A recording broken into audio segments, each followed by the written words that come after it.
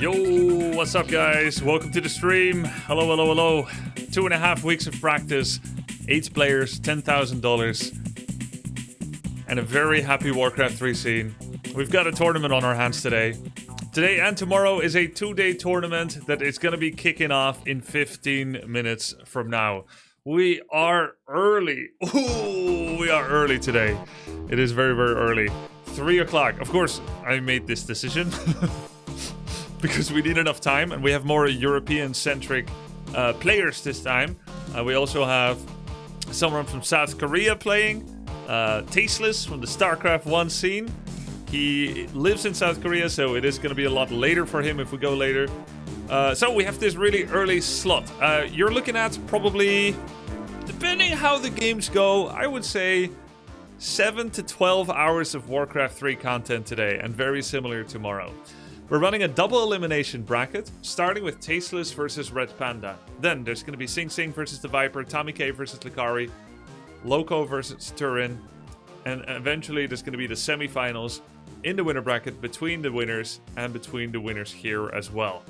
There's also going to be 2 best-of-1 2-on-2s between Tasteless and RedPanda against Sing Sing and TheViper, and then TommyK Lucari against Loco and Turin. Those 2-on-2 matchup victories will lead to CD key giveaways to Warcraft 3 Battle Chest, sponsored by Blizzard. Thank you very much. Who's going to be casting? The co-caster for this first series is going to be Knof, Tyler's coach. It's going to be Tyler's coach. He's going to be co-casting together with me for Tasteless and RedPanda. Co-caster for TommyK Lucari is going to be Harstem. Some of you may know him as well. Many of you are going to know him, actually. El Capitan. Yep, I've instructed both to message Vivi Aurora Ruigen guys to give their virtual camera links. And then for Sing Sing, TheViper, Loco, Turin, I don't have anyone bespoke yet. I'll see if anyone shows up, and also I will ask some of the players. 2 orcs casting bias. Actually, Harstem also had a 1-month stint in Night Elf. He coached TheViper as well yesterday. True, true. I know TommyK. I bet $1 million he will be last. Jesus. With friends like these, who needs enemies?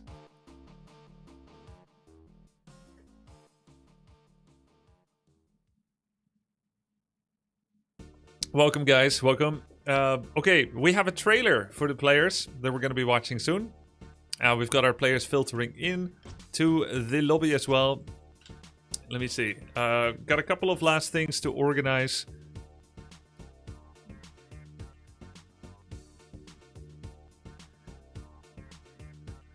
Play the music again. Harstem is already in on the orc propaganda. Of course, of course. But he's casting a game without an orc. TommyK Lucari. All of the games today are going to be best of 5, except for the 2v2, which are going to be best of 1. Alright. The winner brackets are all best of 5. Tomorrow we have the plethora of lower bracket matches. We also have the upper bracket finals and the grand finals. The first 2 rounds of lower bracket are best of 3, and then it's going to be best of 5s. I think Terror said he was around, so you could grab him to commentate. Ah. Tasteless' coach. Tasteless cast? Yeah, I will see if I can get Tasteless in maybe on the Sing Sing Viper game. That would be cool.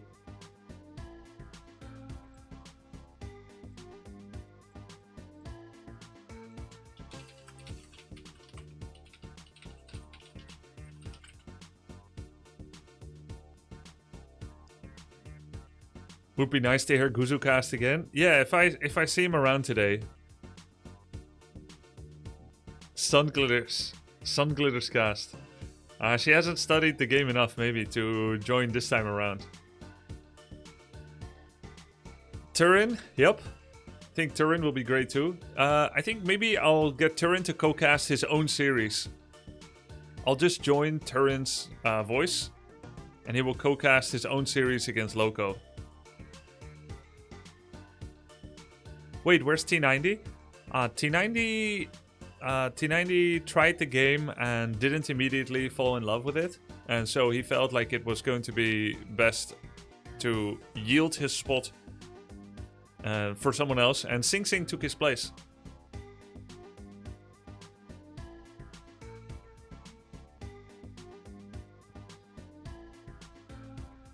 Isn't it best of 3, not best of 5? It's best of 5.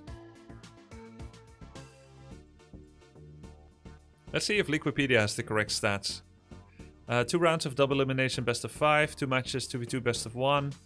The first 2 rounds of lower bracket are best of 3. Winner bracket, best of 5. Third loser, best of 5. Yeah, this is all correct. This is all correct. Okay, let's check out the trailer, and then I'm gonna get the players in. Actually, let me say hi to the players first. We've got TommyK, Viper, Tasteless, Loco, and Bonjour. We also have webcams for everyone this time around, which is pretty neat.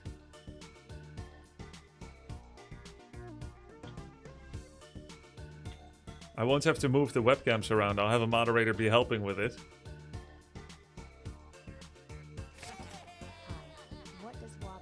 What does Wapton what I mean? They actually say locked and loaded. Locked and loaded. I think RedPanda knows he's on, I think he knows he's on stream. Alright guys, we're 8 minutes out. Let's go play the hype trailer. Let me go ahead and mute alerts for now. And pause them for a second as well. Pause this. Let's go check out the trailer. Here we go. There we go. This.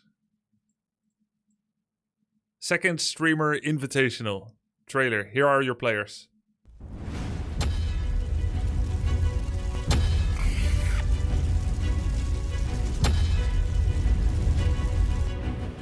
Match.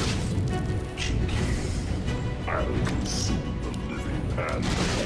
Get fucked, kid. Yeah. Oh! Oh my god, chat.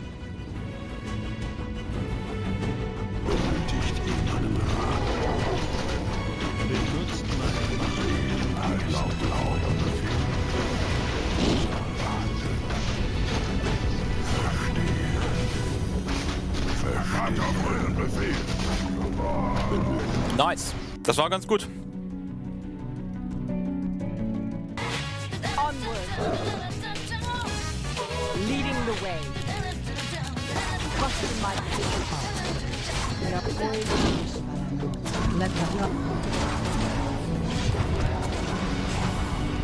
I am the Iron Man. Oh! That was insane.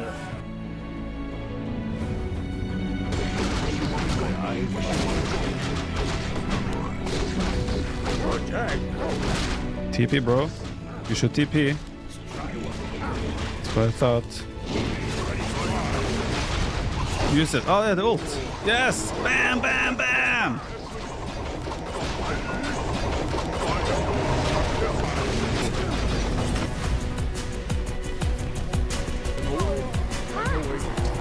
This is where Staff of Teleportation is very nice. Can I do a little bit of a poof? Oh, got him!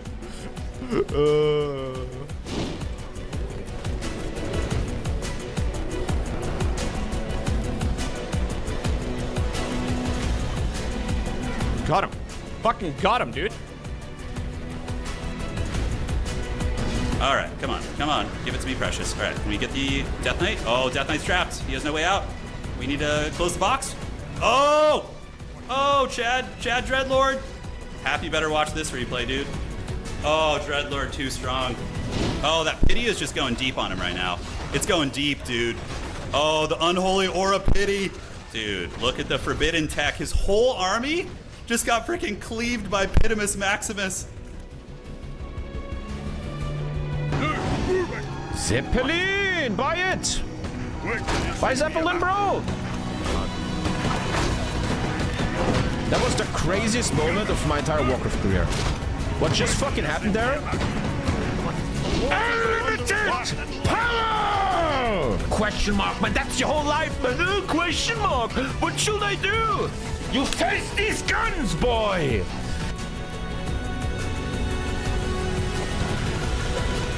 Get out of the fucking boat, you bitch! Get out! And now I also found that boats can block. Oh my goodness, for Cosmodon!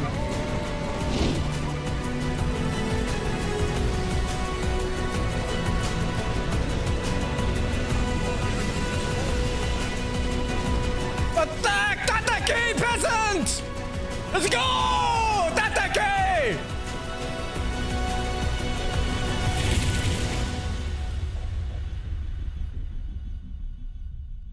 Oh, chills. There you go. The participants of your invitational. And we're about to get this show on the road. Gonna host the first lobby. Get all the players together. Good shit.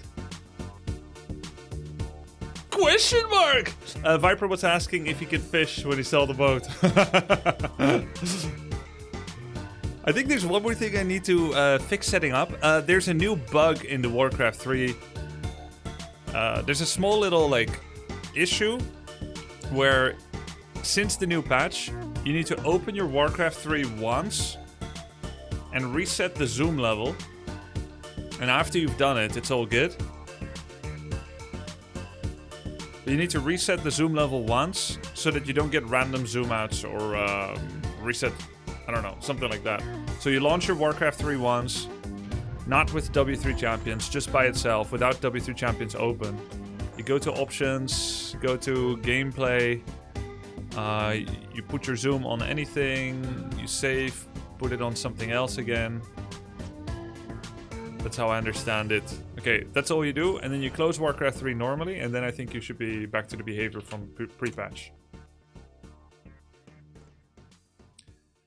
Any co-casting action? Yo, what's up, Black? Yeah. Yeah, maybe you can join for one. Since you've been doing Sing Sing coaching. I think I might have a slot for second series with you, if you want.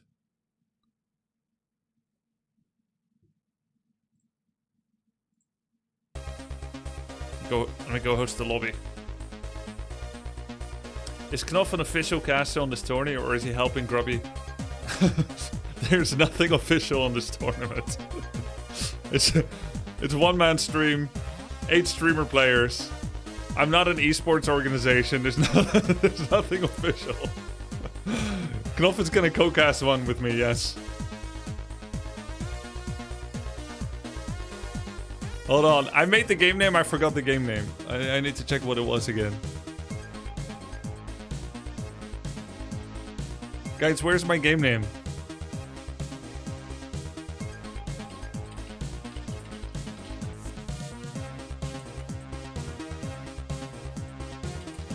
Oh yes. I remember. Here we go. Who is in the middle? Turin? The middle is Sing Sing. Okay, so who is everybody? Oh. Let me keep this right here.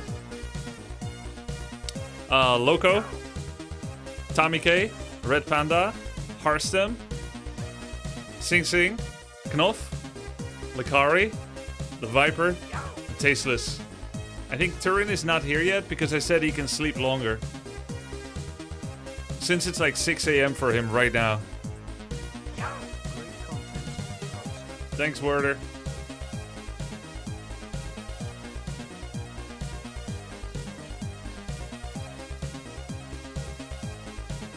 Okay, I have lobby open. Let's wait for the players. Actually, they're all on voice here too, right?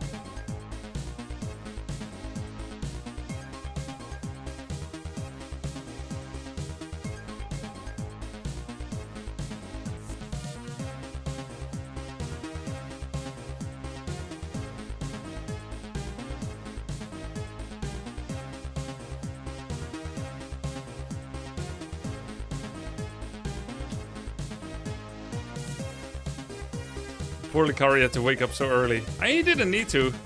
He's the third series. He could have showed up a little later. But he's here for the whole thing.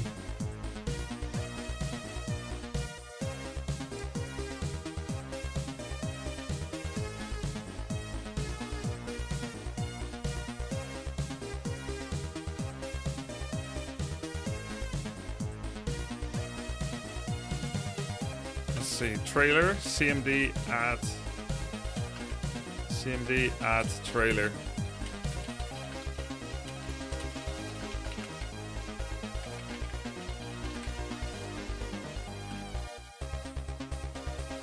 Oh.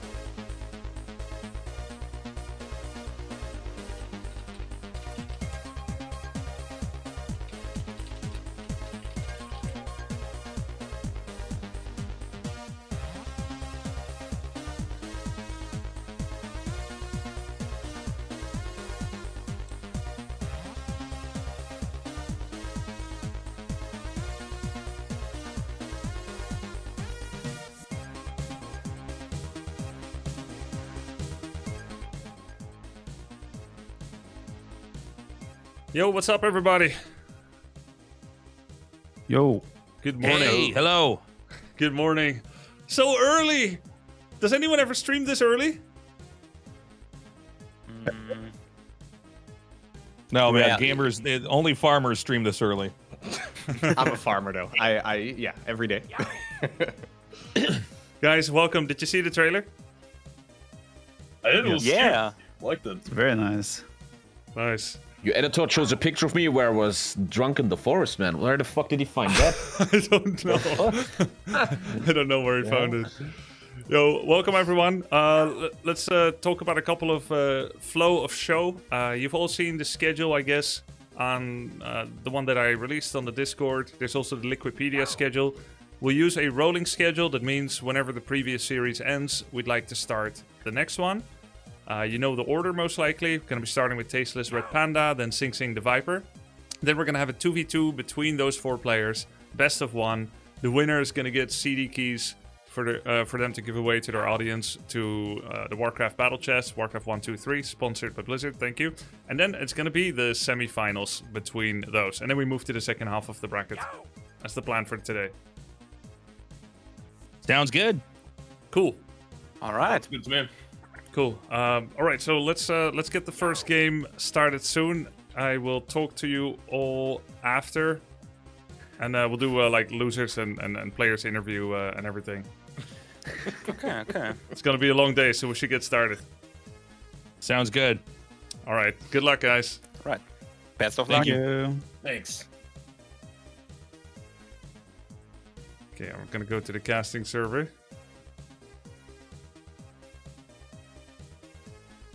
Viper 10,000 ping.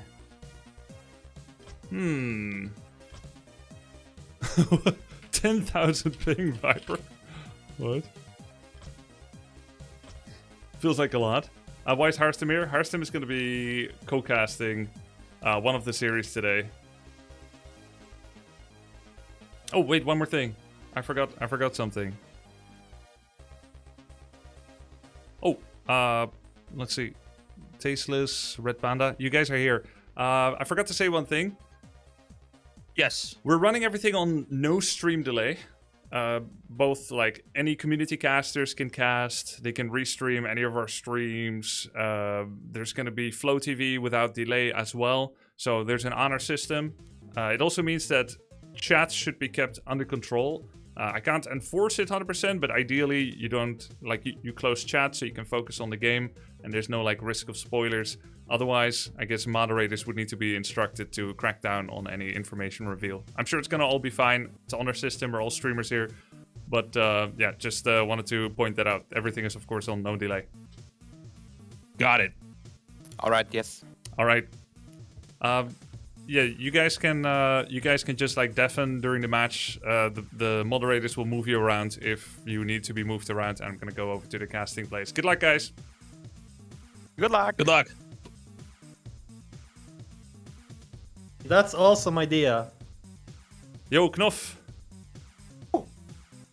What's up, Knopf? Yo, Grubby. Sorry, did I scare you? No, I was just gonna go get a drink. Okay. Okay, you can. I'll talk to you after. Yeah. Okay. Yeah. Have the participants been informed about the Zoom bug? Ah.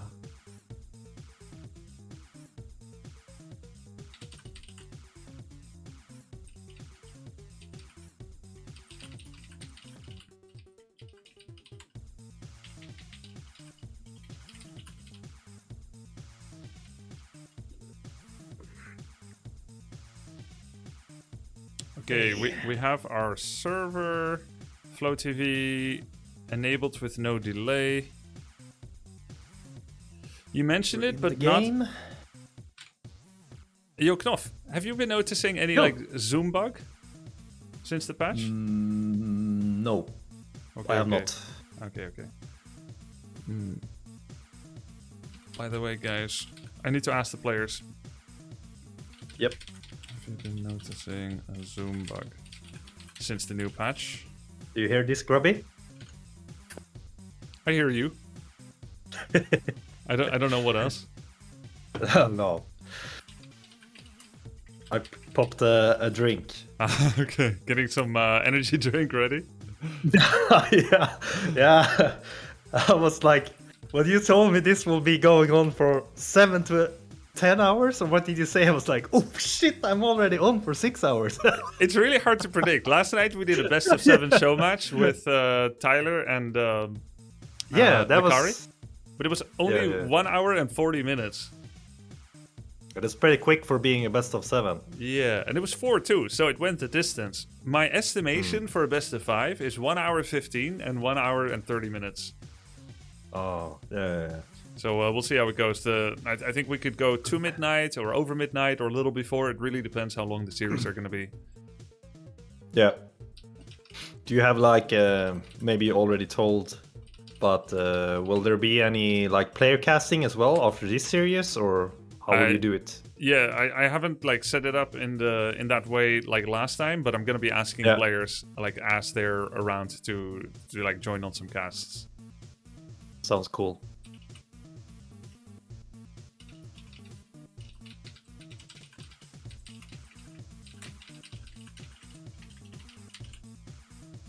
Okay, I think we can just jump on it soon. 2-minute warning, 1-minute warning, both ready. What's the opening map? What's first map, actually? I'm assuming they would know. Gonna go check it on the vetoes. Yeah. Are you also in the veto thread? Game, yeah. Can you see that? The veto thread on my server? Oh, give me a sec. You have so many channels. Yeah. Let's see. It looks like first map is Autumn Leaves.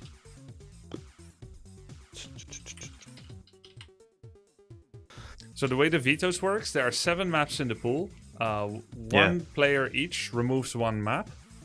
Hmm? And then among the 5 maps, 1 random one will be picked.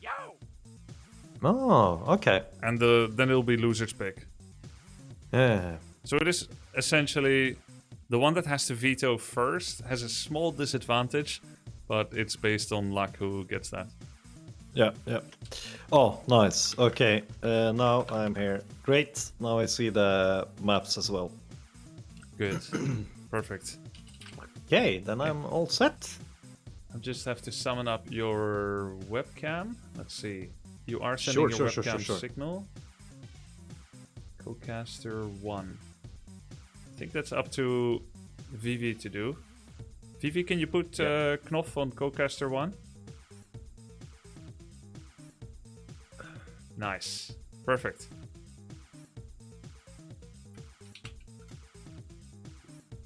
Oh, and I need to rename the observer overlay.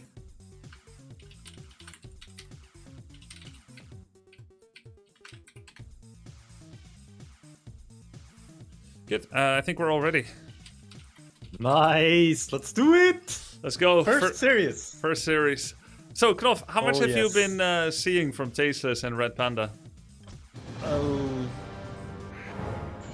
Like a couple of hours from both. I think RedPanda is the one that I've seen least from. Tasteless, I have watched a bit more because he has been streaming in the mornings.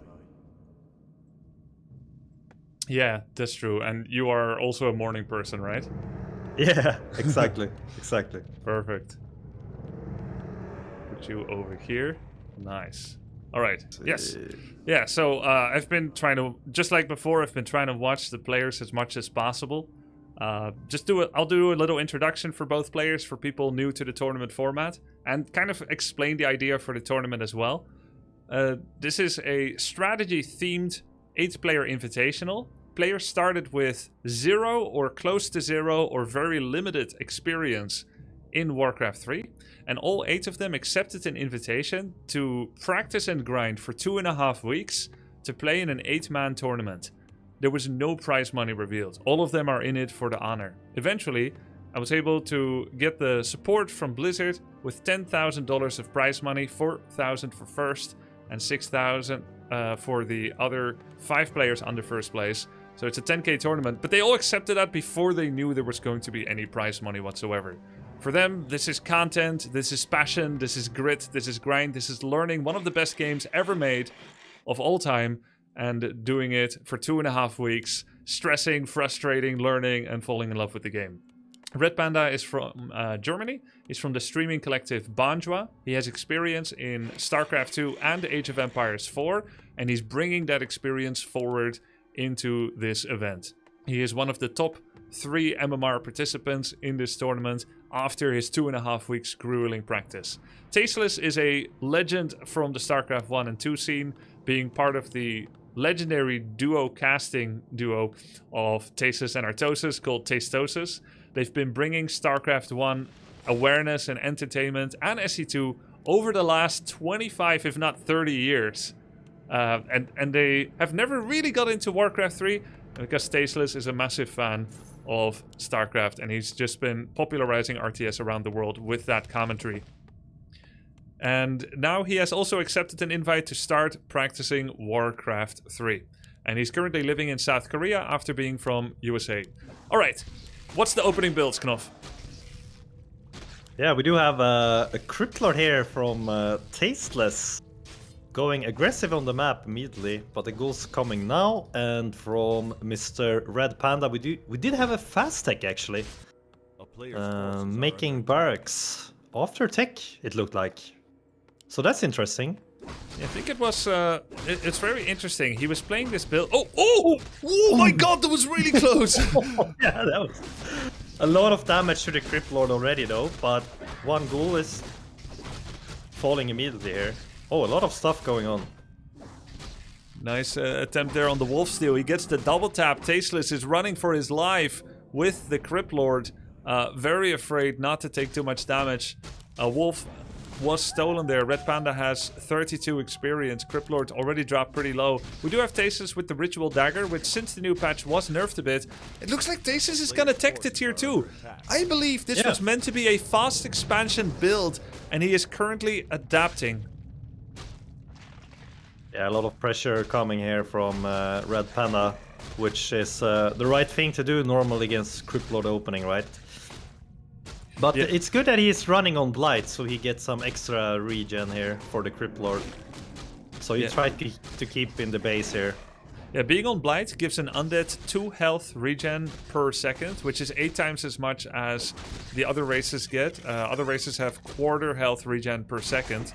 So it is worth a lot of health, but at the same time, he keeps getting hit. First kill here, going to Tasteless, where he gets one of the headhunters. He has a decent chunk of experience. Trying to give the runaround. This is a blocked path, so he's going to get locked in by the wolves. He could actually almost die here, depending on how he does things, but he manages to unblock himself. Nearly Farseer going down as well at the same time. Looks like RedPanda was looking at those wolves a little bit too much. Probably, yeah. Also, there's one Acolyte chasing the wolf. Okay, he realized, so he's sending it back there. That was good. And you can see that RedPanda actually is at tier 2 already, adding a Tauren Chieftain, a second hero. So it will be interesting to see what buildings he will go for here. Both of the players have been receiving some excellent coaching. I only had one session with each of them. Most of their coaching has come from other players in the scene. Tasteless's backing is a very interesting, unexpected angle. There used to be a pro player. I'm not talking semi-pro. I'm talking about a legit, extremely good pro player from Europe, from Poland. His name is Go Terror. And he had been a big fan of... You remember him, right? Yeah, Terror is a cool guy. Yeah, cool guy, very skilled. Very strong. Strong player for sure. Big fan of using ghouls. And Terror actually came out of the woodworks. He has 2 children by now. And, you know, a career and a wife or girlfriend and everything. And he's not really playing anymore. But he saw that Tasteless was playing. Big fan of Tasteless's work. And he offered his coaching. And he's been coaching him for weeks now. Tasteless has really developed his skill of surrounds. And has been receiving strategy builds from Terror, such as Cryptlord Fast Expand, and maybe Cryptlord All In, Death Knight, Gargs, Ghoul Gargoyle play. So a lot of different builds. At the end of the day, Tasteless has a little bit less games gotten in because he has a number of different engagements that he had in real life as well. So he hasn't quite put in the grind of like 50 games a day. But overall, he's been learning a lot. The game is hard. And he's finding his footing in it. He's receiving heavy pressure right now from RedPanda, who is already going to tier 3, Knopf. Yeah, very interesting. We can see a Beastier here as a follow-up. So actually no Totem, which is very normal against Cryptlord opening. But I think what I've seen from RedPanda, he likes to go this Raider into Kudu with tier 3 and Shadowhunter as third hero, right? So probably doing that here as well. Okay. I'm not sure if he knows, like, when is... I mean, there's so much to learn. RedPanda, I think when he started, he was just winning a lot of games just with this Headhunter pressure. And he's been forced to kind of diversify more and understand the game a little bit more on a deeper level. And adding, like, a third hero and making sure that he has a future in the game when the first rush doesn't win, because as he hit the 1500 MMR mark, he's been noticing people able to hold the initial attack better, people able to transition, or maybe they distract him with a burrow attack. So he's definitely been struggling. I was watching his stream earlier today, and one of the big things he says is a weakness for him right now is that he often doesn't remember to use reinforced defenses. Quoting that he had been playing 150 games so far and never needed it because he was always the attacker. And once they finally were able to start resisting, he hadn't built up the habit for reinforced defenses. So I was watching him earlier today against the Pala rifle. Guy shows up, kills 3 of his burrows. That hurts.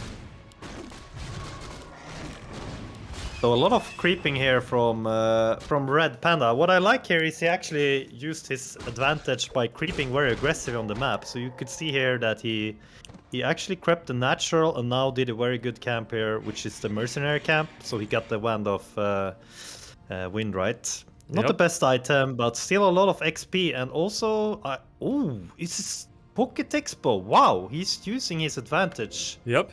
Very well here. This is I like this a lot. This is a very, very clean build by RedPanda. Look at that. Full Headhunters, got Berserker upgrade, 2 Raiders, double hero, and then just rushes tier 3, and he gets a pre-9-minute Tiny Great Hole expansion. This is super clean. Luckily for Tasteless, he is scouting for it. Yeah.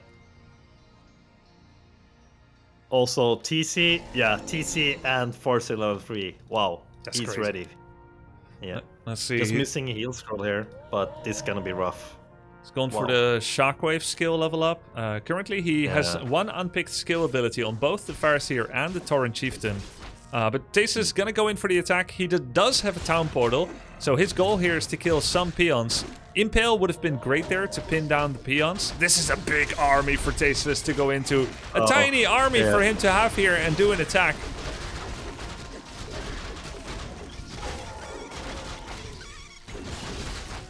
Oh wow, so much damage from the Headhunters here. Yeah. And 1 Fiend shows up as well. Tasteless is up to 600 gold at this point. RedPanda is gonna try and get the kill on the Crypt Lords. He doesn't quite. Oh, that was close. Okay, at least he's kind of close to tier 3, but yeah, he's dropping down to 30 supply right now, and the Expo is running for RedPanda, so he's in a really good spot.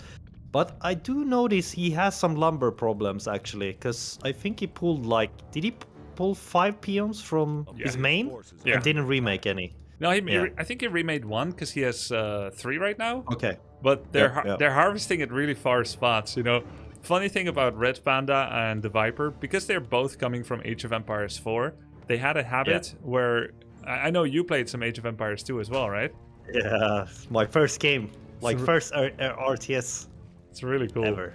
So in that game, if you're starting to harvest the trees around your war mill, you actually build another war mill very, very close to it for efficiency. And both of them were doing that. Correct. Yeah. But they've since kicked the habit. Yeah. Oh, he saved the raider there. It was very close. He actually lost like 2 units there, but he made up it very well. You could still die. You could still die. True, from the poison guy. Yep. Not quite. He had too many other things to poison. Oh, wait. Oh, that was close. Only gets the shredder. That's great. That's going to solve all his lumber issues. Also, we could see he was adding a scroll and invipot from the shop. Against Crypt Lord, it's a really nice addition to have the healing scroll. And also because he doesn't have any Shadowhunter, Orc kind of lacks healing, right? So it's very important to get most value out of the healing scrolls. Yeah, exactly. Yeah, Farseer TC, it's very strong, but the major thing that's difficult for newer players in Warcraft 3 is managing that healing, because all of it comes from Heal Scroll and Healing Solve, without having, you know, Witch Doctor Heal Ward or a Shadowhunter with Healing Wave.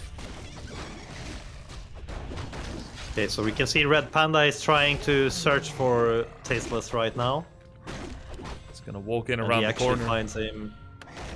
No TP for Tasteless. This could be dangerous. Tasteless still has his expansion starter kit right now on the Crypt Lord. It's got that sacrificial skull. A sign of hopes never realized, ambitions never come to fruition. He's gonna run away with that. Doesn't have the space to buy a TP. He's getting hounded mercilessly by RedPanda, who's looking to close the net. There's an ensnare. Is there gonna be a surround? An ensnare on the statue? Maybe he's gonna be able to get a guaranteed kill. I think Crypt Lord's gonna be a hard sell. Yeah, so one statue is falling here. In this situation, I like to ensnare the statues too. They have so much value for undead, right? So I think it's probably the best target. Yeah, for sure. For those new to Warcraft 3, Obsidian Statue is a healer of both health and mana, giving healing and mana pulses to 6 units around the statue. So it is a great sustain that allows you to fight later on. But anyway, the fight is breaking out here. Big shockwave kills the statue in the back. RedPanda going straight for the backline, ignoring the heroes. And there's not a lot of units left for Tasteless. Lich drops low. Shockwave actually misses. He clicked on the slaughterhouse instead of on the Lich. Huge fight going on here. Farseer goes in deep with the Chain Lightning. Gets good damage on the Lich, but by now it had been coiled. RedPanda's memory that the Lich was no longer true. The Ghoul attacking his own Black Citadel a little bit. A small little misclick with the attack move. Very common problem for newer players. Nice hold. A lot of gold in the bank here for RedPanda. The expand has been paying off so well this game. Like this early expo, and also with a shredder behind, so he has a really good and stable economy right now. So there's no stress for him to keep fighting. He's gonna go home, get more mana, healing up, not losing more units. I mean, the bomb is ticking for Tasteless here right now, so yeah, RedPanda doing very well decision making right now. Yeah, in the coaching, as you're teaching Warcraft 3 to people and kind of try to help people understand how you actually win games. I mean, at the base level, it's very simple. Simply destroy every single building an opponent has, and the game is over. You win. That's the actual win condition. But the route to that path, the route to that goal, actually is usually like 8 or 10 different identifiable win conditions. One of them is having very strong heroes. Another, having an expansion, more money. Another one could be having better units, or maybe having more units than the opponent, or having really good items, or really good upgrades. There's lots of different win conditions. The important thing when you're trying to carve out a victory for yourself is to pursue a win condition and make it work for you. And that's going to help you inform your decision making to kind of fit that. So RedPanda had a clear goal. He was going to expand by the 9-minute mark with a tiny Great Hall instant expansion from the tier 3 advantage. Tasteless's goal was to do a 3-minute expansion, but he didn't have the chops to actually get it. He had the beetles, he had the skeletons and the ghouls, and he nearly got that surround on Farseer. How different the game might have looked if he got the surround there. That would have given him a breathing room, loss of TP on the Farseer, and then he would actually be able to show his real plan. But now, he was unable to actually get there. And I think also the biggest part is actually if you do a move like that. Imagine that Tasteless gets this round off. I think it's more a mental thing than actually what happens in the game, because then you get a bit nervous, like, oh shit, what is he doing? Is he this good? And then you're kind of, you know, you start to get thoughts that you're not prepared for. So I think if that happened, it would have been looking very different for sure. Yeah, I think you're so right. Knopf, you remember those ladder games, right? You're playing against someone you don't really know, and you go in, and he instantly lands the perfect surround. That's like, annoying. Okay, this guy means business. Like, this is not some screw. Yeah, exactly. He's tryharding. Okay, big fight coming again here. 4 kudos. Wow. That's a lot of Kodo beasts. Let's see if he's gonna eat this whole army. Jump. That's one. He eat the beetle, by the way. You hate a beetle? Oh, yeah. Yes. He's eating everything. Wow. Oh great God. heal on Shadow. Oh, such a good performance here. 78 supply orc army coming to the under base. He's using items as well. He's using the Wand of Cyclone that he put on the Shadow Hunter. Oh, wow.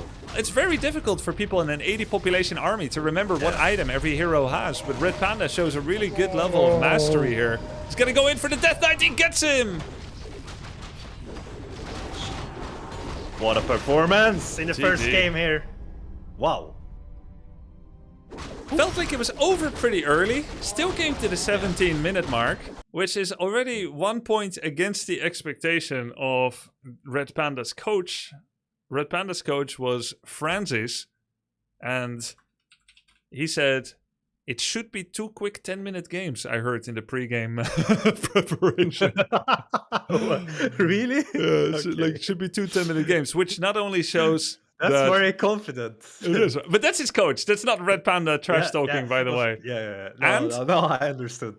Also, it's 3 games, right? At minimum, because it's a best of 5. So we're at a 1-0 now. You know, some of these streamers, Knopf, they don't even study the format. Like Sing Sing, I heard him yesterday. He's like, "Is it best of 3? Oh, it's best of 5? Really?" It's like, oh, wow. They don't even study the format. That was funny because I was talking to TheViper like in the start of this week, and he also had no clue about what map were in the map pool. I was like, okay, well, let's screw that then. We focus on something else. He didn't know the maps in the pool? No. Wow. So did you help him with vetoes, or is he just gonna run? I'm not sure how much it will affect. Like, they have been playing all maps anyway. I'm not sure if did they actually veto maps when they have been laddering, or did they play every map? I haven't been watching that closely, so I don't know. I recommend it to all the players, and I think many decided it by themselves as well, that they can look at the tournament map pool and then veto everything that's not in. But that leaves 8 maps in ladder, so every player had the 7 tournament maps and then one that they kind of didn't need.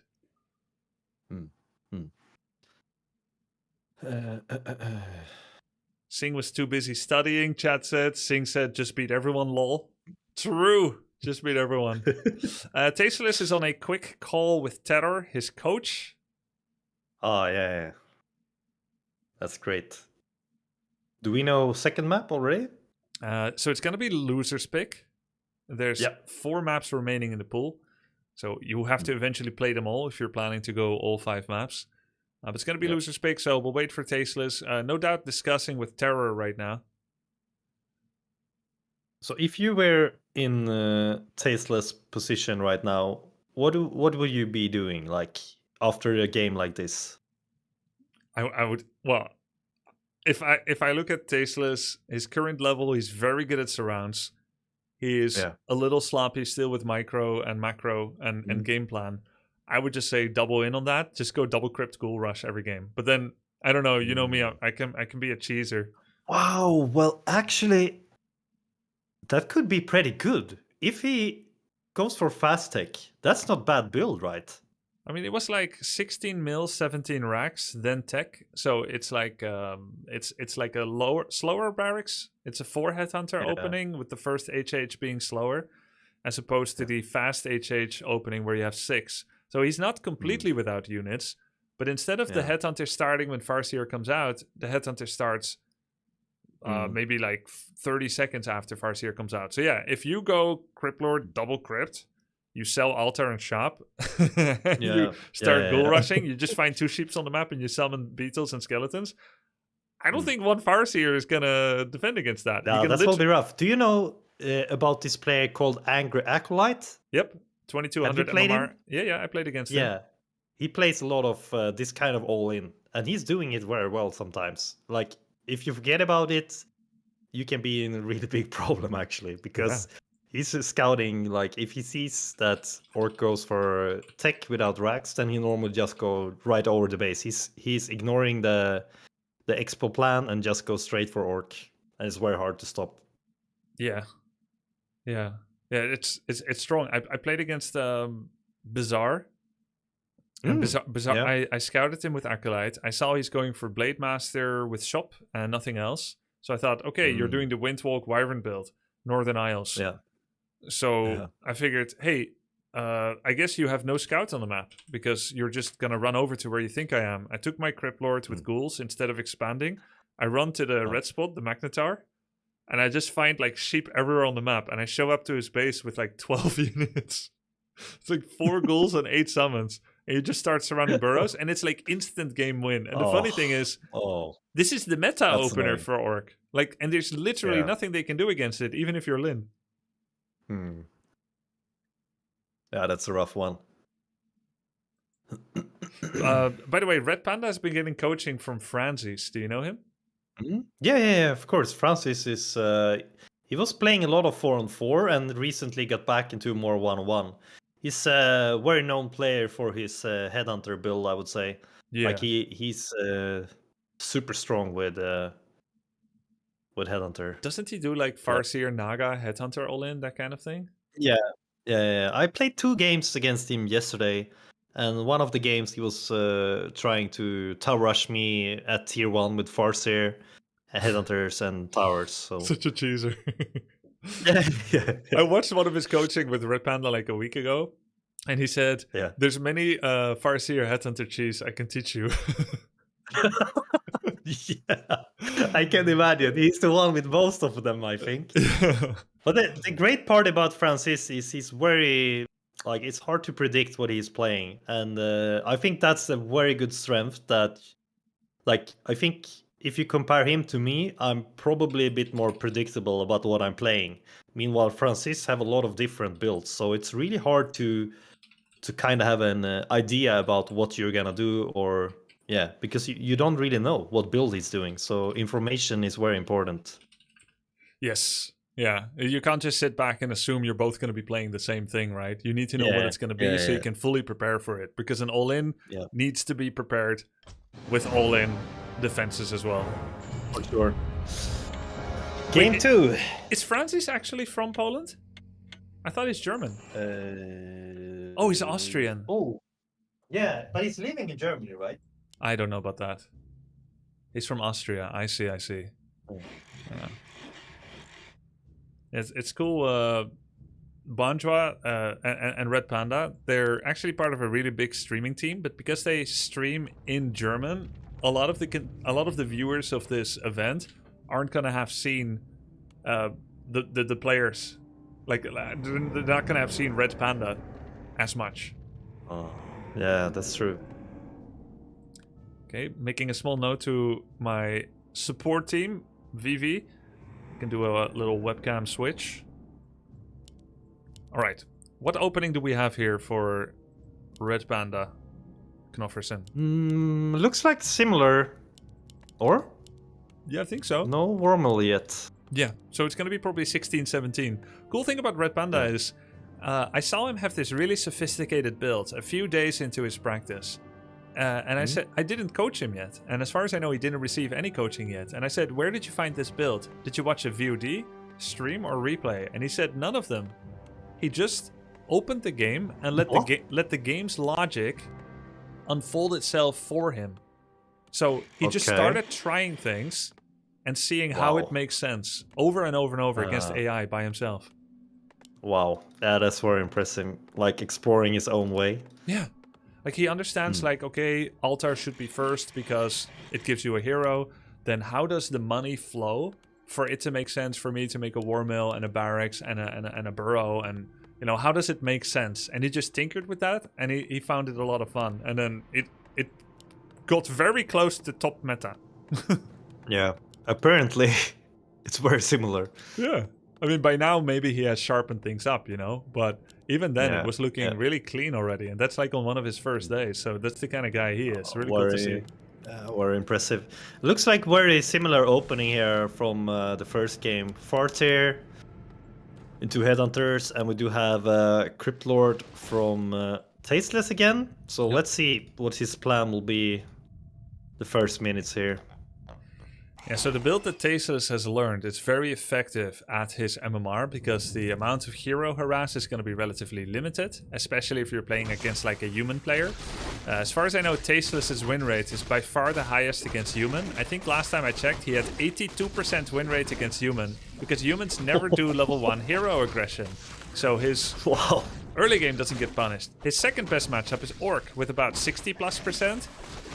But unfortunately for him, RedPanda is a very heavy aggressor, and one ghoul has gone down already, to the creeps albeit.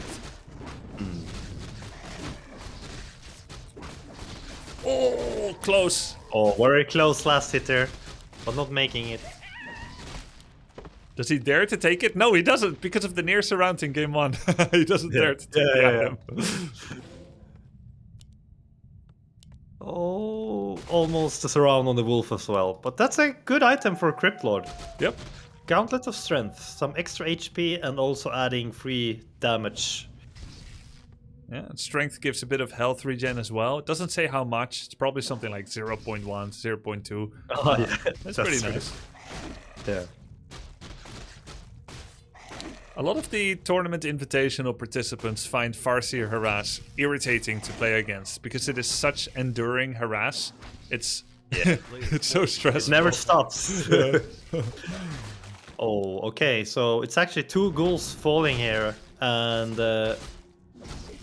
yeah, it looks like Tasteless. He's still on tier 1, and he has 1 extra acolyte, so probably he wants to try to expo, but it looks very difficult. The way you want to handle these situations as Undead is generally you put all your units on Headhunters spread around. You got to bring in new ghoul and reinforcements from home as well. Got to keep making ghouls so that you keep up the arms race of production. And Tasteless once again changes his mind, goes for attack. I mean, at this point, surely he goes back into the coaching corner with Terror next game. They can just assume it's going to happen, that he's not going to be able to expand under such heavy duress as what Terror is propagating against him. Just don't try to expand anymore if that's not going to work, because RedPanda's micro is too good. He looks scarily clean with his micro early game. Yeah. The follow-up looks the same from RedPanda. We do see Tower Chieftain, and actually not straight to tier 3 this time. It's making even more Headhunters. Okay. Yeah. Yeah, because if he cancels that Headhunter, he could go already. Maybe there's like an ideal Headhunter count that he gravitates towards. He currently has 5. He's going to a 6th.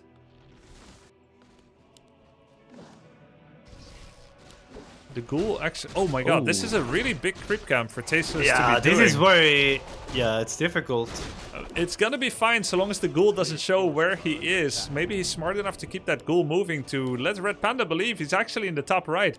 Is this a misclick or a 5-head? I don't know, actually. No, he's showing where he was. Oh, he realizes he doesn't want to reveal where he is. Yeah, nicely done. What item do we have here? I can't see it. Greater mana pot. Oh, wow. That's great. Probably one of the best for Criplord, right? Yeah. I mean, what else would you want? You could maybe argue Scroll of the Beast tier 2 timing attack against Burrows could be real nice, but this has to be the best. It's one of mana stealing too. Pretty good, but yeah, not compared to big mana for sure. Especially the ease of use, right? A lot of new players, even us pros back in the day, we had kind of a bias towards Wand of Mana Steal as an item you sell, which is really freaking stupid, by the way. Because we all know how good Siphon and Mana Burn is. And Wand of Mana Steal is literally 2 mana burns. And steals. Yeah. So why wouldn't it be good? But I've seen people in the pro days, there were pros, they would sell Wand of Mana Steal and then buy a mana pot. Which is just stupid. Wow. I think I remember that. Yeah. Do you remember other items we used to sell? Like Ring of Regeneration, for some reason, people would sell it. Very up to Fatality. Oh. This is very dangerous creeping here from Tasteless. Oh! No, go back. Okay. TK is on the way though. You can't. But this is very dangerous. No. Run! Okay. Oh, wow. Yeah, he backs off now. Oh, there's Chain Lightning! There's a Chain Lightning! One auto, chain, auto. He's dead. Yeah. Oh! Oh! Chain, he's dead! Damn it. Oh, no. Oh, shit. Oh, yeah, this is rough. Yeah, so it's the same thing, Beastery and almost tier 3, like 60% done. And now he's stealing good creeps here as well from Tasteless. Yeah, exactly. If you are ahead, you want to make the enemy side of the map depleted of resources. And creeps are big resources. He's gonna actually finish easily the Taskmaster that should have gone to the Criplord had he just brought some ghouls. It drops a replenishment potion that would have been very useful for the... Wait, did it drop a replenishment? No, it was Claws +5, I think it dropped. Yeah. Scroll of the Beast was found earlier as well. Can be a really nice addition if Undead doesn't have any Dispel rights. Yes. The extra 25% bonus damage. Such a big deal for Headhunters. Yeah, exactly. It's like 2 attack upgrades. It's better than 2 attack upgrades. It's actually... It is, that's true. I didn't think about it in that way. Yeah, that me makes too. sense. I never thought about it when I was proing, because I guess I just played a lot by intuition as well. We all did. But recently, with like Twitch and YouTube being part of the scene, which pretty much blew up after Warcraft 3 had its heyday until 2010, came together with StarCraft 2 in 2011. As you start to teach the game and you study the numbers, you realize, oh my god, we knew Scroll of the Beast is good. Of course, we knew. But it's better than 2 attack upgrades. And it applies to Kodo and heroes and summons. So that's true. It's so insane. Yeah. Oh, it actually has 2 claws on the Forcer there. A lot of extra bonus damage on the right clicks for him. That's pretty nice. Criplord takes 66 seconds to revive, so I'm pretty sure Tasteless forgot to remake his hero for some time, because it should have been out already. He's just gonna get it out in time, though. Yeah. Oh. It's close. Wow. Is there gonna be Scroll the Beast? Probably, yeah. Perfect time to use it. He's not thinking about it right now. He's only got eyes for that Death Knight. Tasteless is trying to run away with the Death Knight, remaking the altar because he knows he needs the Lich. Oh, There's there we the go. Scroll the Beast. Missed the Forcer, though. Coil on the skeleton. We see some coil misclicks sometimes from Tasteless in his practice. He goes back in with the Death Knight. He's getting targeted by that huge Farseer. Shockwave and auto attack. He goes down. RedPanda still has invulnerability on his Tauren Chieftain. He's going to be able to use it. This so time, much damage. Looks like it's going to be very close to that 10-minute mark. GG. Tasteless down 0-2. RedPanda takes the 2-0 lead. Nice job. Yep, I think we go to the cheese territory, Knopf. Probably, yeah. Terror got a really difficult task right now. What should he coach Tasteless in this position? The expo didn't work. Two choices. They can go to his anti-Night Elf build with Death Knight and Ghouls, which he barely practiced against Orc. Or they can say, you do this cheese all in. But the problem is, I mean, I think the skill gap is big. Look, this event, it's a two-part event, right? What you're watching today and tomorrow is part of the event. The other part is the wonderful Warcraft 3 practice that we've been seeing over the last 2.5 weeks. And the result of that, it doesn't leave a lot to the imagination in this case. We've got RedPanda. RedPanda, he maneuvered himself to the 2nd position in MMR with a total of 250 games.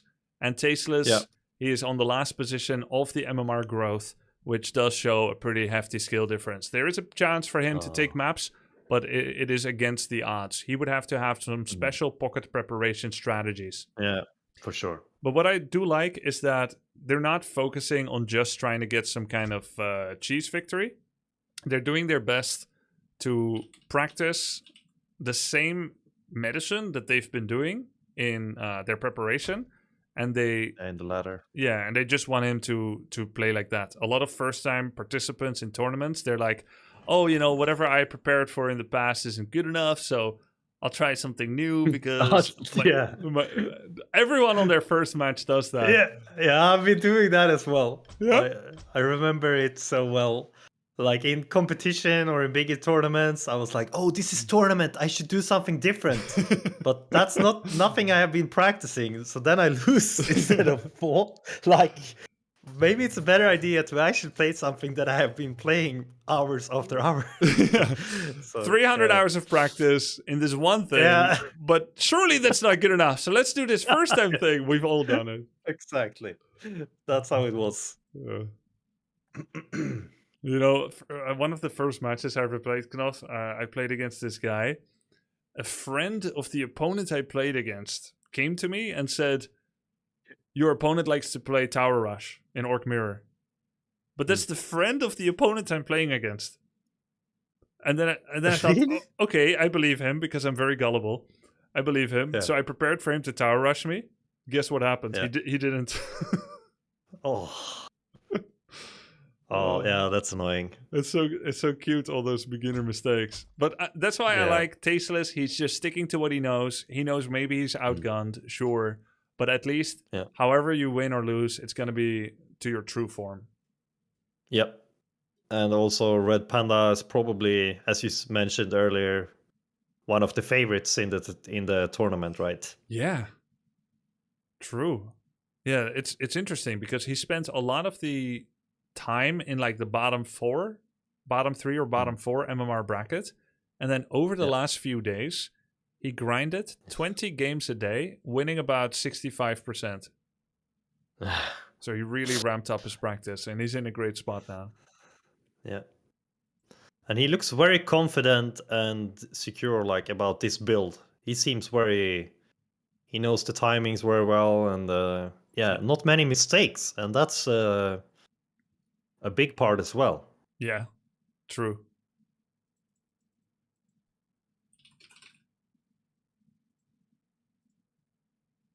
So right now we have Tasteless in the coaching corner with Terror again.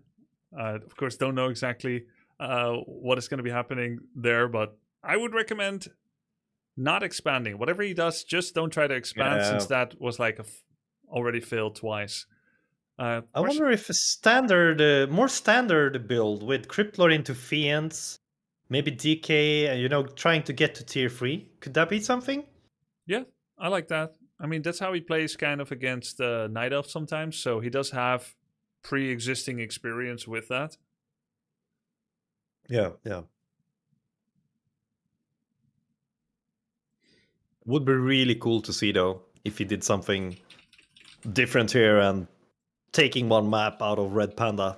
Yes. Do you remember in the first invitational, Sun Glitters against Geronimo? No, I'm not sure which. Sun Glitters was at 400 MMR. Geronimo was at 950. So more Yeah. than double. And then the last night before the event, she asked like, Grubby, do you have any cheeses? And I coach, I coach all the players. So Yeah. share a cheese. She's practicing it all the time, off stream secretly. Runs double barracks tier 1, nearly beats him twice, and it was a best of 3. Like What? it should be I think impossible. I missed that part. Yeah, but she that's did it. incredible. Yeah. Wow.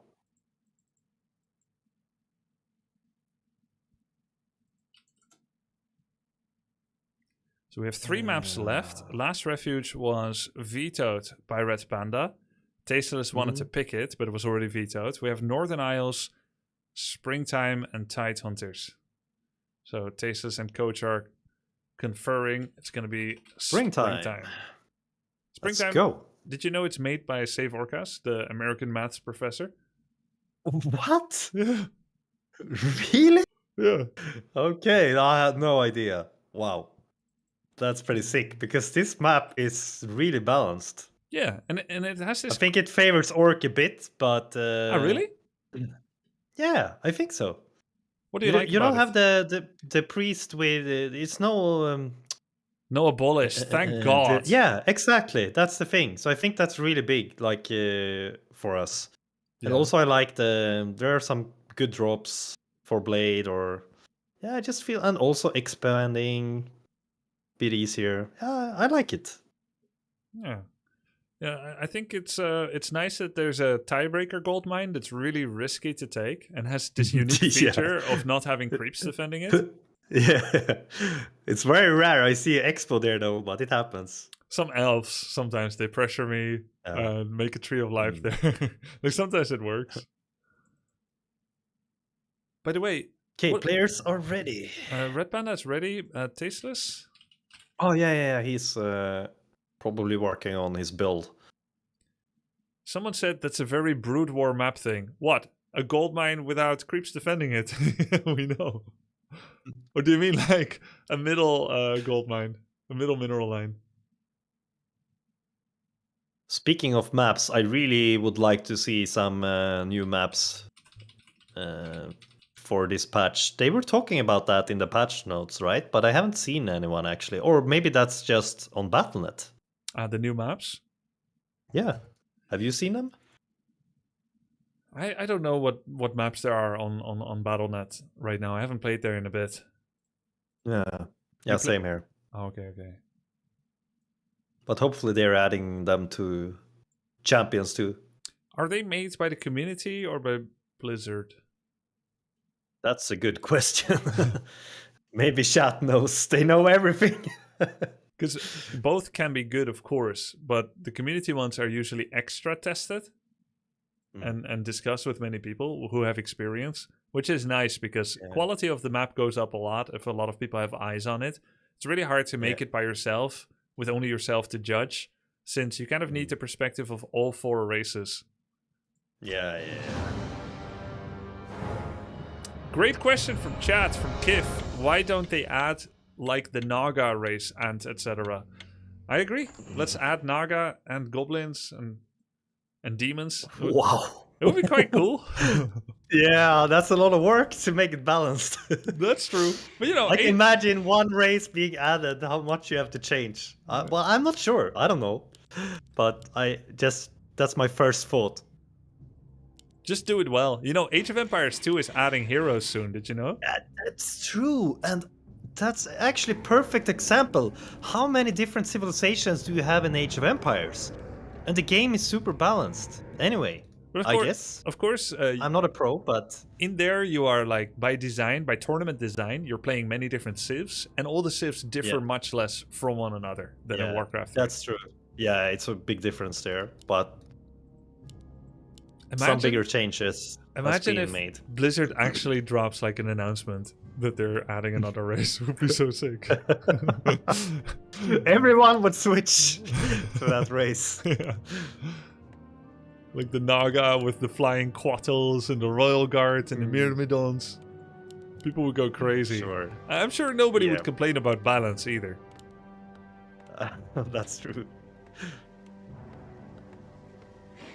Okay, so Farseer looks very similar here from RedPanda, but I mean, it makes sense. He has been playing 2 very good games so far with his strategy. Also seemed to be working very well. So I guess it's, I mean, not too many different changes in his build here. And Crypt Lord again from Tasteless. Yep. What do you think he will follow up with here? Is he gonna expand again, or will he do something different? I don't know what Terror has whispered to him, but here's what I would whisper to him. I would say, take your Crypt Lord and your ghouls and immediately leave your base. You have Nerubian. Yeah. You're fine. Go Yeah. to the corner of the Yeah. map, summon a bunch of things, and go to his base and start killing burrows. That's what I would teach him. But everyone has a different idea about Yeah. how the game can be played. I believe if his Crypt Lord is here, roughly here, tries to creep and Farseer shows up, he's just going to get out microed. So that's what I would teach him. Yeah. It'd be fun actually to do one of these events as a bespoke coach and be like, you know, what you have been for Tyler before and for Viper, Yeah. and Terror for Tasteless, Yeah. and then like coach them. Okay, we do have some creeping here. So looks like no expo attempt so far, because no extra acolyte has been made. Oh yeah, that's true. But he's lacking lumber though. Maybe he miscalculated that, because he can't go up to tier 2, right? He drops so low on his Crypt Lord so early again. He also has full mana, by the way, which means he could have just started with Impale. That's another nice way to punish a Farseer, and it's actually something Orc is supposed to look out for. You come in with Farseer, and you see a Crypt Lord with full mana and 0 beetles. That means he hasn't picked ability or has Impale. Now you see beetles, you're like, okay, cool, I'm fine. But Impale surrounds surprise can be a great way to punish this kind of predictable harass. That's a good point. And I know Tasteless could land that surround with that stun, which is it's a shame they're not leaning into that, because I don't think this is gonna work. His Crypt Lord is already too low. He's not using the dagger. He could just use dagger on skeleton and then shadow melt, and then send his ghouls away for a bit, leave the Crypt Lord standing there, wait till he has half life again. Oh, he tried to make a ziggurat while the creeps are still there, and he lost it instantly. And his acolyte. No. Probably the worst start in the series for Tasteless. Yeah, But true. this Farseer is dropping low too. He has a ghoul there attacking. But he often pulls back his ghouls while they're chasing for a bit, instead of letting them keep going. Is he gonna just tech again? He's got the money for it. He's not making ghouls right now. He's gonna pull back. Yeah, the problem is this isn't leading anywhere. Remember those win conditions chat told you about? You either tech or you expand, or you get good hero levels or good creeping, and Tasteless is getting none of it. Whereas RedPanda is already at tier 2 with hero coming out. We've got Tasteless at tier 1. He does have a new acolyte once again. He's targeting the wrong creep first. You're supposed to take healer, then DPS, then tank. He's going straight for the tank. No, he's attacking his own! Oh, you killed his own Crypt Lord with his ghouls! Oh, big misclick. Oh, that's really unfortunate. Yeah. That feels bad. Like, I know he can so much better than this, so that was just unlucky, to be honest. Mental pressure. Yeah. I heard him say before this match, about an hour ago, he doesn't mind if he wins or loses. He knows it's going to be tough. He just hopes that he can play well and not choke or anything. He said it's not his first rodeo, but I feel like it still got to him. Not just that, but it's RedPanda's pressure that was built up over the last few games as well. Of course. We do have some pressure at the expo here. Level up from Farseer. So what will his plan be? I think he's probably gonna continue to pressure here. TC addition with Aura first. is also attacking his own units. TC got a good couple of swings on the RedPanda's. I mean, RedPanda got a good couple of swings on his own headhunter there.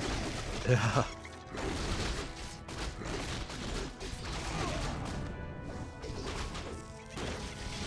Rubian A Tower lot of damage coming here. is finished Yeah. now. It's gonna help a lot. You get That's tagged good. by that, and can't really push into that too happily. Oh, this is good. Now he gets level up here. Sadly, he has no mana for Impale though, and 2 little units to follow up. Like the expo is actually coming up. If we just had a little bit more supply for Tasteless, this wouldn't be that bad, I think. Yep. A couple of small improvements would have helped. If he didn't kill his own Cryptlord, and if he healed and then Shadow Melded for a bit, and then the Ziggurat production while the camp was still alive, while he was chasing. A couple of small changes, and then you can get the Graveyard, you can get the Spirit Tower, and suddenly it's a game that will pull out. Still, props to Tasteless for sticking to it and getting his first expansion of the series up. Yeah, that's great. That's the main thing about it. You know, this is a kick-ass camp. If any of the creeps were 1 level higher, it would actually be codified as red. Oh, really? And that's why this camp feels so strong as an orange. Yeah, I had real difficult time creeping this one. Yeah. So much inner fire. Yeah, exactly. And new players get very confused. You realize this when you see the game that we know and love and have been playing for decades. Aware. You see that when a new player plays, they don't understand why one orange camp is almost like green and another orange camp is like red. Uh-oh. Okay, again, very risky creeping here, but... Okay, Potion Invulnerability is on the floor. On the ground. It's gonna have to come back in a bit. Tasteless brings more ghouls, so definitely you want to add 2 extra crypts here, you want to add a graveyard, you want to start mass producing ghouls, it's all you can make. And then if you had been making more, then you'll be able to take that camp more easily. And you know, get the heal scroll and maybe buy a TP, maybe do like a counter attack, something. But at this rate, he's slowed down a lot. He's starting you can see again, the creeping speed for RedPanda here. He's using the Farseer level 3 and all his headhunters in a very effective way. He's almost level 3 on the Tyrant Chieftain. We do have an Invipot and Healing Scroll both from the shop as well. I really like that he's doing this all of the games. Because Healing Scroll is so important. Again, especially against Cryptlord. I think it makes sense. Yep. Yeah, he built up that habit really well. You know, when people are completely new to Warcraft 3, first they try to learn a build order. Then they have to learn slowly about microing and strategies. And then usually on like day 7 or 8 or 9, they start learning about items. It takes a while. Yeah. And then they look at the shop and they feel overwhelmed. There's so many items. What do you get? Oh, Shockwave misses, but Cryptlord gets targeted down by the headhunters. Yeah, looks like this is very rough. Strong push. In the end, Francis was right. 2 10-minute games. And we had a 17-minute game. GG, RedPanda looking dominant. He's warming up into this tournament with a 3-0 over Tasteless. GG. GG. Cool games anyway. Yeah, good games. Good showcase by RedPanda. It's Tasteless opening series. He's going to have some time to recover before having his lower bracket match, which will be tomorrow against the loser of our next series, which is actually Sing Sing versus TheViper. So if Sing Sing wins, he will face another orc. If TheViper wins, then Tasteless will go up against the #1 MMR participant of the event. So we got a really big match as well coming now. Sing Sing against TheViper. Yep, I'm going to be actually co-casting that one together with Tasteless. Which should be cool. And I'm gonna have a chat with TheViper. He was asking me to do some coaching in between games. So I guess I should be talking to TheViper right now. So we can prepare a little bit. You want to hang around for 1 sec as I bring the players in for a little post-game interview? Let's get Banjwa first. I'll bring him over to this place. Because it looks like Tasteless is probably on voice talking to Terror, I imagine. I don't see him in the channels anymore. Let's bring Banjo on. Yep. Hey, Leon. Hello, hello. Yo, GG. Well played. Thank you, thank you. Congratulations. GG, Thanks a good lot. job. Oh my Hey, god, I GG, hate that Tasteless. Farseer so much. I can so imagine. hard, man. I wouldn't be in your shoes. It's so hard. I'm trying so badly to just expand. I just can't get it up. Yeah, but that's basically my whole point in trying to throw you off guard, harass, make you bad at macroing and so on. So it worked quite well, but I think if you get an opponent that doesn't harass you all the time and throws you off your main game, I think you have a really good shot. Because you're Yeah, I feel cleanly. like I'm okay if I get my base up, but what happens is the Farseer and the Wolves do so much damage, and then when it's finally time for me to get to the creeps of the expansion, because your harass was so good, I get there and I'm like, oh, I don't have enough HP to get the Expo up, or like my Crypt Lord like tanks so much damage that I'm basically like running around the map with this 5 HP Crypt Lord, hoping you don't see me. But yeah, good game, man. You played really well. Thank you, man. Yo, Tasteless, you're completely new to Warcraft 3 as well. What would you say so far have been like some of the biggest differences in mindset shift coming from StarCraft 1 Brood War to Warcraft 3? Yeah, so I don't have any like real competitive background. I mean, I played the game when it came out as a kid, right? But I went back to Brood War, and then I played the campaign like maybe last year. We went through it. I think the biggest difference is like in my process of learning was like a lot of times in Warcraft 3, I would have one fight and it wouldn't go well, and I would just leave the game because I thought I had lost. I didn't appreciate like how, you know, how the game operates. I feel like Warcraft 3 is a really fun game. I've been like totally addicted learning it. It's been a really incredible journey, but I do feel like you have to develop like a sense of the game and kind of an eye for the fights, at least from a StarCraft perspective, because you know StarCraft fights are kind of short and straightforward, and one side wins or loses. But Warcraft 3, the fights can kind of go on throughout the game. Yeah. No, I definitely recognize that. Do you also find that when you look at people playing the game, it feels very different than when you're actually playing it? Because just like SE1, units can be a little clunky sometimes to listen. Yeah, like so when I would watch Warcraft 3 before I started practicing this, I'll be honest with you, I didn't see anywhere near as much stuff as I see now. Like I basically, before I go to bed every night, I'm watching a Happy stream. And if I win this tournament, I promise to use the prize money to buy him a microphone and a camera for a stream. But I'm watching him play, and I'm like, man, I see what he's doing now, and it's so impressive. But before, I think because of the pacing of the fights, it just, I don't know, it wasn't obvious to me. But it's a great game. I'm loving it. RedPanda, how have you been enjoying your first steps in Warcraft 3? It was a roller coaster, I would say. It started with me hating it and almost wanting to quit. Really? Mentally. I would never quit the competition, but I was really, really frustrated. The first day I started playing, I spammed Blade Master every game. I think I still have 100% loss rate on Blade Master. Switched to Farseer and never, ever built Blade Master again in my life. And it has been the best days of my life. No, but it was a blast. And I also started to see why so many people enjoy Warcraft 3, why so many great games came from Warcraft 3, and the whole fantasy and everything that's beautiful about this game. I really enjoyed. I basically watched your stream every day to sleep, to go to sleep to, and also been checking out the other guys in the competition. It was like everyone had a goal to play. You had to reach, and that was really, really enjoyable. What has been really cool? What has been your biggest surprise about Warcraft 3 that you didn't know before you were playing it? Damn, human is OP, and other than that, I don't think I was really surprised by anything. I played Warcraft 3 a little bit a couple years ago on LANs and so on, but only some FFAs and custom games.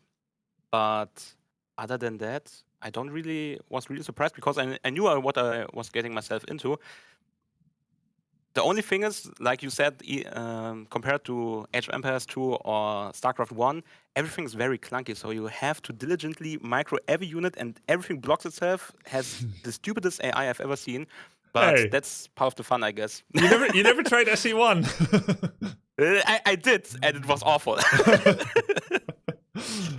Who are stupider, Dragoons or Kodo Beasts? What? Kodos are really stupid. They are hard to manage. Yeah. All right. You By the guys way, I was curious about. You said something about the Blade Master that you didn't Yeah. feel comfortable playing him. Can you explain Yeah. us? Like, it's. I think it's interesting to hear for new players into Warcraft as well. Like your, what do you think is different compared to Farseer? Like the way you're playing. I think Farseer just fits my playstyle a lot more because Farseer synergizes well with headhunters, and I really like to pressure my opponent. I like the micro battle, stutter stepping, kiting, and so on. And with Blade Master, I think you mainly play grunts, and everything is very focused around this one hero unit. Blade Master is basically the hard carry of your army composition, and I think he just doesn't fit my playstyle very well. So going Farseer, harassing, being annoying as fuck to my opponents is the best thing I can do, I think. Yeah, very interesting reflection, and I agree. And it also looks the way you're playing. It seems like Farseer is fitting your playstyle a lot. So you should keep going with that. I will. Definitely. All right, guys. GG's. RedPanda, you're probably going to watch some of the other games. We will see you later for the winner bracket semis and the 2-on-2 match with Tasteless as your teammate as well. Both of you can win. We will dominate. Both of you can win some. Yeah, just send your Farseer at him and we're going to be fine. Yeah. That's the build, right? You buy time for Tasteless to expand.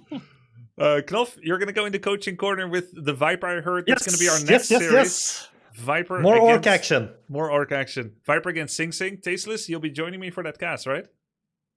Yes. Cool. All right, let's get that organized. I'll talk to you guys in a sec, and we'll get the second series on the road. GG's both. Good luck, guys. Good luck.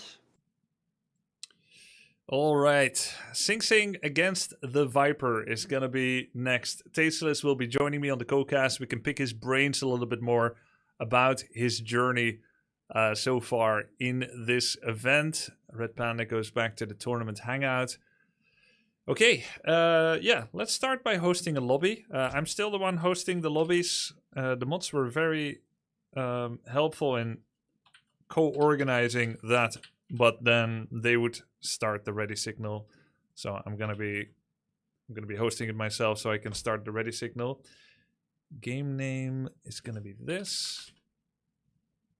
Sing Sing is up to 1643. Yeah, pretty sick. Viper's at 1300.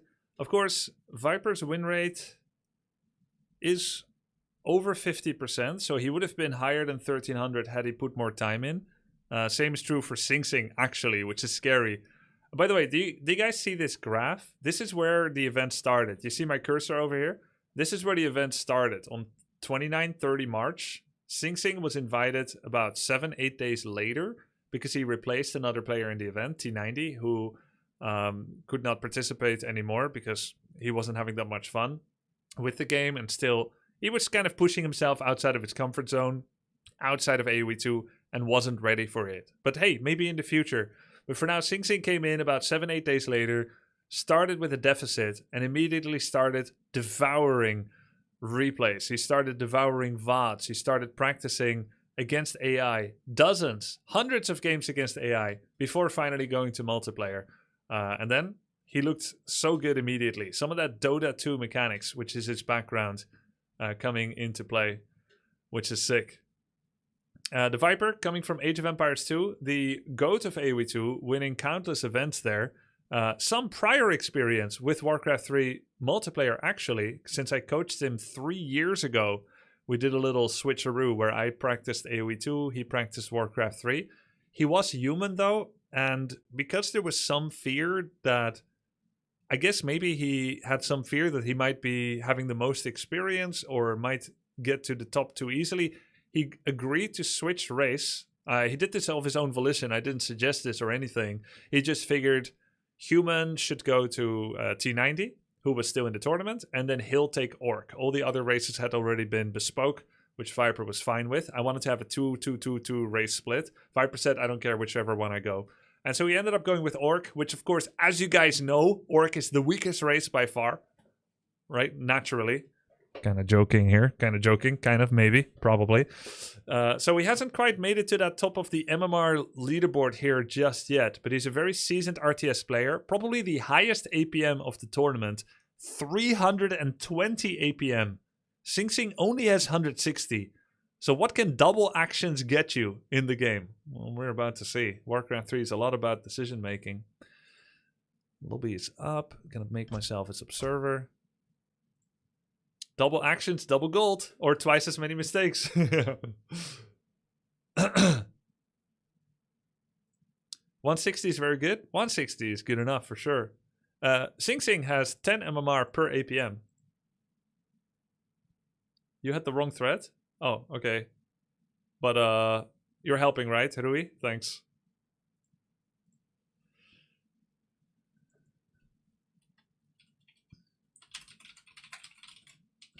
I'll take a quick restroom break. And then we'll get the show on the road.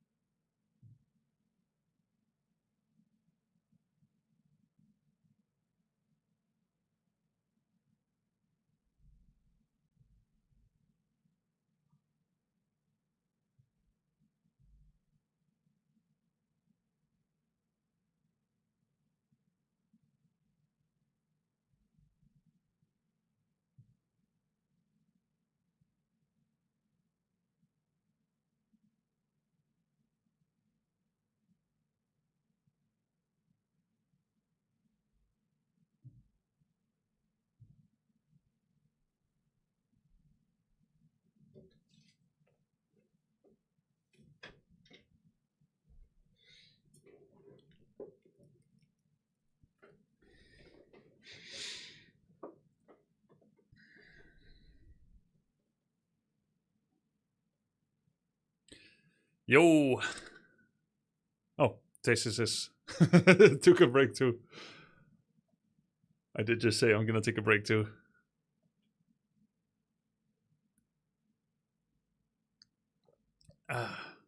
Yo. Oh, hold on, my mic was muted. Can you hear me now? Yes, I got you, Tasteless. What's up? It's finally time for me to do something I'm actually good at, talking about games. Dude. Oh man, I'm so sorry for you that you were against RedPanda. He's such a monster. It's so hard. That was rough, man. I feel like the next thing I should do is go into an ice skating competition. I don't know how to ice skate either. People would be like, I thought Broodor would have helped you with ice skating, Tasteless. No, it doesn't. But this match that we're going to do, I'm excited for this one. I don't know what your thoughts are on each of the players in the tournament, but I was kind of spying on everybody else's stream, and I felt like Sing Sing and TheViper were probably two of the best players. And I think TheViper in general is maybe the best player in the tournament. Yeah, Viper, I mean, he has the most decorated career in RTS, no? Yeah. By far. Yeah, when I was looking at I mean, obviously I think everybody who knows anything about Age of Empires knows TheViper, but you know, a lot of the other people you invited, it's like some are big streamers or it's like a caster like me, but I'm curious how he's going to perform here, because I feel like And again, I don't know that much about Age of Empires. It looks like a great game, and it's something I've kind of wanted to pick up for a long time. But I'm curious how that skill translates, or if that does translate into Warcraft 3. Yeah, the funny thing with the Viper is like his unit control is extremely good in the early game. You like his Farseer Headhunter micro and so on. Then as it gets to the mid to late game, when it gets really messy and you suddenly start having heroes, which Age of Empires 2 doesn't have, or at least doesn't have yet, because there might be a patch coming with heroes in the future, I've heard. Which is wild and weird, right? Yeah. Well, pretty interesting. I think Age of Empires 4 has heroes. His hero control sometimes in the big fights can leave a little to be desired, but definitely has insane potential. The question is if 2 weeks has been enough to realize that. And then we've got Sing Sing on the other side. What do you know about him? I actually started watching his stream during the release of Deadlock. I was curious about that game, and he was one of the big streamers, but I'm not that familiar with Sing Sing's background. He's from Dota, right? Yeah. I wasn't that familiar with him too, but I heard he had interest after he saw the first invitational, and then he didn't make it to my list because I wasn't that familiar with his, let's say, like his background and level. I knew he was a Dota 2 player. We did a thing once, but yeah, he was interested, and we needed a replacement for T90, and then he joins in about 8 days late. And he just looked so good immediately, which was scary. And as it turns out, and I think that's something I'm learning as well, having a Dota 2 background actually helps a lot with understanding the mechanics of Warcraft 3, since they're kind of like brother-sister games. Or father-daughter, or whatever, father-son, you know? Father and redheaded stepchild, you know. No, I mean, it's... I think, yeah, you're right. The way that the characters move in Dota... I mean, just for me in Warcraft 3, it felt very unnatural coming to Brood War. You know, things don't turn in Brood War. Wait, what do you mean? The way that they... there's like, you know, when you like right-click a hero to turn around, it literally has to like turn around. Like if I have my Crypt Lord not pointed at a dead body and I make beetles, it has to kind of rotate and face it and then cast a spell. Yes. Yeah, so that feels weird. I think for me, it's weird. For me, it's insane. It feels like I'm playing an RTS game underwater or something like that. It feels totally different. I mean, I guess vultures in StarCraft 1, they can kind of poop out mines in any direction, right? They just kind of skate past and then they poop out a mine. They don't have to turn and face it. Well, vultures too. You can like have a vulture go in one direction and then click the other way and it completely turns. Like it goes immediately in that direction. It defies physics, right? Yes. But you know, with Sing Sing having a background in Dota 2, I feel like he's kind of it's like a glove that fits, right? The way that he has to control stuff. It's stuff he's kind of already manipulated and used before. And a lot of RTS games, I mean, people talk about strategy, but some of it's just kind of manipulating the units and the environment and making them do what you want to do. Yeah, that's a large part of learning it for sure. It's been interesting to see their approaches. Sing Sing has been watching a lot of top-level games. He had a moment where he tried to study how human mirror works at the top level. Made some very interesting and astute observations. He said to himself, why is everyone playing Spellbreakers? Don't knights beat these by damage and armor type? And I was watching from chat and I was thinking, yes, they do. That's true. You know better in essence than the top players who are doing Mass Breakers. Like, he has these insane observations and understandings. But the reason people don't get to knights is because of timings. And it's part of the reason why people don't carry a rush on one base in StarCraft 1 as well, even though they're the goated unit, right? So that's something like he has to learn, but he makes these really good observations along the way. Yeah, it's gonna be I think a really good match. I do think these guys might be the two favorites for the tournament. Yeah, I'm super interested. This is almost like a kind of a dream come true, you know, getting these people from different games and kind of putting them together and then seeing how they actually perform. Like, it's a great experiment. You know, with Age of Empires, it's a game that you have so many workers. Yeah. Like it's played on such a kind of huge, grandiose scale. But you know, Warcraft 3, each unit is worth so much more, right? So I'm curious to see how the Viper is going to perform I don't know, in this situation. Yeah, no, definitely. That's so true. Like in Warcraft 3, top players can jokingly say GG after losing one unit, which is completely unheard of in StarCraft 1 or Age of Empires 2, where you can use a unit and lose it to scout. You don't want to lose a unit here at all, because there's the snowball effect of the bonus experience granted every time an opponent kills a unit. Yeah, exactly. So in this matchup, it's going to be human versus orc. And I'm genuinely asking, like, what does this matchup look like? I'm not familiar with any of the matchups outside of Undead. I've kind of been buried in trying to study that. Makes sense. Imagine trying to learn the other matchups that don't concern you. Yeah, right. It's like, yes, I really love the game. I'm going to study beyond the scope of my immediate impending death or victory. Very similar, actually, from the orc side. Farseer comes in and being a gnat from the start of the game for like the first 5 minutes.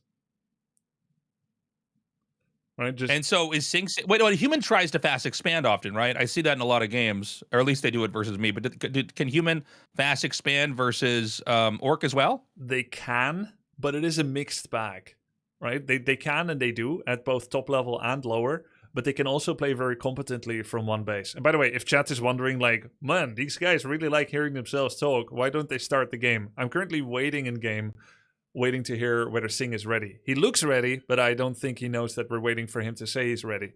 So I'm just going to pop over for a second. One sec. Does he have... Yeah, pop over to his chat. Yeah, or maybe one of my mods can go to his chat and kind of spam him. Let's do it that way. I'm sure someone is listening. Thanks, guys. So let's continue yapping. Oh, he closed chat. Yeah. Then, you know what? What is this unprofessional if we just start, Tasteless? I'm sure he's going to notice it. Yeah, actually, that's a good point. We could. I'm sure he's just staring at. Well, hold on, because I said Sing Sing in the chat there. He hasn't answered yet. So we could do that, but I guess if your mod pings him, we should be. We're just gonna start. Fuck it. This is not official esports. It's a content streamer tournament. Yeah. Let's jump into it. Let's go. All right, guys, we're going into game 1 on Hammerfall. And we've got... Yep, he's ready. This is TheViper up here in the top left, and we've got Sing Sing in the bottom right. Okay, gonna swap their position on the overlay. Well, confirmed he's not AFK. He was ready. You know, I bring a lot of pro player history and memory into this, Tasteless. I hated it when tournament orgs started the game before my explicit and recent ready. Like, sometimes they're like, ready? I say ready. Then they wait another 5 minutes as they yap or organize something. And I'm not ready anymore because I'm in like a heightened state of anxiety. Like, it can start anytime. Yeah. It's like standing in the middle of the road with your eyes closed, not sure if something is coming. And so I always wanted like a recency ready. I'm trying to accord that level of respect to Sing Sing, but he's just there, always ready. Okay. Well, I want to see if Sing Sing's going to try to fast expand. From what I understand, from talking to people and just also spying on the Viper's stream, he seems to be more of a Blade Master guy. Is that correct?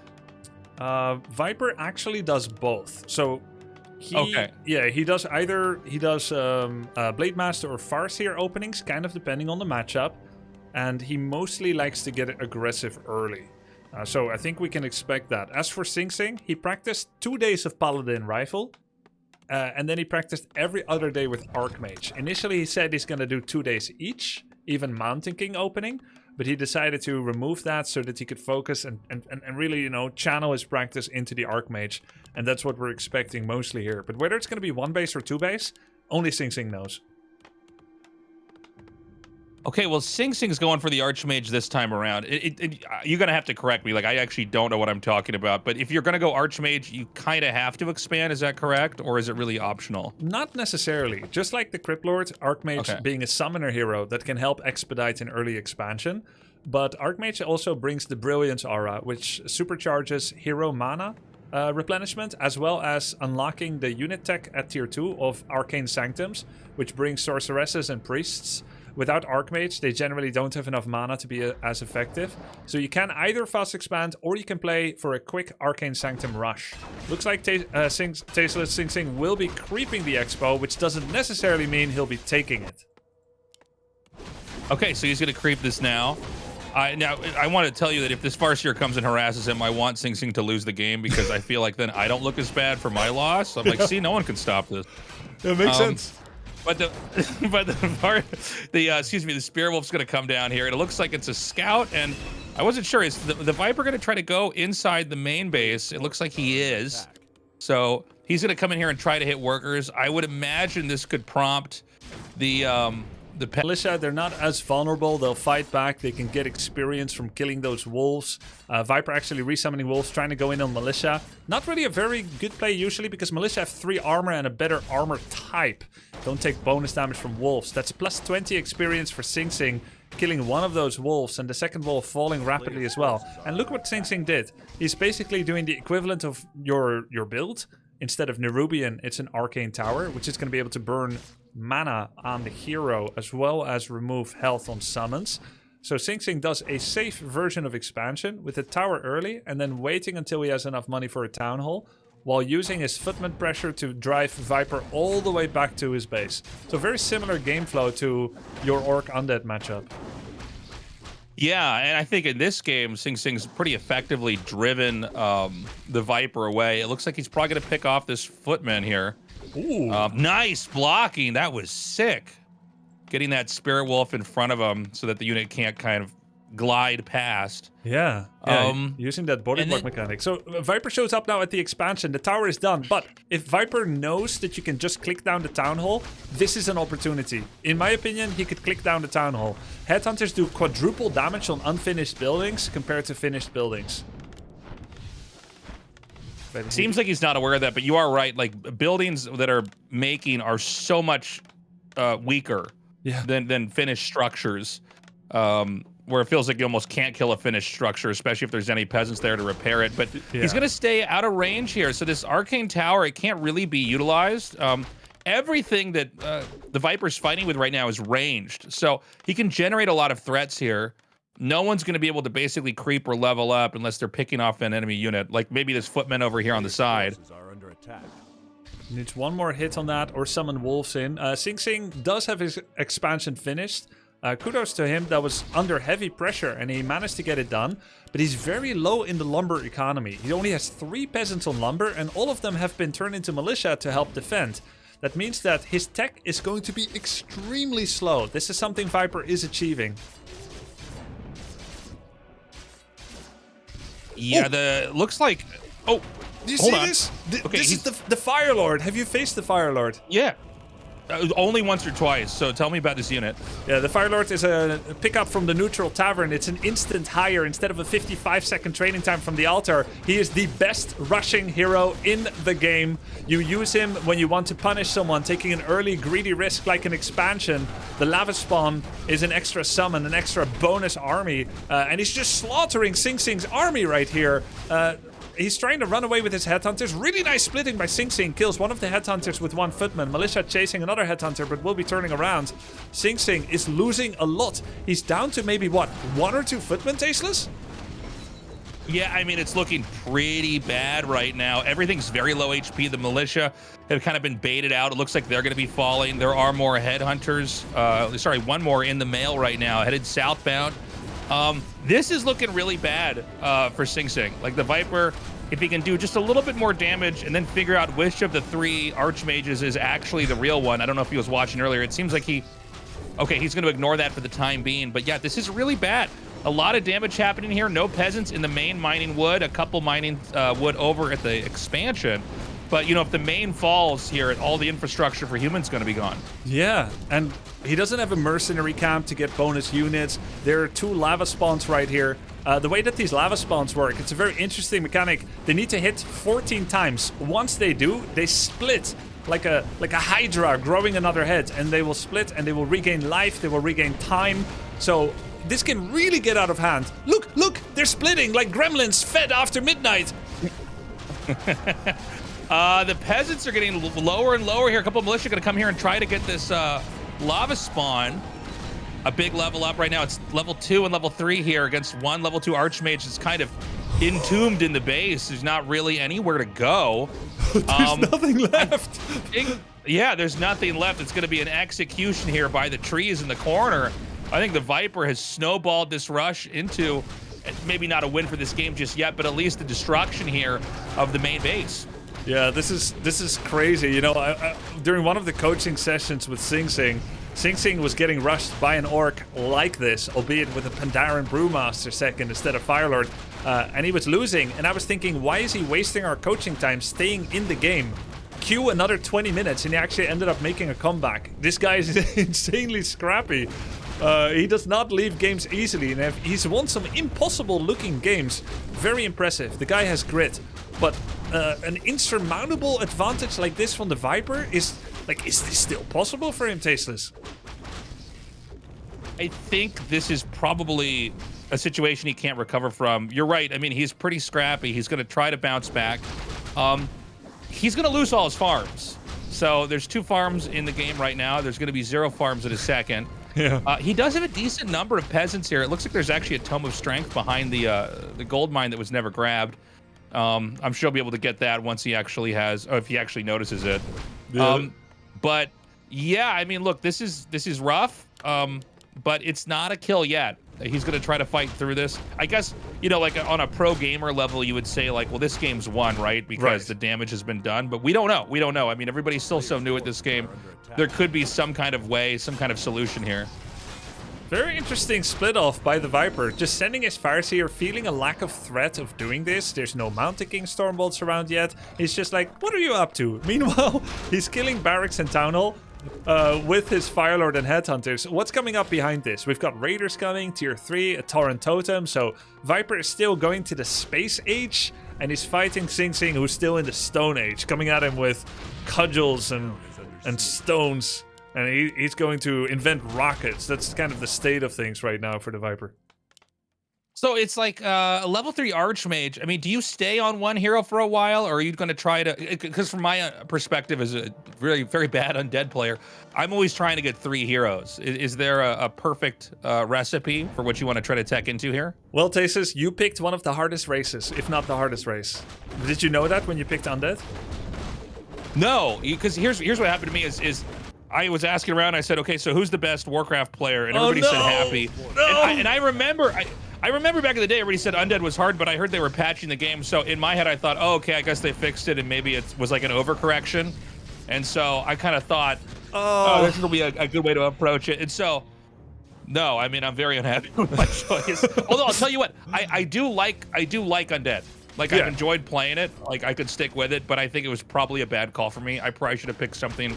I probably should have picked Orc and gone Farseer every game. Yeah, Orc Farseer, or like Human with Archmage and, you know, Summoner Hero or something, Rifles, Paladin Rifle or something, would maybe be the strategical choices. But you know what? It's more important that you're passionate about what you're doing. So you like Undead, that's good. But to answer your question, Undead typically kind of has to play triple hero, whereas most other races are more likely to play 2.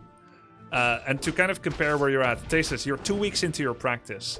When I was 6 months into my Warcraft 3 practice, before time immemorial, like, you know, 5,500 years ago, I was 6 months into my practice.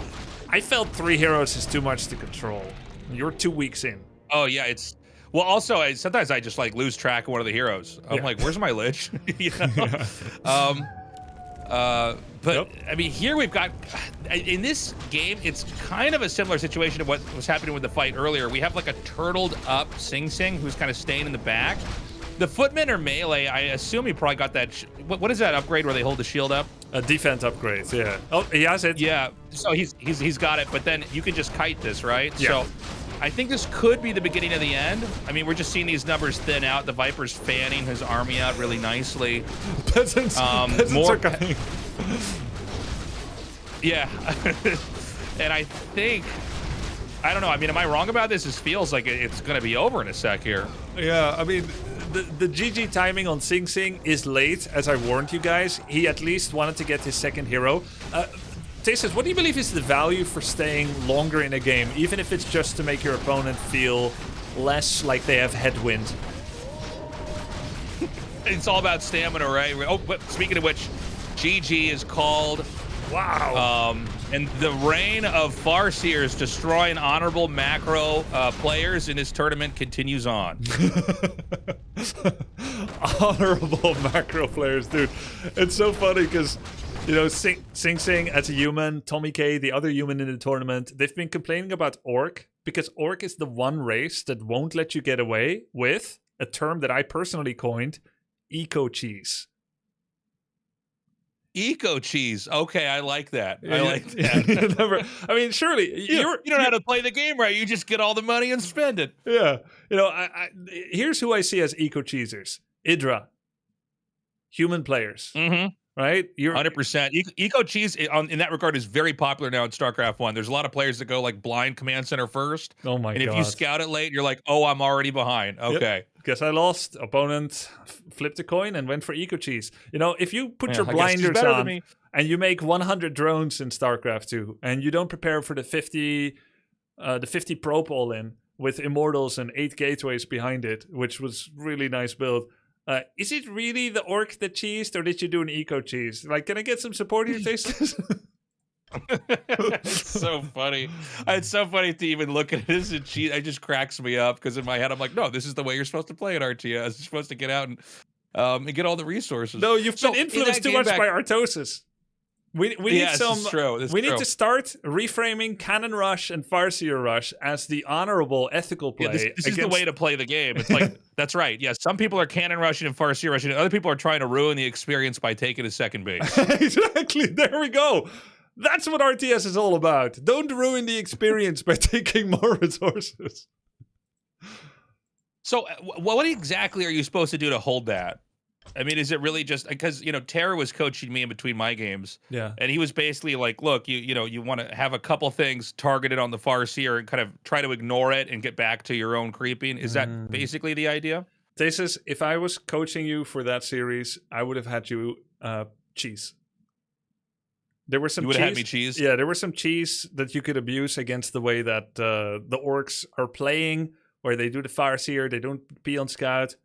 I would have had you take your Crypt Lord, you take your 3-4 ghouls, you get the fuck out of your base, Rod of Necromancy, you take the long route, you go to Africa, you pick up a couple of sheeps in the corner of the map, you do summon beetles and skeletons, you take a 8 summon unit, and you go to their main base.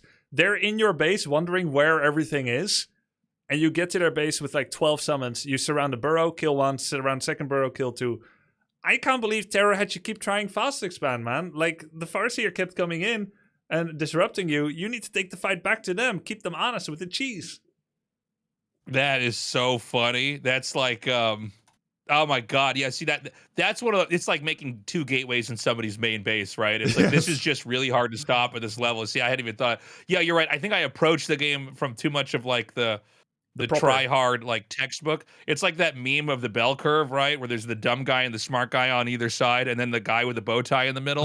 the bell curve meme. And I was that guy, like trying to play correctly when I should have just been going for some kind of crazy all-in cheese. Which, to be fair, is the most satisfying way, because that's the way you practiced. And you shouldn't like get up in your head and be like, oh, the way I practice isn't good enough now because I'm facing someone. Oh, by the way, the game name is in the Discord lobby. It's the same game name. I'm sorry. Everybody's waiting on me. Yeah, I mean, I'm just going to say it. 1 second. No trolls have been joining. Yeah. Just too. Break the... Sorry, 1 second. It's Viper Sing 2. Viper Sing 2. Sorry about that. No, it's all good. Coming now. But yeah, no, okay. I like the way that you just approach where you practice it the way that you prepared. Like you do the tournament the way you prepared. But yeah, right. I see the Orcish main exposed. I think, all right, let's ghoul rush that. We go around the corner. But to be honest, I like that. That definitely would have been a good play. Sorry, go ahead. Terror, your coach, he has been he's been putting so much energy into helping you prepare for this. It's really lovely to see. It's good. You know, I'm glad I can actually, I mean, not that I'm good, but I could sort of play Warcraft now, because it's a game I always kind of wanted to learn. But, you know, one of the challenges with RTS games in general is you have to drink in a lot of information before you're even able to hang, right? Yeah. There's a lot of, you know, when I was coaching people, chat's always like, you're overloading them with info. And I'm like, but that's what Warcraft 3 is all about. There's so much knowledge. If we don't get started now, then when? No, it's funny because it was happening in my stream. A lot of people are like, this is too much, you can't do it. And I'm like, no, I can take this in. I don't know if I can do what I'm supposed to do, but I can definitely understand it, at least from having an RTS background. Yeah. So sorry, I missed half of what you said because I was reading chat. They were saying you're fine. Something is wrong with Sing. He has bugged chat. Well, guys, what do you mean he has bugged chat? Like he can't read at all? No, he has chat disabled on purpose, right? But that works only in the game. I don't think it works in this lobby. You can never see your messages. Okay, it's fine. I'm just gonna start. Like we're just gonna start. Yeah, we'll just start it. Yeah, fuck it. I mean, Viper's ready. Let's go. Yeah. Look, that Farseer's coming. Sing, watch out. Yep. My game was a cautionary tale for what this whole tournament's gonna look like. It's gonna be Lord of the Rings, but the orcs won in this one. Is what's going down in this tournament. I see. It's bad ending to Lord of the Rings here. Yeah. Wait, what happens if they both sprint into each other with the Farseer then? Like Orc Mirror Finals, both run at each other with the Farseer? Yeah. What happens then? It's just going to be an orc civil war for the finals here. What about their legs? They don't need them. They start killing each other. Oh, so I didn't in expect this game this. we got Viper top left, yep, and Sing bottom right. Yeah, I did not expect this for Viper to take the 1-0 lead here against Sing because Sing he, oh man, like it's crazy. He's playing at a really high MMR. He studied his opponent. He knows what to expect. And Viper just takes the game that easily. Like it wasn't even close. It's a very strong statement from the Viper here in the first map, and we're gonna have to see how Sing adapts. Tasteless. Yeah, so for me, when I look at a game like this, I can't always pick up on a lot of these subtleties. Was there like a key moment where he kind of fell apart? Because I was trying to keep track of all the micro, and then after a little bit, I was like, God, he seems to have like 3 or 4 melee units fighting, and they're getting completely isolated and picked off. Was there something he should have done better? Did he need to make more militia or be more conservative with the Archmage or what? Yeah, it's at the end of the day, it's tough. Think of it like this. Sing did the equivalent of a double 15 hatch, Heart of the Swarm terms, where he's mass ecoing and he has a really late spawning pool and no Zergling speed. So he's going for the fastest possible expansion variant where you creep it immediately. There is another variant where you do camp 1, camp 2, and then the third camp is the gold mine. So this gives you a little bit of a springboard, a larger army, better econ, more forgiveness in the bonus resources you have lying around. It gets you your tower in your main base, like Sing is building a tower in his main right now. So he's doing this really ramshackle build, which means everything has to be perfect. The burden of execution on him is really high. And he knows this, by the way. I coached him this to explain that there's different variants. He's doing the same thing again, the early fast expansion, and there's just no room for mistakes. So he has to do everything perfectly. Viper's here already. That's what's going on, Tasteless. Okay, here we go. Looks like he's going to be able to clear the creeps basically uninterrupted. This seems to be the technique is you take one, well, in my case it was a ghoul, but in this game a footman, and right-click it. From what I understand, the Farseer doesn't have that much HP, but then again, neither does the Archmage. But you can kind of just force him to kite that. The Headhunters are here. The Scout Tower started. So we've got a little bit of time before there can be an Arcane in this game. But it seems like there's enough. Oh, one footman goes down. Seems like there's going to be enough. Oh, hold on a second. He's actually getting some decent damage on these peasants. Really good harassment with the wolves and with the micro with the headhunters. Sing uses an approach where he sends some of his army after the range, but Viper kites it perfectly. So Sing has an arcane tower in his main. That was kind of a problem last game where he didn't have that. And he's making one here as well. It's going to take about 40 seconds to finish. Once that's there, he can make his town hall again. Hopefully for Sing with fewer losses. But at the moment, it's Viper that's killing everything. There's been one wolf kill that gave experience to Sing, but every other loss has been on the side of Sing, to the credit of the Viper, and he's kept his units pretty healthy. So looking pretty good again for the Viper initially, but it's too soon to say, really. These are like expected losses. Yeah, this is kind of a painful moment here because there's no weak target to kill to get. Oh no, hold on. There's one footman down here. It would be if he could just use that to boost himself into level 2. you know, it's rough when you're kind of locked out of level 2 and they're continuing to progress on the map here. Whoa, really cute move by Viper. He uses the remainder of one wolf that got denied by creeps to wake up the creeps. The creeps get mad. They're now attacking Sing Sing. They even cast a Fairy Fire on one of the footmen, which drops its armor from 2 to -2, which actually means everything deals bonus damage on it. Look at that. Viper's doing it again, hoping like, hey, maybe you're going to walk into this camp. Very cool use of map mechanics. That's very cool to see. God, the Viper's so good, man. Yeah.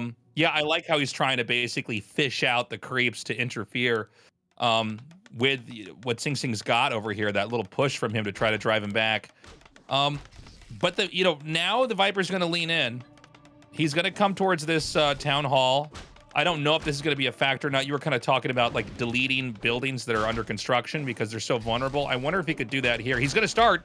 You see how much damage it's taking, but you need to be there roughly in the first 20%. So it's too late. It is nice damage though, and could definitely help if you follow up into a Firelord attack again, maybe a Raider follow-up.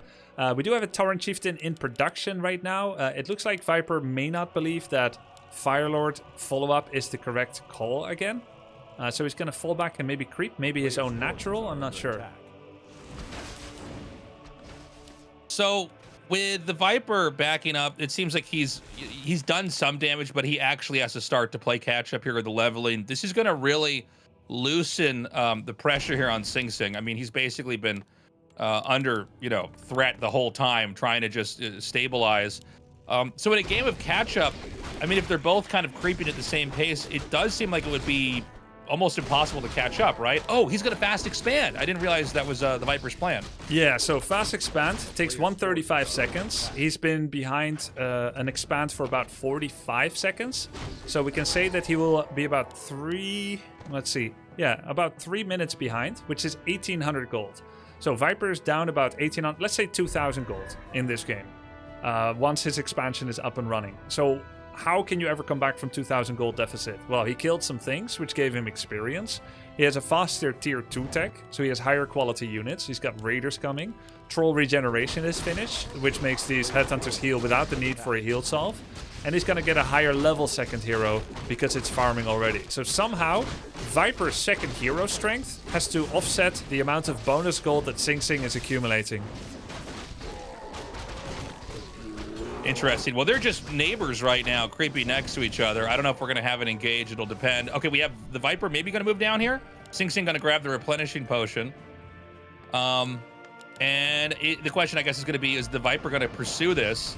A water elemental is thrown up here in the front to basically buffer and create kind of a meat shield, and that's going to allow Sing Sing to escape.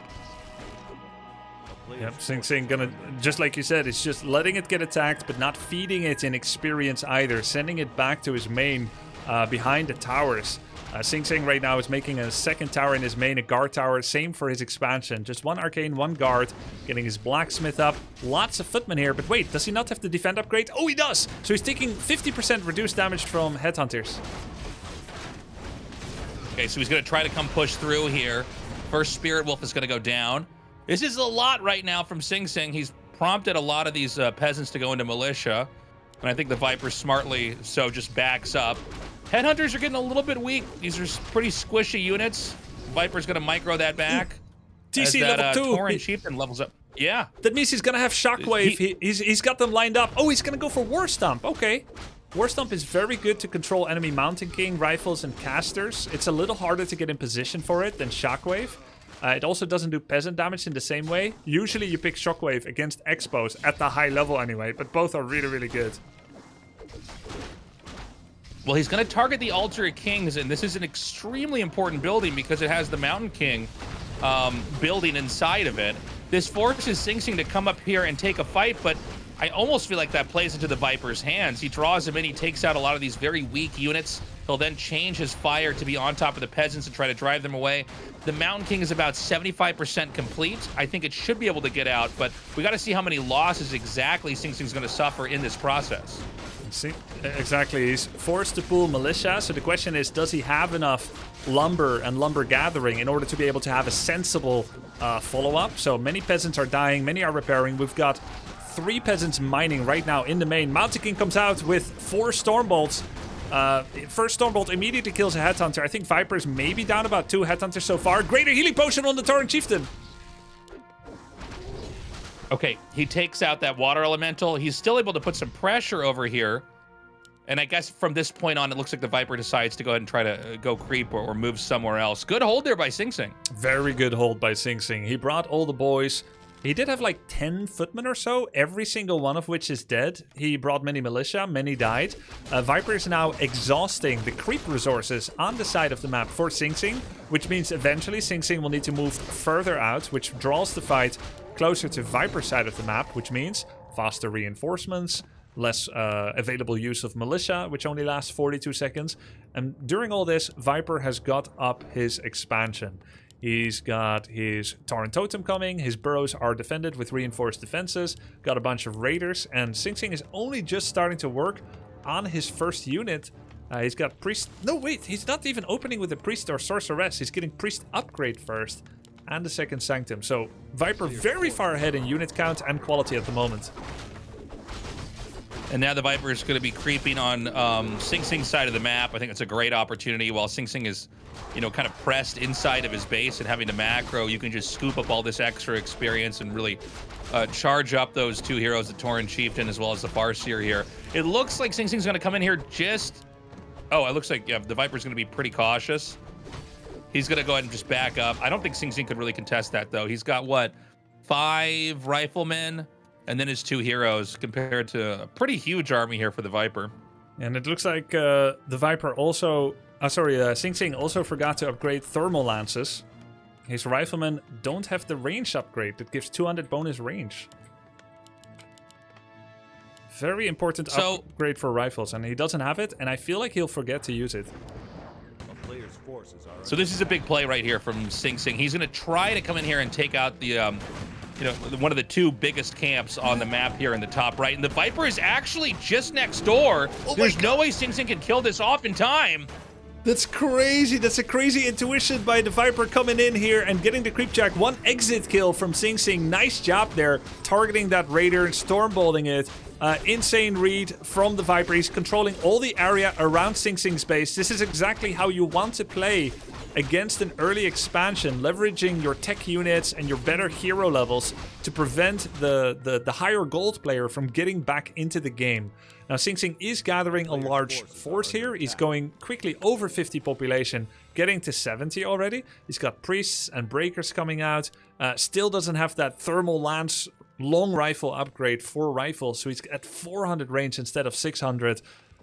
Actually, my last competitive game in SC2, I forgot thermal lances. It was against Happy, the player that you modeled your race pick after. Painful memories. So sorry if my PTSD leaks in sometimes. It's actually going to be a big attack on this bottom left creep camp too, the other hyper valuable camp. The Viper's preoccupied right now, taking out this smaller camp over here. So I think Sing Sing's going to be able to get away with this one. Oh my god, he almost lost that. But yeah, scary moment there. Good creeping, like you said, by Sing Sing finding space on the other side. So this camp's going to be cleared. The Viper's going to come down here and press the second base here. And Sing Sing's going to have to come in here from the side. He's got his Mountain King very low on HP. Remember that, because that could be a pretty high-value target. And the Viper's going to stay wedged in this side. He's taking some damage from that Arcane Tower. That's pretty nicely turtled back behind that. And as Sing Sing approaches in, I think the Viper decides this is sort of an uncomfortable angle to try to fight it and repositions. Yeah, good call. I like that pullback for Viper a lot. I think Sing Sing would have loved to take a fight there. Both very good on their upgrades. They're at 2-1 attack upgrade and armor each on rifles and headhunters. We've got the big fight coming. It's 78 population for both of them. Yeah, it looks like one of the raiders in the front is going to go down. The Mountain King is very low, 27 HP. It's killed off. Such a sick War Stomp location. Getting all those rifles and the Mountain King as well. Another War Stomp coming in hot against the rifles in the backline. Breaker's taking away some of the mana for the Tauren Chieftain, but he pulls back smartly. Has more War Stomp, but his mana got removed once again by the Breaker. Sing Sing falling back and trying to turtle up. Even making a second Blacksmith here just to protect his Town Hall, maybe? Think so. I mean, I gotta say, I feel like right now, the Viper's kind of trading pretty nicely. This angle between the trees, excuse me, it's kind of an uncomfortable bottleneck. I don't know how much more the Viper can push in, but we're starting to see Sing Sing pull back a little bit. And this Kodo Beast now joining the army. Yeah, great point, Tasteless. Maybe not for long. The Viper and Sing Sing both understand the use of space very well, trying to get that sweet concave to deploy well. And anytime their army gets out of control and moves too far forward, as I kind of jinxed the Viper there with some of its units being forgotten, they pull back and try to reclaim space in a more comfortable location. Okay, so he's going to come down again. And, I mean, we don't have that many more creeps left on this map. You know, I don't know. Well, hold on a second. He's going to try to push up a little bit further here. Is this an overextension maybe from Sing Sing? Looks like it might be. Torrent Chieftain does have invulnerability potion. And there is a TP here still on the Farseer. There's a lot of low units that could be targeted down. Unfortunately for Sing Sing, his rifles are still really short range. He's got a down portal out. It's kind of a watershed moment here where many units are low for both players, but it's Sing Sing that blinks first. Having said that, though, he's still somehow at 80 population. Yeah, that's wild. I mean, the damage was very evenly distributed on both sides. We just have a lot of very low HP units. Now, Sing Sing can heal up pretty quickly here due to these priests. Not the case so much here for Viper, so he's going to move out on the map. Going big picture for a second here. You know, both players have double expos, but there's only one more gold mine here on the map. Do you think there's a possibility we're going to see anybody fight over that expansion in the middle? I think it is an important tiebreaker. It makes the map better. I think it is definitely happening when someone has... Oh! Wow, that was really scary for the TC there. Yeah, the gold mine is a big... Wait, the TC is not moving. There could be a Stormbolts around. I can't answer your question right now because it looks like there might be a Torrent Chieftain kill. Nice. He gets that kill, takes it out. Sing Sing's going to press further. We're seeing units spread out in various directions right now as it's a flight to safety. But, you know, the difference in this position is that the expansion for the Viper is a pretty naked, empty place. They don't have a whole lot of defense other than maybe one burrow that could be taken advantage of. True. Nice dispels there by Sing Sing. He gets Archmage level 5. Viper was in a good position, but he couldn't heal up his army fast enough and lost track of where his Torrent Chieftain is. Stormbolt on the Farseer. A surround attempt. He's targeting it. There's a town portal. Viper will use it, but he lost so much, Tasteless. Yeah, I mean, it seems like that excellent escape earlier from the Sing Sing. He was able to heal up and basically take another fight versus a wounded Viper. And I don't know if this base can be saved right now. Looks really, really tough, especially the desire to save it, while so many of his units are still so low, is most likely going to make a bad situation even worse. Ideally, he sacrifices the expansion, heals up to full, waits for Torrent Chieftain, and then goes back in with a tiny Great Hole after winning a fight. But instead, he comes in here with a fledgling wounded army, didn't lick his wounds yet, and just take this really mediocre fight without Torrent Chieftain, who even now is in the altar, 70% done. The moment Mountain King has mana, he can try to target the Farseer again. It's a tough situation for Viper. He was in a great position, but Sing Sing did a very good job holding on, resilience. He's got that Tatake mindset where he tries to never give up. He got his big army, he waited for an opportunity, saw it, and gratefully accepted it. Yeah, excellent control so far here from Sing Sing. I gotta say, I'm blown away. I thought he was in pretty hot water. I think a lot of this game, if Sing Sing wins, really comes back to the bad exchange that the Viper tried to force over that expansion. He's got some pretty leveled up Shadow Wolves here, but Sing Sing's going to dive in further. At this point in time, the Farseer is so low, it's 4 HP, it gets picked off. And I mean, now it's almost like a WWE. We've like tag teamed the Torrent Chieftain in now. He's going to come in to try to do some damage. Yeah, TC with the aura here, bringing a lot. The absence of the TC was keenly felt. Wait. Oh, yeah. I thought I heard Mountain King die. He did not. He's level 5. He's doing great. He's never been better.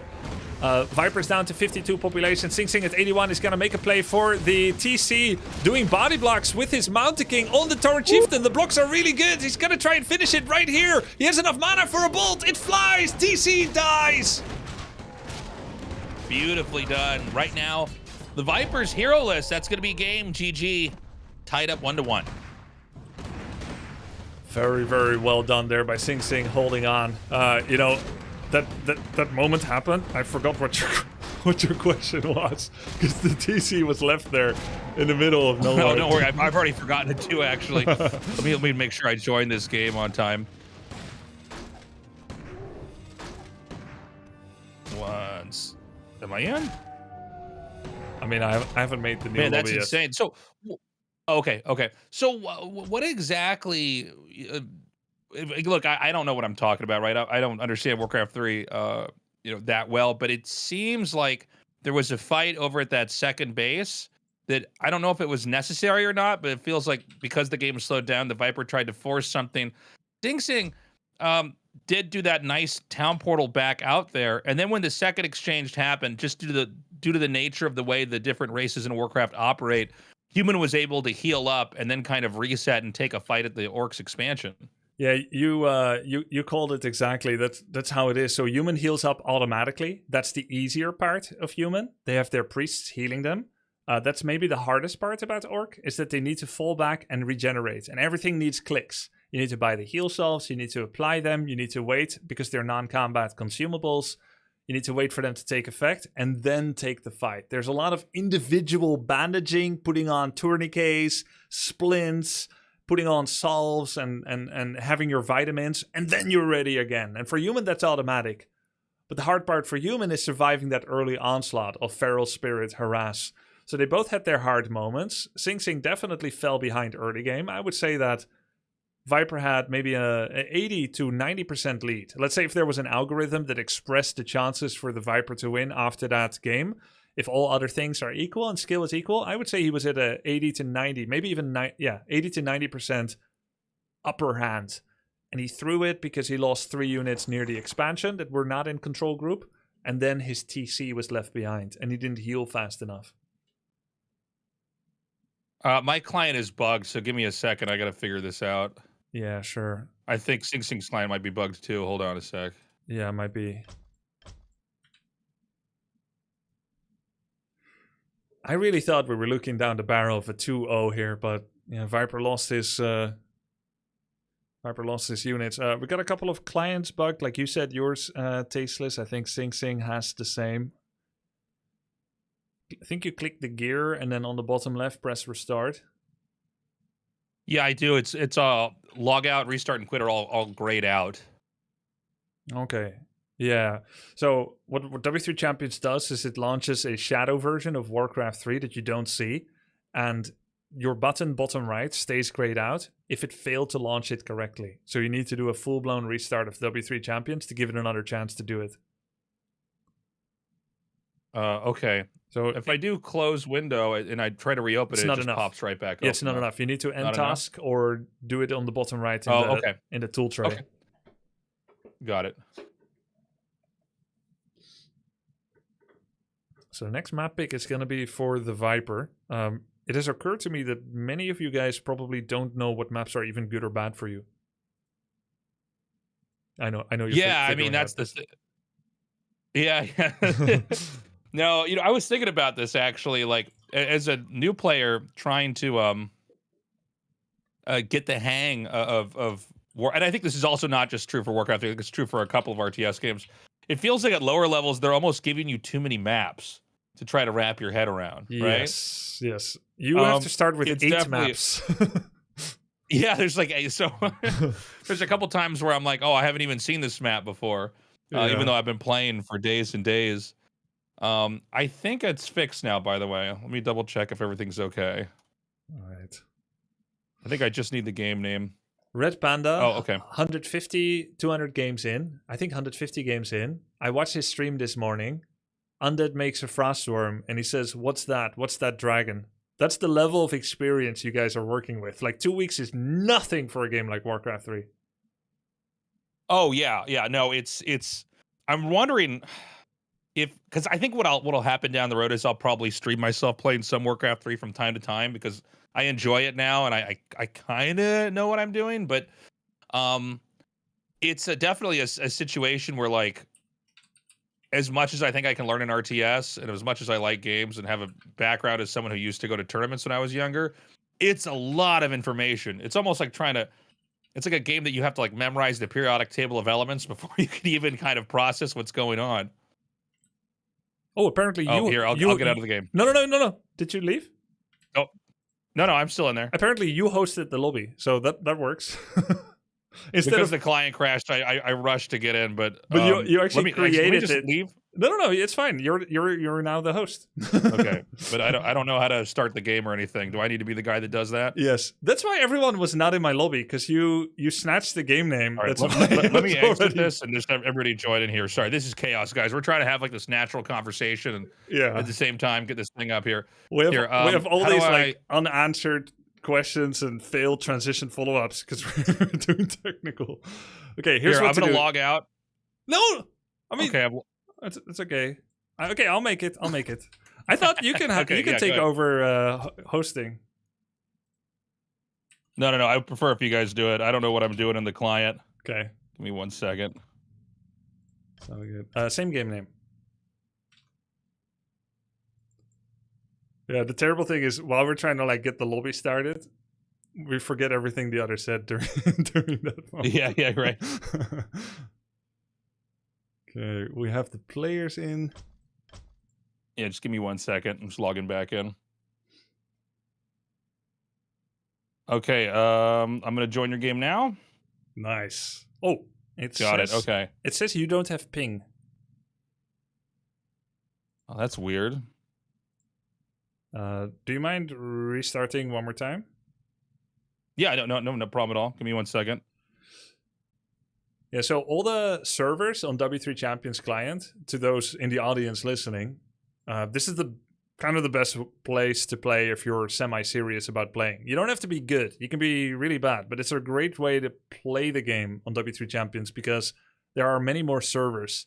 These servers are created by fans of the game that are running this community-oriented platform. So it's a non-profit organization. They take donations to support the servers, which their costs vary. Some months it's like $500 per month. Others it's like $3,000. Donations kind of float that. They have like 25 servers for everyone to play with. So people that historically were not able to really play Warcraft 3 very well, like if you're from New Zealand or Brazil, you got used to playing with 250 ping on Blizzard service. Now you can play with 140 ping. So that's really nice. And the system is good at finding a server between the two players, which is why we can have matches like Tasteless against RedPanda where both have 140 ping. In the past, if you were Europe against Korea, you would both play with 350 ping or 280 or 220 ping. So it's really nice. No, it makes a huge difference. It's very cool to see that they got that set up like that because, I mean, ping is everything. The game is effectively unplayable if you're not like, if it's not moving fast enough. So it's very cool to see the community kind of come together and do that. So it looks like we're all in the game, everybody. Sorry for the delays. And we're going to figure out what map 3 is. Looks like it's going to be Hill. All right, let's do it. Viper has been well informed about what maps are good for him. This is the map. I don't know if you've noticed this. You may not even know the maps by name. Most players don't in the Invitational. I certainly do not. Caught. Yeah, I mean, it's tough. Like, you're getting, like, this visual impression of maps when you see them. And then as you get to the camp, it's usually the first time you're like, oh, this is the map with the thing where it's a really hard camp. Yeah, this is that map. This map has the hardest creep camp. It's the one with the Overseer, 2 Poisoners, a Warden that purges, a little Null, level 5 Null with the Aura. This is the hardest fast expansion map in the ladder pool, and it's Viper's choice. Makes sense, because Sing Sing has kind of been fast expanding every game. Yeah, that makes total sense. Like, make the bird, because we, from what we've seen from Sing Sing so far, when everything's on the line, he does want to fast expand. So perhaps the Farseer pressure and harass is going to be a little bit tougher to deal with here if he can pull it off. That being said, I think Sing Sing's defense has been excellent. Yes, it has.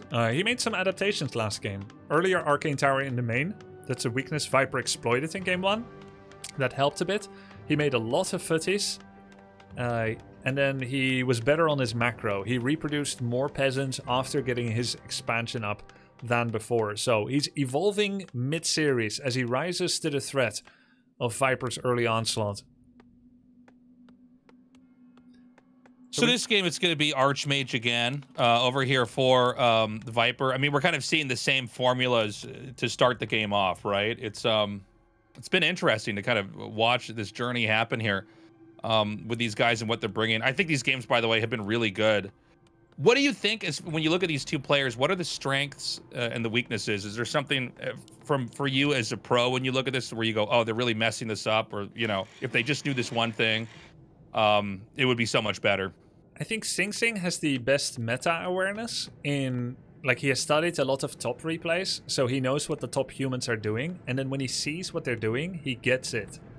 So he has very high game IQ, I think. So I would say that's one of his strengths. His micro is good, his macro, but mostly I would say if I had to pick one thing, it's his strategy awareness. And then when it comes to the Viper, just like in other RTS games like AoE2, AoE4, he likes early aggression, small armies, skirmishes, skill checking with little micro. He's got good APM, he's got good unit control early game. We saw his 80 pop control was actually really good until the TC blunder, but overall I would say early game is his strength. So he wants to deal a lot of damage and disrupt Sing Sing's meta knowledge application. It's an interesting position here. He's kind of staying in between him. He's got a wolf on one side. He's got the Farseer on the other. The first headhunter is going to come down here. We do see the militia being pulled over here to fight the turtle creeps. But yeah, I mean, already a lot of action everywhere here on the map. Good micro by Sing Sing, saving his militia on the turtle creep camp. There's two peasants you need to save when they get target fired. The first one was saved. The second one looks like it might die if he doesn't respond in the next few seconds. Yeah, one militia lost, but that's a level 2 in absence of the Archmage, global XP application. Meanwhile, he's using Archmage, Elemental, and Footman to drive the Farseer and Headhunters away. And Tasteless, it looks like this might be a fast tech build by Sing Sing. I think he recognizes this map is too difficult to expand on, so he wants to change up the flow a little bit and not go for a fast expand. And sure enough, Town Hall has been upgraded. Yeah, this is very cool. We're going to see Sing Sing kind of one base it. Makes sense. There's just too much pressure over here. The expansion's too far away. As you said earlier, Grubby, it's also very... you know, this is the hard. The creeps are the toughest, I guess I should say, on this map to get that. We've got a kind of an interesting split position. Going to be pretty intense on both sides to try to micro this. The headhunters have been driven away. Sing Sing's going to try to merge his army back together. And for now, it looks like the Farseer push is going to continue on. He's going to keep trying to shave off health off the Footman, but there's one thing that Sing Sing knows. This map has a healing fountain. Oh, nice snipe there on that Footman. But the healing fountain is being used well by Sing Sing. These creeps sleep at night. Warcraft 3 has a circadian rhythm, unlike me. And the creeps sleep at they sleep at night, and that means that the fountain can be used without clearing the camp. Two Footmen are healing to full there, and Sing Sing is pulling them back. So if he cycles low units, then he can actually save them. Yeah, he's going to try to orbit outside of this base right now. He actually checks. Oh my god, he left the gauntlets of strength. That's just been taken. Nice pick up. Highway robbery over here. And he's actually going to come over here and just check the creeps. I don't know if he wants to... I have a question, actually. So, like, in this situation, would it ever make sense to kill their creeps at the expansion?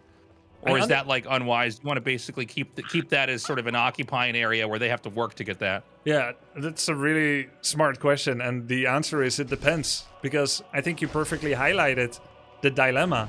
You're getting a valuable camp the opponent might be counting on later, but you're making it easier for them to expand, right? Yeah. So ooh, that's sick. That block is so good by the Viper. Really sick blocks. Really good control. That's some top-level control, actually. He could just farm this. If he realizes Sing Sing is in mode run, then you could chase someone, pretend to lose track of them, and farm the Rock Golem level 6. But let's see, Viper's going to move towards the middle. Oh, that's Is smart. this in anticipation of thinking that Sing Sing is doing a rat attack on his main? It looks like it. It looks like he's sniffing this out. He finds the Archmage. He has 8 Headhunters. Reinforced defenses has already been started. It's 20% of the way done, so it will take about another 40 seconds. He's going to run the... I don't know... this is a very interesting move here from Sing Sing. He's going to just run in and basically hold position in the worker line. Yeah. He's eating a lot of damage. His shields are up. But I don't know, Grubby, but you tell me, is this worth it? Is this a good move or what? What's your instinct? My instinct tells me no. Yeah, I agree. Because you could just micro the peons away. Although, you know, some peons have been killed here. The issue is that there's no way to rescue these footmen. And, you know, like in a game of StarCraft, like, okay, like a Zealot dies or a Dragoon gets blown up. It's like, all right, well, that's not good. You never want to lose anything. But you can make it again, right? It's a game with a lot of units. But Warcraft 3, it's like, compared to StarCraft, like each unit is worth 4 StarCraft units. Yeah. So to give up those, I think it was 5 footmen, 4 or 5. Yep, 5. I just feel like now Sing Sing's, it was 5. Okay, so now I just look at this and I'm like, well, you just don't have a lot to work with, right? I mean, it's going to be hard to creep here. Yep. And 5 footmen, that's 200 XP. To put it in perspective, if Viper had one level 1 hero without XP, 5 footmen would be enough to level him to 2. That's the value that has been granted there. 5 footmen is also, let's see, 5 is about 675 gold. So he threw away 675 gold, creeping power, he gave away experience, and he now has lost footmen that had defense upgrade that if Viper were to attack move in fights, the headhunter shots would automatically go to defense upgrade footmen. Very useful. And now he doesn't have that. So now headhunters will be attacking instead whatever is nearest, if you attack move. And the if you attack move argument is not very important at high level because people will target what you're supposed to target with their extreme game knowledge. But at the intermediate and lower level, it's always very relevant because the more you don't need to do manually in fights, the more that works well automatically, the easier the fight is for you because Warcraft 3 fights are very complex. So down here, we've got the Viper just, you know, freely farming, clearing out, you know, all the creeps down here. We did have Sing Sing come and clear out that expansion area. But, I mean, this is looking pretty bad, I think, for Sing Sing. Yeah. I'm still thinking about those footmen that were lost. He's going to go for some more ambitious creep camps. He does, you know, he is able to generate water elementals, so you have something spongy that is, you know, obviously temporary, so you can kind of recycle that over and over. But he's not creeping with a lot. The Viper, I should say, is going to move up, and he's going to start to take out the other creeps. This time it's going to be at the merchant, goblin merchant thing here. And I'm worried for Sing Sing, because if he gets caught here, he has, right now, barely an army, where, you know, what the Viper has is massive. Yeah, Viper's expanding behind this, 70% done. He's got nearly 50 population, Sing Sing at 42. And he's just gonna TP! He sees Ensnare coming, he sees Writ upon his destiny, several Ensnares, several unit kills. He was a centimeter away, I mean, I guess like half an inch from his main, and he town portals just to save units. Now he's stuck like a rat in his base, unable to go out because there's a fox hunting, and he instantly rebuys town portal. Viper is like, hey, why are you so willing to spend a TP even though you were so close to home? Do you have an expansion, question mark? Checks. Answer is no. So Sing Sing's going to move out again. I like the way that the Viper's been handling the creeps here. He went for the higher value ones first. This is a fairly small creep camp, at least for, you know, the phase of the game that we're in right now, nearing about 10 minutes. There's not any real locations that Sing Sing can now creep to, if I'm understanding the map correctly, that are easy to take. There's a red dot creep camp in the middle, was which nobody's contested, but I mean, I don't feel like that's a safe move, right? So Sing Sing's going to try to move south. He's going to go to the mirrored creep camp, to the one we saw earlier. Oh, I'm sorry. No, he's going to keep pushing even further here, and he's going to check for an expansion. Now, he's going to see it, but at the same time, the Viper is going to be moving in at the same time, so I don't know that he can stay here. Yeah, like he wants to do what? Like a raider kill, maybe kill some peons and then TP out, try to kind of slow down the economic hegemony that Viper is building up right now. But he doesn't really have a fighting army. It's too far away for militia to come into the fight. He doesn't have incredible items, so this is Viper's fight to win. Or how do you say it? To lose? Like he's in the lead for this fight. There's a Scroll of the Beast. Yeah. Sing Sing does have Dispel, but he just gets scared from the Scroll of the Beast. He's losing some units. He instantly town portals out. And like you said, to what end? Because you correctly pointed out, Sing Sing doesn't have any creeps to creep around his base. So a town portal immediately puts him in a position of low natural resources in terms of creeps. And the Viper, he forces the town portal next to one of the 3 best camps on the map, the Red Drake, and will gratefully take it immediately after. Okay, he's going to come in now, taking out the super high value health fountain creep camp. And for the time being, I mean, in this moment, quietly, Sing Sing's going to try to expand and get a base up. It was scouted by a peon here from the Viper. So he sees that. We got to see after this fight is finished over here at the creeps, is he going to move out? Sing Sing goes over and gets one healing scroll. From what I gather in Warcraft 3, you know, the healing scrolls at the merchant camps are extremely, it's like an important resource, not just for you to have, but you want to make sure that they don't have those healing scrolls. So very important for Sing Sing to get that. He's now going to go over to the other side of the map and get that high value creep camp.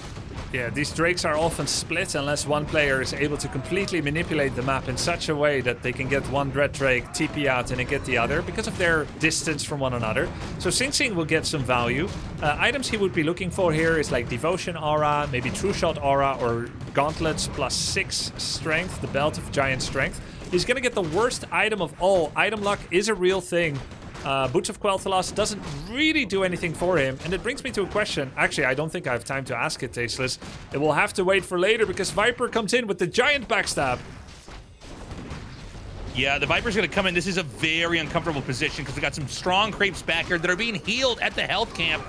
Sing Sing's going to have to try to pull that through. The Tauren Chieftain comes around the side, takes out a couple of those priests. Sing Sing is going to have to evacuate, but it's a constant cycle of the human army shrinking over and over again. The Viper is going to clean up the remainder of these creeps at this fountain, and then he can heal up. And Grubby, right next door is this naked expansion for the Viper. Oh, sorry, for Sing Sing here. So the Viper could just probably move in here and maybe take this out. Yeah, and you pointed it out. He did a peon scout on it. That's such an Age of Empires 2 thing, like to send a worker and scout, very StarCraft 1 as well. Usually a true Warcraft 3 player would use wolves to scout it, but he sent one of those peons. The important thing is that he's doing it. He found it, and now he knows how to play around with that. The Viper's going to do a pull leash here on this Ogre kind of bring it to a better location where if he gets caught, he doesn't really get caught in as bad of a position. Fantastic upgrades, by the way, on the Viper. He's 2-2 on the Headhunters. Ooh. Okay, he takes out that center creep, looking really good right now. I mean, we're almost out of creeps on the map. This is the last camp or the second last camp that's remaining here? Is that correct? Looks like we've got 5 more camps. This was the remaining high value camp. We've got 2 orange camps and 3 greens, all of them on the half of the map of the Viper. These are usually like I call them like the pizza crust camps, the one that your girlfriend or boyfriend left for you because they're watching their carbs, and then you eat them like the morning after. These green camps, you would finish them off just because you've nothing else to do, right? Like usually high-level heroes, big armies take bigger camps. Yeah, I mean, they're going to be wiped out right now. Now, this is going to be a moment where, he could at least, at the minimum, Sing Sing could get some worker kills. 4 of the peons retreat inside the burrow, but it only holds 4, so there's going to be an execution on the 1 peon down here. I don't think the Viper's too worried. I think he's going to patiently scoop up these items, level up, and then try to close in. Remember, even though Sing Sing has a town portal scroll, I mean, it's so expensive. Every time you use it, it's almost like a resource of its own. It's going to force him to go back. He'll have to rebuy that town portal scroll. And it's just another little victory here for him. True. As dire as it looks, though, for Sing Sing, it's difficult to find a better thing that he could have done. Killing a burrow and 4 workers. The burrow prevents the 70 to 80 population growth, so it keeps 10 population of army off the board for another minute at least, probably 2 minutes when we talk about it being in Sing Sing's base. And he has his own expo, killed the grunt, TP towards it, and then now he's gonna play from a defensive position where he is, for the time being, mining more than the Viper. However, there's a little problem of an endurance aura, Unholy Aura boosted army with the Tauren Chieftain level 4, Farseer level 4, and a heal scroll and double invulnerability potion. If he can just deal with that, it's going to be great. Okay, the Viper's going to close in now. We've got some riflemen here, all getting a little bit weaker here, low on HP. The Tauren Chieftain moves into the front. We're going to see a retreat back here. When I watch these Warcraft 3 units, it's almost like watching ants move in an ant farm. They're going to try to get back into this kind of area where they have more cover, where the riflemen can do a little bit better. The Mountain King is getting very low, and it's a bit of a log jam. He does manage to squeeze through. Meanwhile, the Tauren Chieftain, so low on HP, but he pulls that back. Nicely done. Really good Tauren Chieftain control, keeping it at the back manually over and over and over, making sure it's not going to get Stormbolt focus fired. He's even kind of playing with its position, coming forward, baiting a Stormbolt almost, and then pulling it back again as if to make a Stormbolt be cast in vain. Now he has to be careful. TC might die. I think TC's dead. Level 2 Stormbolt. It's getting focus fired. It dies. Sing Sing kills the Tauren Chieftain. That was insane. Sing Sing just stayed back enough. Maybe a little bit too greedy there by the Viper. Yep. He pushed in, and I mean, ultimately was punished by that. And now, I mean, how bad is this exactly for Orc? Because I felt like for a lot of this game, Viper looked pretty good, but dropping a hero, obviously, that's never good. That was very bad, but Sing Sing has 0 peasants on lumber and only 5 on gold. Mountain King is very low, actually getting kind of blocked. If Viper stepped up and just auto-attacked Mountain King, it could actually die. Sing Sing has to buy heal pots, but he bought it on the wrong hero, so now he has to do the really tedious action of giving heal pot to the Mountain King mid-fight. He drops it on the ground. Mountain King guzzles both heal pot and mana pot. He could kill the Farseer! He could kill the Farseer! Farseer! He gets away! Sing didn't have the killer instinct to go for it with the level 2 Stormbolt. We'll do it again. No Stormbolt block! No Stormbolt block! Okay, so it's like at 40 HP. He's going to try to chase it down. The 20 HP Farseer now backs away. He's going to try to stay out here. He wants to maybe cast another round of wolves here. At this moment, Sing Sing has to retreat. He pulls back, but an overextension here from Viper could be absolutely tragic. The Viper goes back to lick his wounds now. Sing Sing lives on to fight another day. Oh my god. Wild interaction there. That was so close. Sing Sing is such a scrappy player. He's so good on the defense. Viper going for the pizza crust here. Getting a small little camp. Tome of Intelligence +2. Does Viper know he can just go to the fountain and heal all his heroes? Or will the muscle memory of the past and all the other maps that don't have a healing fountain command him to go back and use Heal Solve there instead? It looks like he will be going back. Not a terrible decision because he can also get Clarity Potion. Uh-oh. Whoa, Sing Sing is attacking now? Tasteless? With this? I don't know, man. This is wild. Well, look, I mean, okay. He has a town portal, right? Yeah, he has a town portal in the pocket. I guess you can kill off these peons, but you know, within this number of units, you can't kill this burrow that quickly. So I almost feel like, well, hold on a second. This is a very low Farseer. There could be a fumble here from the Viper if he doesn't control this correctly, but I think he has to town portal out. Maybe not actually. I didn't appreciate actually how fast the human army can move. He knew which one is real! He kills the Farseer! How did he know which one is real? Dota 2 skills! How did he... That was insane. I almost had to like do a double take. I'm like, wait, what? What happened there? So he gets the kill on that. Insane snipe. Okay. And now, you know, I mean, I gotta say, little victories here from Sing Sing looking good. I do think overall the Viper's army is still a little bit stronger, but Sing Sing's making it work. Okay, Tasteless, my professional opinion is still that Viper is in a large lead. But if you were to connect the red dots of a comeback, this is exactly how it would look like for Sing Sing.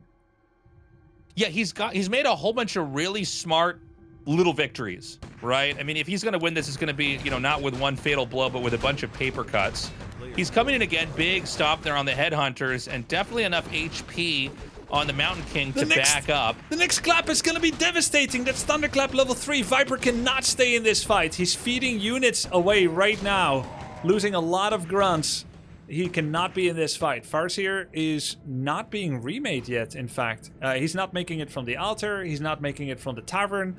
He just doesn't have a Farseer anymore. And it was level 5.9. It's a 6 even. It's very... Wait, he has it. He just rehired it from the tavern.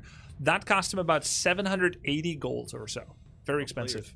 Man, so expensive. Well, Sing Sing's going to come in again. I don't... Well, I mean, I guess there's just some wounded Headhunters. Let's see what he can actually kill. But as far as I can tell, there's no obvious weak target. The Kodo is going to come into the front, and it's going to be eating a lot of damage. I think this will be a great snipe. Will he take it out? He does. Thunderclap is huge. Exacerbated damage because of the Berserker active. The next clap will kill about 5 units, but good target fire by Viper, killing all the priests in the back. I actually feel like Sing Sing went into this fight favored. But the second clap wasn't that good. Viper's micro is very good. He's killing all the backline units. Oh no, the Farseer died again! Oh my god! yeah, that's going to be taken out now. And at this point in time, I mean, look, Tauren Chieftain's looking very low. He's going to have to run, but there's, you know, not a lot of places to hide over there. Good target fire by the Headhunters, killing more and more Berserkers. TC is 1 kill away from getting Reincarnate. The ultimate for TC is Reincarnation. If you die, you give no XP to enemy. You revive after 5 seconds with full life and full mana. And he's 1 kill away from unlocking that ult. Meanwhile, Sing Sing, he still has a very poor lumber economy, but he has built up again. He's making Breaker's Priest. I think Sing Sing is in the lead. This is crazy. Yeah, this is unreal right now. The Tauren Chieftain's going to come in here. Again, he needs to get a kill. Whoa! Maybe. Oh my god, he takes it and it's done. He didn't use That's Invulnerability insane. Potion. He didn't use Shockwave, Yeah. which would given him level up. Oh he my just came in and God. died to Stormbolt. Sing Sing instantly with the Killer Instinct throws a bolt. That was insane. Well, I mean, there is a world where I think Sing Sing can make this work, but at the same time, he's got his army so thinned out. I mean, there's just a lot of Headhunters up here. The Kodo Beast has come up. But there's no, but, you know, there's no Headhunters heroes. alone. Viper has no Yeah, heroes. there's no heroes. He has no active Headhunters income. are extremely squishy units. Yeah. This is insane. I think that Sing Sing might be able to do this. GG, that's it. Unreal. Unreal comeback. In very similar fashion to Game 2. Viper takes a massive commanding lead. We're talking about 95% win probability. Maybe I'm overrating it because, you know, people make mistakes. But he was again in like an 85-95% win probability situation. And just didn't go to the fountain. Didn't heal up.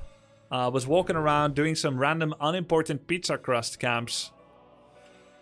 Unbelievable. But let's not just talk about how Viper lost the game. Let's talk about Sing Sing's grit. His never give up attitude. I mean, he was down to 0 lumber peasants. He was 1 base mining, 5 peasants. Nothing else. No second gold mine mining. He used every single militia in his main. Viper had like 30-40 population lead. Higher levels. He had everything. And somehow Sing Sing won? I don't believe this is happening. You're going to have to pinch me, Tasteless. That was insane. I mean, I thought the game was, honestly, I thought for most of it, it was a pretty straightforward lead here. You know, from the Viper, I thought he was, you know, he had a couple of overextensions, but, you know, that's the reality of Warcraft 3 is you're going to lose if you miss micro. But yeah, he had pretty good control of the game. Sing Sing barely had an expansion up, but he just took some of these late game exchanges really nicely, and ultimately he came out with a win. Yeah. Very, very nice job. This time he also had his rifle upgrades for the bonus range. He had really nice upgrades. His Stormbolt micro, his Mountain King micro was very good.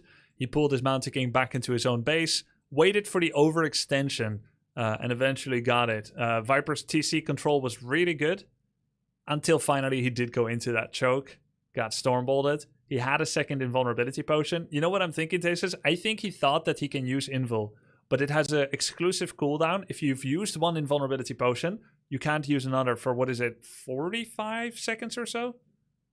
Oh, that makes sense. Yeah. So you can't just chain them together and never die. Yeah. Yeah, that was a real plot twist when the Tauren Chieftain, which was about to get level 6, as you were saying, that would allow it to be resurrected in the fight, which could, you know, in the end maybe snowball a fight. Yeah. But yeah, he just lost it, and it was like at the moment where maybe the Viper was at the game-winning point, it backfired. Definitely. Very impressive. You know, the way that they played, it could have easily been 3-0 for the Viper. But somehow Sing Sing is up 2-1. It is incredible and really speaks to his experience and cold blood. He's got ice running in his veins, Tasteless. You know, he participated in the Dota 2 esports scene. I think he got top 6 at the international ones. I'm sure you haven't like watched a whole lot of international, but you're aware of it, right? Of course, 100%. Yeah.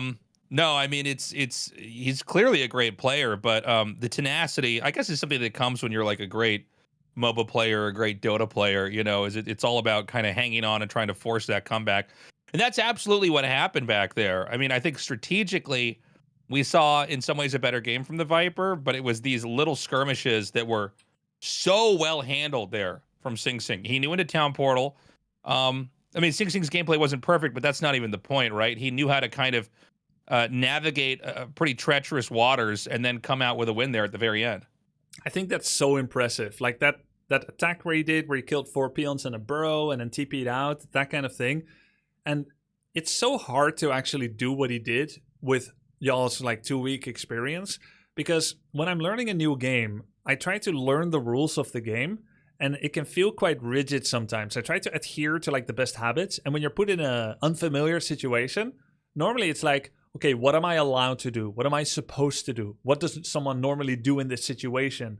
But it looks like, at least we don't know what's going on in his head, like he makes pretty good decisions in those unfamiliar moments. So in this next, the next map is Northern Isles, is that correct? Yes. Okay. Opening on this map, we were talking about, the previous map, it's hard to expand. How hard is it to expand on this map? Because in most of the games, it seems like Sing Sing at least wants to attempt to get a second base up. Yeah. This map, the expansion is actually towards your opponent, but it is one of the longer rush distance maps. The expansion is of medium to high difficulty. Not as hard as the previous map, but harder than most. The creeps are level 2254, I think. So the total camp strength is 13, which makes it a just below average orange camp, but it makes it an above average expansion camp. With that, you can definitely expand here against Orc. And the other option would be to creep level 2 on the other side, the Ogre Mage level 5, that gives a fat consume, like greater heal, greater mana pot. Those are the 2 options. Feeling is, I think, that Sing Sing will probably try to expand again. I think that's where my instinct goes to. Well, we'll have to see if the Farseer play here from the Viper is going to be effective in actually slowing him down. It does seem like we're not going to have any Blade Masters from the Viper here. We were kind of talking earlier about the fact that like this could be, it was an either or. It seemed like he was 50-50, either Farseer or Blade Master. But yeah, he's really stuck with that. Been pretty effective at it so far. Yeah, for sure. Wait, let me see. Okay, ready. So we're just going to ready because Sing Sing doesn't see chat. So we'll start this game.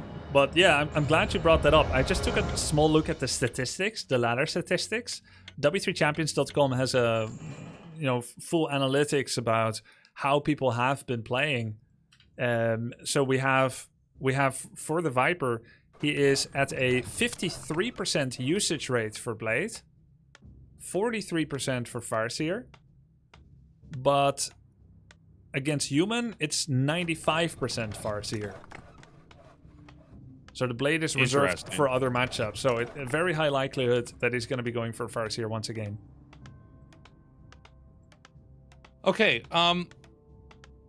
tell us about this map, Grubby. Like, what do we expect seeing here? I mean, are there anything unique with creeping, or any kind of, I guess, the geography of the map? Does it affect how, the players have to approach this differently from the other maps we've already seen? One thing about the map is that there's no mercenary camp.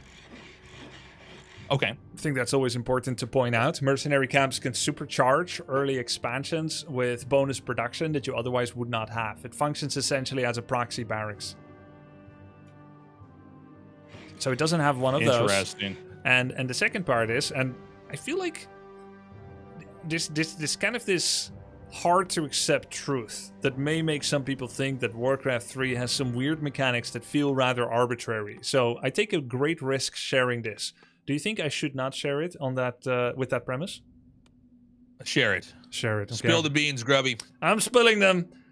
Creeps on ice maps have a weird behavior with aggro behavior. So how they choose who they attack works differently on ice maps than on non-ice maps. It doesn't sound very logical, but they often don't attack what you want them to attack. What? Yeah, I know, it's That's so weird. So weird. Yep. But is that a bug, or is that actually coded into the game? I think it's coded into the game. I don't understand the decision-making process behind it. Because why? Just because it's ice map. I don't know why. So, for instance... So what is the difference? So they attack the warmest unit now? Like, what is the difference in the targeting?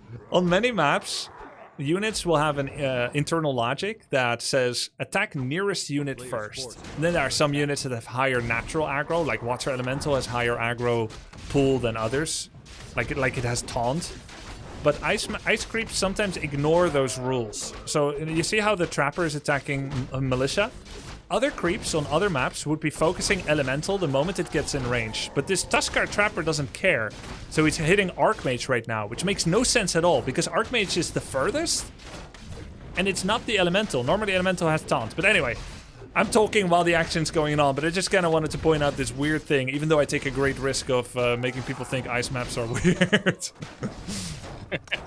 No, I actually love learning stuff like that. That's so fascinating. We've got the Farseer coming in here. The Viper does a really good job pulling that wolf away. This footman, I think, is going to be killed off. A little bit of XP. It's important when you watch the Farseer in the harass. It's going to be leveling up by the kills it's getting, right? Obviously, Sing Sing's creeping and trying to push out, but the only way for the Farseer to kind of get the benefit of growing is to get those kills. So we want to watch for that. And I got to say, the splitting here from the Viper is really good. He goes right on that peasant.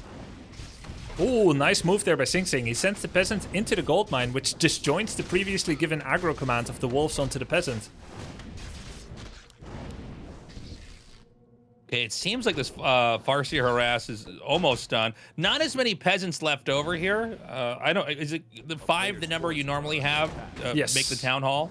Yes. Okay, so we see Farseer XP 130. He took no creeps, so everything came from Sing Sing. Yeah, and you know, it's important to note, for those of you that don't know, well, know even less than I do about Warcraft 3, is that the peasant has to manually build the building. It's not like Orc where the building sort of makes, because the peon, like, is theoretically inside of it. Right. Or like or Undead, where the building kind of warps in like it's a Protoss building. So, yeah, I don't think there's going to be more, well, maybe there will be more harass with that coming up here. But, you know, this is going to be, the point I'm trying to make is this is going to be a much later town hall coming in here. Yeah, later town hall definitely than game number 2, if I recall correctly. He's going to try to do that thing where he tries to burst the town hall down. I think he could have gone for it too. He didn't want to get the footman. Yeah, I agree. He could still do it. He could still do it. Sorry to interrupt you. You're like doing play-by-play, and I'm like, "Yep." Sorry, I'm just. You're right. Sometimes I fall I fall too much back into like my coach role, where I'm like, "Do it." I'm like backseating, but like I'm supposed to be casting the game. So I mean, the town hall is still pretty low. Looks like he's going to send these injured spirit wolves over to the side here. He just doesn't want to have any free XP here for Sing Sing.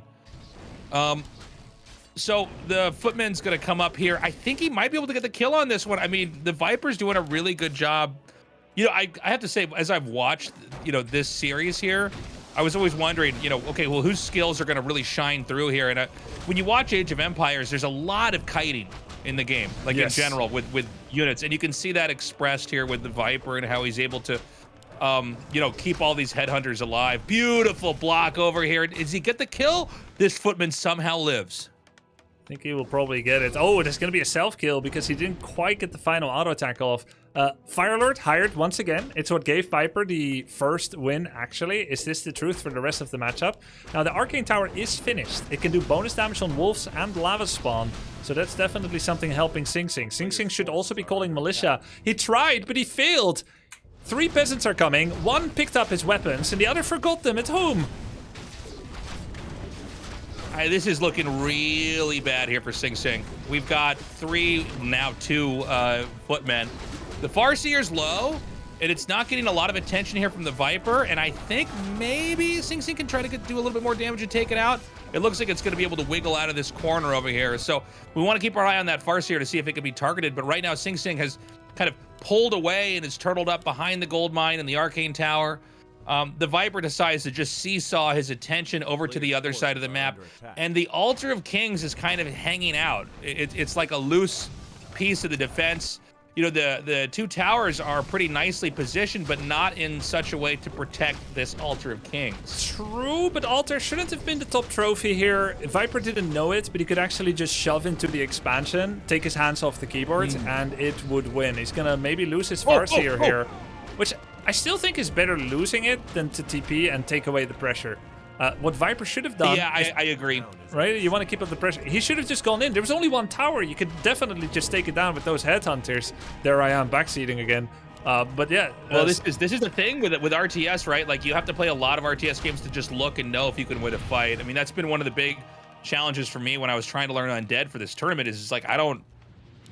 You know, sometimes I'm like going into fights and people are like, "Are you insane?" Like, but that was definitely a moment where the Viper probably had a lethal move up his sleeve, but instead decided to go the conservative route. I can't say I really blame him either. I mean, he's got the lead. He just has to basically, you know, be Captain Careful here and try to maintain this. I do blame him.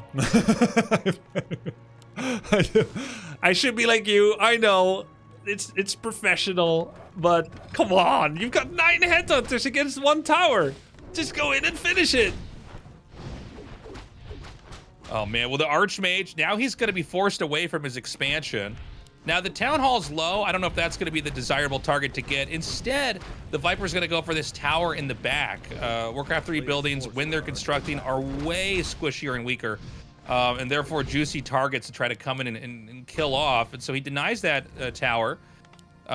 The Viper basically looking for value right now. I believe that Farseer's back out, so he's going to merge that in with the rest of his army over here in the south. I think Viper might be overestimating the defensive strength of a tower. In Age of Empires 2, archers do no damage to towers whatsoever, almost. And that's not true here. It's not quite the lethality of StarCraft units against 1 photon cannon, who would just not even respect it at all, but it's really not that strong. Now, having said that, Viper's still in a great spot. He's making headhunters and raiders. His Farseer is back. But Sing Sing is getting a lot of time, and he's trying to remake it by making his altar at home. He's going double racks. He's pumping footmen. Now, finally, Viper feels his confidence to move in. That's a lot of headhunters, Tasteless. Yeah, I mean, there's so many headhunters. I think there's no way to recover from this. The Archmage is pinned in the back. He's going to town portal, but I think no matter how you cut this expansion's going to go down. Yeah. You know, the tower is once again reset. The Arcane Tower is being targeted down here.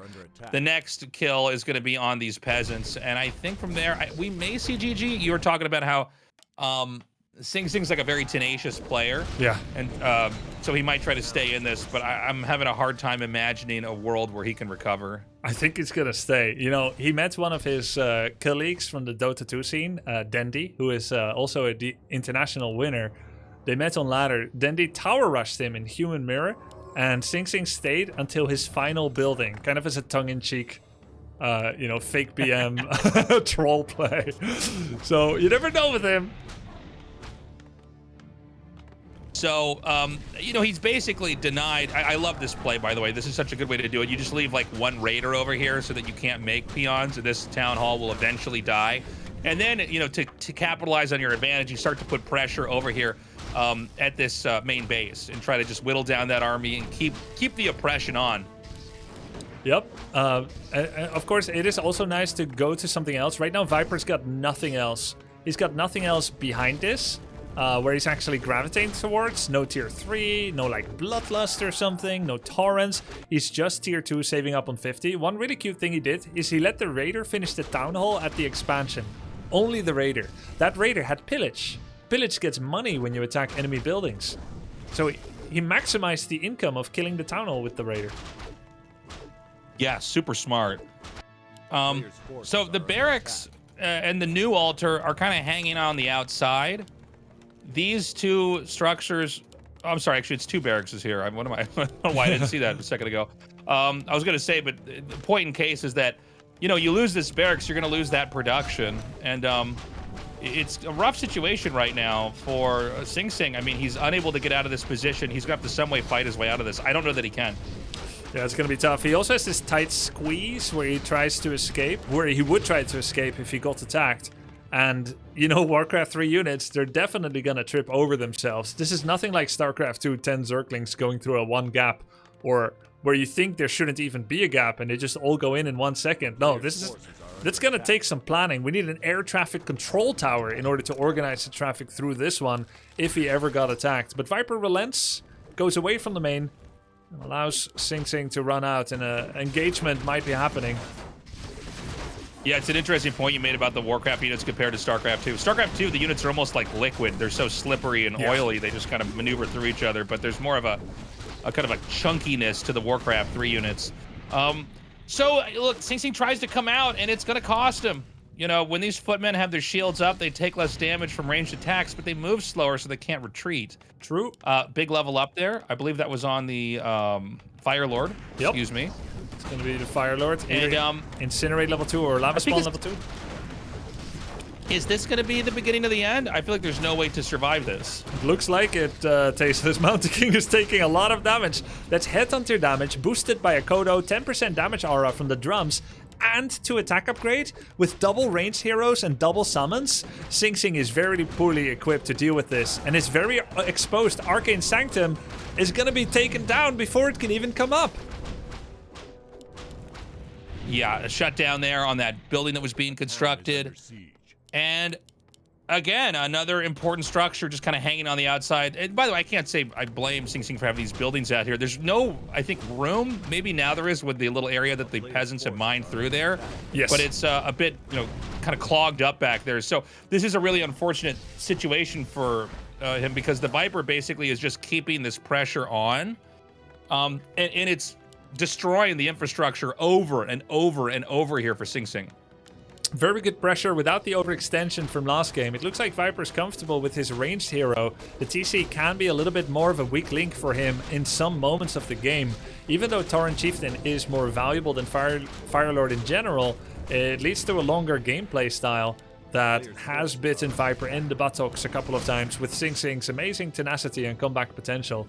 So here he has his double ranged hero. Again, we see him forgetting his Firelord. I wonder what's happening when this happens.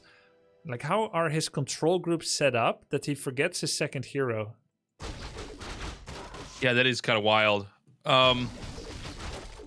So the Viper's backed up. I think this is a smart play. Like, if you're not getting any opportunities to go on the map or you know, to take units off of Sing Sing, you might as well just go and farm out these creeps, try to get to that level 6 as quickly as possible. Firelord is going to try to run the gauntlet. This is one game of Frogger that he doesn't want to mess with. No Stormbolts around. Sorry to interrupt there for a sec, but I thought we had an impending Firelord blunder potentially. Oh man, there's so much damage from these headhunters now. They're going to start to take out these riflemen. And I mean, we're seeing the retreat once more. It just feels more and more impossible here for Sing Sing. And you know, unlike the previous game that we saw, it's like I don't see any kind of opportunity. I don't see a weak hero. I don't see, you know, a hidden base or anything like that. So this is just getting worse and worse. He did cut out those trees that you mentioned previously with the Arcane Sanctum finally being able to be made in the back as he chopped away enough trees for infrastructure. Nature making room for industry. Making those priests is able to get some dispels maybe for the lava spawns and wolves. But meanwhile, the Viper has not been sitting idle, Tasteless. Look at this main base. Yeah. I mean, he's continuing to just wipe everything here on the map. Sing Sing, let's see, what is he at level-wise? He's level 3 and level 2. Whereas we've got a level 4 Firelords, and then the Farseer is level 4 here right now. Wow. I think we're about to see another engagement. Lovely item inventory as well on the heroes. Even though normally you wouldn't want so much defense on ranged heroes, for the Viper it's going to be real useful. If he loses his second hero, will actually come back to life now. He's got Ankh of Reincarnation. Farseer has Potion of Invulnerability as well. Looks like one rifle might be shaved off. Sing Sing tried to do a deny, but he didn't quite get the kill and ended up helping his own rifle die. The noose is tightening around Sing Sing, and Viper's the one that is inflicting that. He comes out with a TC third as well, Endurance Aura. He's just over 50 pop because he needed to... He felt he needed to make a hero and he had no population space otherwise. So he might as well open up with more unit production as well. There's no more point to stay at the 50 pop cap to save up some money.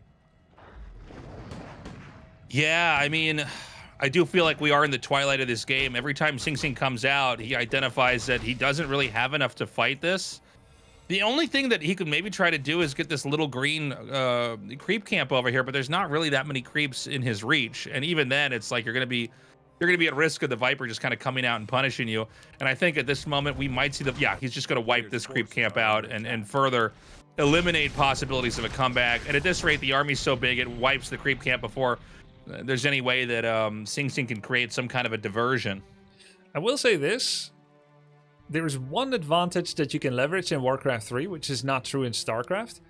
The upkeep mechanic. Upkeep mechanic is such an interesting strategical decision-making influencer. Yeah. Because Viper's at 59, which means he wants to fight. That means every second he's not fighting, he's getting less money. Every second Sing Sing isn't fighting, staying at 50, which is very disciplined considering the circumstances of having so much army around him. He's saying, no, if I'm going to come back at all, I do this from 50... Oh, never mind, he just made 2 rifles. Oh, he just broke it. But... No, Sing Sing! Although I'll tell you, man, when I was trying to learn this game, I found myself breaking that a lot.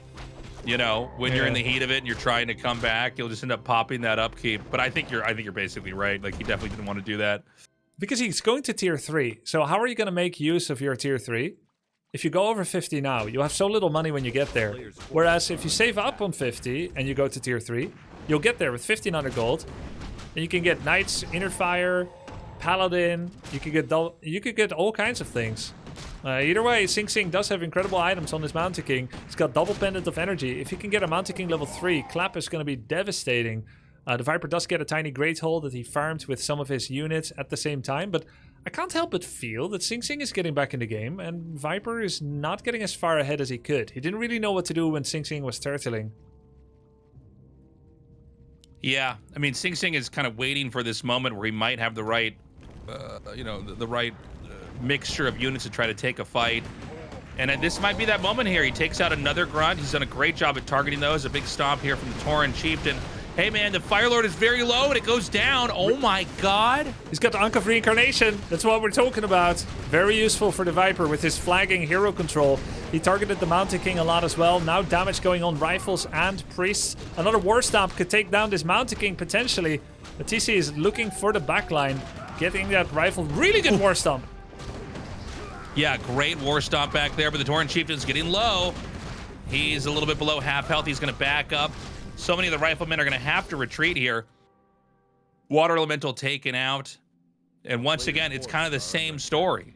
You know, Sing Sing unable to advance on the map. We've got that second base, and while Warcraft 3 a lot of times is about hero levels and abilities, if you run out of gold, that's going to be it. Yeah. And so right now we're looking at Sing Sing's base. He's at like 1.8k. He's mining 10 gold every, I don't know, 2 or 3 seconds. So there is a clock on here. Like, if Sing Sing can't make anything happen in the next couple minutes, he is going to suffocate economically. Yeah, true. True. He probably doesn't know about that expansion. He might be aware that potentially it's happening, but that clock is ticking. Every second, a second passes for him. He does get a Paladin out as a third. That's going to help him keep his Mountain King alive a little bit more. So, looks like the Tauren Chieftain's going to be sent back home. I think he wants to item up, basically, over here. I mean, the Viper knows he's, like, in a very winning position, but he needs to basically, cross his T's and dot his I's. And I think this is a very smart move to go all the way up here to this big red creep camp. Let a couple more levels come over here, and then probably come down and try to poke out that inevitable base. Because there's a lot of different ways that the Viper can play this at this point in time. Sing Sing has basically only one way that he can play this, and that's to try to sneak a base up over here. Yeah, I guess he could. It's so expensive. He does have the lumber surplus necessary to invest 100% of his lumber peasants to throw up that expansion. But he would need to save up for it for a full minute, spending nothing else on army, so his army won't grow. Yeah. Alternatively, maybe I'm dead wrong on that. So in this situation, I mean, how do you want to play this as Sing Sing? Do you want to try to take it with a fight then? Just spend all your money on items and kind of YOLO it? That's pretty much it. Don't buy Town Portal. Just do one final fight, unless it goes so well that you do just enough damage, but you don't win and the game goes on, but the expansion is dead. He invested in tech. Yeah. He's got his Inner Fire tech upgrade ready. He's got third hero Paladin. He's 64 pop. Most of that is not in workers because he lost some. And then you see Vipers at 68. So army size wise, kind of similar. Viper does have higher levels, but they are of lower quality. AMMK Pala is better quality than the Farseer and the Firelord. TC is high quality, but he's only level 2. Like for the late game, that is. Farseer is a good rushing hero, don't get me wrong. But for the late game, those human heroes are better. So, high-tech army, good upgrades, inner fire, triple hero. Sing Sing wants to fight one battle. His main is almost empty. He wants that battle to be in the next minute, Tasteless. Yeah. The Viper cleans up the second big creep camp. We're now having Sing Sing move out. That gold mine, by the way, it's at 100 gold. It's about to go away. Wow. And from there, it's all up to Sing Sing to try to make this work. Now, the expansion is completely exposed. There's not even a burrow here. Yeah. So we could come here and take it out. By the way, obviously, it should go without saying, but we'll point it out anyways. Both these guys mine out at the same time. Yeah. So Sing Sing's going to try to basically take this base out and then make it a super scrappy game. Double summons once again.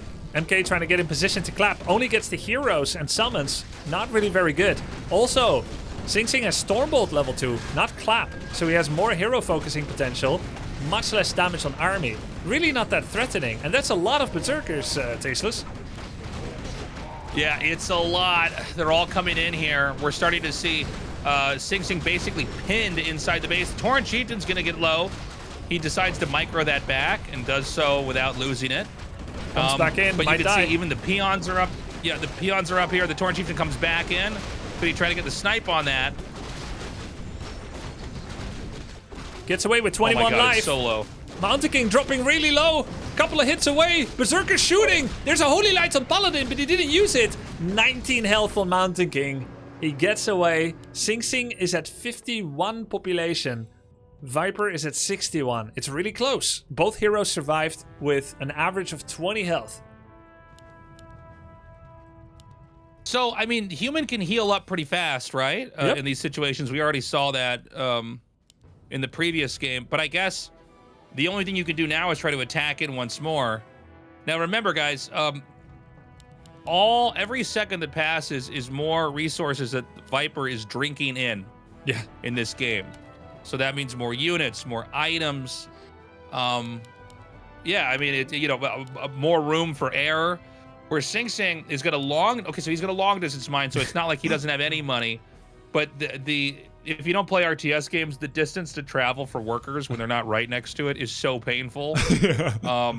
Does this happen in StarCraft 1, long distance mining in the late game? Every once in a while. But once you're long distance mining, the entire game from that player's perspective is to make it so that you're not long distance mining. Does that make sense? Yeah. So you're saving up for a hatchery, essentially. Yeah. You're doing anything in your power to start a base, because once that base is there, then you immediately are back to a normal functional economy. Yeah, but I don't think that's going to happen for Sing anymore. I think you might just buy one item from the long distance income. It comes in chunks. You buy item, that's your power spike. Now it's time to go. Okay, this might very well be the last fight of the game.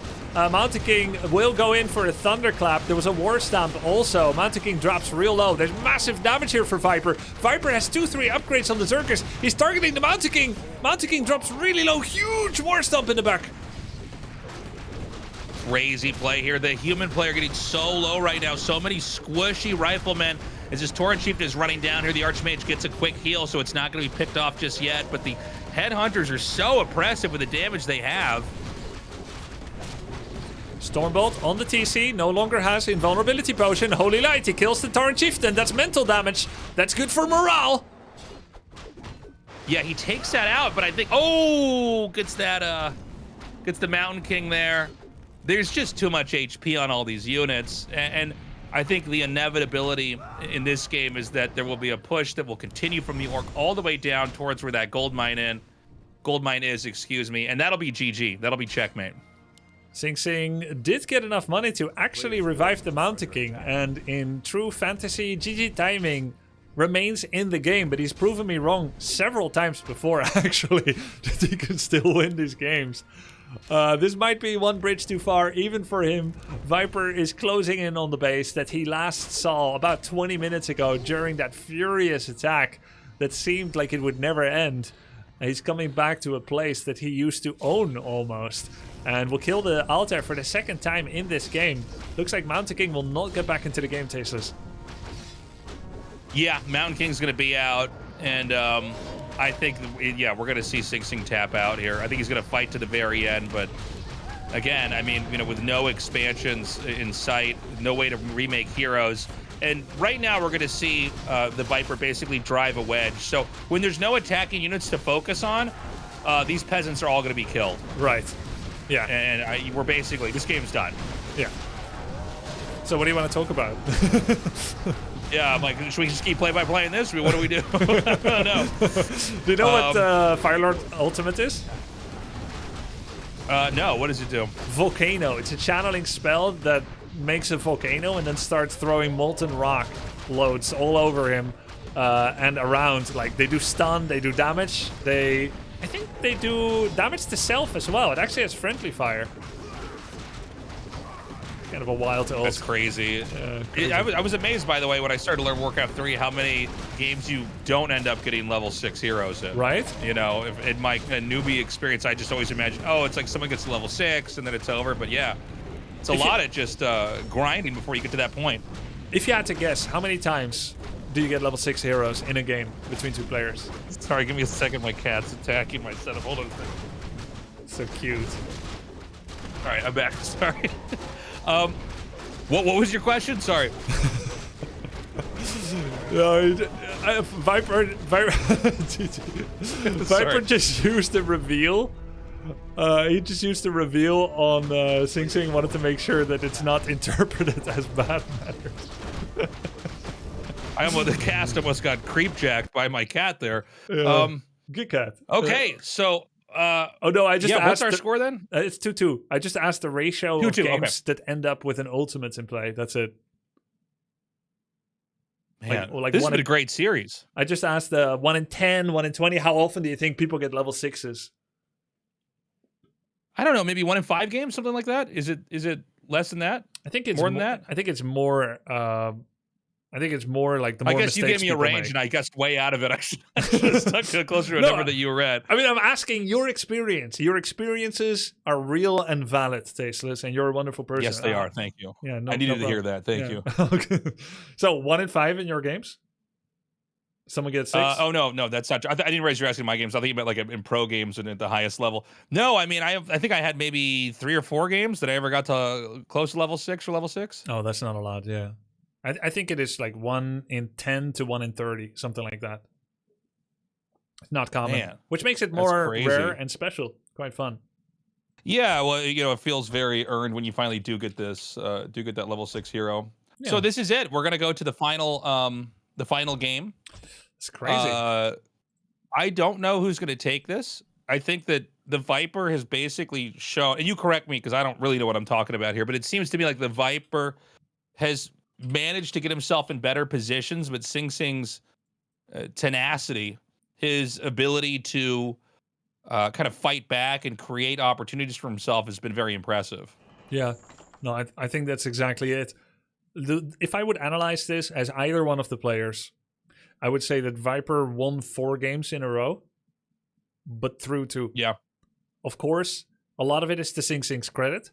I would say that Sing Sing both won and lost those games. This is how I analyze as a pro. Like, I guess it's not really. I mean, I shouldn't be sharing it because it's easy to misinterpret for viewers. But like, when you're analyzing as a coach or as like a player, you're like, okay, did I make game losing mistakes? Did I fall behind where I should have lost? And the answer is yes in many cases for Sing Sing, and for Viper, like he should have won those. Like those are his. But then he blundered. So then, of course, he shouldn't have won those. But you see kind of what I'm trying to say. Like, as I struggle to explain that, but that's how I analyze. So Viper would have to like improve his late game in order to close out games that he earned. Whereas Sing Sing, his job is to change up the game flow.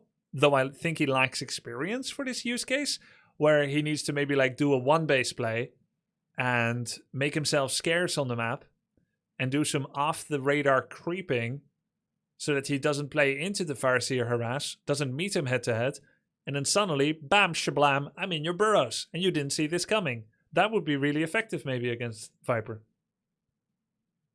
Yeah, when I look at the Viper, and I was saying this earlier, like we have a whole bunch of people from different backgrounds, right, in this tournament, but the common thread is that they're like RTS people that didn't play Warcraft 3, right? Myself included in that. But I think it's also fair to say that maybe the Viper is the best player, even though obviously Sing Sing's extremely skilled. I mean, the Viper is one of, if not the best, Age of RTS Empires player. I don't keep up with competitive Age of Empires that much, although I would love to learn the game and try to understand it more. But when I look at how he plays, he seems to kind of have a very good decision tree of how to approach the game and how to try to get himself in a good position. But one of the things about Warcraft 3 that I feel like is very different from all these other RTS games is the way the late game operates and kind of what you're supposed to do with your advantage. Yeah, and how is it different, you feel like? So, like, I'm a StarCraft player, right? So, for me, it's just about gobble up all the resources on the map, right? And kind of any base you take, they can't have. And, just suffocate them, make it impossible for them to play, assuming that you have this kind of overwhelming lead, but you don't know what to do. Like Artosis said a long time ago, when you're ahead, get more ahead. But I think in Warcraft 3, it's not always obvious, like, what exactly you want to do. I guess, like, try to get more heal scrolls, try to, pick off units when you can. But what we've seen with the Viper is he seems to get into a good position and occasionally loses control of the game in that process. Yeah, no, but that's definitely true. You can't just sit back with bonus income. You have to also compete for the extra resources. You know, Age of Empires has stone, gold, wood, and food, 4 resources. Warcraft 3 has gold and lumber, which on the surface of it, macro-wise, looks really simplified compared to Age of Empires. And looks even more simplified compared to StarCraft as well, because in StarCraft, you're constantly expanding. In Warcraft 3, you sometimes expand. So on the face of it, macro-wise, Warcraft 3 looks really simplistic. A little impoverished maybe even in the macro department. But there's other resources that are a little bit less transparent, such as, like you said, the heal scroll, the item resources. How do you compete for those? The creeps on the map, which are kind of like pseudo expansions as well that you're fighting over with your opponent as they give gold and items and XP and so on. Yeah. It's so, I mean, if the Viper, I think, can kind of do what he's been doing in all these games, I think he's going to be in good shape. And it does seem like, and you could tell that this is like why he's a good tournament player, is he's making these like adjustments from game to game. And so, yeah, I don't know. I think if I had to guess who's going to take this, I think it's going to be the Viper. Yeah, I think I feel it's going that way as well, because Sing Sing hasn't adapted. We see Firelord or TC opening from Viper. If he looks at the stats, he can say Firelord 2-0, TC 0-2.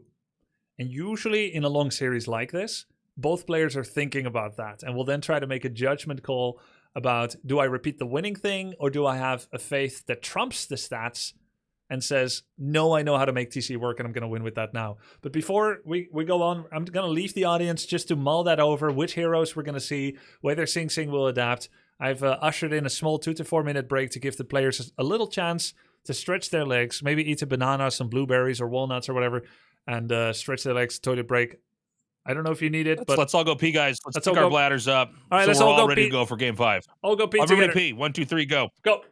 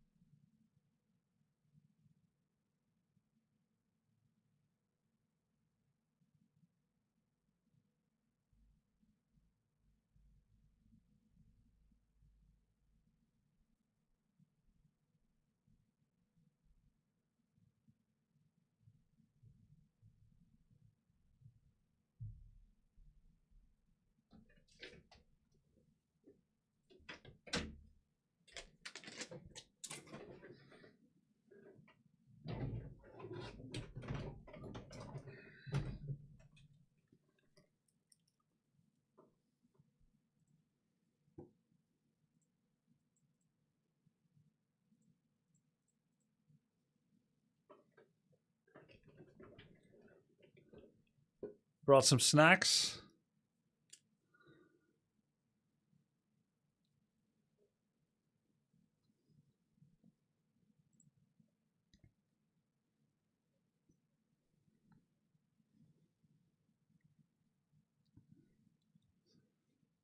Then what was I going to do? I was going to do something when I got back here. Oh yeah, I wanted to check what's next.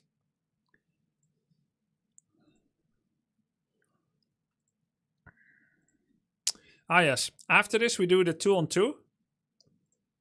And then we're going to do the upper bracket semi-final. So the winner versus the winner. And then we're going to get to the second half. So that's RedPanda versus either Sing Sing or Viper. But first a little best of 1 2-on-2. I'm back. Oh, we're going to do the 2v2 first? Yes, 2-on-2, and then the upper bracket semis will be next. Okay. I'm sorry, I just got back here. We're going to finish this match and then do the 2v2, right? Yeah. Okay. I was like, wait, what? I was like, all right. No, this is really unorthodox thing that we're doing. I was like, this is just crazy. Like, why don't we start one of the other best of 5s and then come back to this one? Like, keep the suspense going. Would you have disagreed? So it's your tournament, man. You can do whatever you want. Okay, fair. Okay, cool. Well, I'm ready to go if our players are. I'm finishing a little snack. I get hungry from watching these games, man. We burned a lot of calories casting that, Grubby. Yep. This is fun, by the way. I've really been enjoying this. I know I definitely don't know enough about the game to have any authority when I talk about it, but it's been cool to learn. You make a lot of good assessments based on your RTS experience, and it's fun to learn the game through these casts as well. Kind of see what decisions they're making, seeing the game flow a bit. Yeah. No, this is a really interesting concept to kind of bring people that, because RTS games, I mean, they're so difficult to learn. So it's hard to kind of get people into them, and then they do what they're kind of supposed to do. But when you get a bunch of people that are good at RTS games but aren't, familiar with Warcraft 3, it makes for a very interesting situation. If you ever do anything like this in StarCraft Brood War, you're looking for a very, very mediocre one-basing Protoss player with limited XP, hit me up. I will. I actually kind of want to do something like this for Brood War. That would just be... Yeah, I'd be interested to see how everybody performs. So we're going to do this on... What is the next... Is the next map Tide Hunters, or is that just the map we haven't selected yet? Yes, it's Tide Hunters. It's the remaining map. In the pool. Looks like Viper's ready, just kind of waiting for Sing Sing. He looks super locked in. I think he should just start it. I think his client might still be bugged. Let's see. I feel like I would just shock him, but... Oh, he says ready. Oh, okay, good. Then let's send it. When I used to play StarCraft 1, way back in the day, before I knew anybody from anything, I used to play like one base lurker drop, slow overlord on Lost Temple, ventral sax. I know exactly what you're talking about. I used to do that too. Nice. That was before I picked Protoss. I'm like, well, this is pretty fun. You just put, you drop 2 lurkers into their base and they leave the game. Yep. Yeah, one hatch lurker is what that's called. Yeah. One hatch lurkers, and then like one Nexus Reaver drop. I think I did one base Terran as well. I had a 2-base Forge fast expand into 12 cannons into carriers, no other units. Just a lot of noob builds. Yeah, it's a funny concept in RTS games is when you start to realize you have to get a base up. Like in a lot of them, you have to try to figure out how to like get somewhere and then double your income or close to double your income. Yeah, exactly. It double felt like a lot. Anytime I got to like 3 base, 4 base, it was very common to get to 3,000-4,000 minerals, which I guess happens to people new to Warcraft 3 as well. Like 2k gold, we've all been there. Oh, that happens to me where I'm like microing so hard and I realize I haven't made a unit or a building in minutes. It's crazy. It's more okay to do that in Warcraft 3 because there's a bigger emphasis on micro, but don't go overboard like that, right? Right. Well, it's funny because like in a game like Warcraft, like because I come from the StarCraft background, right? Like I would tell somebody if they had too much money, I'm like, make anything. Yeah. Yep. Just make anything. It doesn't matter. Like it is, you have to spend your money. But yeah, if you just make anything in Warcraft, it's like, well, now your upkeep's over, and now you don't have the room to make these other important units. And in a lot of these games, in Warcraft, you're trying to kind of compose this ultimate army. Yeah. Or, you know, maybe around 80 supply. And that is comprised of X number of this unit and X number of, or Y number of that unit. It's not like that in StarCraft, where you're like, you're going to get to 6 Marauders, and then you'll never make them again. And if they die, you don't replace them. Right, exactly. So we got this game started up, and we're gonna have creeping again, and it's the same formula, guys. This is so far this tournament is the Farseer Rush tournament, and their hegemony over these honorable human players and even more honorable undead players that are just trying to play normal games. Oh, you make it sound so hard for an undead player to, you know, exist in this world. Well, it is for me, at least. Well, you got to see what Turin's gonna do to them. He's got some special tactics to punish exactly this type of playstyle. We might be able to see it. It kind of depends. Not on the same half of the bracket. Where's Sing Sing go? Okay. He's using his militia to creep a camp. So, right now, the Farseer is just staying on the outside. He's doing whatever damage he can do to these units. I think the push away here from Sing Sing's been pretty good. It looks like for the time being, he probably still has the option to expand. We're going to see. We did have one game where he went for a 1 base. But judging from this, are you able to tell what his intentions are? Oh, maybe he is going to 1 base because he's already getting tier 2. Yeah, there we go. It's actually not a terrible map, I feel like, for going for an expansion. Logistically, it's nearby, small map, close to base, so you can summon militia often. But he's gonna tech. I don't think he liked the game flow. I feel like Sing Sing probably liked game flow where it gets to a decent, fair game state, where he doesn't have the benefit of bonus money, but at least he gets to play with Mounticking.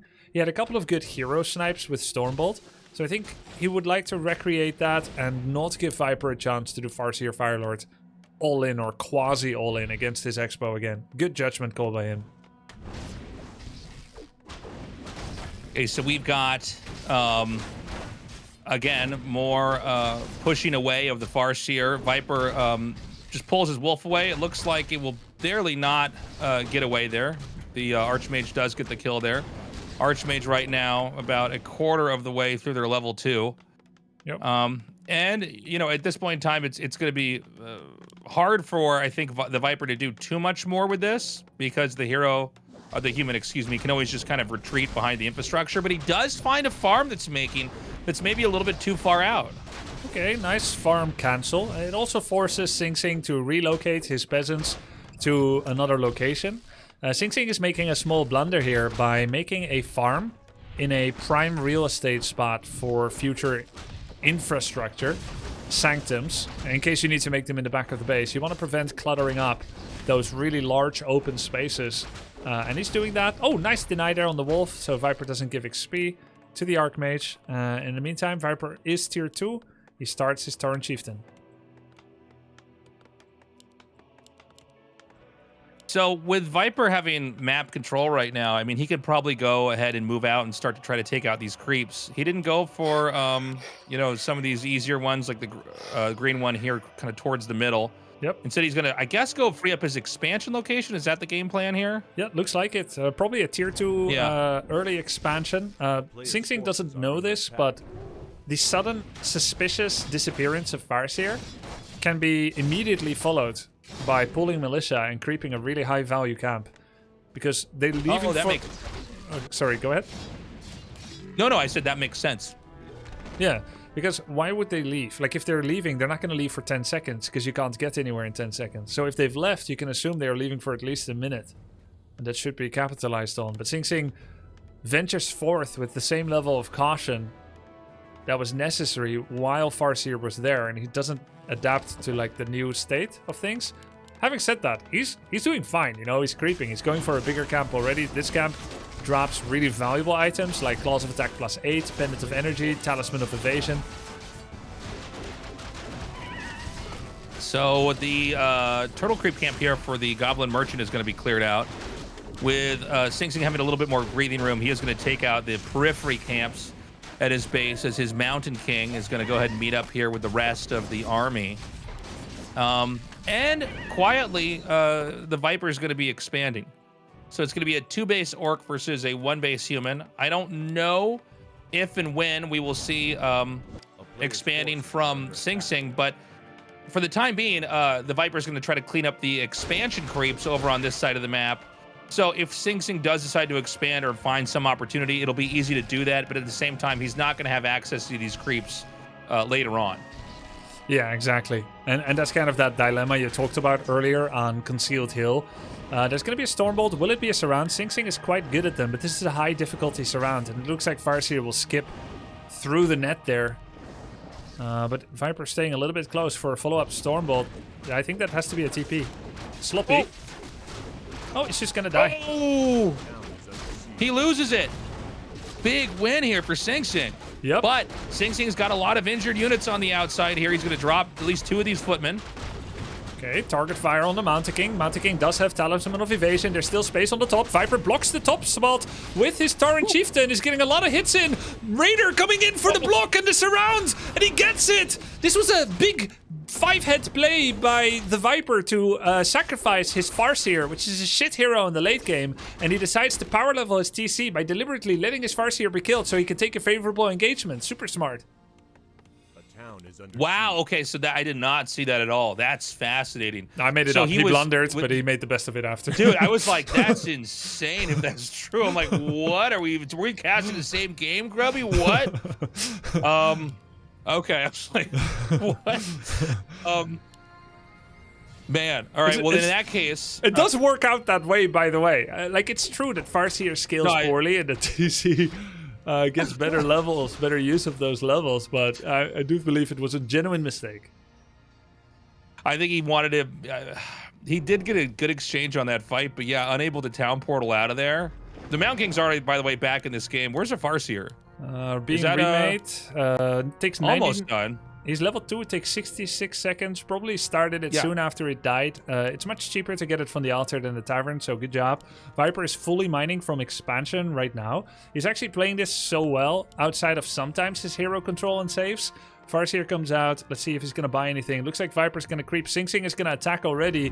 The correct play here for Viper would be to finish the entire camp and then just TP on top of the expansion. I wonder if he's going to try and run away from this camp, which is actually kind of tough.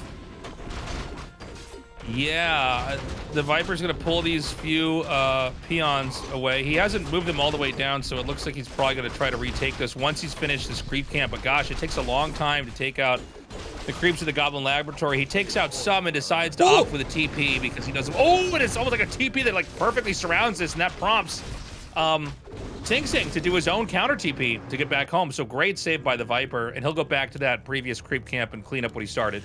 Yeah, will he? He dropped the big item. I couldn't see what it was. He may never remember it again. There was a high-value item. I mean, it could be anything. It could be Devotion Aura. Could be... Hell, it could be True Shot Aura. One of them gives damage. One of them gives survivability. So both very good. Looks like the church is coming in to convert. But it looks like the Viper does not abide by this religion and will kill the priest. Feels kind of sacrilegious, but gets a free unit. Viper is at 51 population. The very worst pop you can be at in Warcraft 3. Yeah, getting below 50 would put you at that no upkeep, basically. We're going to have what could be another engagement here. These players are going to be running right into each other. The Farseer calls out the 2 wolves. We've got Chain Lightning coming down. Looks like one Headhunter in the front is picked off. That's going to be traded out here for a priest on the other side. Mountain King at about half HP here. No obvious targets over here on the human side of things. And so he's just slowly pushing his way through. The Riflemen are not being microed back, so Sing Sing's going to drop another one. That's going to level up that Farseer. Another big thunderclap there, dropping the attack rate, movement rate, and damaging the Headhunters. But there's a heal scroll offsetting much of it. This Mountain King is not level 3. He does not have his power spike. Viper did all of this without War Stomps. TC nonetheless standing in the middle, taking up some of those shots. Viper's able to beat Sing Sing around the head with money, basically turning Sing Sing's battle plan in game 1 and 2 against him. having a 2-base advantage, and Sing Sing is really up against it. Now, navigate into those arcane towers at your own peril. He's going to burn 12, I think, mana per hit. Something Viper wants to avoid as he smartly pulls back. The losses he had also dropped him under 50, so he's maximally mining again, 20 gold per second. But he's going to pump over. He wants to keep up the army pressure. He's got a strong army. Now, what does Sing Sing do from here on? Yeah, I feel like Sing Sing's in a bit of a tough spot. We do have Town Portal Scrolls here, in the pocket for the Vipers. So, I mean, he's going to clear out these big creeps, getting the item from the level 7 turtle. And then he can probably just Town Portal back home and save his base again, right? Yeah, very probably. You can aim that TP as you saw before. Got the surround on Sing Sing, I imagine, very similar now. But he's going to TP without some of his army. The TC is not there. This is the blunder. But Sing Sing didn't wait to find out. Okay, well, it turns out it was okay in the end. He drives him back, and, he got... I didn't actually see how many creeps he took out at that bottom left base, but, I mean, he got value. All of it. I think with his second base, you're happy to just buy another Town Portal Scroll and go back to it. He got every single creep in the bottom left. Viper continues picking off those creep camps that are nearest Sing Sing to further make it difficult for Sing Sing to be on the map. Sing Sing fully embracing the concept that human is a TP race. He understands this very well. If you're out of position, because you don't have a speed aura or speed scroll, you need to get out. So he'll always buy a town portal before going out of his base. But that does make these moves very expensive every time he gets away. And look at the movement speed on those raiders. Endurance aura level 2 with the TC level 4. He's got double invulnerability potion, double heal scroll on the Tarn Chieftain. TC moving in for a war stomp. It's big! Nicely done. He's going to start to pick off some of these riflemen over here in the front. And once again, Sing Sing really doesn't have an easy way to try to, extract value from this interaction. I mean, more riflemen are going to fall. We're seeing almost no losses. Maybe an overextended raider up here. Yeah. But again, it's a game where, maybe the Viper can kind of afford to do that. So another rifleman on the outside is picked off. And similar to, I can't remember which game it was, but one of the previous games we casted, we were talking about human infrastructure being on the outside versus being on the inside. And if Sing Sing can't win this fight, all these buildings on the outside are going to be very, very vulnerable. True, that would mean no Sanctum anymore. TC comes in for a big war stomp. Arcane Towers now get retargeted to TC. Sing Sing has a lot of eye for detail, but he just doesn't have the numbers. He's trying to get a Thunderclap. The Orcish Horde is here. The coming of the Tides of Darkness is upon us as they crash upon the shores of the Alliance. Human and Dwarven and Elven kind rallies in the back of the base as they try to hold on for dear life. But the Viper's relentless onslaught is not going to abate anytime soon. And Sing Sing is up against it. He's against the ropes, Tasteless. This is looking really bad, man. I mean, more pick-offs over here on the outside. The Arcane Sanctum, it may end up being picked off. Probably not before this priest will get out, but this is going to have to be remade back where the wood has been cleared out over here in the back. And I mean, I don't know. I would love to see a way that Sing Sing could come out of this, but I feel like this is ultimately up to the Viper to just basically play a clean game, right? Yes. Push through just kind of rinse and repeat. Whether it's through, chewing away at what Sing Sing has, or it's just letting Sing Sing mine out and then not expand like we saw in the previous game. I think they're all acceptable. Yep. Now, there's one more camp here for Sing Sing. He's going to try and take it, but by not standing on the high ground entirely, now with daytime vision, I think Viper gets a glimpse of it. You hear the sound effects. You see the units. There is a potential for catch here. The ensnare is going to go on the Mountain King. TC doesn't have War Stomp. There's the second ensnare, the surround attempt. There's still a gap. There's no more gap.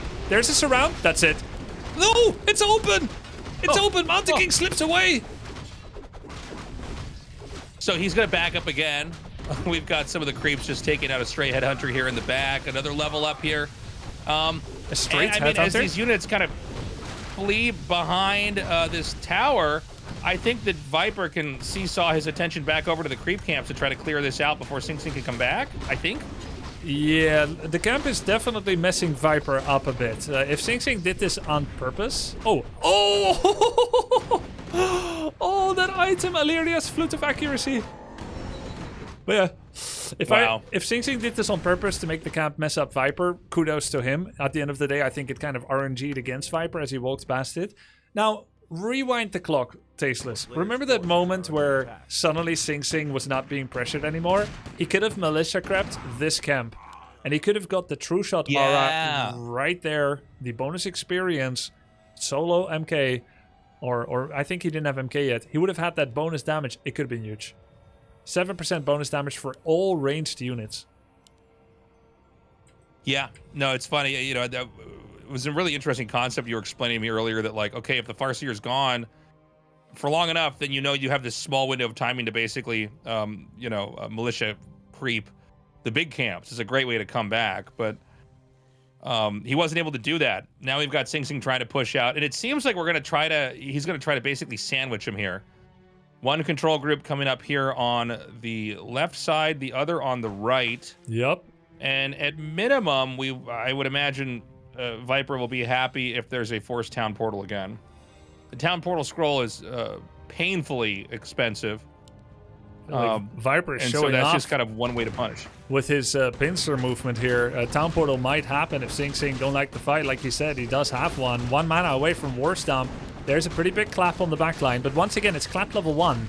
He has Stormbolt level 2, so the only chance that Sing Sing really has is to focus hero, in my opinion, with the way that he picked his abilities. No losses for Sing Sing. Credit to him, he gets away, and he's at 50 population. Now, maths talk. If you don't like maths, make sure to think about something else like your favorite food or your favorite person in the world or anything. Just drift off for a bit. Math-wise, Sing Sing right now is getting 10 gold per second. I call that 100% income. There is 2 bases for Viper. He's getting 14 gold per second because of the 30% upkeep. That's only a 40% difference. Now, additionally, there's only 30 pop left for Viper to fill out to 100. If Sing Sing just saves up as much money as possible in one base, he can make it to 70 population once, and Viper will only be like 80 because he's probably gonna pit stop at 80. There is a way for extended one base situations to turn into a 70 v 80 fight, even though that goes against all logic from any RTS. However, that way is usually not looking like this with raiders picking off priests. Oh my god. Yeah, these are 3 priests that just never going to see the light of day again. Really didn't get that much value in this game. Ooh. And it's plays like that that are going to allow the Viper to basically be unstoppable. Yeah. You know, that are going to allow him to be so oppressive on the map. And those 3 priests were so needed because Sing Sing is investing in tier 3. They would have given Inner Fire, which gives 5 armor and 10% damage output. You can put that on heroes. It was very useful in the previous game, though it wasn't quite enough. So now he has to start remaking those priests. He is understanding the concept well to stay at 50. Might get a creep jack against the Viper, though. Viper realizes, hey, I don't need to creep. I already have TC level 5. Boom. Thunderclap level 1. War Stomp level 3. The Tauren Chieftain's going to move in here for a big stomp. And now, I mean, I don't know, these riflemen are so squishy. We're seeing the kiting happen, and now it's the 2 heroes separated from the rest of the riflemen and the priest. And it's the same story over and over and over again. It's going to be a retreat back towards the base. A lot of low HP units here that will be picked off. The hero's getting surrounded right now. I don't know if the Mountain King can make it back here. That is incredible. That is incredible. GG by Sing Sing. The Viper wins. Tasteless, we're going to get both of them in the post-game. I'm sure you may have some questions for them as well. We're going to get their thoughts soon. Yeah, I got to ask him how I can expand with my Crypt Lord versus Farseer. That's the first thing I'm going to ask him. But. Okay. Oh, man. No, that was a great series. Super back and forth. I mean, the Viper, again, it was so cool to see him just constantly improving. Whenever they're ready, I'm ready to talk to him, ask him some questions. That was incredible. It's so unbelievable to me that the Viper took this series, MMR-wise. It just goes to show that MMR really is just a number of your average, but doesn't say anything about what will happen on the match day.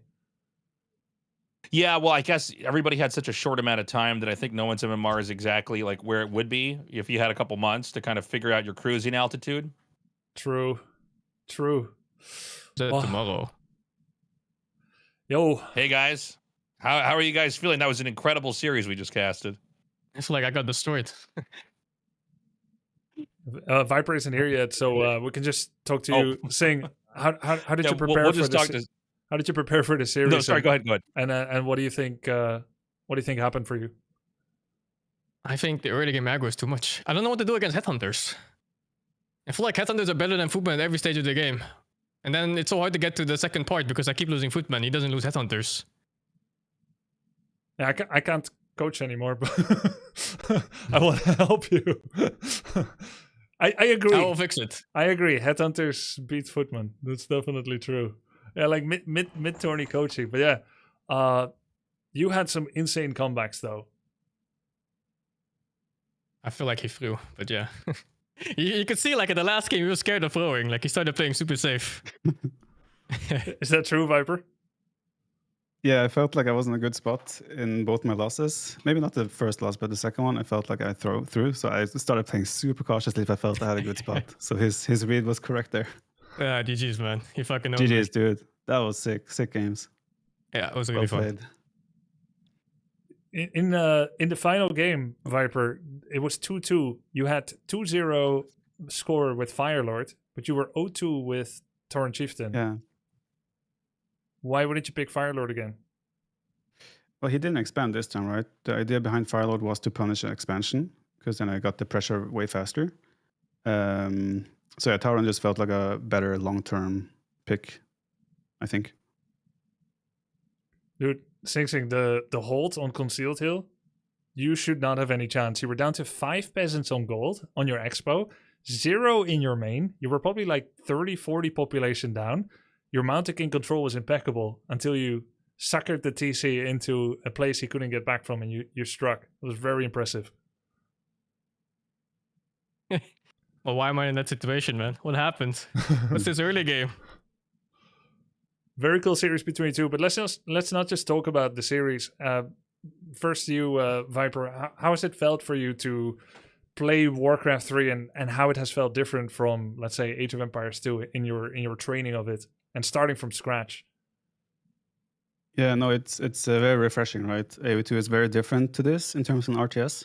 So it's been super refreshing just to sit down and grind some Warcraft. And yeah, I mean, there's no question. There's a reason why this game is still alive 25 years after its birth as well. It's just such an amazing game. There's so much depth, so much knowledge to be gained, like in most of these classic RTS. And yeah, Warcraft is no different to that. It's just an amazing game. I have a lot of fun. And yeah, like it's a breath of fresh air because AoE2 is very different, way more macro oriented. Here we have a lot more like these super clutch moments with the hero micro and such. And yeah, Sing's hero micro, that's the third or fourth game. I don't remember which one. I was so annoyed. He kept picking up all my heroes nonstop, and I couldn't touch his heroes. I felt like.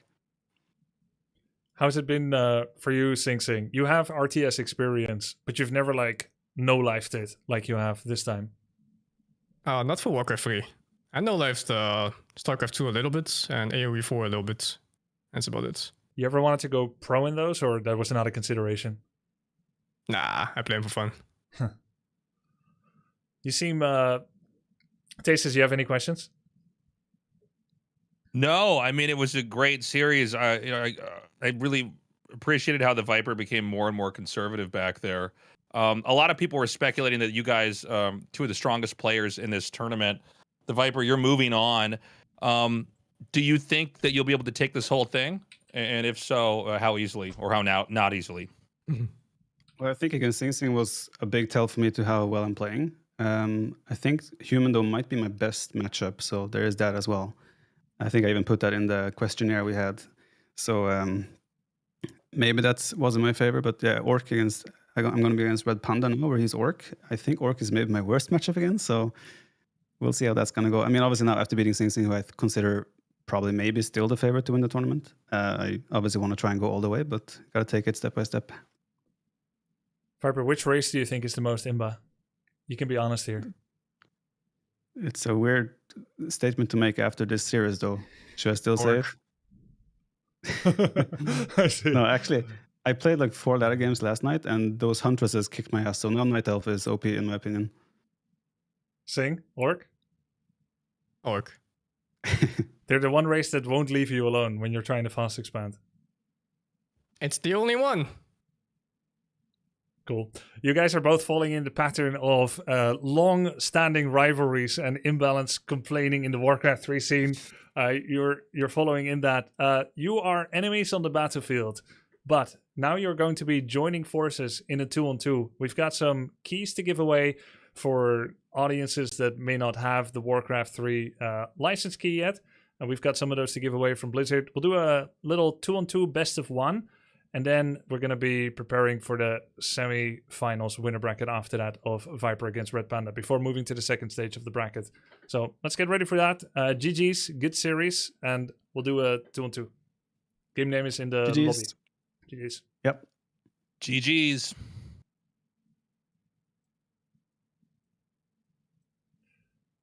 Okay, I have moved all of them away because Tasteless is going to be playing. They're going to be joining the 2-on-2 teams. It's going to be RedPanda and Tasteless against Sing and TheViper. No doubt they're going to do like a little bit of planning, like how shall we play this out?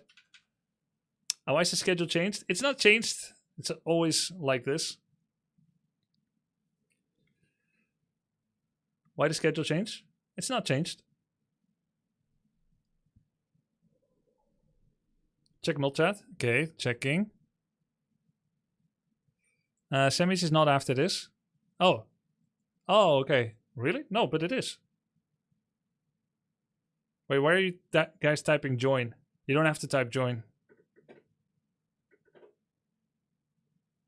I feel like it is like this.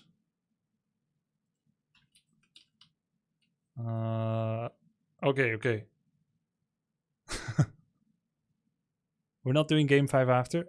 Yeah, I guess I remember wrong. it's the other quarters first. Let's see. I announced this myself, so just checking. Oh yes. Okay. I'll tell the players.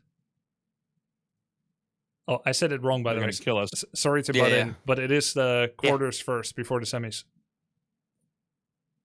Oh, so the other guys play first, and then we go to the upper bracket. Yes. So semi. you're gonna have a bit of a break, Panda. Okay. Yeah, that's fine. Okay. I can prepare myself mentally. Nice. I think I would favor you against Tasteless, based on what I've seen so far. Sorry to butt in. Oh wait, I'm against Tasteless? I thought the Aren't other you? brackets. No, the swap bracket is in the second round. Yeah. So you So like if I lose to RedPanda, I would swap to the other side, so we couldn't meet if you beat Tasteless. I see. I informed wrongly just now. We have the other quarterfinal winner bracket first before semifinals. Ah, okay. So we have a little bit of a break then. Yes, Viper. My estimation is that your break will roughly amount to 4 hours, but keep an eye on the, on the progressing games. Yeah, because we so have. it would be all right if I head off for a bit. Yeah, you can. Okay. You can turn off stream and come back later, however you like, right? Because we got 2 best of 5s, we've got the 2-on-2, and then we have the semis. Also, 2v2 is before the winner bracket semi. Yes, so it's okay. It's quarterfinals 3, quarterfinals 4, then a 2-on-2 with those guys, then it's your winner bracket semis. Okay, gotcha. Scheduled to be at 10 o'clock tonight. But we might be good. Tomorrow is insane. Tomorrow does have a bunch of best of 3s in the lower bracket, but it could be a longer day, yeah. I wanted to make use of Sunday Easter too, but it was planned as a 2-day, and not everyone can make it on Easter, so tomorrow could be insane, especially if you lose in first round. Okay, I'll leave you to it. Bye. All right, thank you. Enjoy. Yes, if Sing Sing wants to win, he will need to climb all the way from lower bracket round 1. Okay, wait, I don't have a co-cast for this. Maybe I can ask one of the players. I mean, it's 2-on-2. I can run it. Yeah, who from chat? I guess I could get Harstim. He's going to join for game 3 anyway.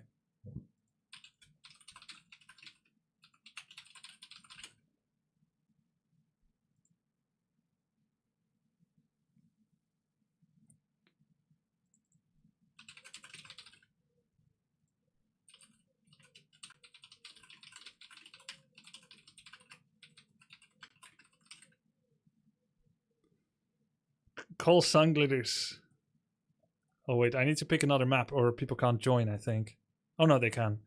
What's a good 2-on-2 map? Phantom Grove. That's the one I played against with Ampi against Tyler and Knopf. Phantom Grove. It's quite nice. Let's see. Ladder 4. There's Ironshire. I don't know that map. Phantom Grove is kind of cool. Yo, is that Hearthstone? Yeah, they told me to go here. Well, you sound so soft. Do you want me to speak louder? I'm turning you up. You were at 70%. What's going to be your average speaking volume? Like this. This is my average speaking volume. Okay, I'm putting you on 200%, but I swear to God, if you put the mic in your mouth sometime during this...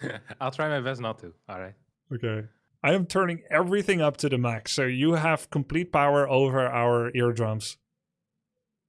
It's good to know. Yo, welcome, Hearthstone. Long time no see. Yeah, very long time no see. I've been enjoying it so far. The last series was legitimately very good. Sick, right? I was very close to screaming a couple of times. And I'm usually very calm and collected, so it's a big deal for me personally. You know, I lost my cool once or twice there. Can you lose your cool a little bit right now because you're still really soft even at 200%? Oh, you want me to actually scream louder? No, but just, like, do you have like any knobs that you can twist inside Discord? Yeah, sure. Like, is there a way you can max a bit? Knobs that I can twist. Yeah. I'm the knob twister. It's what I'm known for. It's what they used to call me in high school. I won't ask why. Don't worry about it. Tick TV used to do that to me. Twisting your knob? Yeah. When I was 17. Does that make it illegal? Really? Yeah. It depends on how old he was back in the day. I think he might be too. It might be kosher. Yeah. For those that don't know, Hearthstone is a StarCraft 2 tournament winner and played Warcraft 3 when he was like 14 years old. And he recently did little coaching and grind spree and ladder. He got to 1950 or 2000 MMR in Warcraft 3. Yeah, 2K MMR. He's not bad, 2K MMR. Yeah, but I played a lot of games. I got a lot more time than the boys did just now. Because they played, 2 weeks now? Oh, wait, did Viper think the break starts now? Do we just skip the 2-on-2? Yeah, but 2-on-2 first, Viper! Hey, does anyone have his number? Wait, let me message him. That's what you told him? Yeah, but not now! First the 2-on-2! Hey, can you still play the... Is he already offline?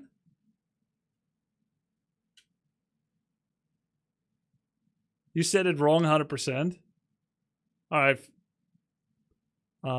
Did you already go off stream?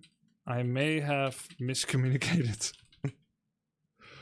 I meant 2-on-2, then 4-on-4, then break. No, it's okay. I mean, we can just do it later. Shall we just do it later?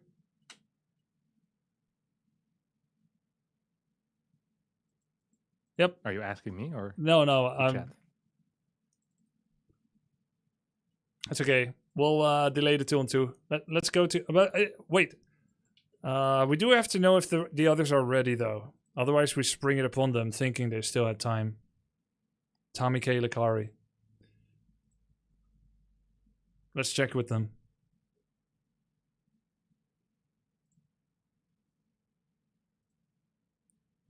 Can mods take a look? You can't delay Grubby Tasteless? Oh yeah. Can you play it now? It's better. Tasteless has to go to...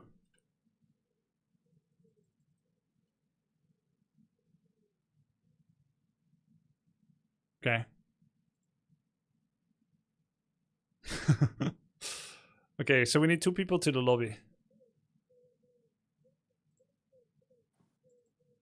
Okay, he's coming back. It's coming back. It's all good. Harstem, did you turn up your mic or you cannot? Is this better? Holy shit. Yes, it is. What did you do?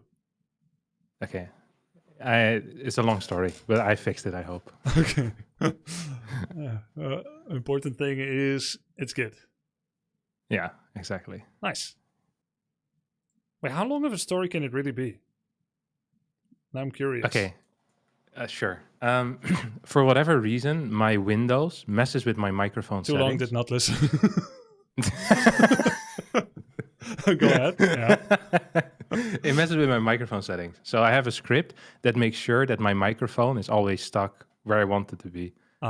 It basically resets my microphone settings to default like 20 times a second or something like that.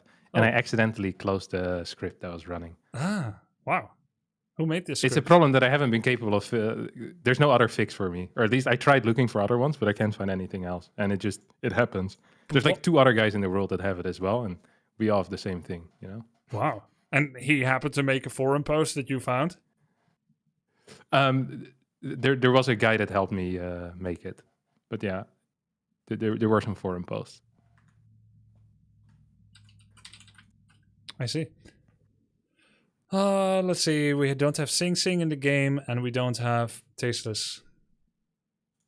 Do you need me in the game as well? You can be.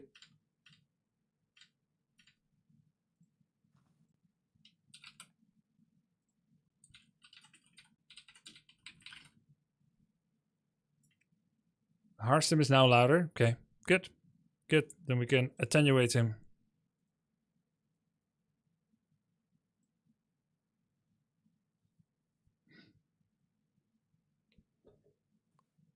Yeah, Viper, Sing Sing are going to be playing together. Tasteless is in the lobby, so we're just waiting for Sing Sing.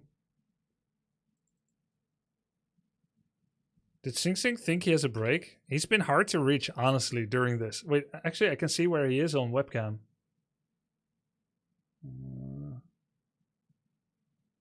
By the way, Harstem, if you want the webcam overlay from my mods, you can ask for it. It's too late. I don't do well under pressure, and I'm terrible with technology. So I'll keep it like this. It's fine. Okay, yeah. It's pretty easy. Like when you're not actively casting, if you're casting another series, you can figure it out in between. Okay, yeah, I'll do that. For now, this is too much. Yep, sounds good. I'm just a poor orc player after all.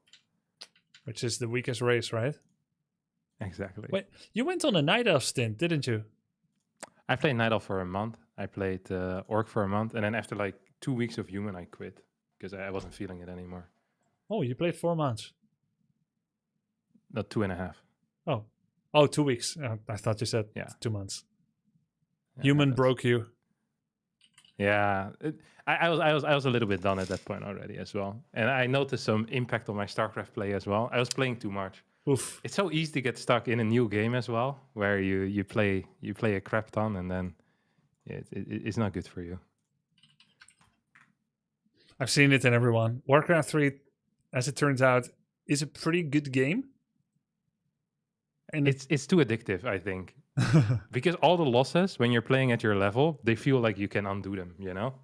It doesn't feel like it's like, that was pretty close. You know, if I just had not lost my hero 4 times to the creeps, I probably would have won that game. And then you play 5 more and you go 0-5, but you don't want to end on a loss and you play the entire night. It has happened a couple of times.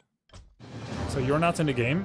I heard what you said. I can't respond because I have to quickly launch the game. But what I will do is I will stream the game to you. And then you can watch it from my Discord. Yeah, sure. Okay, let me set that up. I also need to set webcams up.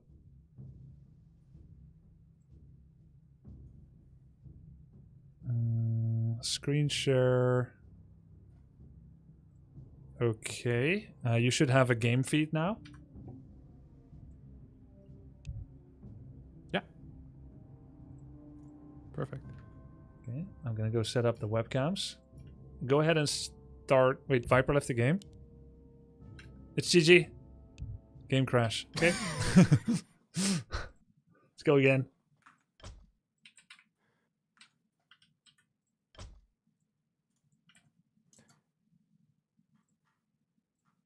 You can join now if you like. Yeah, I don't know how it works anymore, to be honest. The cross swords at the bottom. Okay. And then just the join one, and then I put the name in. Yes. Okay. Gotcha. Okay, then I don't have to screen share to you anymore. Moving player cams.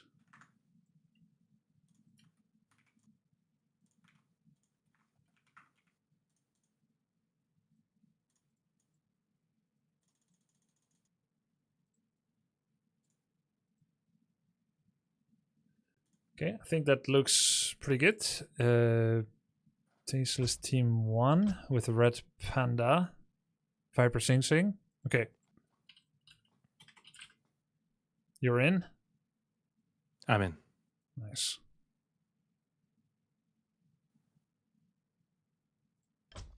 Okay, here we go. You mixed them up. Wrong. Wait, really? Oh, yeah. Wait, no, but that's okay. My mod can change it. Vivi, can you swap Viper and Sing Sing? Wait, yeah. No, wait. It's RedPanda. Swap however it needs to be. Swap however it... Just do it. Let me put this over. Put one over here. Put one over here for the 2-on-2. There we go. All right. Does that work? Right here. Bam. Whoever needs to be on those. No, it's okay, guys. The mod with the webcams, he's gonna be able to change the rest. Right?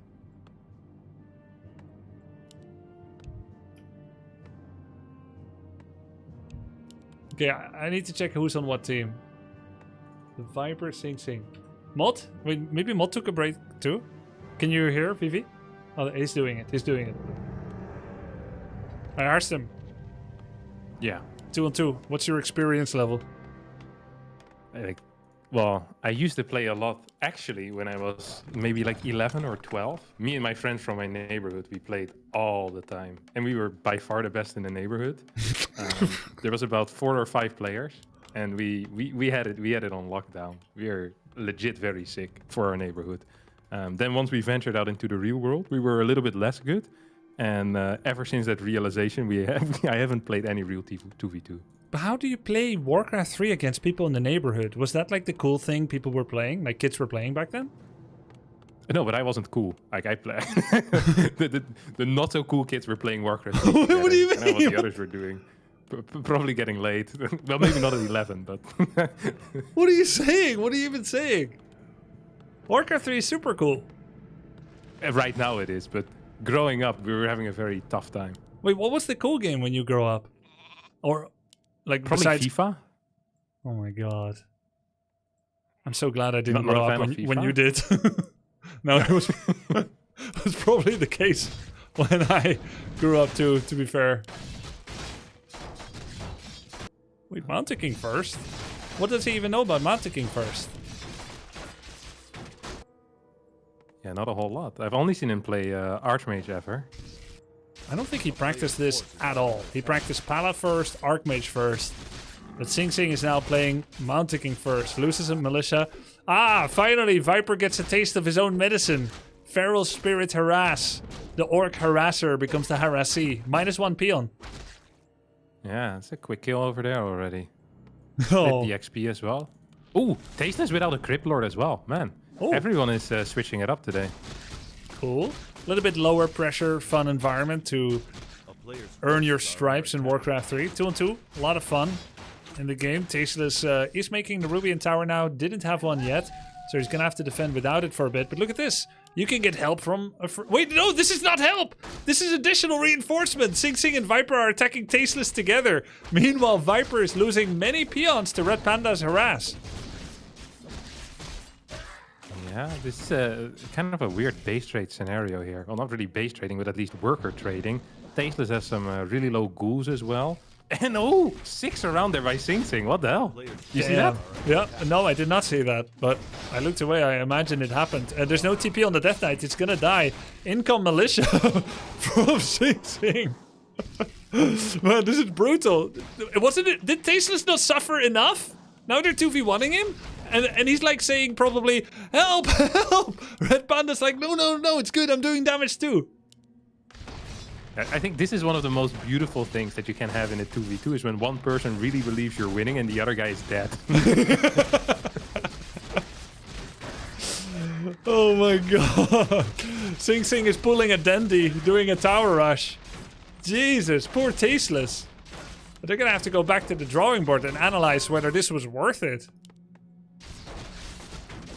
Yeah, at least Tasteless will get to sleep soon. It's pretty late in Korea already, so perhaps they're doing his body a favor, but his mental state is going to be absolutely destroyed if these towers end up finishing. 3 scout towers. Was his lumber? Oh, his lumber mill wasn't done yet. He has no lumber mill, so it's 3 arcane towers. That's a lot of minus mana, not a lot of damage. Yeah. And actually, with a bunch of summons out, might be useful. Ooh, RedPanda coming in clean though. Look at that. All of them going down real fast. Oh shit. He killed all 4 towers soon? Wow. Yeah. Sing Sing's kind of stuck here. Yeah, he's gonna need to TP out. Might be capable of keeping his footies alive. And peasants will end up falling. Sing Sing really put a lot of effort into this tower rush though. Damn. Also build a second barracks. Just now starts to keep. Damn. I feel like this would have worked really well in StarCraft 2, StarCraft 1, maybe even Age of Empires 2 and 4 if it was a small map, where if you bring 2 people together to attack one, and that one doesn't get help from its ally, it's just over. One is dead. It's 2v1. Grats, GG, game over, man. But here, Tasteless kind of stayed alive by the skin of his teeth, and suddenly RedPanda comes in, like the Rohirrim on the 3rd morning or whatever, and he comes in with Fire Lord, breaks the contain, and now they're the attackers. Yeah, it's pretty well. There's a lot of headhunters here, and once again, just like in the previous series, Sing Sing does not have defend quite yet. That means that the headhunters are going to be quite good. Viper does have a couple of grunts, which will come in clutch here. Mountain King taking a lot of damage. The Talisman of Evasion helping out there, keeping it alive for a little longer. Militia being pulled, and I do believe that Sing Sing and the Viper will be capable of stabilizing, but it was a scary moment there for a sec. That it was. Looks like they're going to stabilize. Viper's grunts coming in here from the side, helping a lot against RedPanda's headhunters. There's a coil kill on the footman. Sneaky little kill there from Tasteless. Firelord also pretty low right now. There's still a Mountain King in the back. Does not have a bolt available. Might be capable of smacking this Firelord back into the altar. No, it's gonna escape. Nice movement speed there. As RedPanda is gonna get pushed back. Is about to finish up his fortress though. What? Whoa. Whoa, he's almost fortress. Wow, he tier 3 during all this. Yeah, he's been very keen on that in general. There's a bit of cash in the bank as well, so he'll be capable of spending that once that fortress completes. Farseer's getting low. Viper has not been very keen on using quick TPs. If we get a coil, it will die. Oh, like you said, that could have been a TP block on the coil, but that's Tasteless getting a level 3 Farseer, his first one today.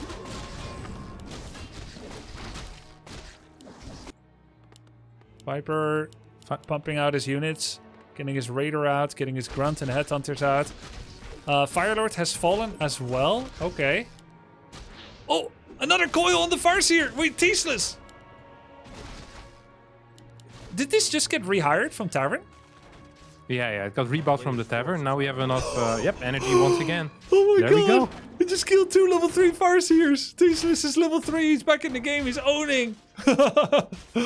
Oh my god. Yeah, there's a couple of ghouls out still too. Mountain King now coming back. We are going to get a bolt. Tasteless attempts to surround. Is perhaps going to get surrounded himself. With the Unholy Aura might be capable of escaping despite the hacks. Failed surround out of Sing Sing. Tries again. Fails once more. Can they kill this Mountain King? It is pretty fast. But it is also very low. Can he kill the Death Knight? He's running away. Death Knight soon will have enough mana to do a coil. It might actually be the Mountain King that gets attacked back. Creeps are getting in on the action a little bit as Viper might lose a grunt to that natural expansion camp. RedPanda tries to send his headhunters back in through the expansion. Everything is dying. What a mess. Okay, where are we at? Sing Sing gets the tier 2. He's making a Blood Mage and is getting an Arcane Vault and he's power building it. He wants to heal. Alright, where's Tasteless at? No second hero, making Fiend. He looks pretty low econ. I guess he made a whole bunch of ghouls before. Yeah, I think he's just kind of been trickling ghouls into the opponent's heroes. There's a random Shadow Hunter here in the middle of the map, by the way. I'm pretty scared for it at this moment. What is he doing here? I think he was chasing the Death Knight back when the Death Knight still had low HP, but it actually managed to regain quite a bit of that HP. Tasteless with a quick creep here as well. Actually, very solid call here. He just killed the item. Tasteless just killed the item drop. Wait, what? Yeah, he killed the item drop. He attacked the item on the ground that he just farmed and killed it. I think that is a mistake. I don't think he intended to Of course do it is. Well, actually, Harstem, you never know. It's a big mistake. I don't know. I don't even know Level what it 3 was. Mountain King. Oh, if he gets a bolt off, that could be trouble. He needs to TP. Tasteless needs to call it immediately. Just TP or you're gonna lose more HP. You might lose an extra unit. Just get out of here, buddy. You don't want to be here. There you go. Okay. Could have probably done it quicker, but this was absolutely fine. RedPanda probably doesn't want to be in the middle of the map anymore either. The boots on the Mountain King make it a very scary hero to be around. Yeah. Tasteless heading to tier 3. He's got a bunch of ghouls, bunch of fiends. He's got quite a big lumberbank. Uh-oh! RedPanda in a 1v2. All his headhunters are in the thick of things. There's Ensnare on his Tauren Chieftain. That's his third hero. He gives TP. Panda is going to be able to TP out with his Tauren Chieftain, but unfortunately for Tasteless, he's coming here to help and he doesn't realize he's now alone. He needs to run. Oh, he's cooked. Not the greatest communication there. We're going to get a Raider Ensnare. Oh no, misses. Animation cancel. Oh my god. Oh shoot. Oh hell.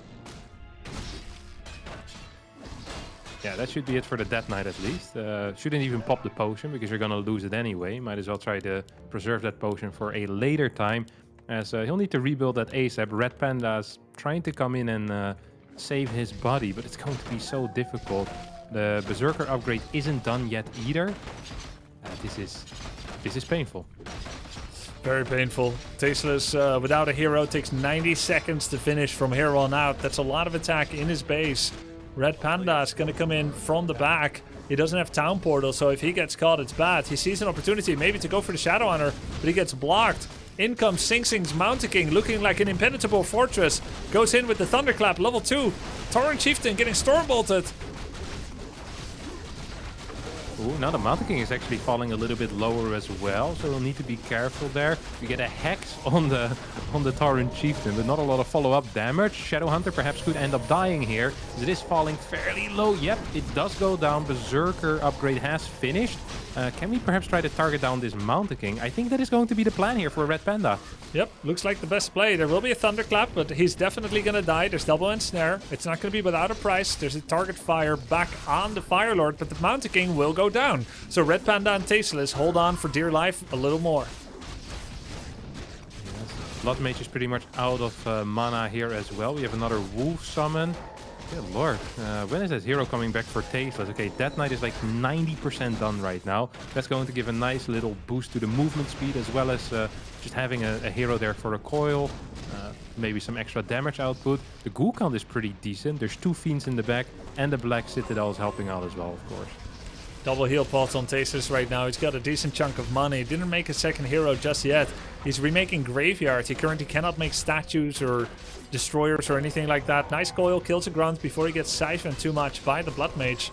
It's a good defense by Tasteless and RedPanda. But where does this leave RedPanda? He's got a bunch of Zerkers and Raiders at home. Firelord is still dead. TC alive. And the both of them are hiding in the back. Where's Sing Sing headed towards? He's still making Footman, even though he's tier 3. Yeah, I wouldn't mind seeing some Knights in here. Yep. He's gonna throw down a Griffin Aviary instead. And on the other end, we have TheViper. who has barracks, bestiary. I feel like he might throw down, might try to go for some torrents here at some point. Viper has 1600 gold. Yeah, he probably should spend that. Alchemist? Alchemist third for some healing spray? Okay. Interesting. Not good. Interesting. I mean, a very unique play. Different from what we've seen before. Yeah, different from good. Yeah. Raiders once again coming in. Wanted to hit that Death Knight. Instead, we'll just go for the Fiend. RedPanda coming in from behind with a scroll of speed. Firelord isn't here quite yet. We'll go for a surround on this. Well, it's not really a surround, just an attack here on the Farce here. As Tasteless also putting in some work from the right side. He's got quite a nice army with all those skeletons. Not sure why he doesn't have a Lich. Oh, he's making a Dreadlord right now. Oh, he does have a Lich. The Lich is AFK in his base. Dreadlord is being made. So we're looking at the 3 heroes. But they're not quite in the fight yet. It's going to be real exciting when he reinforces with 2 heroes at the same time. It's a rare move. And it may be like, wait, you have 2 altars? Oh, he also bought the Orb of Corruption, which is an actual game changer majority of the time. Not losing your Death Knight also is a game changer. Might be capable of getting it out. No, he was very close. He tried moving all of his units away, but it didn't quite work out. These grunts most likely are going to fall if Tasteless just continues attacking them, but no, he has bigger plans here. I'm not sure what those plans are, but for now it's just move commanding. Nice surround. There it is. There's the Tasteless trademark surround. He's very good at these. He hasn't always had a chance to fully use it. But that's a surround on the Blood Mage. Should lead to a kill. But hold on a second. There's 3 types of healing here. Paladin, Heal Wave from Shadowhunter, and the Yellow Shower from the Goblin Alchemist. The Blood Mage does not go down. Tasteless in this 1v2 didn't have enough DPS to take down that hero. I think they're in a little bit of trouble here, to be honest. The Viper still has enough cash. He could theoretically take it into the next game as well and be fine. RedPanda is pretty much out of cash. It's 33 supply. Tasteless is very low in supply as well and needs to revive 3 heroes still. Tech-wise, I'm also not loving the position of the RedPanda Tasteless team. Yeah. They got basic units. Looks like Lapis Concoctor in Tasteless base is trying to make a little some happen by himself. Getting those fat 58 damage auto attacks off, but he's being slowed a lot and it's annoying. He's leaving. He's at it. Another bad night out. We've all been there. Yeah, standing at the club by yourself at 5 a.m. No one's talking to you. All right, guys, this is it. Have you actually been there? Yeah, of course. Really? You stay at 5? Yeah, no twice last week. Oh, okay. I just remember leaving clubs to go to Warcraft 3. Yeah. Wow, that's a good series. Good series. A victory to Beautiful the Viper. 1-game series. Yeah, beautiful 1-game series. That means that the Viper Sing Sing team will win some battle chest keys to give away to their audience. I forgot where I put them, so I'll give it to them later. And we're going to get ready for the 3rd quarterfinals, which is going to be TommyK against Lucari. Harston? Thoughts? I'm so excited. I'm a huge Lucari fan. Are we allowed to be biased? Yeah, of course. I'm super biased. I love this guy so much. I've been watching his I just constantly had him on. I've been watching his VODs for like the past 3 days as well. I think he's one of the funniest people I've ever seen in my entire life. And I don't think he intends to be funny, but just everything he says and the way that he plays, he is so cool. It's different, right? He's not a Demon Hunter standard Andy. He likes cute heroes. He likes different heroes, non-meta.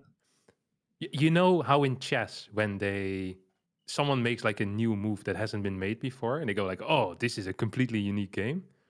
He has that every single game in like 5 different ways. He's a real explorer. He's like the Marco Polo of our time, in my opinion. I've seen him go for like Warden into Priestess of the Moon, and then there'll be like a random Keeper of the Grove running around. It's like hero combinations that no one has done since like 2002. Like, he always goes Archer, Huntress. This guy is he's the most fun player to watch by far, and also the hardest working, which I think is extremely high test. I'm a huge fan. He's 25 games a day over the last 3 weeks on average. Yeah, and he took a game. He took a day off as well, so that meant he grinded even harder for the other days. Well, he did play off stream sometimes. Oh, really? It's still cool. This one day he played 50 games, 25 wins, 25 losses. So sick. What is your worst day ever? Do you remember it? What do you mean worst? Like win-loss wise. Oh, no, I don't remember. I know that I used to play about, at my max, like a sustainable, useful maximum was like 42 games a day. Yeah, I think it's good. Warcraft 3 42 is a long time though. Yeah. Way longer than StarCraft 2. Even more when you're asking people to practice with you, because we didn't have a working ladder. You had to ask people on Skype, want to practice today? And then you have to wait for an answer. It was all via Skype. I would wake up, I would message like 4 to 8 people and try to set up practice over the entire day. Yeah, that's so different times, eh? Different times. Game name is always going to be in the TommyK Lucari thread on my server, so that you can join via that. Map 1 is going to be Northern Isles. What do you know about Lucari outside of his Warcraft 3 venture? Nothing? No, nothing. Yeah, so he's new to you. No. You discovered him through Warcraft 3. Yeah, like maybe 4 days ago or something. Oh, cool. Because I was checking the website and I saw that there was one dude that had like more games than 3 contestants combined. I was like, who the hell is this? So I started watching him.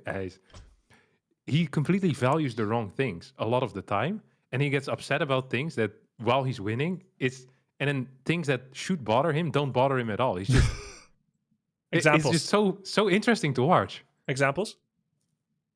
So yesterday, he crept to level 2 with his Warden against a human, and then he lost 2 wisps, and he was really upset about the fact that he lost 2 wisps. But his position was brilliant, right? Like the other guy just spent like half a minute walking across the map, achieved practically nothing, and he looked very angry about it. And then later on in the game, he keeps trying to kill units, and they keep being staffed out every single time. And if that was me, I would be smashing my screen with 2 hands. And he just kind of looks at it as like, that's part of the game. So he just gets upset by different things than I would, which is great to watch. Cool. What MMR is Hearthstone? 2K. Well, recently 2K. Yeah, we dropped a little bit. I saw you at 1955, but it was sick that I saw you beat an opponent that I also meet on ladder. Like, we're meeting the same opponents on ladder. Yeah, that is cool. But I feel like you might beat them a little bit easier than I do. Maybe, but it was very impressive. You beat it was nearly 2100. You held out. I thought you should leave the game already. Yeah, I was telling myself I should leave the game as well. Yeah, it's rough. It's rough. This game is so much fun though. Like these types of games happen way more frequently than usual. Oh, my W3C is killing itself. Oh, really? Okay. Yeah. I might have to run. Okay, I'm gonna give players an option. No, wait. We got 2 options. What do you think is better, Hearthstone? Either we ping pong the ping to favor one player and then the next and repeat. So it's like A, B, A, B, A, B. Or we turn on ping equalizer, which means they both have the same ping, but there's a 1% chance the game desynchronizes. I take the risk. Equalize Although it. I would prefer ping ponging actually, I think. Do you think I should ask the players? Ask the players, yeah. See what they say. Hey players, we have a decision to make. 2 choices. 1, we ping pong. We alternate ping advantage, 70 ping discrepancy. Coin flip for map 5. 2, we ping equalize, 1% chance of desyncs. But you have identical ping, both 110.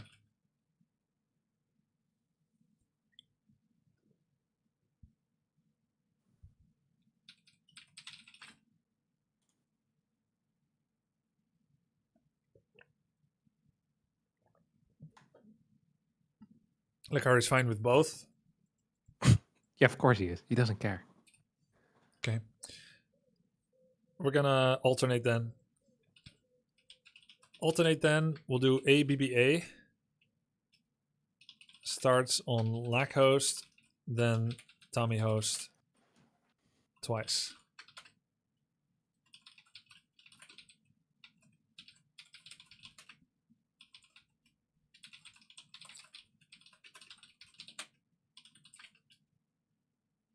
The war drums are on, buddy. Let's do this.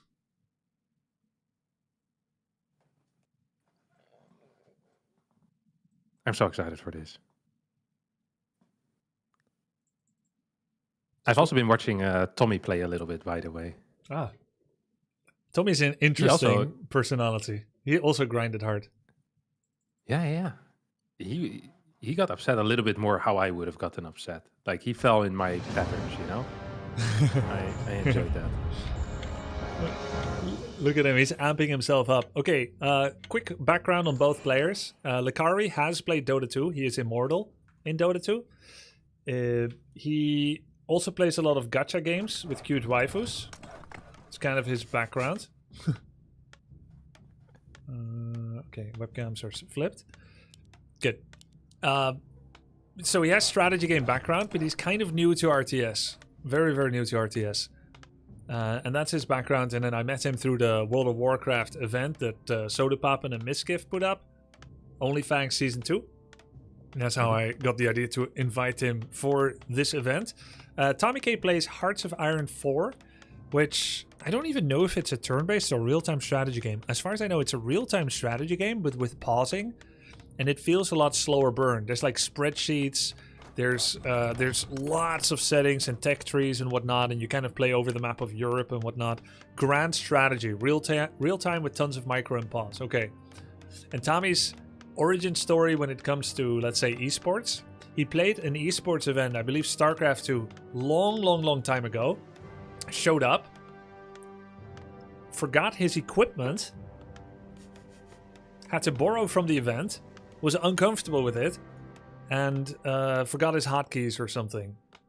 So he didn't have his normal hotkey set up. So it was a complete disaster. And he approached me for wanting to play in the next event if I ever do another one.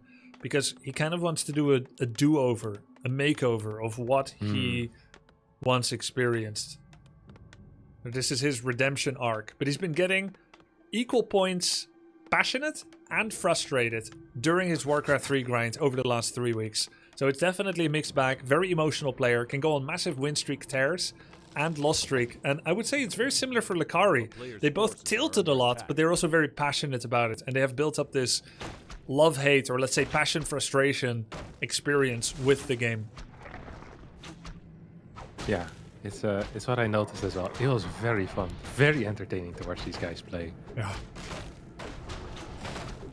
It's like Lucari's going to be opening up with a Keeper of the Grove. That's very interesting. I didn't think he would be going with Keeper against Human. I literally have not seen him play Keeper against Human at all. It was Warden every single game. Keeper against Orc, yes, but not against Human. He's been holding out secret builds. Interesting. Yeah, it's keeping us on our toes as well. Making sure that we pay attention to every move he makes. And he can follow up with any hero as well, except the Demon Hunter. Because the Demon Hunter is not a cute waifu. But we can see a Naga, we can see a Warden, we can see a Priestess of the Moon. I think I've seen him play a lot of Keeper of the Grove into Priestess of the Moon. So I'm kind of excited for that. Huge focus usually on Huntress as well. Going into the mid game, often just bumping units from 2-3 Ancient of Wars. And then kind of taking it from there. Later on, sometimes with the Bears. Yeah, I've been studying this guy big time. Yeah, he definitely likes Huntresses and Priestess of the Moon. He had 4 treants recently. 1 died, 1 got ensnared, 2 timed out. So he's going to farm this. I think that Wisp is going to get ensnared by the Trapper. No, it's not. It arrived in time before the cooldown. Bam! 3-minute, 23-second expansion. But the Archer's getting hit by the Ogre Magi. Has to pull it back. This is a tough camp. I could see him take a lot of damage here. Meanwhile, TommyK, none the wiser. He's just creeping up his Archmage to level 3, and he's doing the thing with the Militia where you creep in absence of the AM, you get your level 3, and then you start pushing. This could be big, Harstem. Yeah, this doesn't look like Lucari's gonna need to suck his Moonwells dry completely, and his Tree of Life most likely is gonna get cancelled here if Tommy decides to actually go here. Level 3 means he's gonna have level 2 elementals. I mean, this will... If he doesn't lose any archers here, honestly, I'd be happy for him. Yeah. That's level 3 Archmage at minute 4:05. That is insane. No other race that can do this that fast. Maybe Night Elf with double Ancient of War set up. So Tree of Life getting attacked. The later you cancel it, the more money you lose. Actually, it's not like other RTS where there's a fixed rate. There's a diminishment. There's a diminishment the more damage you've taken. So gets about maybe 250 gold back from the... Maybe less. 200 gold back from the 320 investment or so. Lucari's on a delayed tech because of it. Has a keeper level 2.6. And 5 archers. The optimal play here is actually, I think, entangling Water Elemental. Since it's the biggest threat. And it was freshly summoned in your face. Wow! He uses Scroll of the Beast instantly. Just to have more damage. Surround by Tommy! That's an instant TP here, no? Yeah. Should have been faster. Yeah, it should have really been faster. There's a little bit of juice in some of the Moonwell still, but it's going to be hard. This Fat 3 is not going to hit because it's stacking into the Tree of Ages over here. Oh, can we get a Wisp Detonate on 2 of those elementals? That would be big. It's going to put him into level 3 instantly. Is he going to go level 2 Entangle then? Yeah, should be. And nice. He's got the level 2 Entangle. Did it on a healthy Footman as well. That was really good. The triple Wisp was so important. And he got all 3... FUCCBO. Alright, fuck it. Fuckboy69. aka TommyK. He's down to no mana, no water elementals. Was a really good pressure initially, but Lucari has survived for now. Did lose a good chunk of wisps there, Hurston. Yeah, that sucks for him. But he actually has quite a bit of lumber still in the bank. And I think he's planning on re-expanding. Tommy here wants to go for another attack. And he's going to come in right as Lucari moved out. Lucari's not going to be happy with that, as he's going to move back with his 6 archers and his Keeper of the Grove. Ancient of Wonders will get cancelled. At least I hope it will get cancelled. Wow. Yes, nice. Good response times here out of Lucari, honestly. No Hunter's Hall for Lucari. He is re-expanding. This one might fly under the radar. Surely you wouldn't be so ambitious to expand again while I'm actively attacking you. Yeah, it's kind of a wild move. But I love it because of that. And we're also getting the archer range. Oh, he's been playing some Hippogriff Rider stuff as well, no? Against rifles, though? I mean, I guess you could if you entangle well and you keep priest count low. Theoretically possible. You can tell somehow. You're really good at reading people, Arstim. You can tell that I don't really believe in it. Yeah, well, I know the stats on the Hippogriff Rider, and I know you've played this game a lot, so it would be unlikely. This rifle entangles are the correct play here, I think. Does need to be careful that the Keeper of the Grove doesn't get cleared. Attacks the other rifle with his archers. The target fire here is very good. Yep. Wow, this was really nice play. Good deny there out of Tommy as well. Can he deny this other footman too? No, he can't. Archers are going to continue fighting here, shooting down that water elemental. We're going to use the entangle on the high-held footman. Lucari's playing a good game, but needs to be careful because Mr. Stormbolt is here, and he's going to clear a couple of these archers. It's also the end of the night. That means that the Moonwells will not be regenerating any more juice. That's going to be the end of the healing party that Lucari has been having in his main base. And he's not dropping the Pendant of Energy before healing. That's going to cost him a lot of extra Moonwell juice. He's just right-clicking. Even though there is time to do this, he does know this trick, but he tends to forget. As the stress goes up on players, people always start making more mistakes. He goes in with the Alchemist second. He's basically taken a build which is meant to be played against against Orc. And he's saying, why not do this against Human as well? Keeper Alchemist. He doesn't like bears as much, thinks bear control is a bit tougher. And he's just going to go archers and huntresses with, I assume, eventually the Moonglaive upgrade. Yeah, Moonglaive upgrade. He'll probably add another Tree of Life at some point. Oh, it would have been lovely if he had walked through to the middle of the map and gotten this creep check, because that would have been painful. Losing 1 or 2 priests here. I'm not entirely sure if Tommy would have been capable of fighting. So there's quite a few archers. There's 2 entangles available as well, and we have a very healthy alchemist. Now Lucari is going to maybe jack this the moment it's done. And what did we get? Book of the Dead. Oh, that's not the greatest item, but could be useful still. A Wisp will instant remove it. Entangle goes on the Priest. Alchemist immediately gets Stormbolt level 1. There's a Book of the Dead. Can be used as a surround as well. Next Stormbolt should be available now. He's going to cast it on the Huntress. Water Elemental gets entangled, but the Dispel removes it instantly. Nice job by TommyK. Yeah, this is not looking that great for Lucari over here, who might actually end up losing this Alchemist as well. A little bit of HP left. Archmage needs to hit it one more time. Is he going to run it into the creeps? Does not get the deny with the creeps. Was very close though. Cool play. He's aware of a lot of the tricks. I guess, I mean, he has a lot of experience, but still, I'm very impressed by the level of all of these gamers so far today.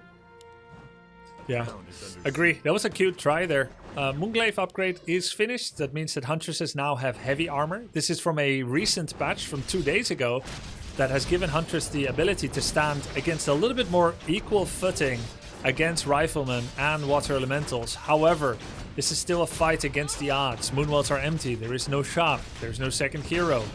Hero levels for TommyK are better. TommyK is doing really good attack here, and I think he can close it out here. He didn't sound confident leading into this event. The way you hear him talk on stream, it would be like as if every other player in the event is better. But when it comes down to it, what a nice clean execution. Early pressure, continuous pressure, strong creeping, good build order, and nice hero control. Probably sees him to get the first victory here in this best of 5. Yeah, it's looking very good as he builds an Arcane Vault. Yeah, one of the things that impressed me the most in this game is actually just the first 4 minutes and 10 seconds, like the creeping pattern and the execution of it. The solo militia creep to get the level 3 while running across the map to deny a potential 3 of life. I think all was just extremely clean here out of Tommy. And if he has a couple of setups like this on different maps as well, Lucari might be in for a world of trouble. Keeper of the Grove running away on his 4 legs from the short dwarf with no boots, but he stopped moving. Mountain King gets in close, gets one hammer strike. There's an entangle. Stormbolt in 2. 1, but he's out of range. Can the Footman do a block? Gets one auto attack. Another Footman is sent in. A Rifleman gets sent in. Keeper of the Grove trying to run away. Is there going to be a block with the Footman? Block! Block! Block! And he kills him! Doesn't even need Stormbolt! GG gets called as game 1 goes to Fuckboy69. TommyK with his inaugural victory in an esports event, possibly ever. I mean, I don't know if he's done the equivalent of like an esports tournament in Hearts of Iron 4. I don't know his background well enough. But in a Blizzard RTS, in his do-over after his StarCraft 2 event, this is a 100% win rate for him right now in Blizzard RTS esports. Yeah, true gamer. And as you said, he was when I was watching him, he was often looking, pretty upset about everything going on in Warcraft 3. Yeah. But maybe, if he wins game number 1, he gets some of that good momentum rolling. And I'm getting a little bit afraid for my boy here. I'm getting a little bit scared. For Lucari. Yeah. Yeah, Lucari, I've never seen him play Keeper Alchemist against Human. He thinks Human are BS. Official opinion. He thinks they're the most broken race. And so maybe he was so desperate that he felt he needed to bring in something very unusual that he feels comfortable with in the versus orc and hope that it cross-translates. Yeah, it's probably what he did. And I think that's a fair thing to do as well. Actually, one of the things that I really liked is, or that I really like in general, is when people just practice one thing very well if you have limited time, even if it doesn't translate so well over different matchups. I still feel like just having a lot of experience with like one type of composition, one type of hero can help you a lot. So if you don't feel comfortable in the versus human matchup and you feel good against orc and you have a certain build that you like against them, I don't think it's necessarily a bad idea to do it like that. Yeah, makes sense. I like that mindset a lot because look at that TommyK doing a little bit of boxing. He's going completely mad. No, wrong word maybe to use. He's going completely... It's so cool. He just got up and was airboxing. They're both ready. Let's delay them no more. The ping wise, I have to change the ping, let's see, to this. Is it EU West? EU Northwest? EU Northwest? EU Central? EU West? EU West. Alright, here we go. They're ready. Sick. He's locked in. Alright. But yeah, Lucari seems a little not very... I think Lucari said TommyK was the opponent he wanted to face the least. Because even though Sing Sing might be a higher MMR right now, TommyK has the most aggressive style with that Archmage level 3 rush. And that's where Lucari puckers up the most against that early attack from that Archmage. It doesn't give him time to find his footing pretty much. Yeah, makes sense. I mean, I feel like if Lucari would be left alone just for like another minute or so, I do believe that Tommy would have been in some trouble, right? You have a level 3 Keeper of the Grove. Yep. You're going to have an expansion that's going to be up as well. Like, that is not a great look. Yeah, exactly. I agree with that. Just looking at Lucari, you see a hardworking player that has gone from not knowing a lot about RTS to really getting the hang of Warcraft 3. He loves the game, even if he's sometimes frustrated. But his early game and his resilience against early rushes is his weakest point, for sure. Like, just the precision of micro. Actually, I feel like he handled that micro really well initially on the first Archmage attack. With the entangle prioritization, the rifle focus, the footman and everything. But his macro got really messed up. He didn't have the Hunter's Hole. He ended up going Mass Archers. The choice of going Alchemist second instead of something more stable like Demon Hunter second.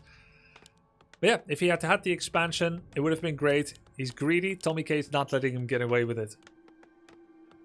Yeah. Well, we're going to see a Warden first here. And now, for the people that are not aware, usually Warden first is played solo for quite a while, right? In Elf versus Human. Because you really want to get high XP on that. Yes. Get the Fan of Knives. Lucari doesn't play it like that. I've often seen Lucari just add a Naga the moment his tier 2 finishes up. Which is a combination I personally hadn't seen a whole lot before. But he seems to be keen on the Naga in general. I'm curious to see what he's going to do with the Warden. He's done one heroing, he's done second hero. After the Warden can be Pitlord, Naga, or Alchemist, or Panda sometimes. Sometimes Demon Hunter as well. I think Naga is kind of the easiest and the most stable. Lucari gets level 1.8. Here you can kind of see that his flow isn't quite 100% the same. He's thinking about where to creep next. The Turtle 4, I believe, is his next usual camp. Whereas Lucari, whereas TommyK in the top left gets, in my opinion, the best item you can get. The two best items Human wants to get is Lion Horn of Stormwind. That gives bonus 1.5 armor, aka 9% physical effective health on every single army that you have in an area around the Archmage. The other item being Robe of the Magi plus 6 intelligence. And he gets that devotion, it's sick. He's teching, not creeping quite to the same... Actually, he is. He's creeping as fast as he did in the previous game. I don't think this is level 3. It might be level 2.99. But a very early attack again. This time he's heading over at 320, Harstem. In the previous game, it was more like 340, 350 that he was heading over. Yeah, he hit level 3 at 405 last game. So this is really quick, but it's not going to be with level 2 elementals. Also, it is. Oh, wow. 337. That's so broken, man. That's so broken. That's uber busted. Yeah. What can you even do against this? A bit of a mistake, I think, is focusing the hero here with your Shadow Strike. Majority of the time, I prefer using Shadow Strike and things like Entangle on the footies rather than going for a potential hero kill. Because majority of the time, you're not really going to get it, right? Yeah. And it deals less damage. Yeah. 30% less damage. Both footmen get away. That's a deny. This should be a triple detonate on Water Elementals. It's the best way to get some XP and to reduce the DPS and threat. 1, 2, 3. There we go. Good. But Warden AFK, Archer AFK in the meantime. Not too bad though. Lucari gets a good chunk of experience from that. Kills a footman here as well. He's going to be level 2.7. TommyK is going to send most of his footmen home. I think this is a much better start for Lucari than last game. Yeah, much better start. Do we have an Arcane Vault? No, it's starting just now. So this Archmage taking this much damage actually is kind of frustrating. It doesn't have a lot of mana available anymore either. So an Elemental is still a little bit away. Lucari, is he going to take a Boots of Speed here? Yeah, Boots, Staff probably. He only has money for one, so he has to pick. So I guess it's going to be Boots so that he can... Oh, okay. He sold TP. He sold Town Portal and bought Circlet of Nobility. So full stats, interesting. Does not pick his second ability yet. He's currently at Shadow Strike only. This is a good practice for Warden players because Blink is the one you don't want, but might be forced to use to get out of a surround. Fan is the one you want, but you don't want to use it at level 1 yet because it's trash at level 1. So first, you see if you can get level 3. Then you see in that situation, what's the skill you level up? Double Fan, Double Strike. Yeah. Ooh, look at that. He's dropping both the items right now to heal up. Good. He's not quite level 3 yet. He's 2 XP away. This is a really bad move out, I think, for Tommy. He's not going to be capable of achieving anything here whatsoever and might just give his opponent level 3 while not really getting anything for himself. He had such an efficient first 3.5 minutes, but the minutes after that have been anything but efficient. Oh, denied. That was really important for both players. Good job, Tommy. What do you think Tommy should have done instead? Instead of going all the way back home, regen, and then all the way back in again? Probably should have just gone for a creep somewhere. Whether it's going to be his own expansion or the green one nearby, just do something that gets you up. Once again, he's going to go across the map. This time, though, he might actually achieve something as the Ancient of Wars have just started. If you can get a cancel on those, it's really frustrating for the elf. Well, Lucari can just TP and... Hold on. Can he? Yeah, that's the downside of selling your TP for some extra stats. He's gonna pick up a potion of greater healing, gets level 3 as well. He wants to go for double wisp detonates, but maybe not the brightest play right now. Some good control there though on these wisps. Second Ancient of Lore is being targeted down as well. So we do get the double detonate. Ancient of Wars moving back home for some extra defense. Ooh, it's gonna go for the Archmage. I much would have preferred going for the units here once more. Great detonate though. All 3. Oh no, his archers were A-moving on the creeps. He never brought them home. That's so sloppy. The detonates were good. He did a triple detonate on all Water Elementals, Mountain King, and Archmage, so there aren't as many Storm Bolts. He has Greater Heal, so I don't think he's gonna die unless he doesn't use it in 3, 2, 1. Greater Heal, he's just gonna die. That's insane. Wait! The reposition from Tommy, he lost a little bit of DPS, so he doesn't get the kill. That's huge. He didn't scale, did he, on the Warden? You're right. He has 2 skill points unpicked. He's doing level 1 Shadow Strikes on level 3 This is the Warden. 4th level 1 Shadow Strike he's done already. Yep. And TommyK is killing all of his own units. Yeah, he killed his own rifle too. Good lord. Dude, Tommy is unleashed right now. He's playing very well. Still no skill points being added onto those. That's the 5th Shadow Strike just on level 1. A huge blunder, honestly. Ancient Protector going down. Do we have an Ancient of Wonders? Yeah, we have it in the back. That is really helpful. I'd love to see a Moonstone over here for a bit. Maybe just get a potion going as well. And please just use the skill points. Okay, there we go. He's getting Blink and he's getting level 2 Shadow Strike. But if he had that earlier, that would have been freaking huge for him. No cancel on the Ancient of War. No cancel on the Ancient Protector. These are insanely huge losses. Lucari's down to 15 population. He really messed up a lot of things really bigly.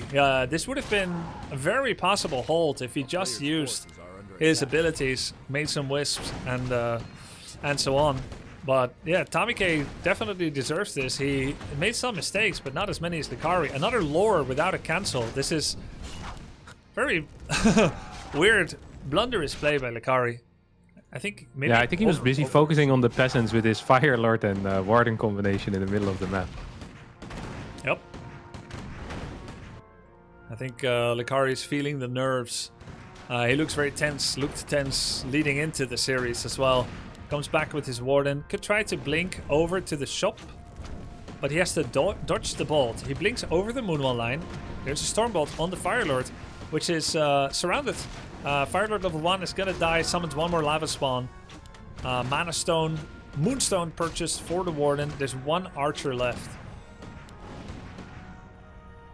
Yeah, Yeah, it's looking rough. Lore has finally finished up, but there's no tier 3. Like, what are you going to build? Like 2 Dryads against 5 Rifles? It's not going to be a great situation you'll find yourself in. I really think not having the skill points in that Warden is probably what hurt him the most. You would have been capable of killing quite a few extra units there otherwise. Now he's going to get another Rifle kill. This Ancient of War is putting in a lot of work, by the way. Holy crap. TommyK is insanely on point. He killed so many of his own units, and even the one that he didn't just get, he tried it. He is playing some really tight Warcraft 3. He's had more denies than anyone else. And that's a warning kill. That's a warning kill. Fantastic. TommyK just dominated Lucari from start to end. Another upset to the MMR expectations so far. Or at least, well, it's not entirely true. TommyK regained some MMR, I see. For some period of time, Lucari with 1447 was over Tommy, but Tommy regained it recently. He's really showing up on match day, which is great to see because his confidence was not always very high. We also had a show match last night, Lucari against Tyler 1.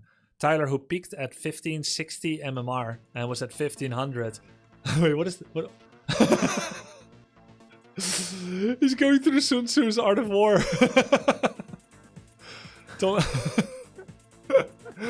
He just opened the Sun Tzu's Art of War book, showed it on stream, reading. He's like, yep, I got those tips. Oh, what a guy. A winner and an entertainer at the same time. It's a rare breed. Yeah, Lucari just beat Tyler 4-2 last night, but now he's 0-2 against TommyK. TommyK 100% deserved this very strong creep route. I remember the first time someone used a creep route like that against me. It was TH000, maybe 2006 or so. They get to your base with level 3 Archmage, and you see the level up, and you know that all their footmen are here, so you know they did it with Militia. You instantly realize, why has no one ever done that? Because he came up with it. Yeah. And then the level 3 Archmage... You also realize in that moment that everyone's going to be doing that from here on out. Yes. You're like standing there. That's the worst realization, to be honest. Yeah. It's like, oh my god, this is what my life is going to be over for the next few years. Yeah, that's what you thought back then, few years. Yeah, I'll do this for a few years more. 20 years later, aware. No. Okay, let's get everyone in the game.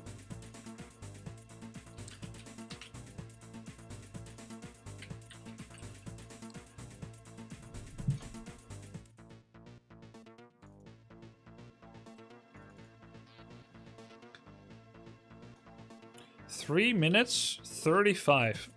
I think Tommy got his Archmage 3.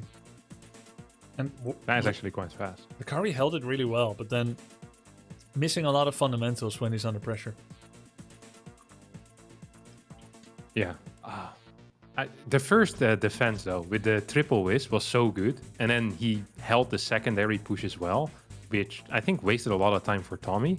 At that point, it felt if the Ancient of Lores go down, it's going to be a great position. But the one thing that I have noticed today in general is that it's really difficult to kind of keep track of where your opponent is going for these players. Like, you don't really have to wisp out on the map, and it is rare to see a scout going around after the early game. Sometimes we see scouts for expansions, but keeping track of your opponent's army is one of the the big skills in Warcraft 3, and it just seems one that is very difficult to master right now.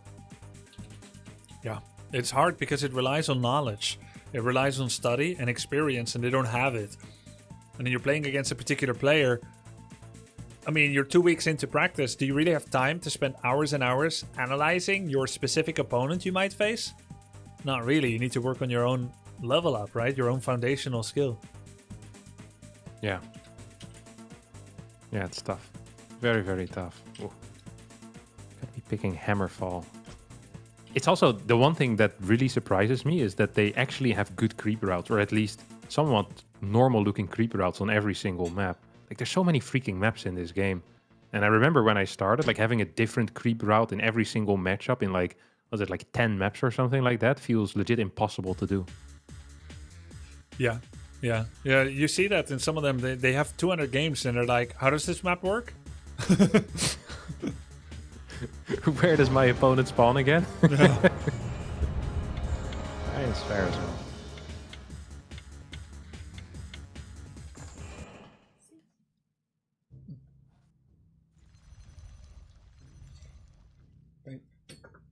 Thanks, man. Again, Kennel. All right. Let's do a 5-minute break after this for some food. But for now, score. Player swap. Score swap. 2-0 for Tommy. Here we go. All right. This is a tough map, by the way. I always felt like it was hard to get good creeps going. But Lucari seems to have a plan. Look at where that Ancient of War is positioned. It's between the orange spot and the gold. So I believe his plan is going to be to first clear the orange, then maybe build another archer, walk over to the gold, get that fast expansion. Because once he gets the fast expansion going, he seems in charge. He's solid. He gets his Huntress pumping from AOWs, gets a bunch of archers out, and he's ready to go. But without that second base, he seems to be struggling for footing a little bit. Yeah, true. And I think you might be right with that, or he might even do it on one archer and walk straight to the expansion. I think it's better with two, and then you take the green camp underneath your base, make that second archer, and then uproot again, take the expo, but could be either variant. It's going to be Keeper of the Grove first, once again, and so now the emerging pattern is that TommyK is going to do the same again. He's going to Archmage 3 rush. It seems like he figured out how to get fast AM3 on every map, and then uses that against his opponent. At the higher Good luck level, on this map, though, no? What the hell are you gonna do here? You can footman leash pool the right side expo, which gives 2.2. Maybe fall back to the maybe the orange camp below your base, and you militia creep the green one. I think that should be 3. Yeah. That is very tricky though. That's truly an advanced move, but I don't know. Maybe it is possible. We'll see. So far, he's actually just gonna go straight to his expansion here right away. The Kobold Taskmaster, level 4 Berserker as well. Meanwhile, we see Lucari creeping his orange spot and doing an okay job at it. AOW is tanking almost everything. Trends are dealing quite a bit of damage. You think he's gonna expand here, Tommy? Yes, I think so, and I think Lucari is as well. He's showing a new build this time. He's doing a pre-tier 2 Hunter's Hole. So there's going to be some Huntresses. He could combine that with an expansion.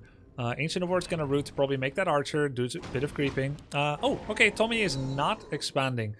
Tommy has an interesting relationship to expand. Basically, if you watch his stream, every single game he says, I want to expand. And then 99% of the game he doesn't do it. And one of the recurring themes is, I want to expand, but I never know when. So he actually ends up never doing it, which is very similar to me and asking girls out in high school. You know it should be done at some point, but not today. Not today. I don't know how, don't know when. I know it's good. Leads to good things, but just doesn't happen. He's scared. I get it. Maybe 3 more games of Warcraft, we'll try again. Let's get a little better first. Need to work on my resume.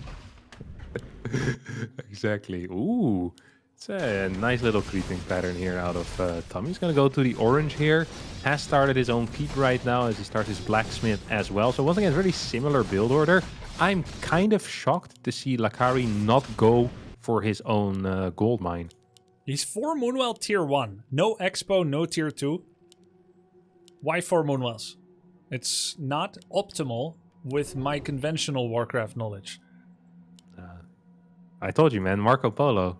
He's exploring new terrain over here. He's actually going to get a pretty decent fight in the middle of the map. Unless there's going to be these nasty water elementals with their fat piercing damage. Ooh, good entangle on the water elemental. Very good decision making once again. The reason Arstem is excited, and I am too, quietly, is because it's optimal, as it's the largest threat against Huntress. You're not doing it to kill him, but you're doing it to neuter it. We both like that he made that decision, because most likely nobody told him, and he's figuring it out. Yeah. By the way, there is a crystal ball available for Tommy, and he hasn't used it on the Shadow Melt archer in the back. That is the second deny on a footman, by the way, here. Tommy's insane. He's cracked. He's actually cracked. If this footman on the other side of the map walks into the Ancient of War right now, that would be sick. Or if he attacks a creep. I'm not sure if it's gonna happen. Tommy! No, XP was granted. But if he doesn't shadow melt the Huntress, it dies. Oh, he moved it again, it died! Tommy is getting the most out of every single situation! He's actually insane! Double footman deny, and his Huntress with 1 HP kills a Huntress with 30%. It couldn't be any worse for Lucari. But Tommy, smiling from ear to ear under that beard. Can't see it, but it's happening. You know it's there somewhere. It's there. Okay, at least we're gonna see Lucari. Is he gonna get this elemental before it expires? If it expires before the XP goes to Lucari, this has to be legit the worst interaction that could have happened. Oh my god. No expression on his face, no esports head shake, so he's not quite thrown in the towel yet, but that was definitely a bad interaction for Lucari. Second Ancient of War is gonna creep his expansion, which doesn't even give him level 3. If he had had a normal tech timing, he would get 15% bonus XP for being tier 2. And it would be level 3, but my estimation is it won't be. Actually, it's irrelevant. TommyK is here to interrupt the creep camp. Nice aggression. Yeah, one trend kill, one deny by a creep. Ooh, bit of an ensnare there on a rifleman. Rifles have +1 already, by the way, but rifles are good against Huntress, probably not good enough to win a battle with 2 against 4, especially if the Cabal Taskmaster keeps bashing the rifle in the back as well. And this actually was a pretty decent trade here right now for Lucari. Elemental gets denied. It's really well done. Tommy is playing some phenomenal Warcraft 3. Another deny. And you just know he's gonna have it too, because he's been so on point. Yeah. And there's the miss micro by Lucari. That Huntress could have just ran away. Another Huntress getting attacked. It's gonna shadow melt. There is still that crystal ball. Another Huntress going down. These trades are not good for Lucari. He has no mana. He's fighting into water elementals. He's gonna town portal out, but he will still lose the Huntress because he's not hiding it. Archmage shot still flying across the map. I feel like we've seen the overperformance from Viper comparing his practice and the result. I think from Lucari right now we're seeing the underperformance. It's match day stress, match day performance. It's tough, and I think TommyK is also rising to the occasion. Yeah, he's actually playing very well. He's absolutely locked in, and you said it already. Is that he's a bit of a momentum-based person, perhaps? And after that first game, he started feeling it. And as I say that, he almost loses a rifle against a creep, but of course he doesn't because everything goes perfect for Tommy over here. Lucari finally is going to hit level 3, but it is fairly late in the game. Archmages are almost level 4, Mountain King level 2. There's no second hero quite yet for Lucari, who's just pumping Huntress. Yeah, this is not looking great. Moonglaive is not even halfway done. 60 seconds upgrades. Another deny! Meine Gott. TommyK. There's an entangle from the back. There is no dispel yet, so that's a guaranteed kill. Replenishment still stacking. The big block on the Huntress! Oh my god, little crispy bacon getting the Huntress block there as Lucari tries to chase a priest in vain. Great immaculate micro from TommyK, sending his priest back and falling behind his rifle line. Another Huntress goes down. There's the entangle that's not going to kill the rifle because it's being healed. A bash on the Huntress. The Huntress comes back in. Keeper goes melee, has no town portal. I think we're watching the beginning of the end here, Harston. Denied. Yeah. This is not looking great. One more Huntress is gonna die as the Elementals are unleashed as well. Level 4 Archmage means level 2 Brilliance Aura. We're gonna have a new bolt available soon. And every bolt is gonna be a kill, or at least very close to a kill. As there's still 2 rifles, 2 Elementals. Good split on the Elementals as well. Already preempting the Wisp detonations. One detonation completely misses. One Wisp gets killed and the last one does manage to hit. 2 Huntress do come out at the same time. And we're going to get a little bit of target fire here on that one priest.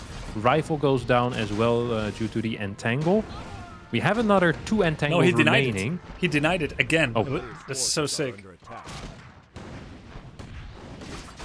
Like, it was going to die some Moonwell juice to the entangle for sure, but the TommyK's denies are insane. This keeper would have been level 4 if not for it. Going to go for another rifle. There's one more Moonwell, like you said. What does Lucari have left? It's too low. 8. Oh, another deny, of course. Here comes the final entangle. Actually, one more entangle in the bank here for the keeper as 5 peasants show up.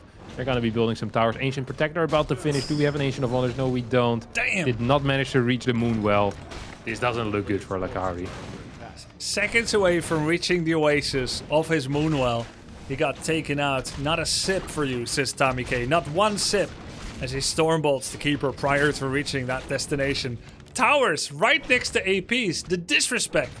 Arcane Towers in his base as Mountain King with boots of speed is chasing the Huntresses. TommyK, he's showing up so good here for match day. Yeah. Ancient Protector is gonna get targeted down. Keeper of the Grove is being revived, but there's no Moonwell juice available. It's about to turn night, but I'm not sure if Lucari can stay alive until that night hits, to be honest. You have a couple of low HP Huntresses, more rifles moving across the map. We have that sustain with the Priest. And TommyK played really, really sick Warcraft today. Yeah. Got that Arcane Tower coming up that will predate the Keeper's arrival. Lucari's final moments in the winner bracket. He's loath to give them up. But the writing is on the wall already. 3-0. It's looking like it's going to happen. Quite unexpected result. TommyK was not happy about this matchup, actually. He was very worried about the Warden. Even invoked her wrath in Game 2 in the pre-game lobby chat. Okay, it's time for Warden. And sure enough, it came out. One more Stormbolt flies on the Huntress.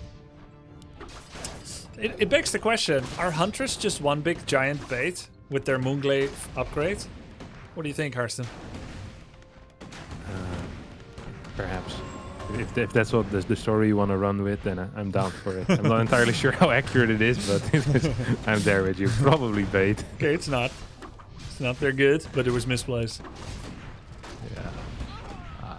I mean, if you get 3-4 extra unit kills here in the early game, I really do believe it looks different. Like every single interaction that was, you know, a bit like a coin flip, always went Tommy's way. True. Like sometimes you just have these days where it just doesn't work out, and it felt like that was it for Lucari, and everything worked out for Tommy. Holy shit, well played, GG. 3-0 to Tommy. Wow. TommyK moves on to the semi-finals of that bracket. There we go. Very, very nice job. Let's take a quick look at that. At the brackets. TommyK 3-0 against Lucari. That means he'll face the winner of Loco versus Turin, which is what we're going to be watching next. Loco Turin is going to be Night Elf against Undead. That is our next one. Losers will meet each other as well. So Lucari will face the loser of Turin and Loco. Could be a Night Elf mirror in the lower bracket round 1. Could be if Loco outperforms expectations, since Turin is a little higher on that ladder. Could be sending Turin down the bracket to face double Night Elf in a row. We will see. We'll do a little post-game interview here as well.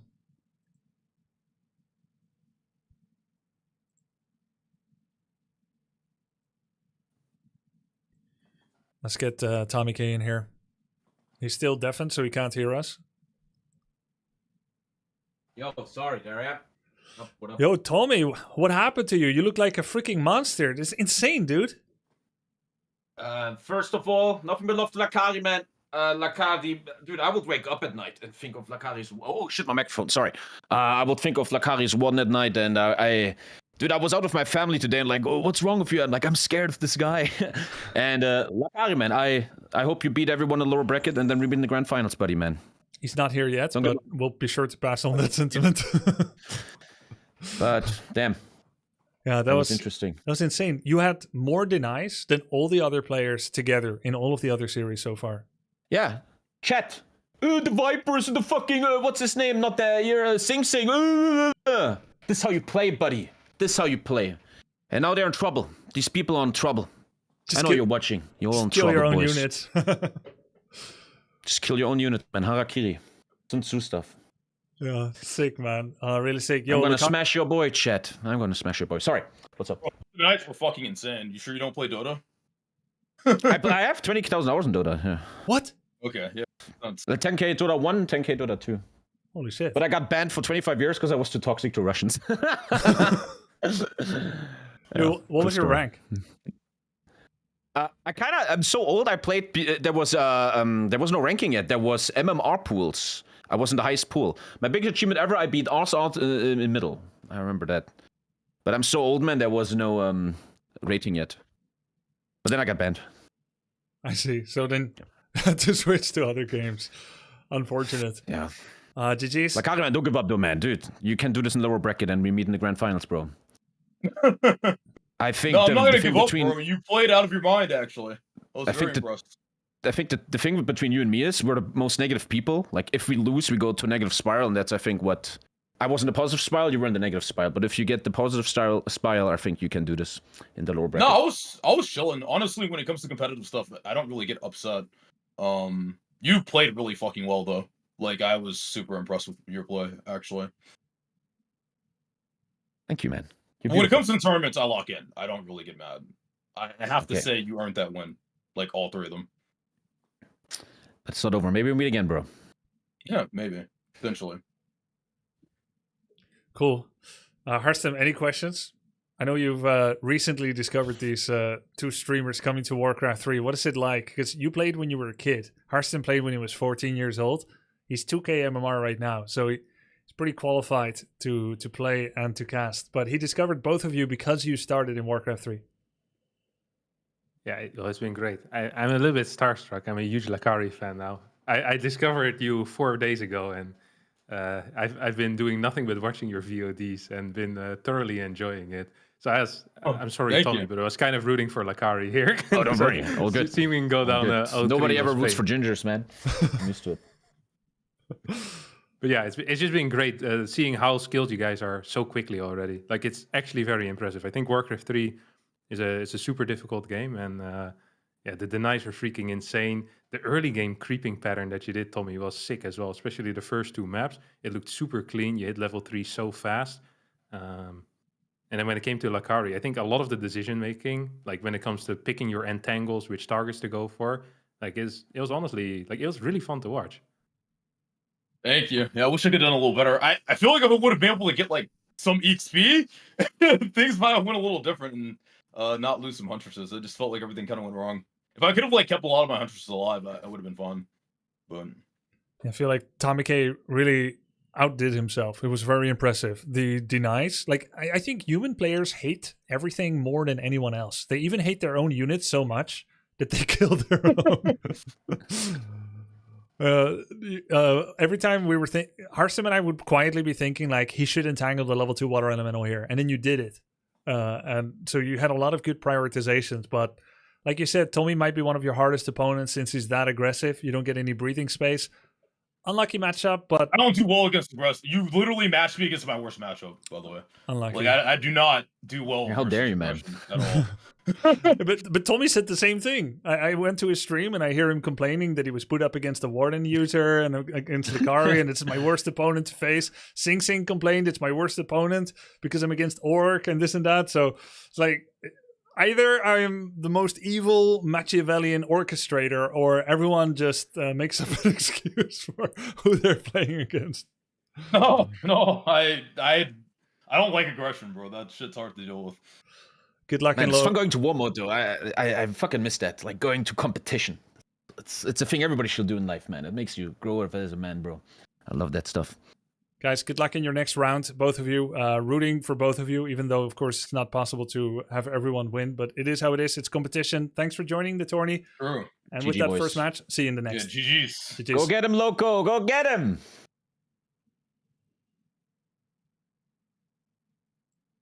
He called you Loco, but I think he meant Lucari. No, I think he's talking about like the next, because Loco and Oh, okay. Yeah, that makes sense. Turner playing next, right? Makes sense. Hey, Lucari, do you want to cast with me the next series? Oh, I need a break after that, bro. Okay. I'm just gonna watch. All right. Sounds good. But I appreciate the offer. Okay. I'll cast in a bit, maybe. But Okay. All right. Hey, good luck on the break. Thank you. Are you still I down for the appreciate 2-on-2 later? Yeah, I'm still down. I just need a little bit of a break. That was a very hard match. It was a very difficult opponent. Yeah. Understand. All right. Good luck with that. See you soon, man.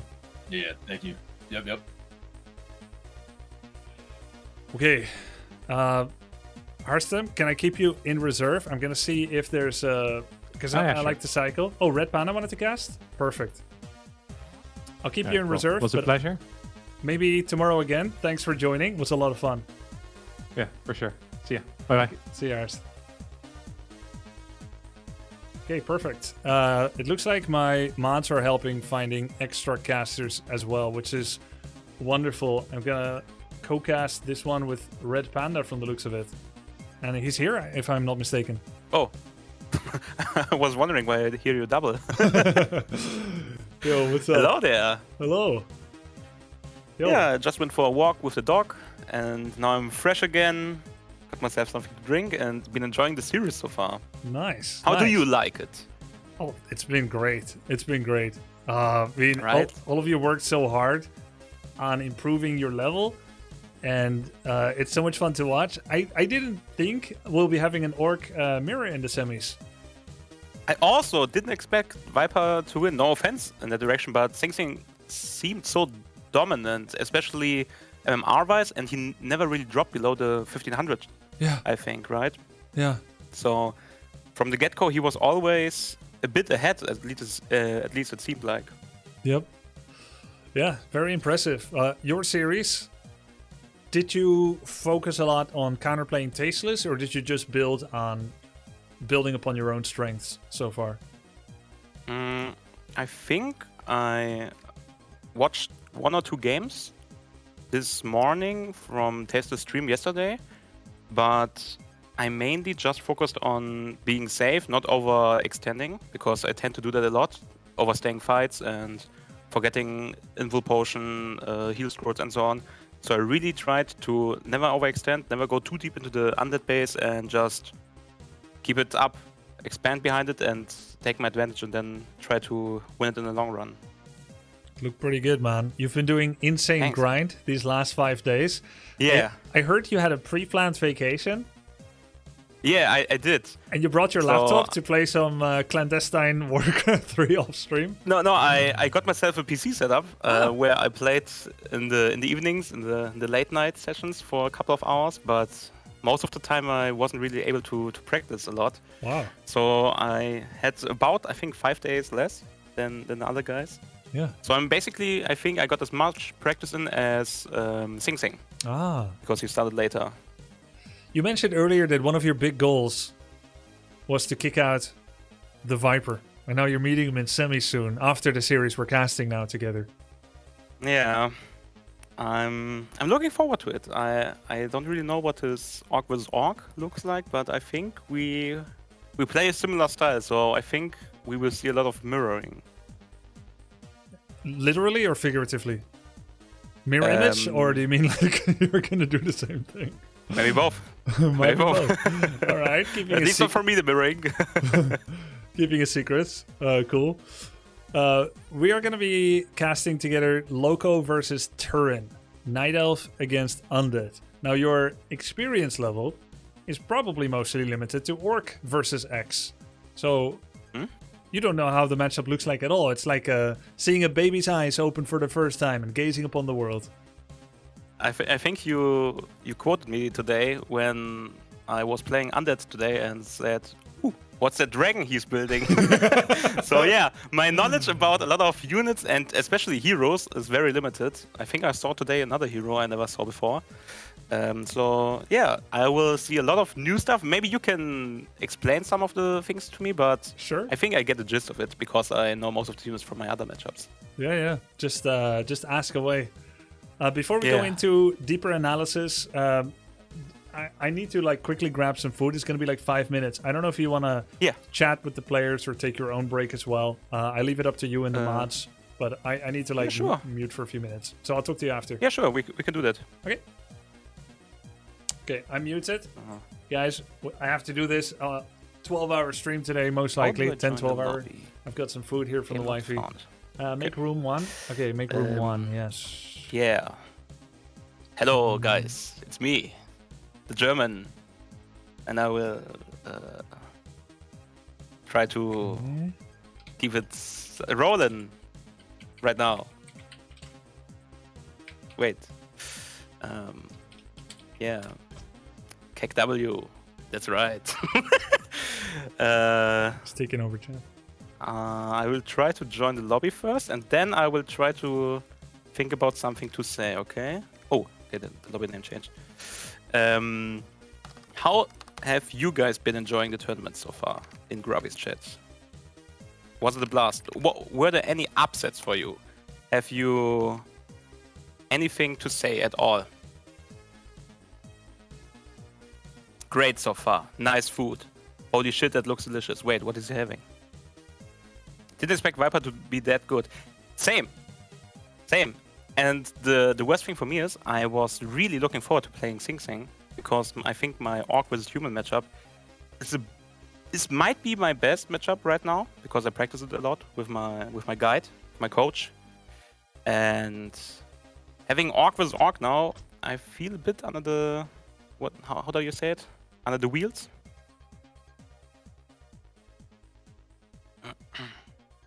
Didn't expect Viper with 1300 to being that stronger. But I think MMR is very deceptive in this tournament right now. Because I think we have a lot of players with low MMR, but that are winning a ton on that MMR level. So their overall skill is basically a lot higher than the opponents they meet. Same thing was really great matchup. Safe. What's your prediction for this matchup, chat? What do you think? Loco versus Turin. If we look at the stats, we have Loco, 91 wins, 42 losses. Basically, what's this win rate? 68% win rate right now, but barely scraping the 1300 MMR. And we have Turin, who's been really solid. If you look at the MMR curve, he's been grinding a ton. Not as much as Lucari, but I think no one beats him in that regard. And has been on the 1500 plus side for a long time right now. I think if we look on the stats rawly, we would say Turin is the clear favorite right now.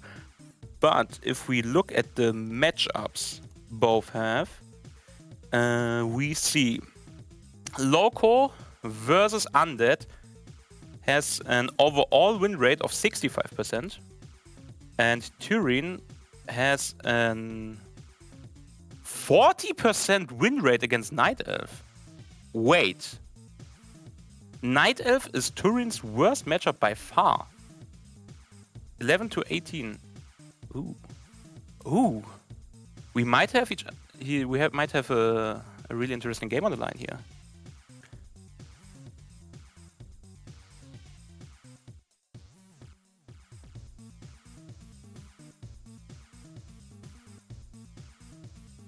Maybe not enough Night Elves, this might be true.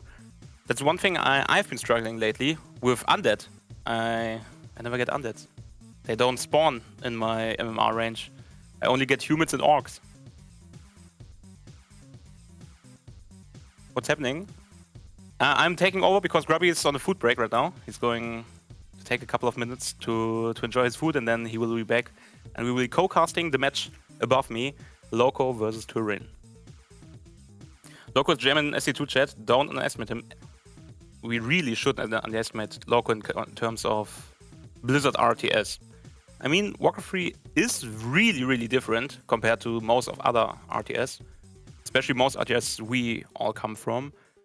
But we all here have, I think, at least some form of knowledge and expertise we can take over and try to mimic here in Warcraft.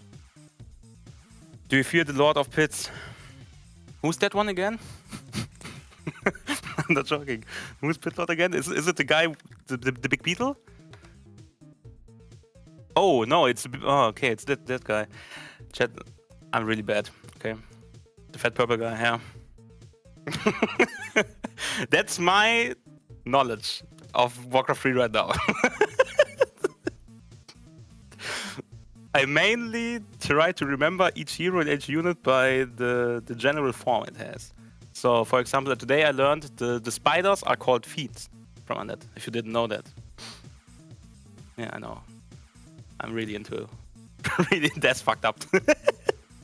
Really into it. So let me take a look at the match. I'm observer. They are both ready.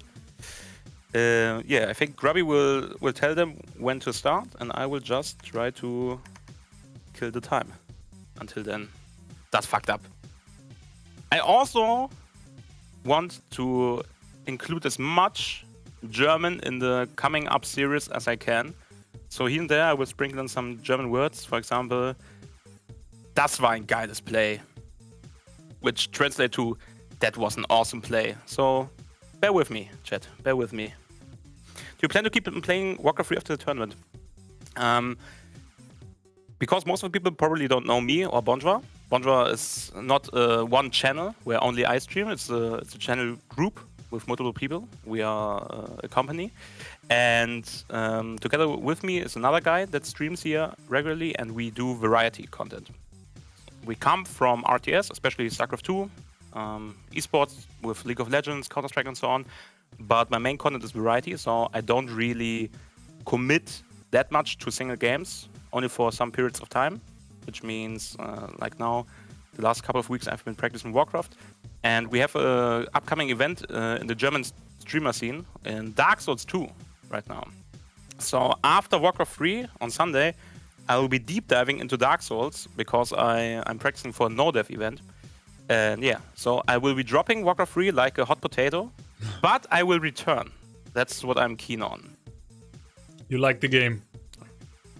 I love it. Really, I've been really addicted to it lately. It's been I think my most consistent pillar of the day. Waking up, going to the bathroom, and then going to the PC and still laddering it on. Nice. Sounds good. Thanks for waiting and entertaining everyone. You're welcome. Already loaded up on some calories. Let's see if the players are ready. And then we're going to jump into it. Yeah. Cool. Oh, let's go. They're ready. Excellent. Let's go. Let's go, RedPanda. Man, it's good to see you again, man. After Age of Empires 4 was fun. It's been a really long time. I think we saw each other at the Nearly Apartment Cup, I think.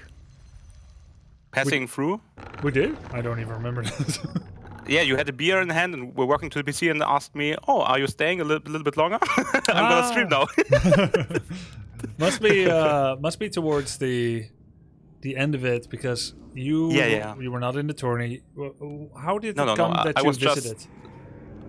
I was just there for a little bit of a content creator influencer tournament from Hand of Blood.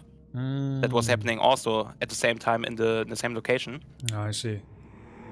Yeah, but it's already been a long time. I've been playing some Age of Mythology in the meantime, which remastered last year. And yesterday I played some Tempest Rising, which you also enjoyed, I think. Yes, very fun. How did that go? Was fun. Was also a little 2v2 action, free for all. Oh, nice. And I really enjoyed. I must say I'm always coming back to RTS in every shape and form because it's just my heart beats for it in a special way. Yeah. So same here. With everything going on here right now, what do you think is the basic build we are gonna expect here from Turin on the bottom left? Turin. So he's going for a Death Knight first. I've seen Turin the Todesritter, yes. Yeah. Oh, how again? The Todesritter. Todesritter. Yeah, stimmt. Yeah, the Todesritter. he's coming out. That's right. I think that's what he plays against Night Elf. There's a lot of early expansions in Turin's playbook. I think he does that a lot. I know he likes Dreadlord Expo as well, but Expo against Night Elf is some of the hardest. Now that Huntresses are stronger, Night Elf is even better at killing early Expos. But Loco is a very standard Night Elf player. You look at Lucari. Oh, Loco denied one of his creeps with the Ancient of War. No. Yep. Oh, that's painful to watch. It's the small one. It happens to the best. Happens to the best. Yep. Yeah, I think Turin might just play Expo build. He has his Acolyte ready. He's sending his ghouls and skeletons and Death Knight there. A little low on ghoul right now. We'll start with creeping. And then I would guess Expo, but I don't know because he's a smart guy. I lost to him before in a Dune Spice War show match. Does he come from that genre or kind of game, or were you both new? He comes from Total War Warhammer 3, which is also a real-time strategy game with a turn-based overworld component. And then Dune Spice Wars is also kind of 4X together with RTS, so he definitely has that experience in real-time games. He also had some pre-existing Warcraft 3 experience, but it was very casual on Battle.net, so nothing like this. Yeah, he's going to be reprising the Undead. His brethren of the Undead race, Tasteless, already down 0-3 against someone. The poor guy. Poor guy. But we rejoiced in the 2v2, and I think we still get along. Nice. That was the idea with that too. You know what was the craziest thing for me when watching Turin play? He's constantly yapping. Yeah. He never stops talking. How is it possible? Constantly casting his own games. I don't know, really. If you see Tommy, okay, he's complaining all the time, but most of the other guys are basically only focused on the game. Some one-syllable words come out, but that's it. And Turin is just constantly yapping. I don't know how he does it. I don't know too. It has somehow become as natural to him as breathing, which is hard for me even sometimes during the game as well. Yeah. What you are natural at is keeping your mouth open.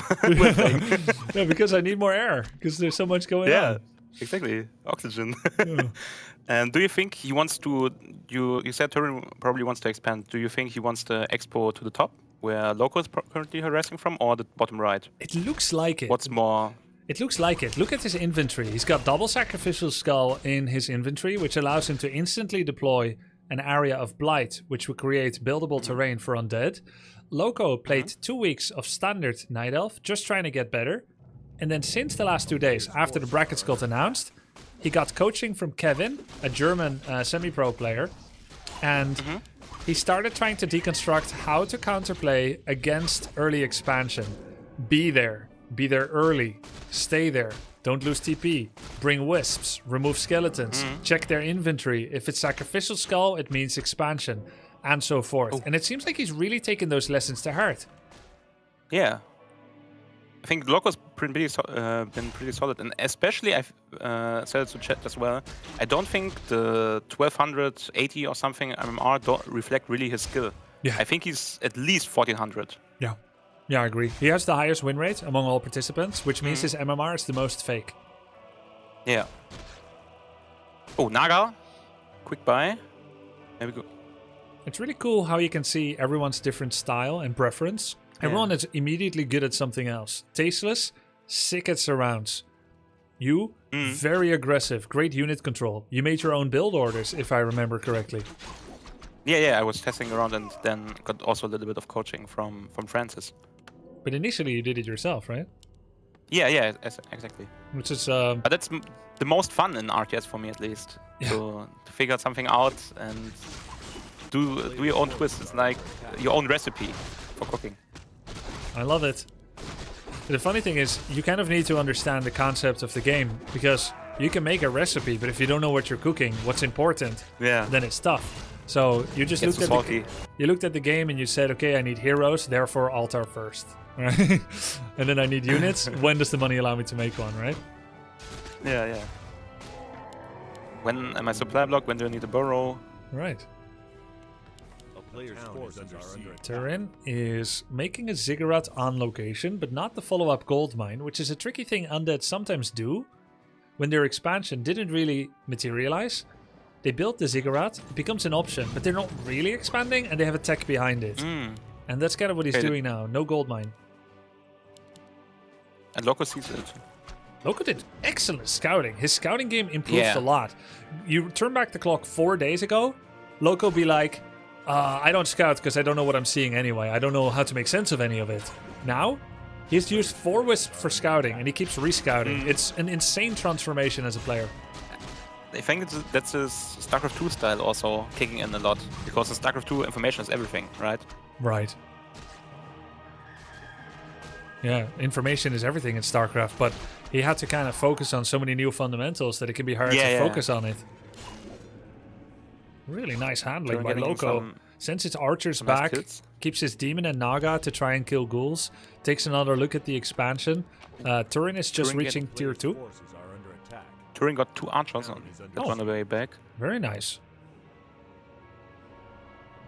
This is The Death Knight. Dämonenjäger getting low. Dämonenjäger getting attacked by the... I don't know what it's called in German. I think that's one of the worst experiences I had. Starting with the game, we faced a level 10 Demon Hunter. It was dreadful. It was so good. I was so glad to catch it live. You had 4 Wyverns, 2 Taurens, 80 population I was army. 80 supply, and he only had a Demon Hunter basically. He just One- wiped the One level 10 face- demon against level 5, 4, 3, 80 pop. You lost. Yeah. Then I realized, okay, I shouldn't fight that. You know how we used to call Demon Hunter back in the days? We used to call him Superman because you cannot take him down. Like he's too Yeah. strong, he can kill everyone I by can himself. imagine that. Oh, the gold mine is now taken for Turin, so expansion is on the way. Okay. Loco also creeping now his expansion, possibly. Ooh. Have you faced any one of these? What is that? What's a gargoyle? What's a gargoyle? Yep. Garks. Garks are an anti-air unit with a small anti-ground attack and very good anti-air. But I'm like sure... the bats for Orc, right? Well, they're better against ground than bats. And they don't Okay. die when they explode. But they're a specialist at sad. aerial superiority. But why would he make them? Loco doesn't have any air units. Because he wants to harass and take out wisps. Yep, that's generally the game plan. Wisp harass plus mass towers. The amount of focus and APM it requires to constantly deal with gargoyle harass is supposed to lead to the Night Elf becoming so AFK minded that they let the expansion with towers come up. Now Loco has been preparing roughly for an expansion. He tries to hit his 9-minute, 10-minute Master Claw bear timing, and he's ready to do it. And he would do it too, if he would be allowed to actually do it. But the Garks are here, attacking Wisps. He staffs his Demon home, buys Orb of Venom, and damages the Garks a bit. So I can now say the optimal play usually is to go take those towers down. It's 3 towers, but bears can take it down somewhat. But those Wisps harass, that's really annoying. That's super annoying. It's like Mutalisk in StarCraft 2, so... Yes. You basically have to decide at some point, do I just base race and go all in with my army? Or do I keep getting darted around? Yep. This is very scrappy by Turin. Loco knows he needs to do a timing. Sees the imposing visage of those 3 towers. Bear instantly gets tagged by the slow tower and by 2 spirit towers as well. Demon Hunter and a couple of archers are staying home. That means Naga and bears are alone as the Death Knight and Ghouls and the Garks converge on Loco's army. Oh, but you maybe can get 1 or 2 pickups with the slow. Doesn't have Frost Arrow nice. turned on right now on Naga, so it doesn't have the double slow, which stacks in Warcraft 3. Ooh, it does. Yep. Oof. Look at that, Temple of the Damned, getting Skeletal Mastery. What's that? Temple of the Damned Damned? allows you to produce necromancers. Oh! Have you faced necros? Sounds nice. I have to see them to tell you actually. They summon skeletons? Sound familiar? Yeah. Yeah, maybe. I think maybe you didn't face them either. You said you know almost everything. I might not have. I think there's half of the units in the game you don't actually know. My problem is I have rarely faced undead, actually. I have really few games against undead. Ah. So most of the units I haven't really seen. Cool to see Loco apply in real time one of the tips that Kevin, his second coach, have given him, which is if you see multiple towers in the expansion, that means most likely the main does not have multiple towers. Simply attack the other base than where your instinct takes you. And he kills the temple, gets a mana burn, gets a fork lightning on the Lich as well, starting to take down shop, maybe graveyard. Turin has the expo, but not a lot of high quality units. And Loco is set up to maybe do a counter expansion. He's cleared it already, doesn't have the lumber right now. He's pushing over 50. It's kind of materializing as a 1 base all in. And the gargoyles also got cleared mostly. Only 2 remaining, one is almost dead. So Turin's greatest threat for Loco got annihilated, and he only has ghouls right now, and his heroes. 21 lumber, RedPanda. All those ghouls, they're both workers and they're army units as well. He has 0 income basically. Yeah, 0 lumber income. That means all he can make is ghouls. Somehow he found lumber to make a shop. I don't even know how. Maybe he quick dropped some of the lumber they were carrying. That might be it. Or maybe he had queued it up a while ago. Either way, he's gonna get that shop. He wants to get Orb of Corruption. Loco, if he keeps up the pressure, he's gonna be able to... whoa! Graveyard Slaughterhouse. Slaughterhouse is for the big guys, the abominations, right? Yes, and obsidian statues, the healers. They turn into the flying ones, right? Yes, destroyers. Yeah. Those can be pretty good. Headhunter Radar are pretty good against it, but they have their purposes. Supply even for the both of them. Lots of ghouls. But Loco's getting his expansion right now also in the back of this attack. Nice. Double graveyard for Turin. I'm not sure he knows, or he's just planning redundancy for loss. Excuse me? Maybe he's planning redundancy, like he's planning to lose one, and that's why he's making 2 graveyards. But the towers keep falling, and I don't think Turin... Do you think he can stop this push? I don't think so. He doesn't have Ghoul Frenzy, which gives bonus attack speed and movement speed on ghouls. Makes them a lot scarier. He does have Orb of Corruption. But the thing is, he can be kited infinitely. He has Dryads and also the Naga Slow. Yes. So and the if the demon ghouls get close, he just kites them. Demon with Immolation in front, doing I don't know how much, 14 damage per second against all melee units. Loco is playing a very clean game here. His preparations really showed off. And also he keeps recalling every bear that gets low. He's been losing almost nothing, I think, in this entire game. His staffs are Turing, so good. Yeah, and Turing can't get out of his base. He's stuck at home with his ghouls. Look at that. He has no game plan right now, right? You see that new building in Turin's base? The Knochenhof? The Knochenhof? Is that what it's called? Yes, the Knochenhof, the boneyard.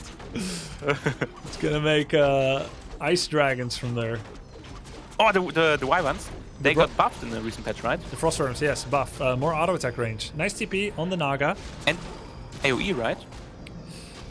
Is it more AoE? Oh my god, the bear! With 1 life! Yeah, they got buffed a little bit. I think they got better AoE against air or something. And then they have... Yeah, air or ground, something like that. Yeah, and then greater auto attack range as well. Loco, he had his TP scroll on Naga as well as his staff. This is how Night Elves should have it. But it took him a lot of effort to remember to put the items on the correct heroes during much of his practice. So you never know how it's going to go on tournament day, and he actually had it in the right spot, which is why he was able to save his Naga. Sometimes Loco's streaming times aligned with me being in the garden, and I would listen to it on the radio, and I would hear a fight start, and then seconds later the Naga would die. He's like, oops, had my TP on the wrong hero. Not this time. What do you think is Turin's score right now? Delaying attacks and darting around until he gets an army that can actually fight? I think he has to do a TP kill attack on the Tree of Life. He has to take that base away. But look at this. He doesn't get the vision to get away with it. He's going to go around the side. Turin is a very scrappy player. He's got Ghoul Frenzy. He's got 1 attack upgrade, working on 1 armor upgrade. He's going to take the orange camp. Funnily enough, Loco saw him and is still choosing to creep this camp. Now, this is a high value camp. But soon, you would expect Turin to go for the main and maybe try to surround the Tree of Eternity, maybe cycle around to get the Tree of Life at the expansion. Game is far from over. So many ghouls. Look, he wants to get the Tree of Life, cycles in. Loco has the instant run or instant TP. Once those ghouls get this around, oh, very quick reaction, instantly pull this Wisp. That was very good reaction. Also, Turin very quickly pulling back as danger's imminent, and maybe he can get some pick-off kills here on the ghouls, maybe even on the Lich. But decides to dart around on the left side with the Naga. Ooh, Wow. Very nice movement. And if he keeps going left, he might be able to cut him off before he reaches his main. Didn't want to get too Or he out could of now position. pressure the expansion again, because Turin is very, very out of position. for that one. True. I like that. Keeps creeping on the bottom right. Yeah, and Loco just can free whale on the expansion right now. We have a scroll to TP. And no Necropolis here. Bears He would have to TP to his main, which doesn't even get him that much closer. Goes in with the Naga, trying to fork lightning the Acolytes, getting a little bit of block. There it is. Fork lightning level 2. He killed 3 of the Acolytes, so whatever happens now, as long as he extracts himself from that tower line, he can have a fair fight against Turin. Turin poking from the back, but not committing. Very smart play. And he keeps trying to get his army up. Now we get a engagement. Naga getting nuked right now. Quick TP from Loco. And Turin buys himself some extra time. Nicely done by Turin, though. He sent 1 goal to harass 1 Moonwell. It's 2/3 down. Give him some time. It's just 1 ghoul, and he lost no ghouls while Coil Novaing Naga out of orbit. Naga rebuy the TP again. Loco is rich, and he's clever to keep buying Town Portal. He's got his bear upgrades coming in hot as well. 1 attack, getting 1 armor. Meanwhile, Turin is buying time, though. The cool thing about... But Loco is Go ahead. getting the map, right? Yes. Now Red Camp as next target. I analyzed one of Loco's games 1.5 weeks ago, 2 weeks ago, when he was very new. And he played a pretty good game. But he didn't emphasize the creep camps at all, because he saw it very much in like StarCraft terms. Get your hero level 3 or get your bear, and then you do a timing attack. And he would run across the map all the way from home and do an attack. And then he gets there and it's no longer very good. And he would run past red camps, orange camps and whatnot. And I told him, I was like, look, there's all these creeps here. This is the real value of Warcraft 3. And he took that to heart so much. Between every hit and run from Turin, he takes a camp. This time he took the red. Yeah. Turin now with the first Frostworm. Okay. On field. Think about... What's the scary number in terms of Frostworms? How many does Turin need to really be a big threat towards Loco? It's a great question. Or do you question. even mask them? Or is it just 1 or 2 as a damage support in the back? I think the second thing you said, the latter. They're more of a support. You definitely can mask them, and in FFA and 4-4, you might. Because he made them late, he doesn't have space for a lot of them in an 80 pop army. And the effect that they provide, which is a slow to someone's movement and attack speed, doesn't stack.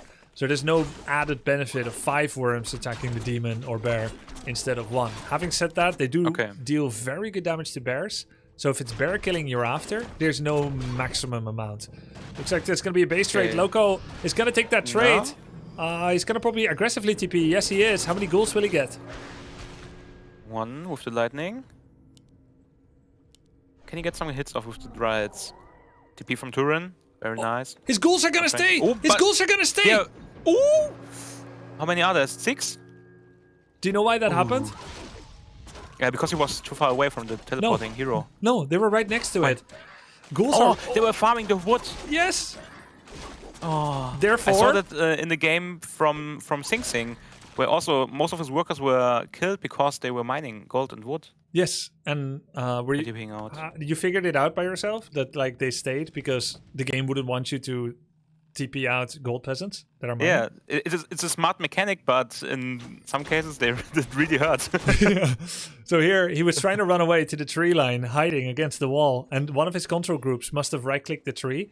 You can see that there's a blackened tree which was cut by the ghouls. So they were classified as workers, and the game is like, all right, I'm not going to make you TP workers away. That would be grief. Loco went into high upkeep, and he's getting an Ancient of Wind as well. In the past, he would make Chimera Roost under such conditions, but now he's getting an Ancient of Wind because he's been taught by his coach Kevin that Druids of the Talon are a good counter to Destroyers, and I guess he's applying the same logic to Frostworms. But the mains have run out. So Loco is fortifying his position. He's getting 3 APs. He's getting Nature's Blessing. and he's just kind of trying to secure that third base while scouting for the third as well. And he's in position to defend here. Turin is going to try and blow up that tree and then TP out. Oh, this is a big play. He might be able to focus it down, right? Yep, I think so. Repair comes in. Now TP. Very nice. How many goods are he gonna lose? 2, 3. Only 2. It was okay. It was very okay. It's a nice trade-off. TP and 2 ghouls for the tree. Now, Loco is making a tree in the top left, and he can move his main tree to the center location. So he doesn't... you can walk those. It's like Terran moving his command center. Or Mongols in AoE 4. Just yeah. That's crazy. I didn't know that. Dude, there were so many games, so many pro games I played. 1v1 base, the entire game. Orc Night Elf, and then they uproot their tree, go to the new base, and then Orc is like, well, shit. Really OP, right? That's OP. But then usually what happens is, because they have to staff their units away, their hero, before you blow it up, they staff to the tree. Now it's not next to the moonwells anymore. Oh, and the units get killed off then. Or Yes. can get healed at least. So you either take a fight on the Tree of Eternity, now staff is trash, or you attack them at their moonwells when they're trying to defend their tree, and you just start killing their moonwells. It's out of position again, and maybe Turin might be able to nuke another base down. Frostbomb's doing a lot of damage. Yeah, the base is cancelled. Turin, now man. Loco's only in one base. Yep. And Turin TPing out. Oh, look at the Not dryads in losing the bottom anything. right. Oh, they're killing all the workers, the acolytes. He killed all 5 acolytes. Such a good job by Loco. He's an experienced RTS player, right? I don't know that he's ever done this in Warcraft 3. At least I haven't seen it, but he figured it out. He's like, I can't just sit back and let you hit and run me.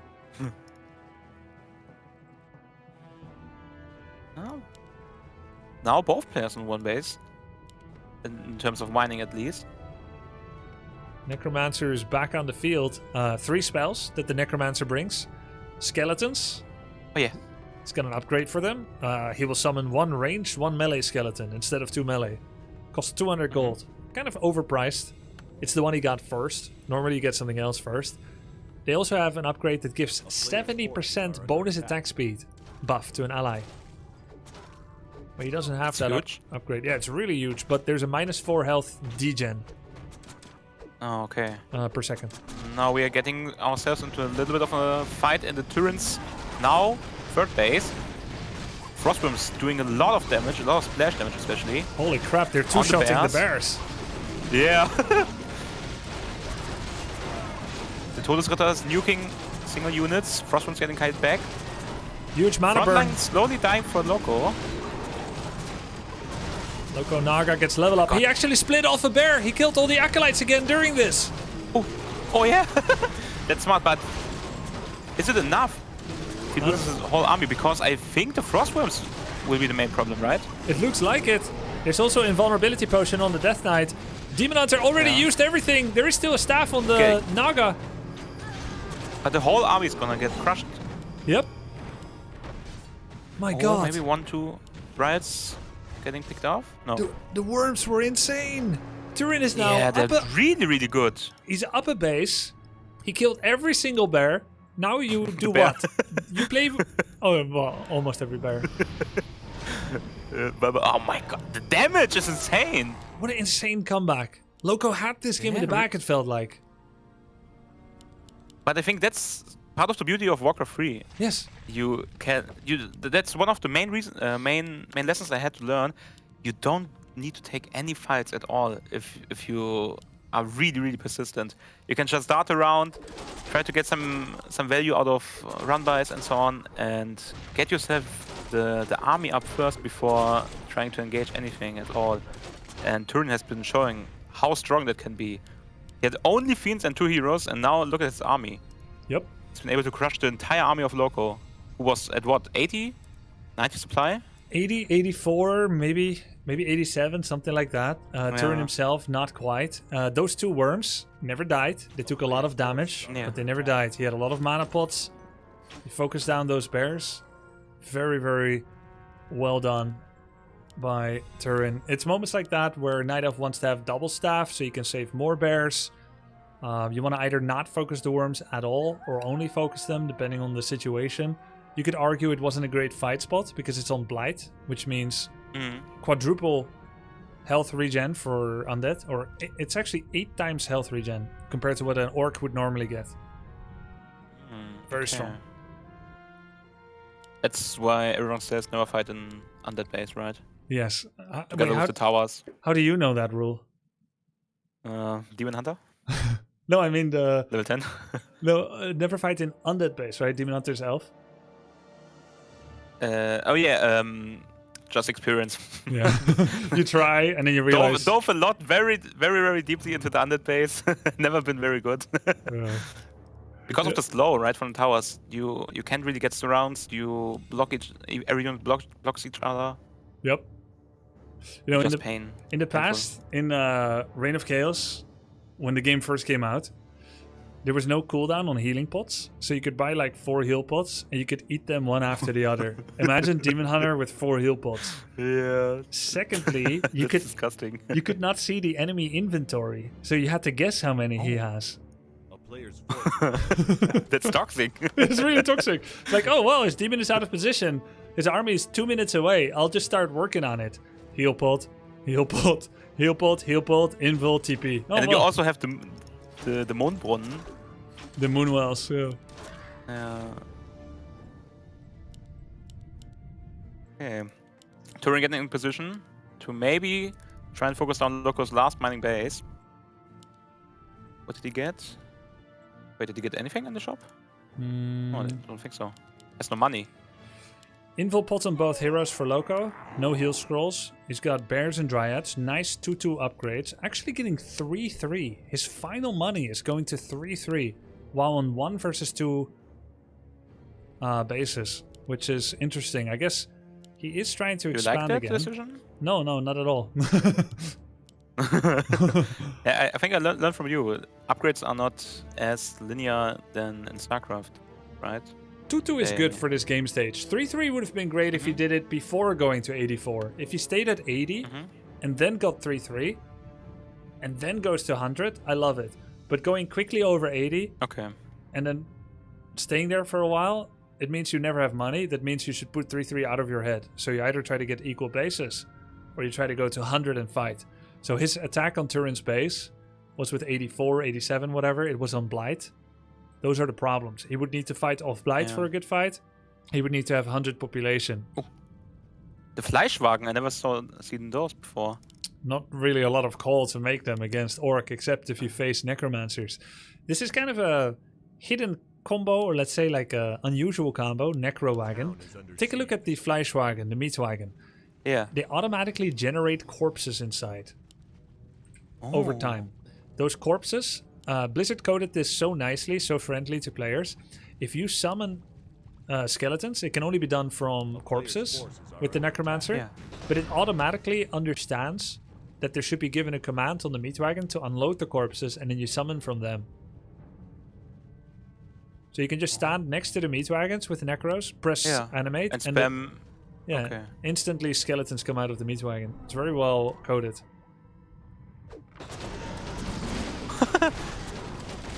Looks so nice. Okay, Frostworm's trying to tear down the best again. One Frostworm getting poked down, dying even. But the bears are slowly getting teared apart. Nice Frost. No mana burns this fight on the undead heroes. There's a Coil Nova on the demon. Loco was too busy trying to piece apart how to handle this fight. There's it's so much. Yeah. The Meat Wagons are shooting his Dryads. There were worms, there are skeletons, there are abominations, and 2 heroes with Coil Nova. Very complex fights for Loco. That's just so messy, and maybe even Loco saw most of the units never in his games. Yeah, probably. I mean, just I mean, like you, just like you, he probably didn't face a lot of undead players, right? Yeah. I don't know where they're hiding, but it's not in our MMR range. I'm not facing undeads either at my bracket. Maybe they are just not existent. It's all humans and dying undeads. Species. Sorry, all humans and night elves. And some orcs, at least. I have not many orcs, but yeah, I see them. Will Demon 6 save this? He's not very close to Demon 6, and as strong as Demon 6 is, if he doesn't get his consecutive mana burns off on the Death Knight Lich, I think it's going to be tough, even for him. These Abominations have 3 armor upgrades. They have a damage reduction of 32%.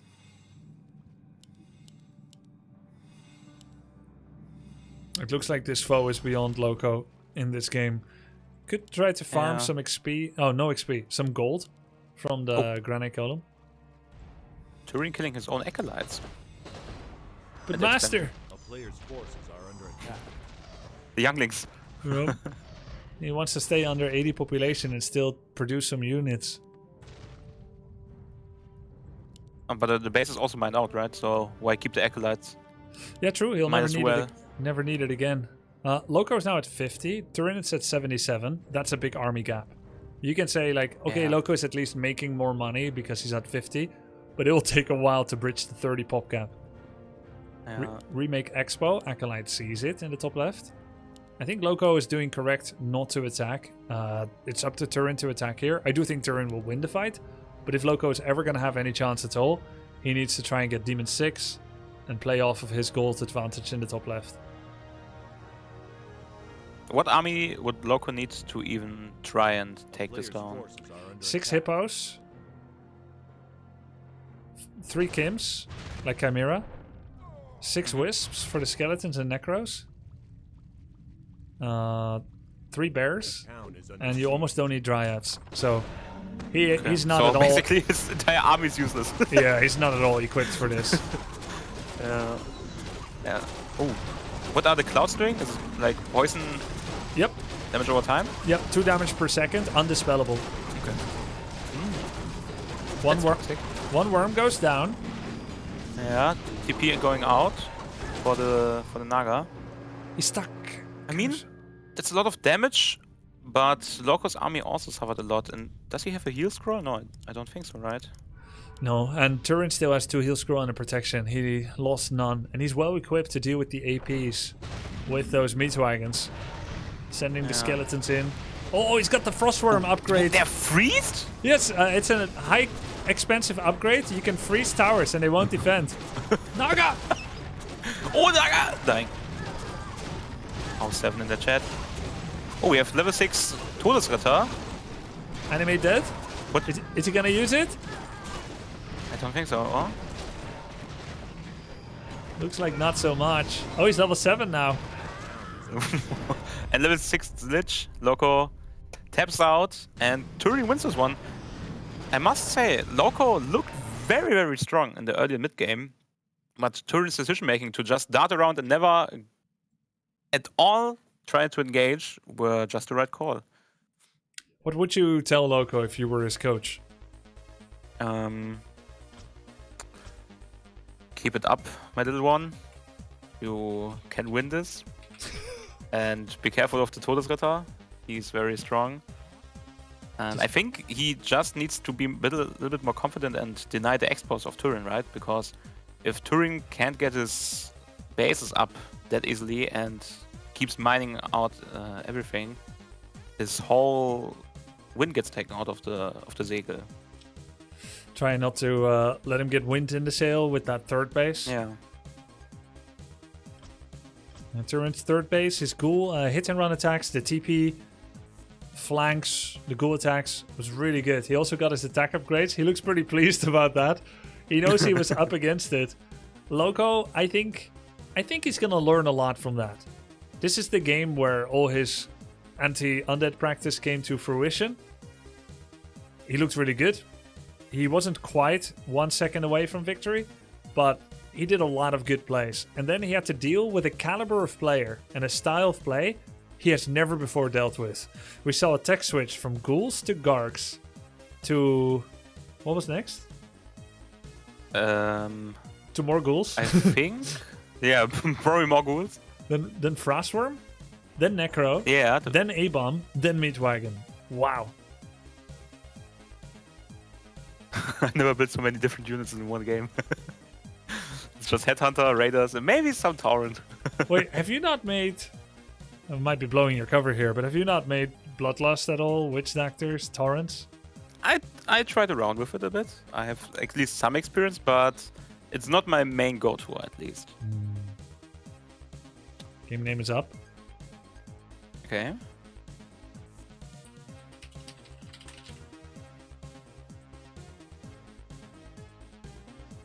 Ooh, there's someone in chat that says he eats mango skin and the green part of strawberries.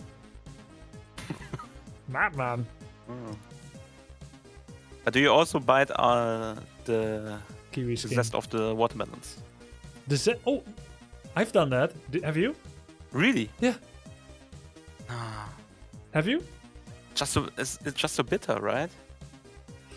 We home grew watermelons last season, and I realized the skin is edible by trying it, and it was it was not like by trying it, not dying. How did you figure it out? No, I gave it to my wife first. Oh, okay, yeah, that's smart play. Yeah. My dog has eaten them too. It's nice. It's very hard. It's a little bit bitter. At least you are using everything you are growing yourself. True. Looks like everyone's in the Grubby lobby. gleich Todesritter. That's right. Dude, the German version of Warcraft 3, RedPanda, in 2005, there was a German player with those open-backed headset, and he had this volume so loud that you just know he has hearing damage today. And it's the first time I heard German, and it just was so loud. All of the players could hear it through their own headset. It was like, der Schicksal wartet. Oh, yes, I know that one. Yeah, it's nice. It's a different approach to the experience. Yeah. One time I was at a tournament in Valencia, and they didn't have English Warcraft 3 for us, so I had to play on Spanish. Instead of work, we did a little bit of trabajo terminado.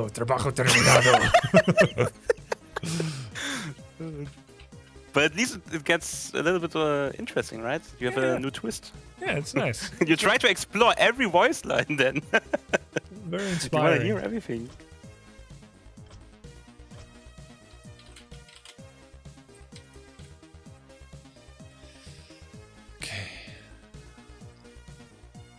Turin is the only one for whom I don't know if they had secondary coaches. I think he probably just got coached by YouTube chat and Twitch chat. Probably. And by Which can be dangerous. Yeah? At least in my experience. Surely you have not received any advice that might not be 100% effective. The thing is, most of the people that are coaching via chat have experience from like 20 years ago and try to tell me which is the best approach for certain units or certain compositions. But some things don't even exist in that form anymore. So the moment that you hear the moment you hear them say creep to level 6, you kind of know you should be discounting it, right? Yeah, probably. I know that mechanic. You can only get XP to level 5. Yeah. Loco, guess I hadn't introduced him yet to the audience. He is a StarCraft 2 commentator. He's also a, I believe, Grandmaster player in StarCraft 2, if I'm not mistaken. Yeah, I think so. I think I heard 5.2k MMR, which is very good. StarCraft? Yeah, I believe so. That's really, really good. That's really good. Because I was tourney player back when in Heart of the Swarm. I came back to Legacy and I played it for like a week, maybe half a week. I got to 5k and that's where it really starts getting hard. Yeah. I think right now Grandmaster even is around 5k. Ah. So 5.2k might even be so top 150 Grandmaster, I don't know. Very nice. At least a couple of months back, I also started to grind a bit of StarCraft again. And the limit was around 5k for Grandmaster. You've played Age of Which is Empires honestly, yeah, and Blizzard games. Who do you think does control schemes the best among all the RTS you've you played? mean in terms of responsibility and how clean everything feels and works, or what are the metrics? Let's say 2 metrics. One is the response the response time, how well the game listens, and how well it's built engine-wise. And the second one would be the alts, the shifts, the controls, the hotkeys, like how that has been structured. Yeah. I think nothing beats StarCraft 2 in that regard. Yeah. I agree. I think there will never be an RTS as perfect as StarCraft 2 in terms of how clean the game feels, how responsive it is, how everything just works as it is intended, and how much you can also improve and try to optimize your gameplay just by using what the game offers you. Yeah. Like the stealing from control groups, which was introduced in Legacy, I think. How much you can... How the pathing works in StarCraft, especially the surrounding, how units interact with each other. I think nothing will ever get on that level. Yeah, I agree. I actually think, it's such a good engine. It flows so well. Units are smart, pathfinding, all those mechanics, like you said, the hotkeys. And it's very likely there will never be a better one because of the era in which it was made and how well it was made, which is fine. Because we still have it. I mean, the clunkiness of Warcraft or H2 is part of the charm, right? So it wouldn't be the same experience if everything would just move as intended, if nothing, the coders wouldn't block each other the whole time. You know, I if love you could that. just micro them. Yeah, for sure. And I think that's part of the experience. And I heard, I think, wait, who was it? I think Shroud say in the clip that he was talking about extraction games like Tarkov and how a lot of games are coming out right now. I don't know if you are into that field, but maybe you know at least Tarkov and extraction shooters, where you go into the raid, you have an inventory and try to loot and extract to keep your stuff. Right. If you die, everything is gone, basically. And a lot of games are coming out in this year and last year where they try to adapt that gameplay, that genre. And most of the games try to get very clean. A lot of quality of life changes. Everything works. It's not so complicated, so new players can get in. But most of the games really die out a couple of weeks, maybe a couple of months in, because that's what players are lacking. They want Tarkov and 50 different ammunition types. They want the clunkiness. They want the game to feel heavy and not fast and responsive. That's part of the charm. You need some friction, is what he said. And I think that's really, really true for a lot of game genres. Yeah, I feel like you perfectly described Warcraft 3. I call Warcraft 3 a 7 out of 10 intelligence engine and StarCraft 2 10 out of 10. And that 3 out of 10 missing smoothness makes you have meaning to your micro moves. Yeah.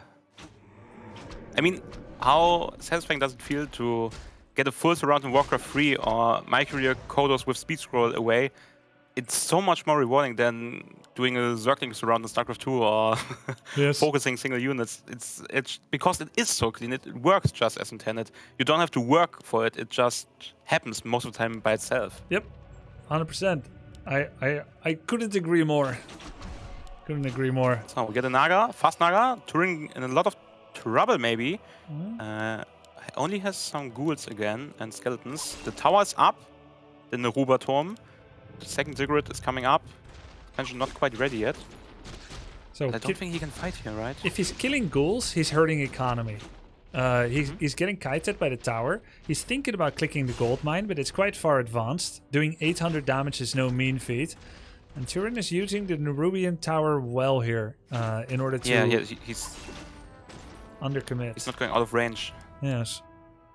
That's one of the things I saw Sing Sing do against Viper in one of his series, where he had an Arcane tower in his expansion, but was fighting the whole time out of range of it. Yep. If he would have fought in range, maybe the Fire Lord push wouldn't have worked that well. You're talking about Northern Isles, right? The ice map. Yeah, exactly. Yeah, I was looking at the same thing. He took the fight 1200 range out of his expand. He should just be hold positioning around his Arcane tower. Yeah. Use every bit you have. Yep. Turin is doing that very, very well.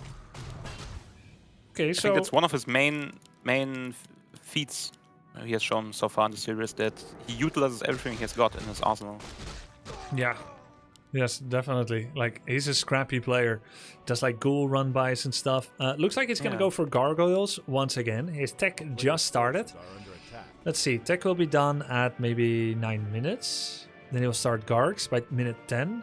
He'll have Gargs in enemy base, just 2. By minute 10:30, he could have 4 Gargs again in Loco's base.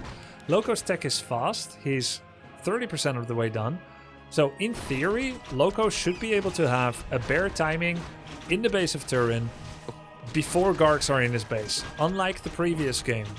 So if Loco can hit his timings, he's gonna have 2 Master Claw Bears against 1 Spirit Tower and double Nerubian. And I don't think you can hold that with what Turin has. Turin needs some time to get rolling, right? Yes. Okay, nice scout here on the expansion. Different play by Turin this time is getting the Garg and Fiend upgrades rather than the Ghoul upgrades. Previous game he played the whole game without upgrades. His expo was late. He's already working on the creature attack and catapace. So I feel like he's going to go for Gargs into the Bone Dragons, the Frost Worms. Not as much Ghoul play. The value cams. Look what it is. Ooh, Invul Potion number 2. Okay. Getting some cool pickoffs. Kind of awkward to get 2 Even of those. It's surely a nice item Yeah. to get, but it's one that you can purchase yourself, a lesser version of it from the shop. So getting that when instead you could get like Greater Healing Potion, which gives actual health, not just prevents you from getting attacked. Or maybe like Wand of Mana Steel that helps address the undead mana pool a bit. I think you could sell one. You could sell 1 potion of Invul because he needs Orb of Venom. It would help him with his timing. Turin trying to get some value again. Ooh. Demon staffing away. Bear getting surrounded almost. This is the timing where Loco needs to attack. Turin has 2,200 gold and is gonna start spamming gargoyles right now. This is a timing where you need to hit before there's too many Gargs. If you do not attack, soon you will face 10 Gargs, 15 Gargs, and that's something I think Loco doesn't have a lot of experience against. And also maybe might not be expecting it at all. Can he even take down that many? I don't think so, right? He has not enough. I mean, strong anti at least. The best anti-air Night Elf has is not even Night Elf at all. It's Druid of the Claw. Sorry, it's Pandaren Brewmaster. Oh, okay. With his Breath of Fire? Yes, Drunken Age Breath of Fire combo is the main counter to Gargs for Night Elf. And then the second best counter is Demon with Orb of Venom. Killing Crypts would help because it will stop the gargoyle production.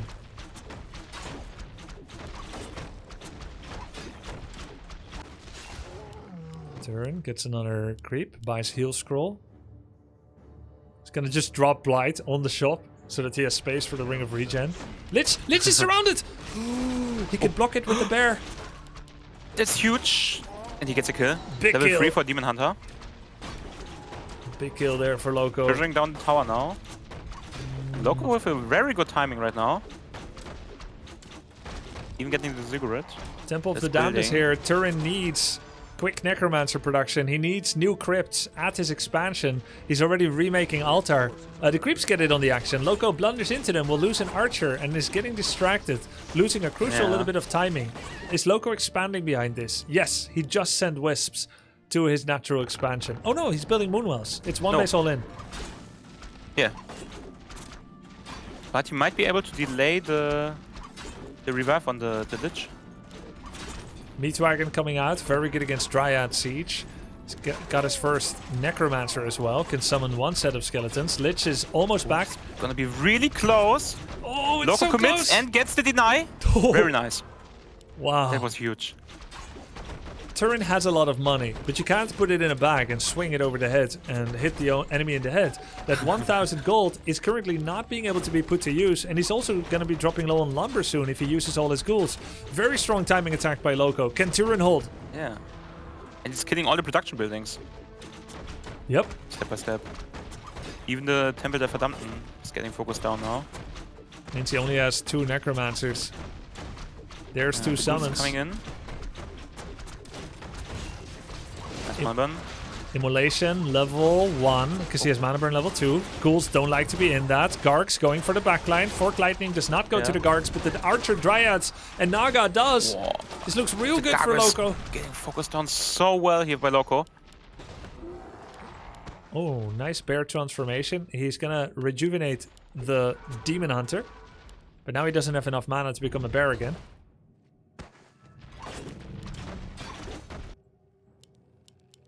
Loco a little bit low on lumber. He's making 3 wisps. He has noticed the deficit. He's up 2 population. Turin has 1 spirit tower in the back. I'm not sure if it's going to be enough. Hunter. Another getting quite low. This invul.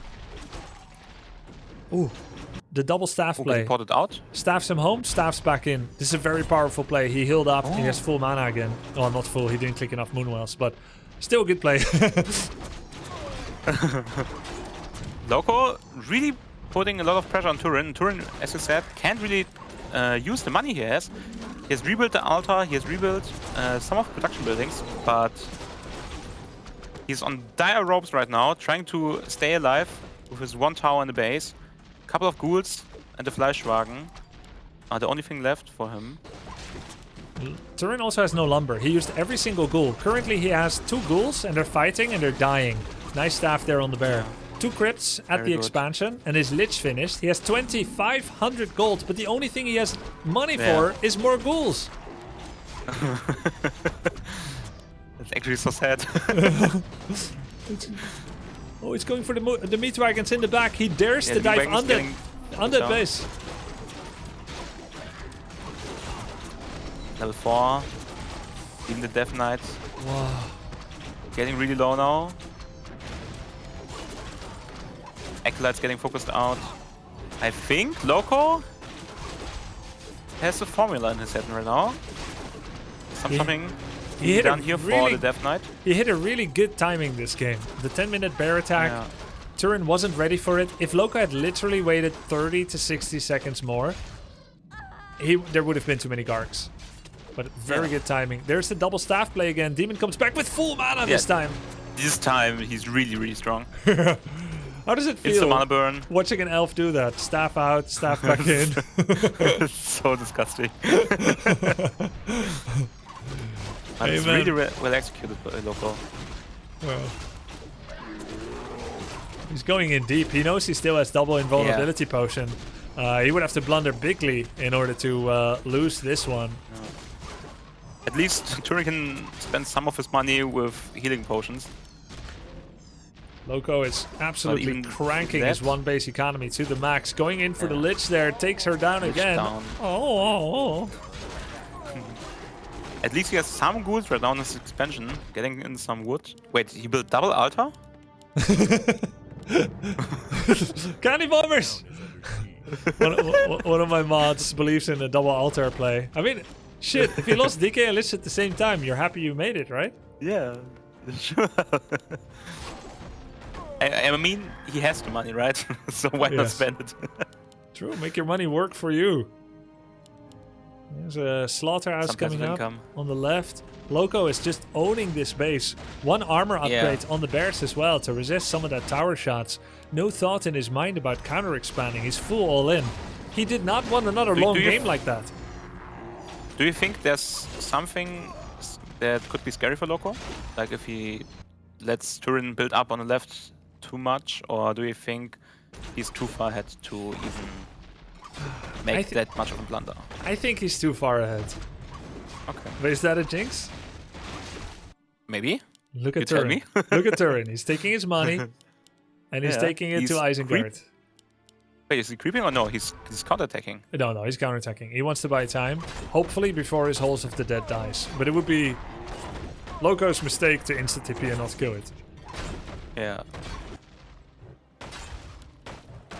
Or even taking down the Grabma of the Relicte. Now TPing back. Yeah, and Turin didn't even get the bear. Oh, nice Moonwell heal. Wellspring is available. Do you know Wellspring adds 100 mana to every Moonwell and it increases their nightly regeneration rate. So this is how the... Oh? Yep, it's so strong. Oh my god. Tier 3 Night Elf, upgrade. am I right? Night Elf, am I right? Yeah, 100%. It's so strong when you have that, you Basically don't need to think so much about clicking it anymore. You know, statues are pretty good too. The obsidian statues that offer health and mana, that mana is worth more than Archmage Brilliance Aura level 2. That's how much mana statues give. That's huge. That's huge. That's actually insane. In fact, I would even go so far as to say, I don't know if this is controversial, but I feel like Orc really got shafted in the mana department. We don't have any free mana. No, we really don't. I'm glad you agree. And you're an unbiased, fresh source, a new set of eyes to the game. And with a lot of expertise in other RTS, so I have a really objective take on that. True. Not one of those Warcraft 3 tunnel-brained people that are be like, Orc OP, right? Orc this. We got an actual objective spectator here. Turin is trying to buy himself as much time as he can. I think Loco should just attack with everything, and if Turin attacks, just port the Demon Hunter back. I think the Demon Hunter alone can take on that, right? Sadly, yes. There's not really any threat in that army. Loco didn't even bother with Dryads anymore. He's just making bears. Yeah. Bears are tank, DPS, and heal. So he's got everything he needs right there. Yeah, the Marine of Night Elf. The Marine, Medic, and Marauder of Night Elf. Yeah. Just the backbone. Nice. But Loco still not expanding. I think to really, really 100% secure the victory, he should take the expansion. I think he's doing it now, yeah. Yep, there it is. Just to be sure. Oh, healing wards. Very nice item. Percentage-based healing for a unit with 960 health. 1/1 upgrades on the bears. He's getting... It's percentage-based? Yep. Oh, I didn't know that. I thought it was a flat heal.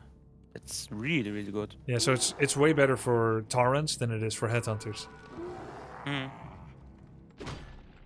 Expo now for Loco. Okay. Turin expanding on his expansion instead of his main. But Loco's gonna go in. He's got hero level 5/5 healing ward deployed, going straight for the towers. Gives respect to the TP though. Yeah. I mean, Turin is playing Warcraft 3 tower defense. Yeah. He made a custom map out of this match. I mean, I think you can just waltz over this base. You're level 5/5 with 1/2 upgraded bears. Full 60 pop army against a tier 2 army without orb. Obsidian statue getting cancelled here. Naga getting focused, but no real threat for her. Nice TP. Nice. Tommy was really on point with the denies in his game, and I think Loco was really on point with his teleports. Yep. Yeah, that's a Never skill losing too much that he mastered very, very early. It's difficult for new players in Warcraft 3 to remember how many items they have, when to use them.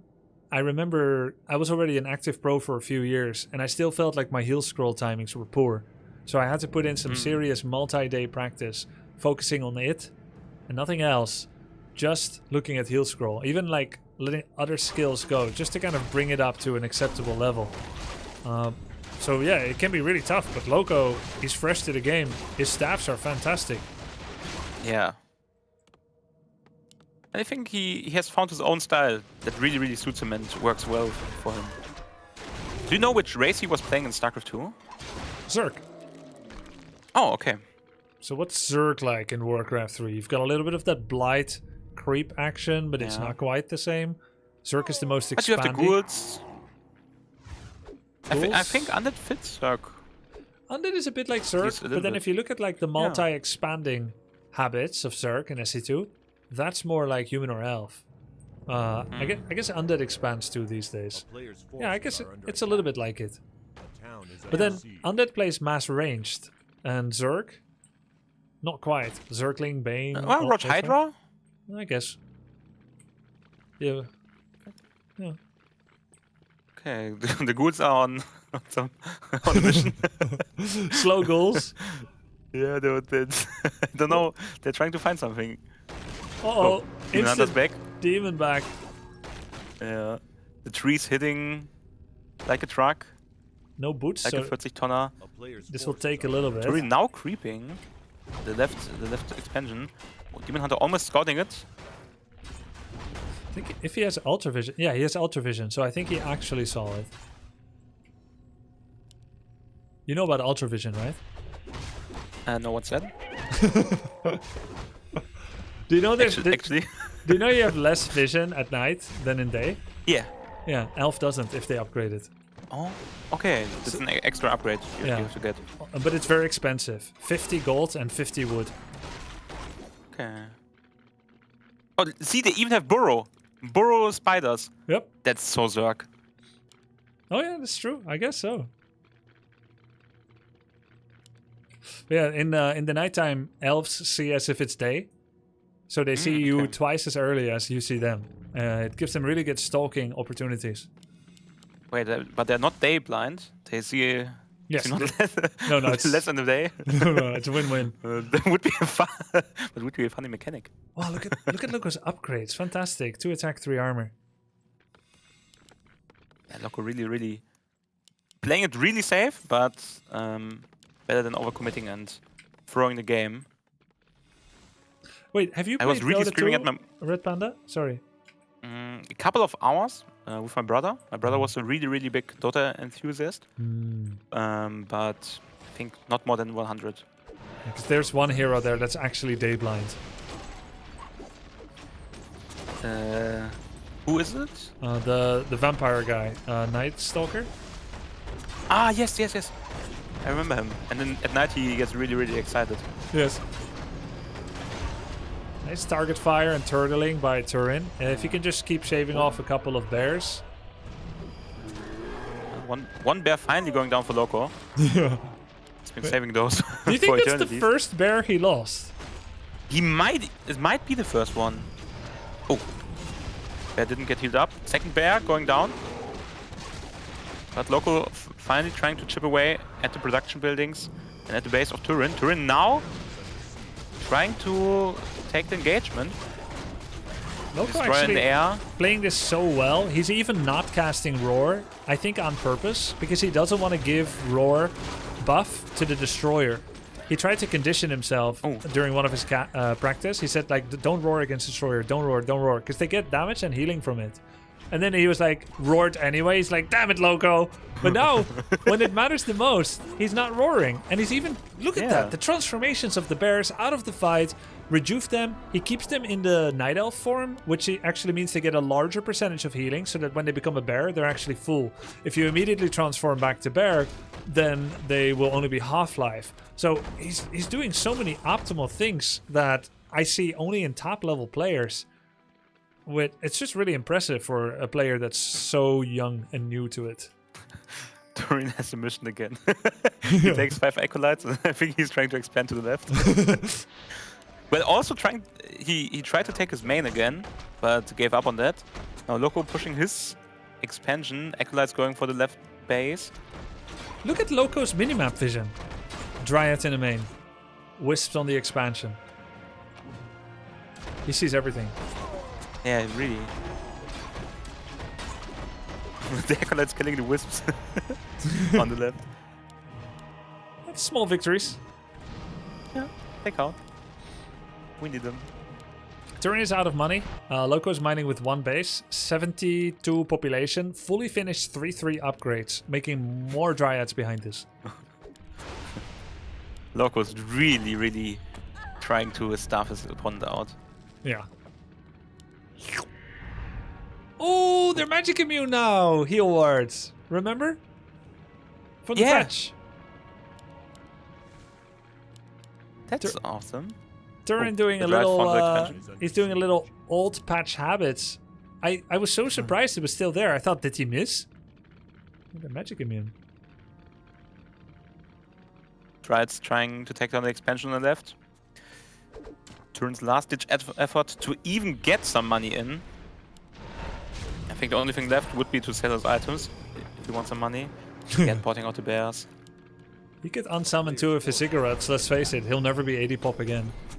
Oh, minus 123. That hurts. What do you think about mana burn? I really, really hate it. That's for me one of the most annoying mechanics of Night Elf. It's really the Demon Hunter with mana burn. I think a lot of people felt that way, so when they made Heroes of the Storm, they didn't include any mana burn mechanics.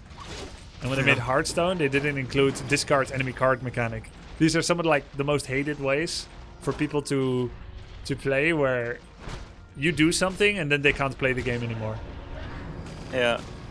But Warcraft 3 is an old man's game. It is a real man's game, and real woman's game, by the way. And everyone else's too, where people can take away your mana. This democracy. Yep. It's really hard for me to hype up this game because I think Loco is just...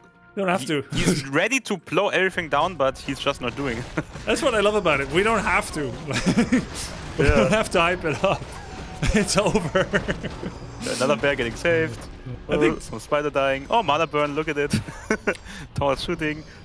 Turin was saying like, yeah, I've got problems with my hands. Sometimes they hurt a lot, so I can't play like too many games for too long. Also, Turin staying in the game with 30 pop against 90.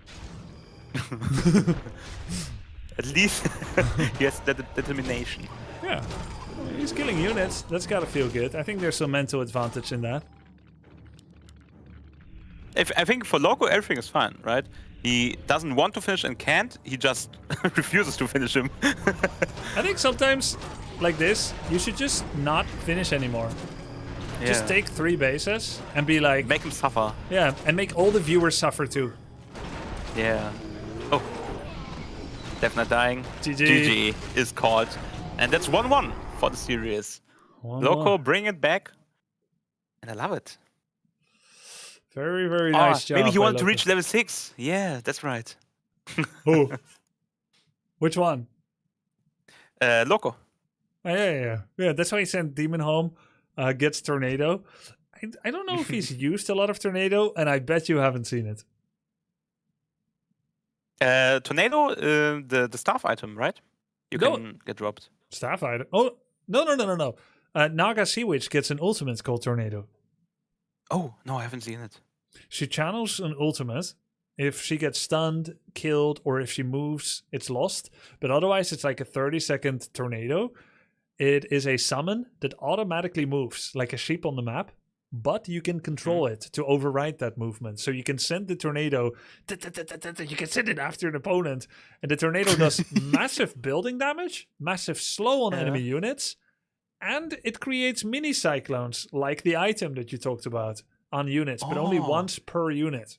Very many mechanics in one ult. I've never seen that. That sounds so fun to use. It is very just fun. click the tornado. Yeah. It's very fun.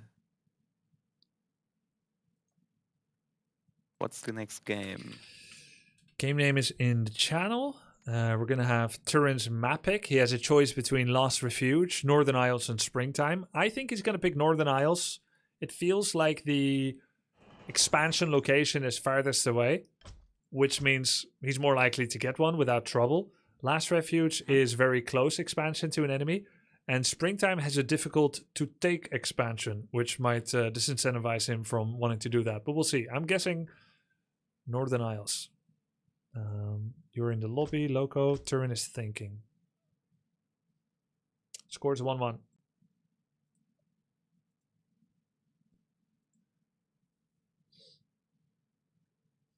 So you said... Oh.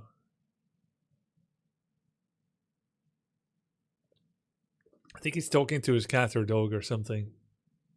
It's cute. What's your all-time favorite map? Twisted Meadows? Lost Temple? Twisted Meadows is a classic. I like it against Undead. Didn't really like it against Night Elf and Human. But it's a classic map that produced many of the world's greatest games. Who won the Viper Sing? I had to leave it 2-2. Someone in chat will answer. So if you don't want to get spoiled, don't look at chat.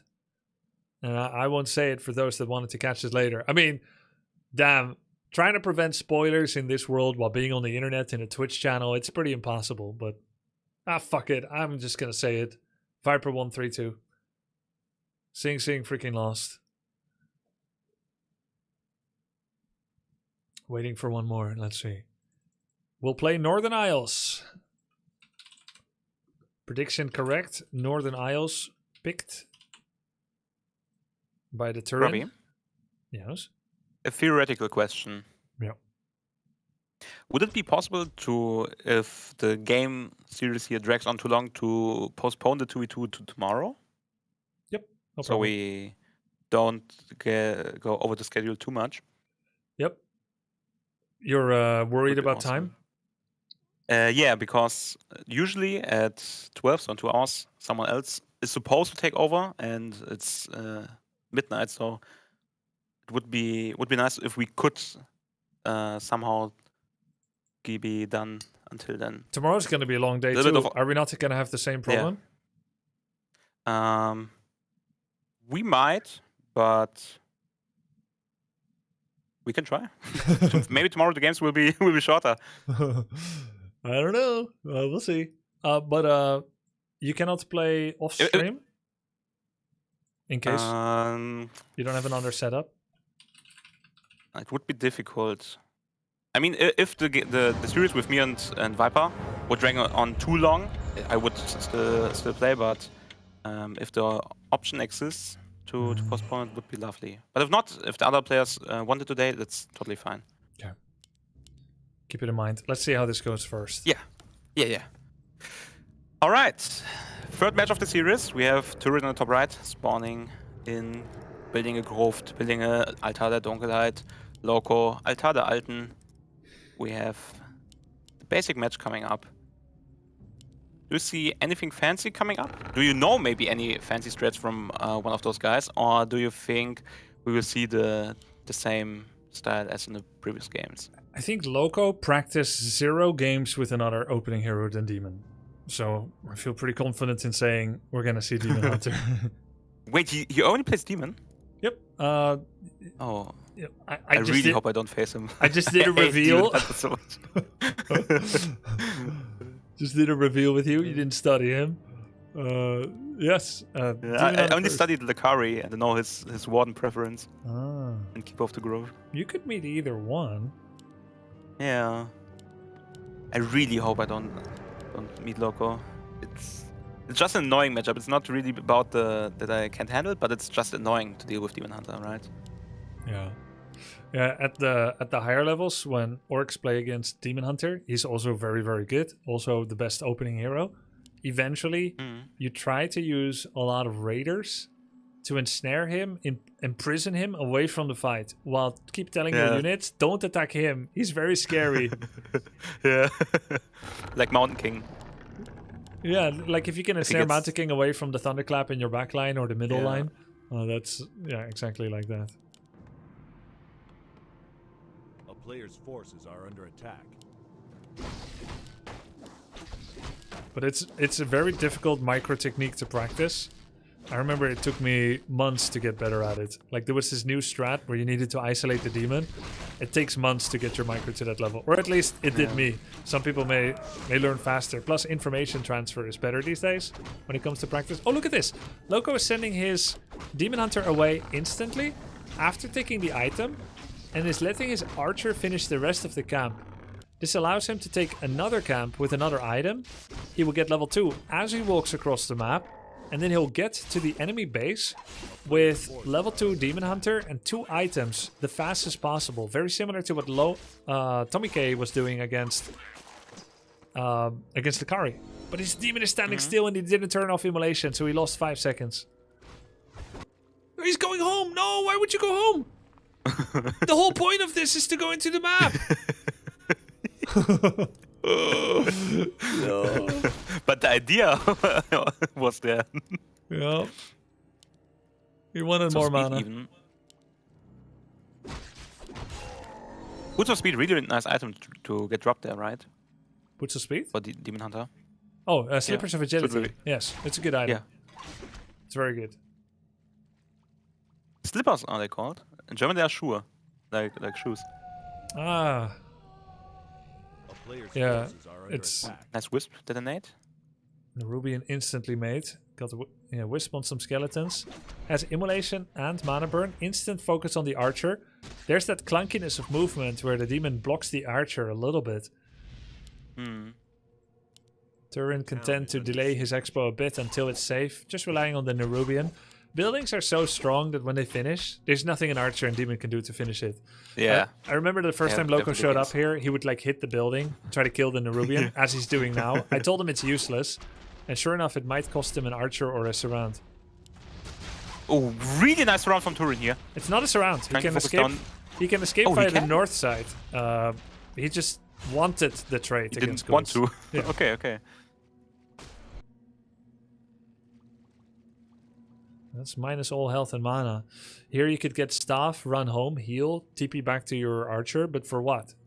The best thing you can do is to do another attack later via the side. So you get one cancel on the gold mine. If you just walk through the middle that is sure to be scouted, then you'll be tagged by the Nerubian again. Turin knows that. He's going to check the middle with a skeleton. Loco goes all the way back home, the Walk of Shame, 4 Moonwells, and Turin starts creeping. Very clean opening by Turin. Yeah, he's in a really good spot, I think. Maybe the At best least a very spot. comfortable spot. Yeah. I think that's his comfort zone in game, right? He gets his expansion up, can get some creeping done, no map pressure from Loco. You know, for the longest time, Undead couldn't expand at all. All the way from 2003 to 2018, Undead Fast Expo did not exist. It was not possible economically because you needed a graveyard for the skull that drops blight, which means you couldn't Nerub on the expo. Oh, okay, yeah. And if you had to make the graveyard first, it was so late, you didn't need graveyard for anything else because you don't need fiends, you don't need slaughterhouse. It just was not viable. So Undead was known as the one race that can't expand ever. Not fast expand, but not at all. Orc would expand to tier 2, Undead would just not expand. But everything changed in 2018. So now it makes a chance for us mortals that aren't like gods like Happy to also play Undead and have fun and do well. Yeah, Happy is an anomaly in terms of Undead, right? Yes. He has like 300. What do you think makes him so different or special? I think he's very intelligent. I think he has some...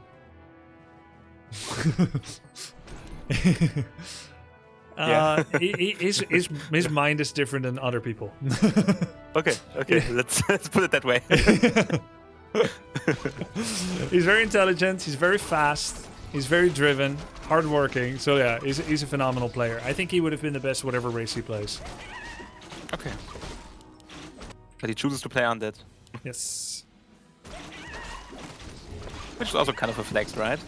Because at least I heard that Undead, in terms of win rate, is one of the lowest of the 4. The thing about win rate, if you look at ladder is self-correcting. So if you're Undead and Undead is weak and you are gonna lose because of it, you will then drop to a lower bracket and then you'll 50-50 there. So you cannot actually tell from win rates.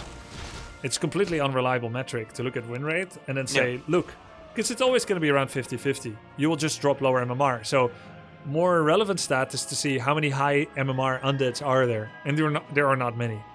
Like I face none. Or tournament results, right? Tournament results as well, but Happy wins so many of them because he's special. So Undead gets nerfed in patches. That's crazy. So it might seem to new players as well that Undead is such a nice race. They start playing Undead and just get demolished. They're like, this is not what was advertised to me. Yeah, actually, Happy is the most toxic player I know now. Yes, he's ruining about it. Tasteless even said he looked up the best player in the world. It was Undead. He thought, I'll just do that. He thought he could be like Happy. Oh my god. And now he's stuck playing Undead. Yep. Getting bullied. Yep. But with Orc, you're in a good spot. You're like in the middle point. Human on top, Undead below, Orc and Night Elf in the middle. It's so good. And you know, this is all relative. We're talking about a couple of percentages. Like it's not not big stuff. Overall, the game is quite well balanced. In fact, I think it's better balanced than it has been ever. How come? I don't know. I think Blizzard's less arrogant. Like current Blizzard is not arrogant like old Blizzard. Old Blizzard felt they can do no wrong. Then we saw them in the last 10 years, so that dispelled that notion. And then the new team that's heading the Blizzard Classic, and they're not afraid to take risks. You can tell they actually know the game, which I know a lot of people are gonna like raise their eyebrows and be like, really? A dev that actually, Blizzard that actually knows the game at a high level, but actually true. So, yeah, I think the balance is in a great spot. The strategical diversity is much better. Not that I mind it. Okay. Not that I minded back then. Like, I played the same build every single game, every single matchup in those years. And so did Elf. They only played Talons against Orc. They only played Bears in other matchup. But it was good. It was good times. But strategically, diversity-wise, it was not good. Much better now. And we loved it, right? Yeah. Meta not getting too far in one direction. Yep. I think that was one of the main reasons StarCraft 2 also lost on popularity and player count. Because the game was so well balanced in terms of how everything was put into place that only 1 or 2 strats were really legit, and it was only a difference in terms of mechanics. So the best mechanical players would always come out on top, and strategy and diversity would fall behind very surely. Yep. You pretty much played the same every game, small different opener maybe sometimes, and then you converge to the same. Which again, I don't have a problem with it. I mean, I'm not like happy, but I also like doing the same thing a lot. And I mean, it's technically not a bad thing for an esport title, right? Yeah. To be perfectly balanced and only the really best player would win, but it comes at the cost of enjoyability, I think, especially for players and for viewers. And it's really hard to get into it then, because people who have been playing for a long time just have this huge advantage, and that's always kind of going to be the case, I guess.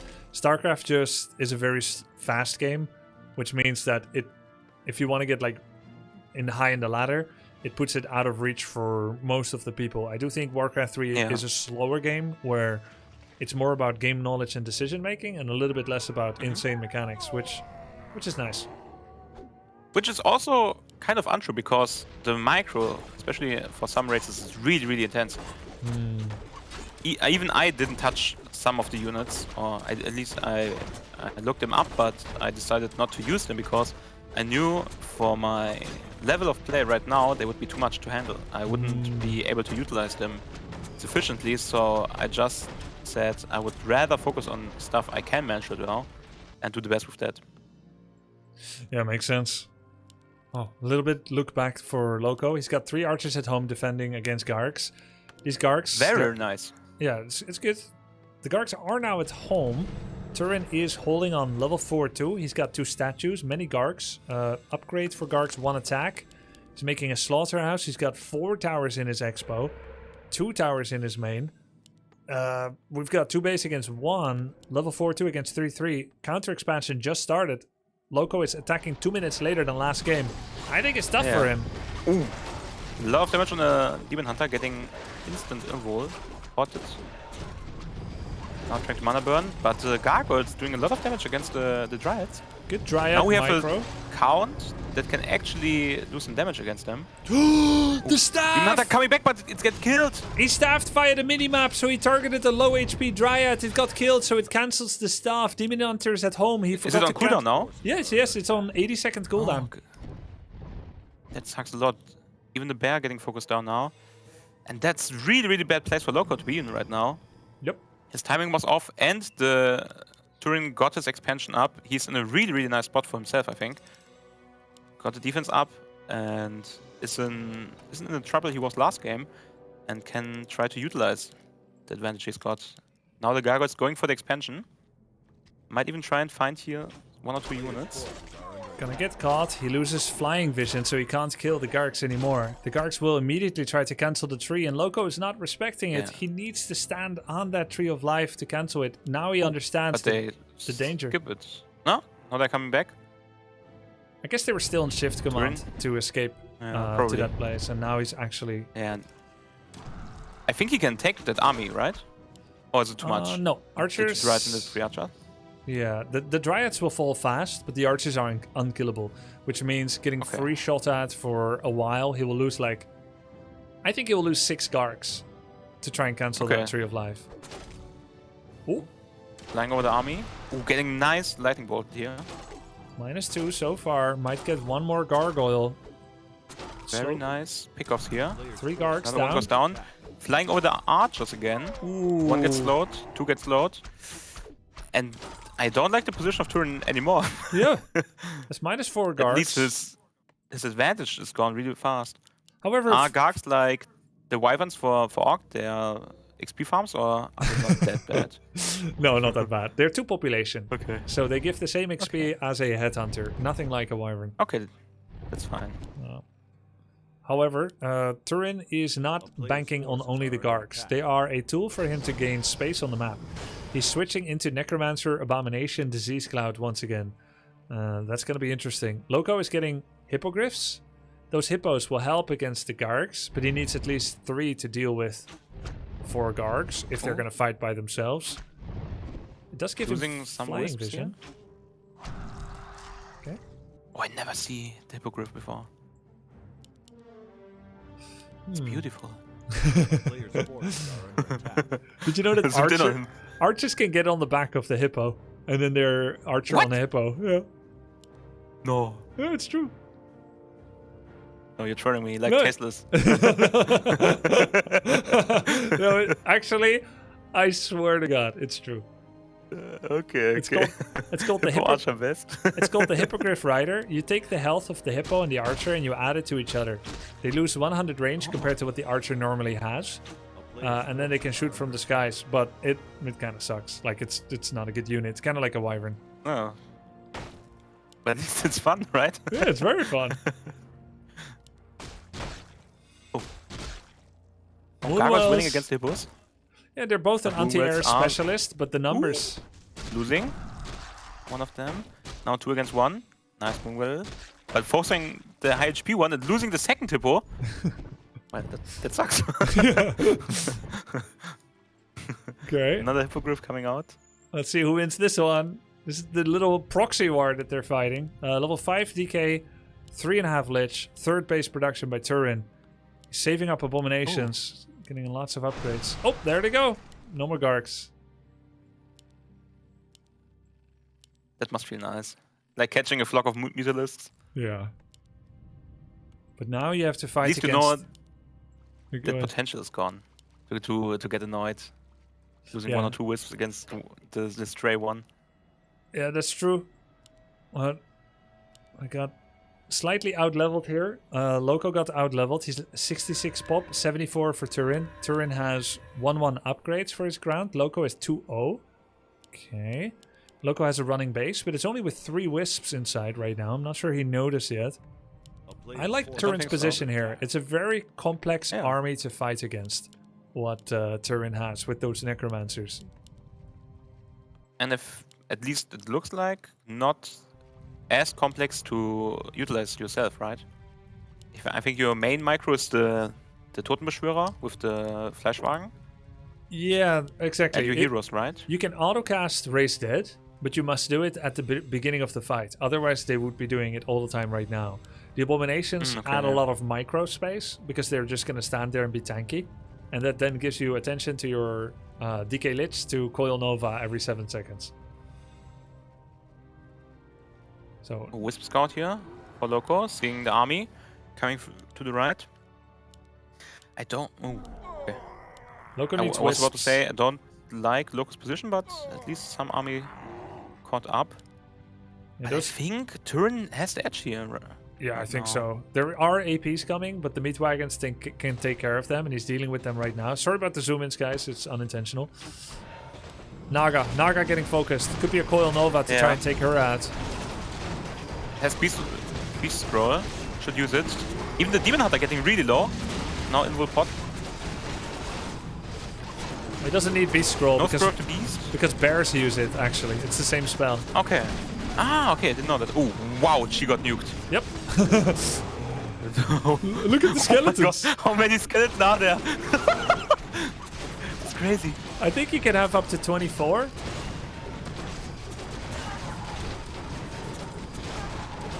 Wow.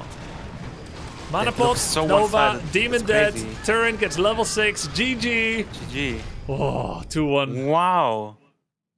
That looked so dominant from Turin right now. And I think that's his biggest strength, right? If he can get his game plan up and just utilize his strength, dart around the map, get levels on his heroes, and get his Dream Army, he's a really, really big threat for Loco right now.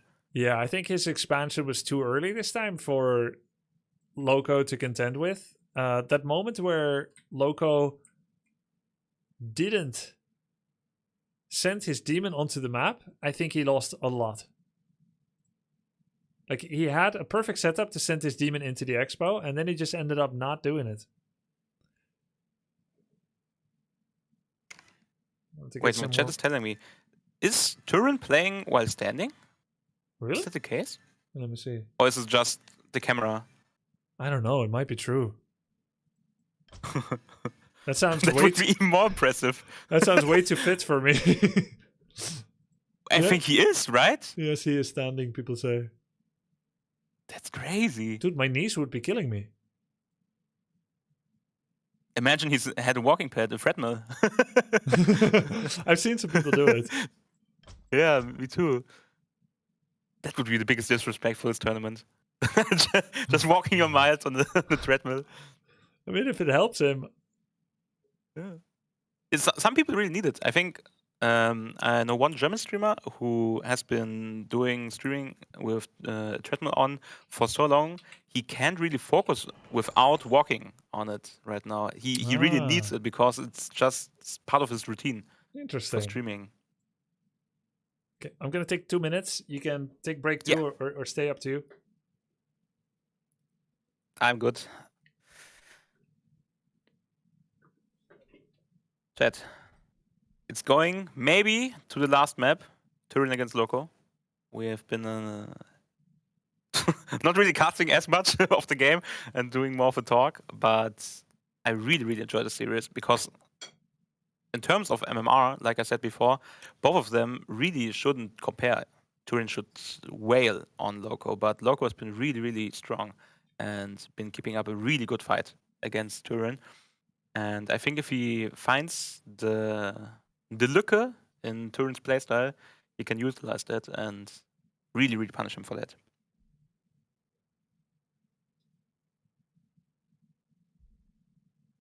Die Lücke, yeah.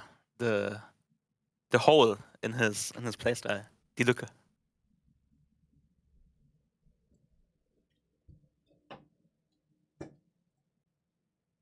I think my biggest advantage right now is that Viper is dead and it's getting really late now. Maybe he's really sleepy for our series coming up. I think that could be my biggest my biggest benefit. I've been feeding myself caffeine.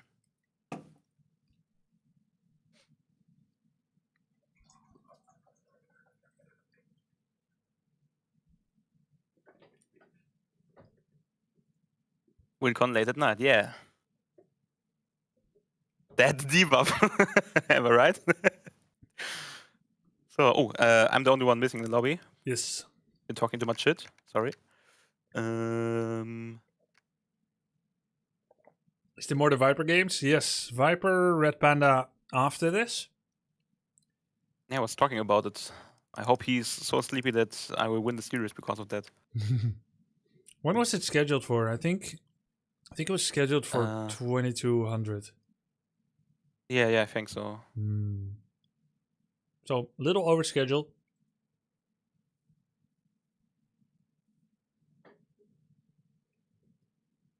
Okay, they're ready. Gonna start. I don't know if this was actually the map. Was it? Let me see. Yes, it was. Okay, I guessed. It was 50-50. Coin flip. Good. Saved. TommyK, bro, my kid woke me up at 6 a.m. I'm cooked tonight, man. Oh boy.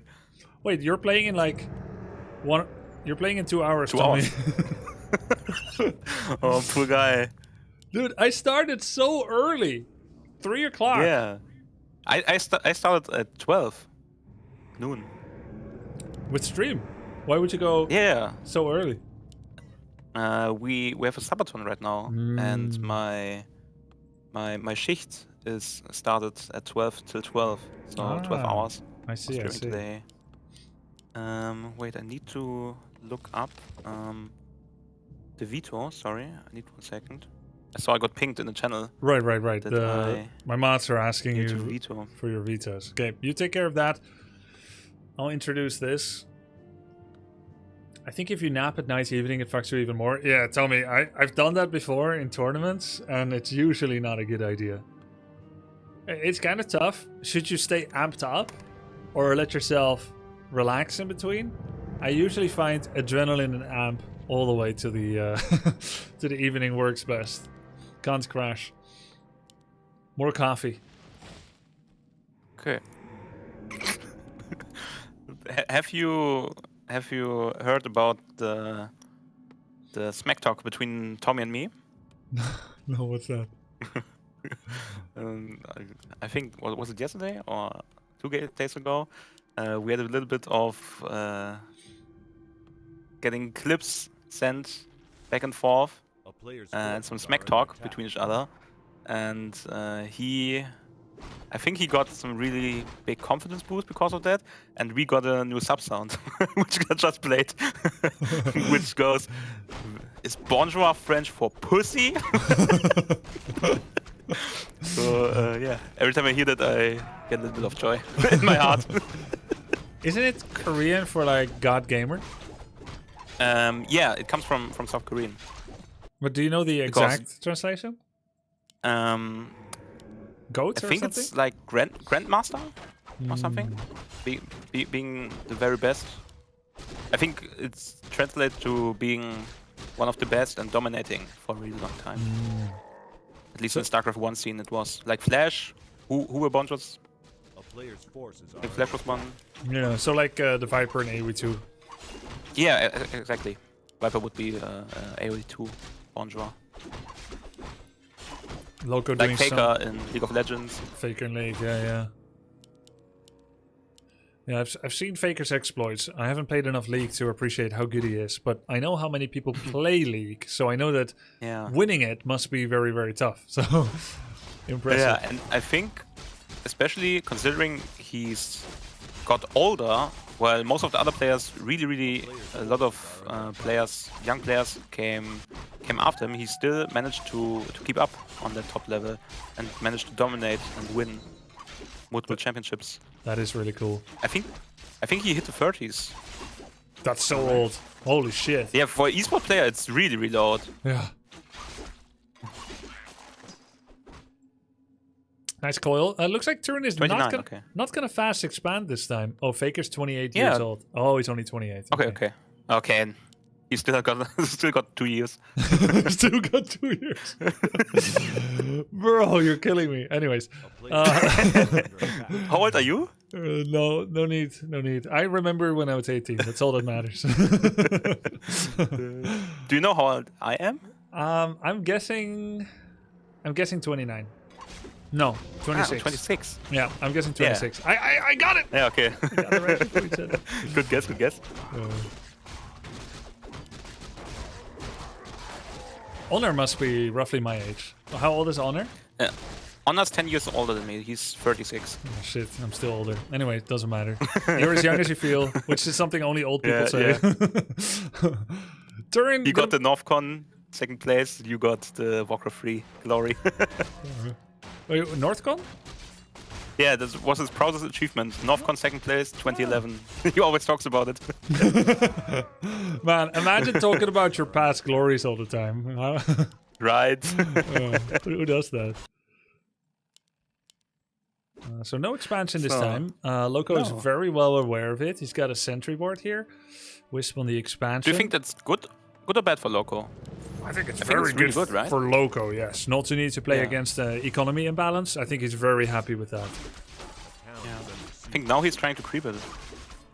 The expansion. But Loco sees it with his ear wish. Yep. Is it on the trees? Yeah, Wisp. 2 Wisps, a Sentry Ward. He could not see this any more than he already is. Yeah. Even Turin sees it as he sees it. Yep.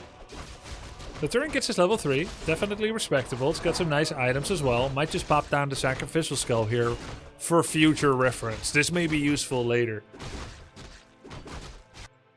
Naga. Maybe. Naga. Demon level 3 coming. Power Spike of the Demon level 3.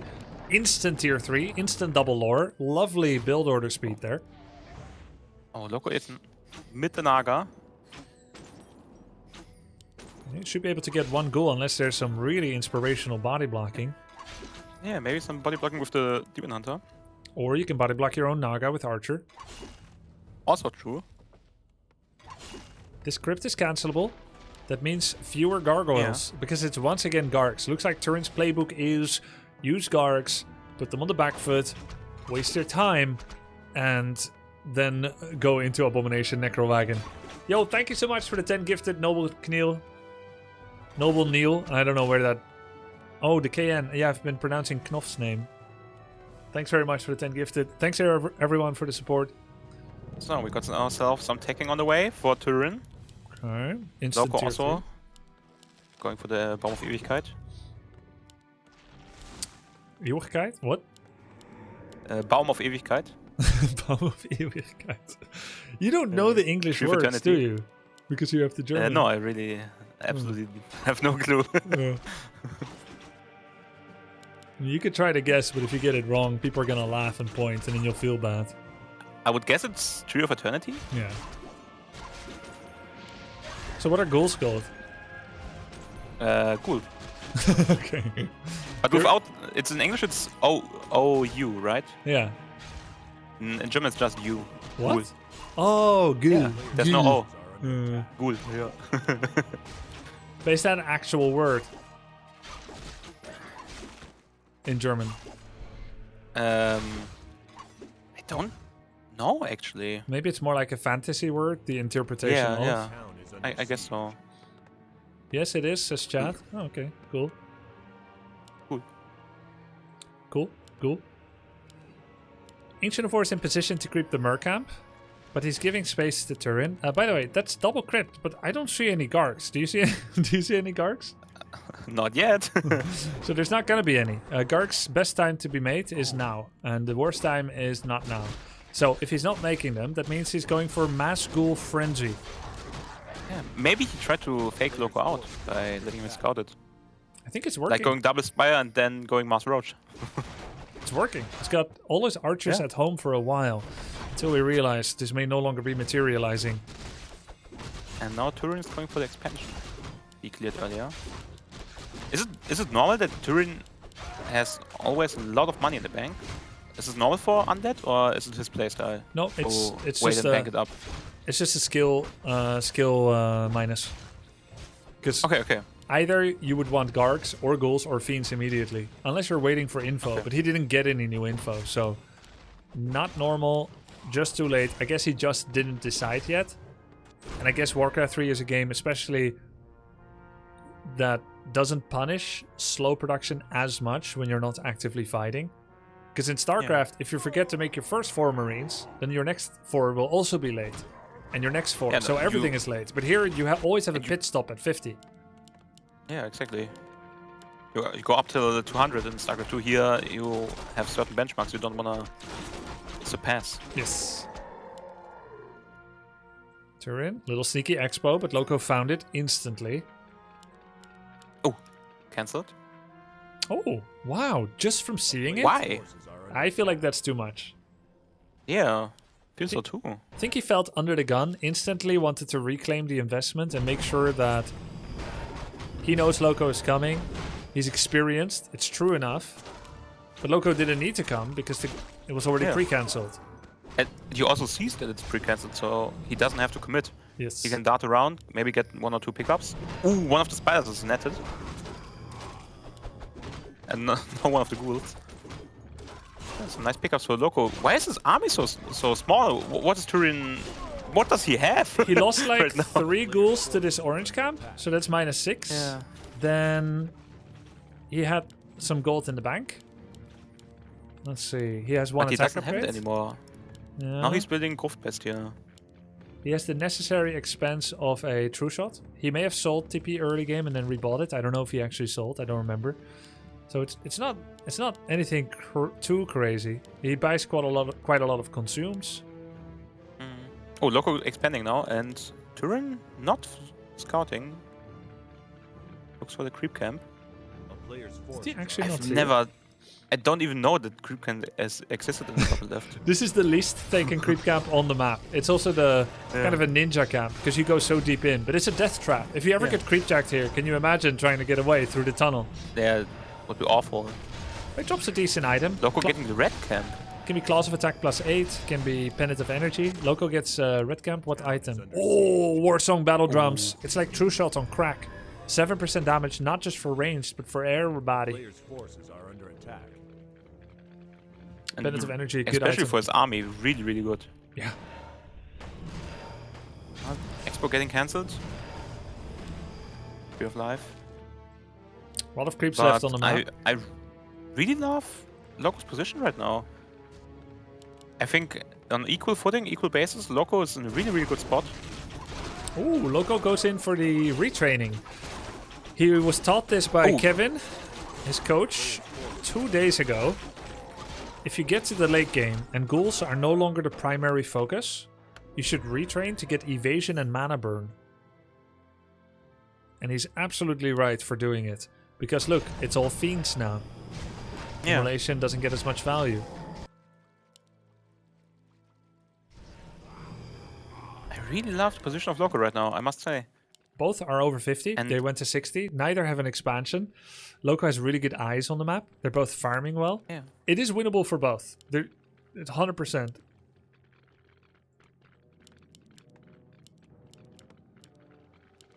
They're honestly Loco sees both red really camp in a taken. very okay position. A lot of the army for Loco is still archers, which aren't that good. He has no improved bows either. There's an AP here. It's kind of funny. Not like an AP would stop a Tree of Life cancelled. Oh, he's getting the bows. He's getting the bonus range on archers. Kind of a late investment, but he realizes, hey, I still have 4 archers. Why not? Why not? Triple destroyer. This is the timing. This is the timing for Turin. He transformed his statues into destroyers. That's always when they want to fight. Very soon after, Loco sees this and scrambles for a position. Yeah. And I feel like Loco should just go back and do the Turin right now. Don't commit. Don't over-engage. Turin is in the back of that, taking a base. Sees the red cam is taken from Loco. Loco now expanding himself. Because he sees again Turin with an Acolyte at the base. But this is this annoying situation where you kind of feel like you're bled dry by taxes. Loco goes to 59 population, then expands. The expand normally costs 320. If you consider to divide it by 0.7 because of the upkeep, it's more like he's spending close to 500 on this expansion. Yeah. Because it was already pre-taxed. It's not a tax deductible, unfortunately, the expansion. So he doesn't even have an over Moonwell yet. First he makes the tree, then he makes an AP, still needs a Moonwell, then he could start going over, but he still has low income. So this is this 4-minute window where he won't gain any new units, so his army strength doesn't go up. And meanwhile, Turin is creeping. He's getting close to level 5. He gets another high value item. I think Turin is getting ahead, even though you can see like, oh yeah, he's getting an expansion. Look at Turin's upgrades. 2 attack upgrade on his fiends, 1 more than the bears have. He's got higher level heroes. Bigger army already at 64. Now Turin himself expanding. No. Still one really the biggest point is, yeah, go ahead. Like you said, the expo for Loco really first needs to pay for itself before it can be used, because Loco is so long in medium upkeep. Yep. That he's been really bleeding his money dry. Especially because he's not going 70 or 75. He's on 57, 58 the whole time. So that's 1 or 2 units above. Yep. He's been losing money, and they don't fight. So it's basically really just throwing away money for Loco. And the creep camp in front of his base, the laboratory, still hasn't been taken. The only camp left on the map. Very high value camp. Can drop Health Stone, Mana Stone, Wand of Cyclone, Book of the Dead, Heal Ward. Health Stone on Naga would look fantastic. She's looking really naked to me. No invulnerability potion. Can just be a quick coil Nova, and soon he will have the TP already. Move command into the army. Fight starts. Demon, invulnerability potion. 1 mana burn on the Not 2 DK. disengages. There's the second. No mana pot on DK means he cannot save anyone with coil anymore. Oh. But does Loco realize? I don't think so. Ooh, losing a bear? That's expensive. Big loss. New invul bot port, but has still cooldown on it. No roar right now, but he can't do it against destroyers. 3 bears down for 1 A-bomb. Turin is owning this fight. Yeah. His destroyers really are messing through the army right now. Oh, the staff on the demon! Dude, Loco is getting destroyed here. Turin is doing a fantastic fight with his Fiend Destroyer Focus Fire, getting many, many bears. Loco didn't really have the fight positioning there he wanted to. No mid-fight rejuvenations either. So many bears have gone down. Yeah. And his whole front line is missing right now. And now Turin disengages, has his Expo in the back, can just rebuild the units he lost, and is in a really, really good position. Loco invested loads of money, WoW in low upkeep. Just to get an expansion that he's not using yet. He's falling apart a little bit, whereas Turin, in these moments, he's surviving the crisis and getting the Acolytes up on the expansion. Do you think he's casting himself again right now? Casting? What do you think he's talking about? I think so. Wait, let me see. I actually don't see him talking right now. I didn't look at his webcam yet. I think he's actually locking in and not doing non-stop casting. He's That's focused. crazy. I didn't know he could. Yeah. But it just goes to show how much of himself he gives. He's muted, he's locked in. Wow. So he actually turns up every day for stream, talking 24/7 while streaming, while playing, and having to do a difficult game like Warcraft 3 or anything else. He has another mode. He's doing that, and that cost him a lot of energy. It's very impressive. Yeah.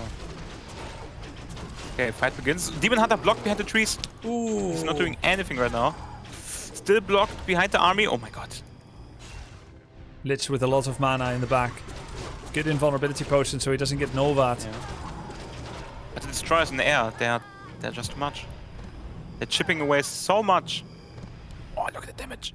Very, very nice play. There's still a mana pot on the destroyer as well. There's a rejuvenation on the Demon Hunter. Death Knight is chasing. He has enough mana for a coil. Could hit it with a nice level 3 coil. He's going to buy an invulnerability potion. Great pickup.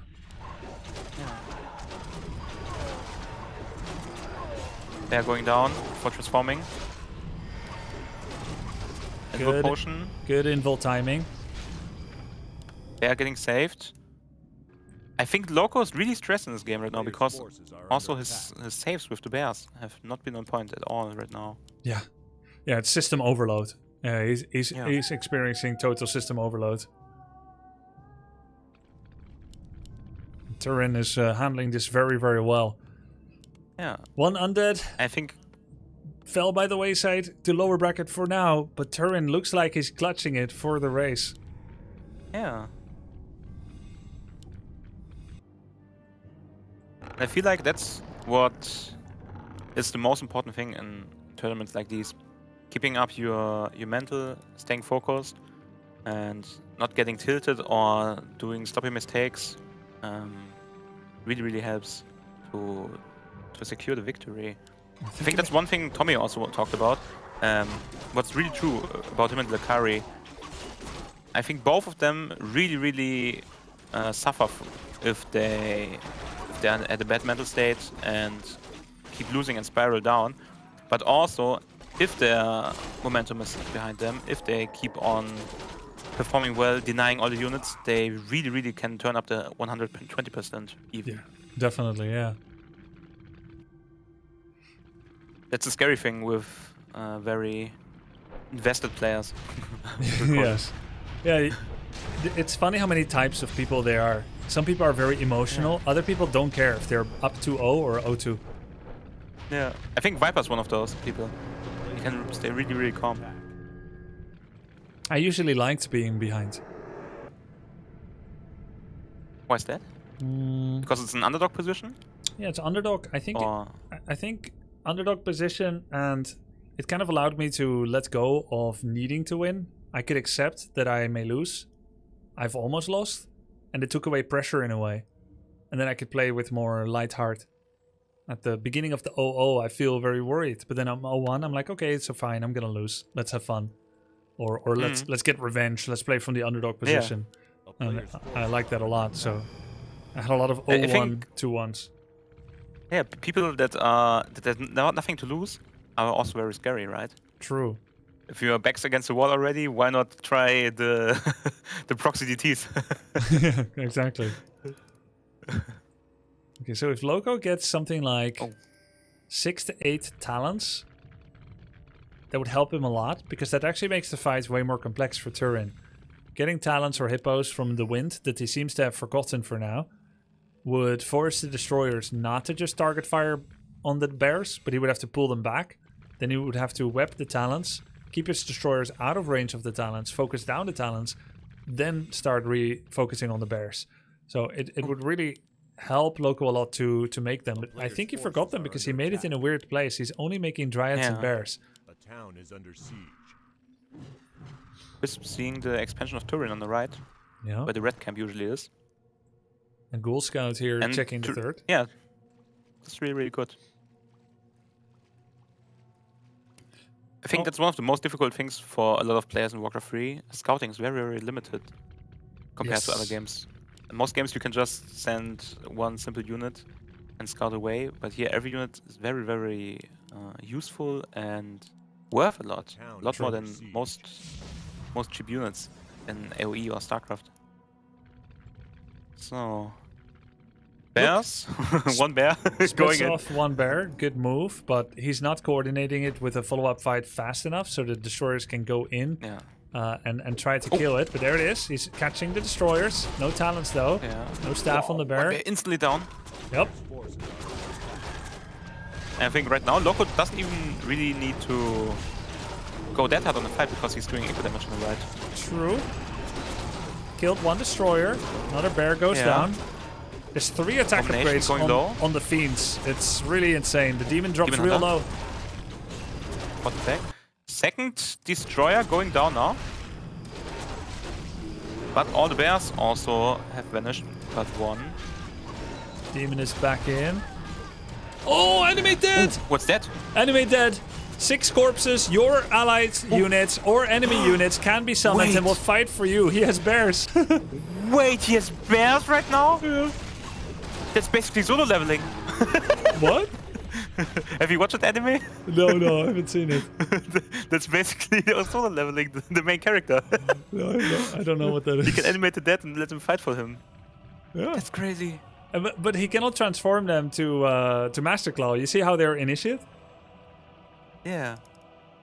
This is crazy. He also has 2 dryads. Okay, Turin is 71 pop. Loco fell to 45. Turin now on 2 bases. It's his game to lose. Yeah. He's in a great spot. Enemy dead cooldown is very long, 3 minutes apparently, so he can't do that again soon. It wouldn't be Turin if he wouldn't take it slow, methodical, going shopping. Getting some necros. Why not?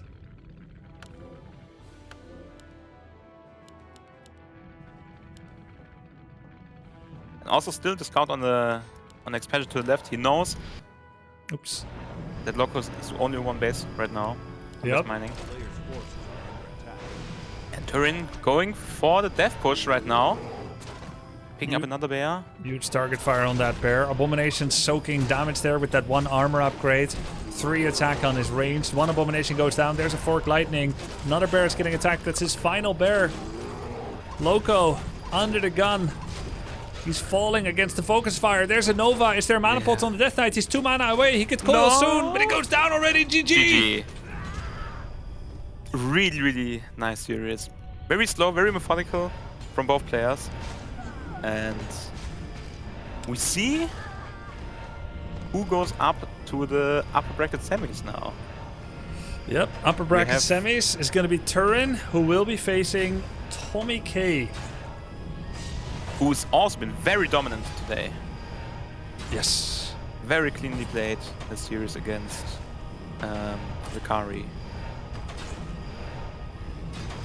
I think most likely TommyK echoes your sentiment of preferring to skip the 2-on-2. I don't want unwilling players who prefer to like end it very quickly with some kind of rush, so I'm gonna respect those wishes and either just skip the 2-on-2 and give away the keys randomly, or we'll move it to tomorrow. We can talk about it more. Yeah. Let's move straight on to the semifinals, which is gonna be you and TheViper, and then it's gonna be TommyK and Turin after that. Yes.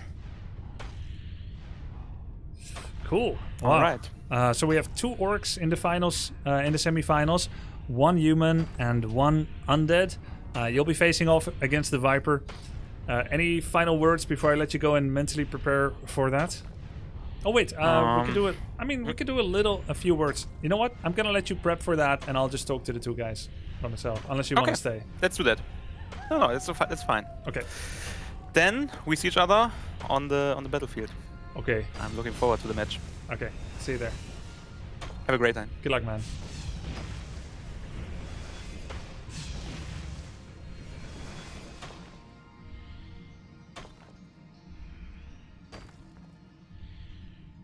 Yo, Turin, congrats. Oh, hey man, how's it going? Dude, you pulled out such a good game where you did the Ghoul Frenzy, hit and runs against Loco on that game on Autumn Leaves. You were buying time. Such a scrappy play and such a strong, difficult army composition for an elf to go up against. You had such a multi-layered build. Yeah, you know, so when I first got back into Warcraft 3 because of this event, I was under the assumption that Necromancers and Wagons were just going to be terrible against Night Elf because of Wisp Detonate, but, you know, if you can snipe them with Novas and Coils and, you know, different things like that, it actually seems quite strong because their traditional Dispel is just like Dryads, right? So they don't have, like, the Dispel that, you know, Orc or Human have. Yeah, it's a tough build to go up against, isn't it, Loco? Yeah, it seems pretty strong. I feel like I have some knowledge gaps after these weeks of playing, and that's one of those styles that I just haven't played against. Like, most undead players go for a lot more aggressive pushes. Well played, by the way, Turin. Like, sitting back and dude, that was so sweaty, man. That was so sweaty. Oh my god. Yeah, it was a really good match though, man. Dude, you had me sweating bullets with your timing pushes. You showed up at my base and man, so I got tier 3 in one of those games, and you showed up at my base and killed my graveyard, so I couldn't research Ghoul Frenzy in the first game, and I was so behind. And then your timing in the second match where you just crushed me, you came in and you pinned my Lich came out the wrong side, and you just killed him, and I was in the pits, man. You had me dead to rights in that game. That was brutal. Yeah, it was a really good series, man. Well played to you. That was very sweaty. I like how you transitioned towards a much more passive game there. Like, most people just, when they're behind, they decide to just go all in, but you decided, you know what, I'm just going to chill behind my towers and try to creep back up. And I think I gave you a little too much space in some of those games, but that's kind of the undead thing. Like, undead bases are super annoying to push into. The Noobs and the, you know, obviously the base itself is a slowing effect. Yeah, and you were just stronger than I was. I just had to hide and be a rat basically to get back in those games, you know?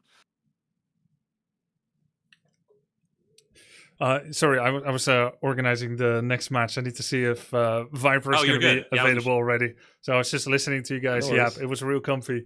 Yeah, no, we'll keep yapping if you want. I thought I was just handing it over to you, but we can yap all day, dude. We're gonna crush it in this 2v2, I think. So I think we go well together. Yeah.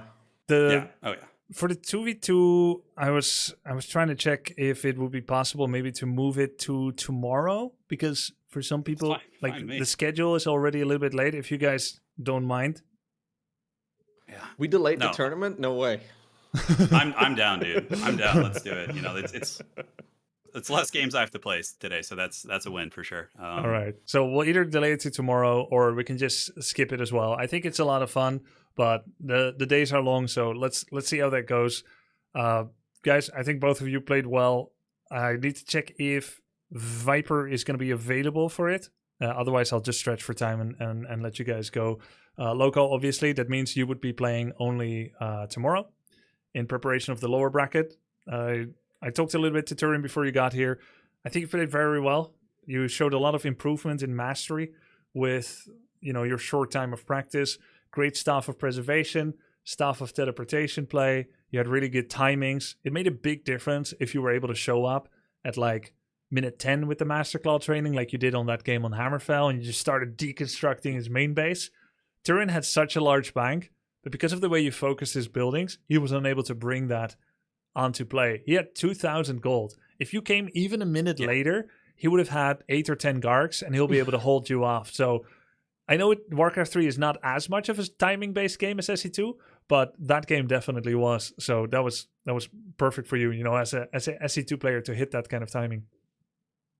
Was I mostly late on the other maps? You attacked at 12 minutes with bears on some maps, one time 11 minutes, and the one you won was 10 minutes. Of course, Turin did all kinds of tricks, like he would invest in Gargs, and then it looks like mass Garg game, Lamefest. But then, that's what delayed me. Yeah. Right? Yeah. And like the effectiveness with which you dealt with that, shook it off, and then just leveled it back to Turin would often define whether you would get there on time. Turin, sometimes he would be completely out of lumber, and he could only make ghouls, but then he would use those ghouls to buy time. Honestly, very good use of TP mechanics, playing out of vision, Turin, and doing hit and runs. You pushed each other to the limits. I feel like you both leveled up, and just want to say kudos to both. Yeah, dude. Yeah, GG, man. That was a really good series. That was a lot of fun. Yeah, GG's. GG's, Loco. I'll see you tomorrow. 2v2 is skipped for now, out of respect for people's time schedule, and that means that Turin, you will have a bit of a break. Okay. Before the next, I do want to ask: would you want to co-cast a game with me, or would you prefer to step away for a bit? I don't know if you need the break. So I probably need to. I could use maybe like a 15-20 minute break. So maybe if I could join you in like game 2, would that be something we could do? Yeah, I'm down for that. Sounds good. I'll just handle. Yeah, I just gotta get the hands off the keyboard for like 10-15 minutes. That'd be great. Of course. And if you'd rather just take a rest in general, that'll be okay too. I can try to find someone else. Okay. Yeah. I'll let you know after the first game for sure. Yep, sounds good. Loco, I'll see you tomorrow. Turin, maybe see you in a bit. We're going to go to the first semifinals of today. GG's, guys. Hey, GG, man. Thanks again. All right. I've hosted the lobby. We're going to have an Orc Mirror semifinals. Wait, why didn't I ask Loco? I just thought, because I was letting him go because he has no more games. Yeah, I'd love to cast with Loco too. Loco! Loco!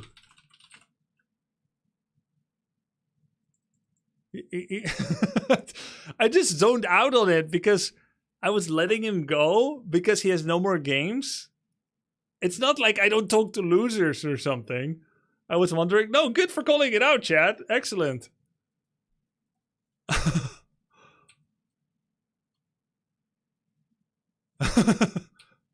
Yes. Okay, he's down.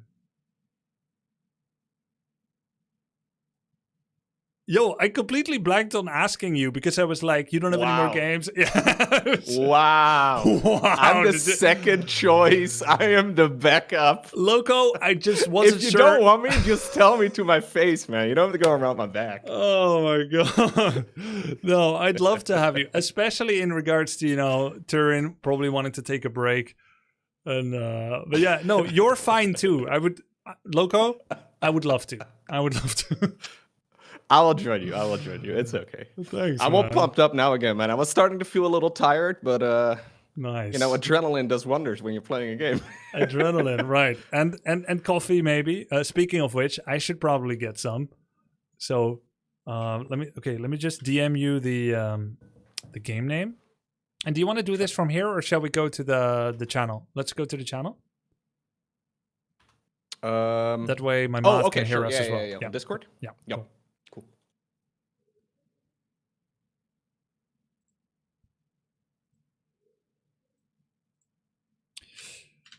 Okay. I'm gonna go get some coffee, I think.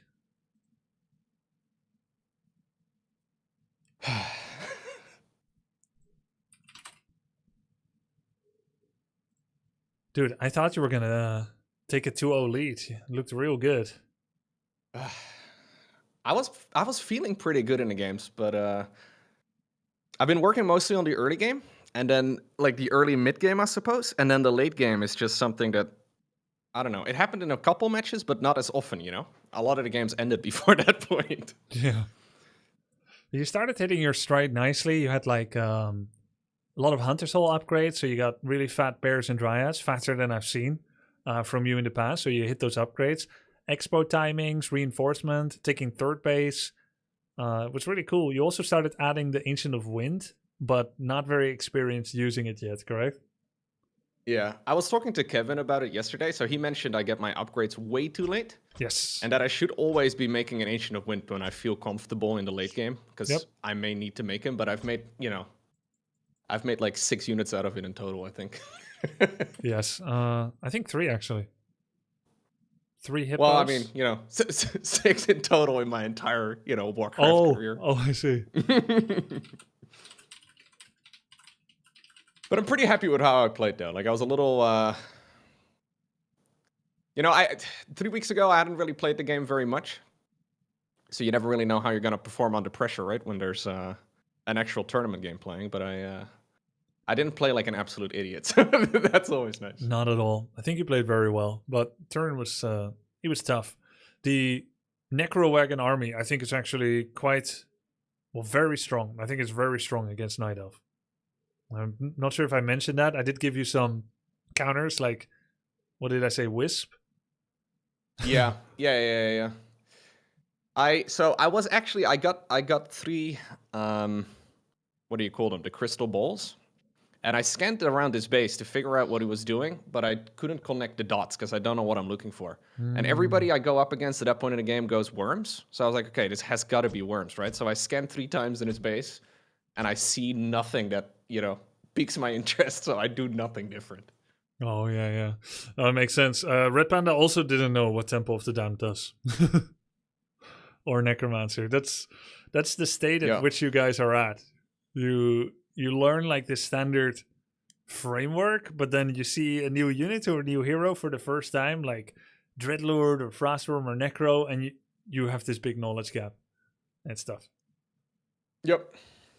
It was fun, though. It was good. Let's see. Just need to try and get RedPanda and Viper on the webcams. Not a big deal if we don't have it. Yeah, Viper has laggy webcam. It's okay. And then RedPanda, is he not sending signal right now, Vivi?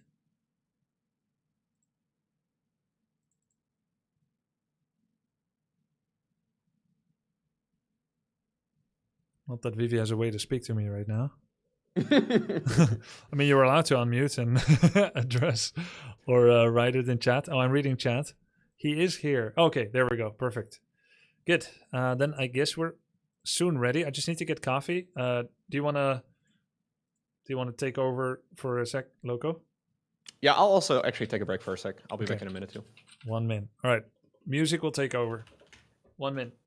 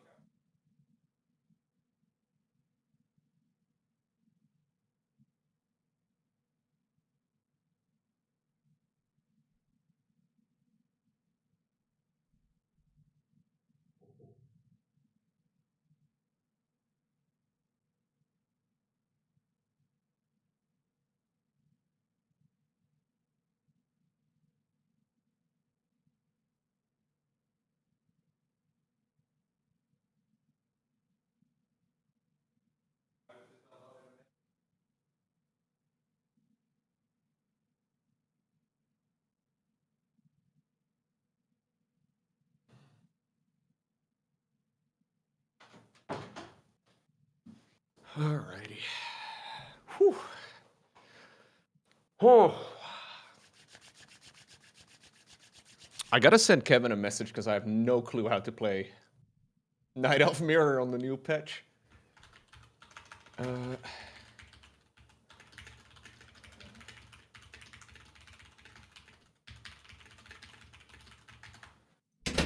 I know they buffed Huntresses, and the few games I've seen in Night Elf Mirror are Priestess of the Moon, which I've never made, and Mass Huntress, which I have never made either. So I have to figure it out.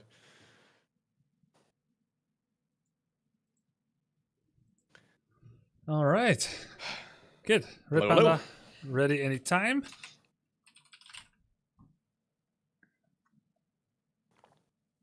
Orc Mirror. I did not expect to see this. I thought Sing Sing was quite a likely victory con over the Viper. Yeah, that was a beautiful series, though. It was really fun to watch. Very good series. Both are ready. Let's jump into it, Loco. Here we go.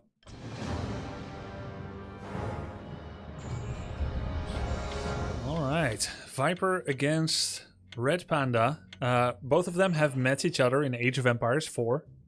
Age of Empires 4 came out, 4 years ago? Sorry. Wrong map. All right. It came out about 4 years ago. And they met each other there. Viper, of course, is the GOAT of AoE 2. And RedPanda is from the Bonjour Streaming Collective. And they played against each other.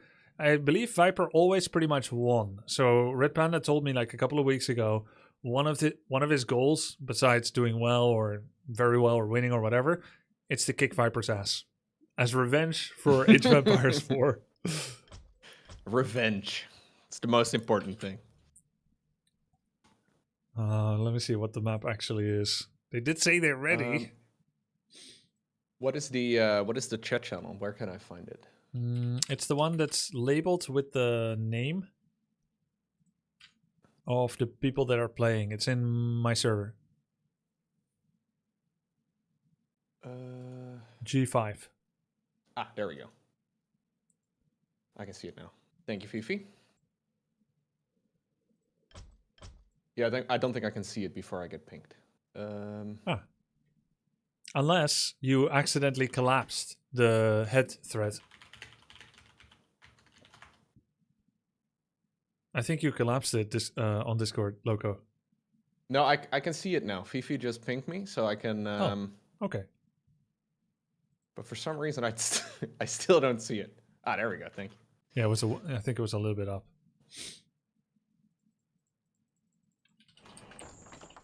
Okay, they're ready. Here we go.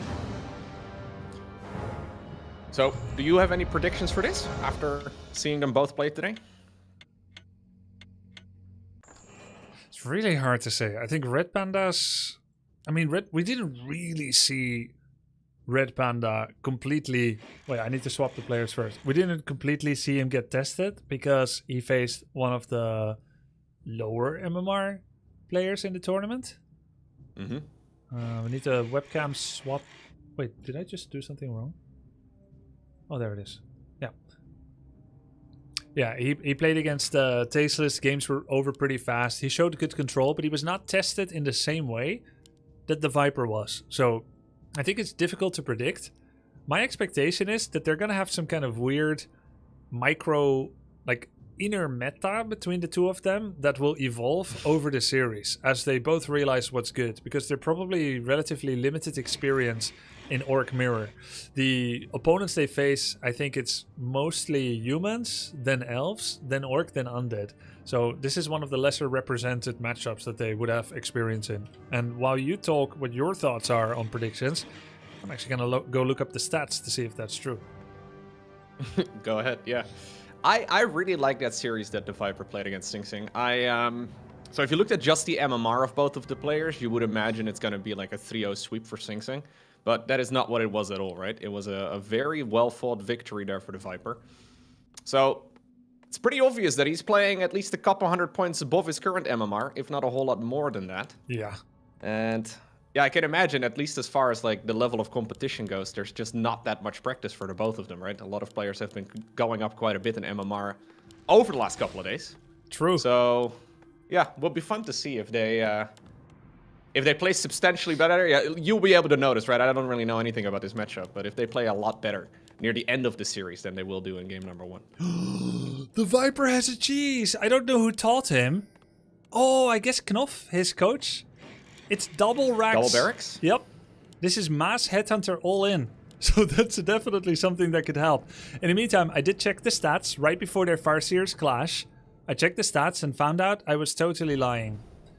So they have faced a very fair, substantial amount of Orc. The Viper's about 50% win rate at it, 53.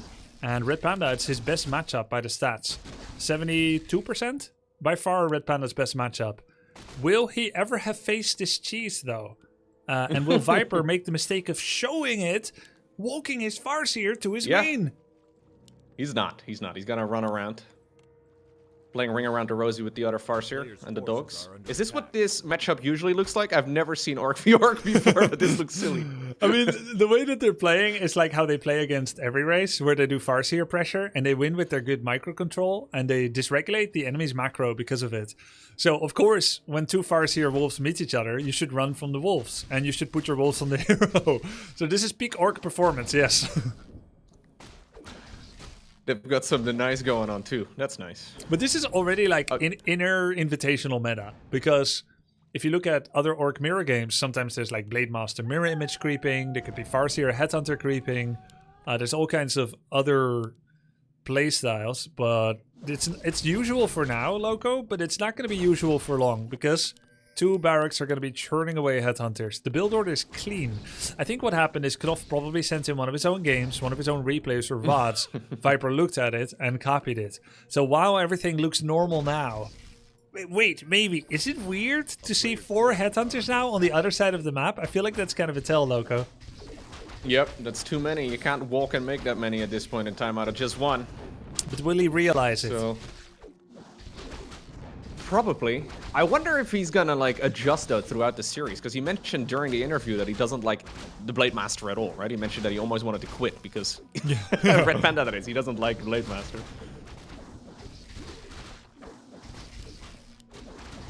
Just 2 Farseers hitting each other. 5 headhunters now against 3 is really sussy.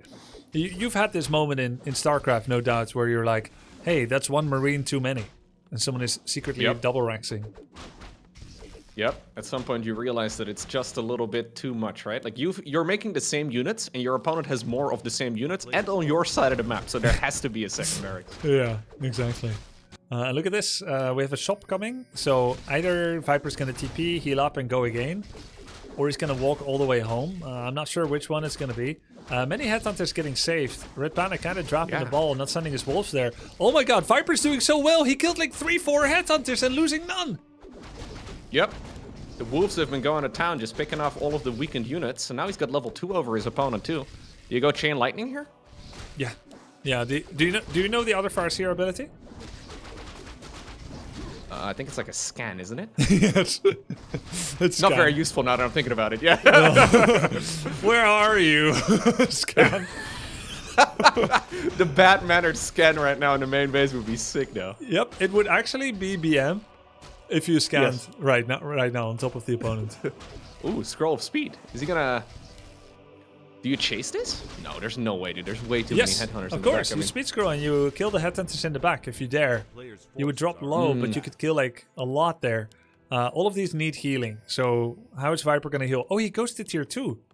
That's not how you're supposed to do this. You're supposed to go home, heal up, and bring 4 peons and tower. You gotta double down on the aggression? You gotta double down on the aggression. Now he's kind of just... I mean, what is this? Like, imagine doing 2 barracks or 4 barracks Moss Marines, and then being like, yeah, I can macro behind this. This is just a pressure opener. So the question is, has he done enough damage to justify this? I mean, tier he killed 2 right now for his opponent. Viper killed 6-7 headhunters and lost none, which is insane. He, one. Something soon like to be 1. Okay, soon to be 1. Yeah, maybe he did lose 2 already. So that means now he's lost like 2, He might lose 3, but he killed like 7. So that's really nice. But all of the experience is going to the Farseer. So eventually, when the Tauren Chieftain gets higher level, that's... Oh, nice deny. RedPanda might be in the lead. So Orc can only ever heal when there's a hero nearby, right? Like they need to use the hero ability. Yes. In this stage in the game, at least. And it's a minus 70 on the clarity. Everything is going to get cancelled by the wolf. Well, not everything, I guess. It is a non-combat consumable, which is to say, if you get attacked, it cancels the remainder of the effect. Ooh, he's not rebuying it either. You So can I only guess we're buy going- 2 charges of heal salve, so you can heal up to 6. Oh. And then like maybe 45 or 60 seconds later, you get another charge. I see. So is it beneficial for him now to go across the map though against 2 heroes? I think so. He's got... Yeah. Normally, what I would do here probably, I would creep this shop, get level 3 Farseer, buy heal score protection, and then you go. And that's almost insurmountably strong. He's also very close to tier 2. He can get troll regeneration, which means you won't need as many heal salves. Farseer level 3 means wolves level 2. And he's got 1/1 upgrades already on his war mill upgrades. So his headhunters are stronger. He has more than double, and they're going to have regen soon. But the one thing he really needs is to be able to resist and get that heal scroll. Burrow kills here would be huge. He's trying to decide what to do. A little indecisive for just a moment. He decides to go Brewmaster. Okay. So we're doubling down on aggression even more? Yeah. I mean, you know, Brewmaster is a good scaling hero. The funny thing is, if Orc gets Brewmaster, usually it means they're rushing. But for Night Elf, it means they're greedy and playing for the late game. Whereas if Night Elf gets Naga, they're playing normal. And if Orc gets Naga, they're all in. The context of what you're trading in for is very different based on what race you are. I've played the Panda like once or twice, and I found that it's garbage unless you got both abilities. So what makes it good for Orc at this stage in the game? Headhunters, low health, numerous. Drunken Haze gives mischance. He has a large enough army that he can power creep it to level 3. Panda is garbage at level 1, but fantastic at level 3+. If he separates his Farseer here, he's going to get Panda 3 off this camp, and he does. Ooh. Great play by Viper. He's playing very well. It's not in the back. The heal scroll protection. The heal scroll invul actually went to RedPanda.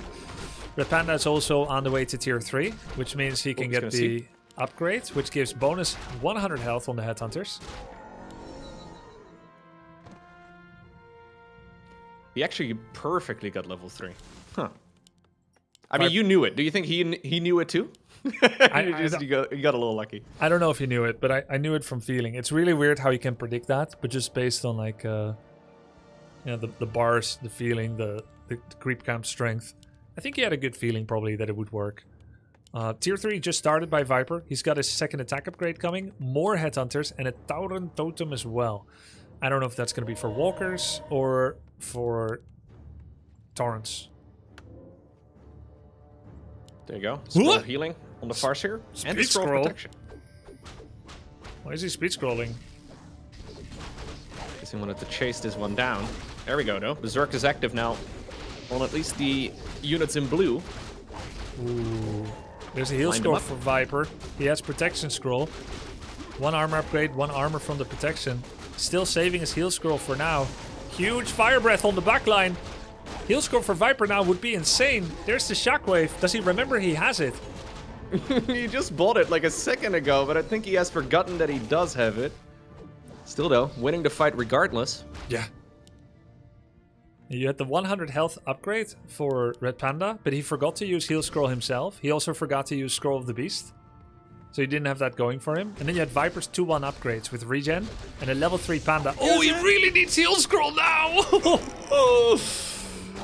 Invul on the Tauren Chieftain. He's gonna try and chase this down. Yeah, he's forgotten that he's got it. Yep. I feel like you made good use of your items. Better than most invitational participants. You remembered your staffs. Like once you have that habit, you were clean on it. Well, the first time you showed me, I was like, how in the world am I ever going to implement this in a game? And then I realized, wait a second. Both of them work together so nice. The double staff, Is he going to right? buy another one? Okay, no, he buys... I guess it's not for sale again. Oh, it is. Oh, there it is. Oh, he bought a second scroll of healing. Probably now realized that he must have had one all this time. Yeah. He's like, maybe I'll actually make use of this one.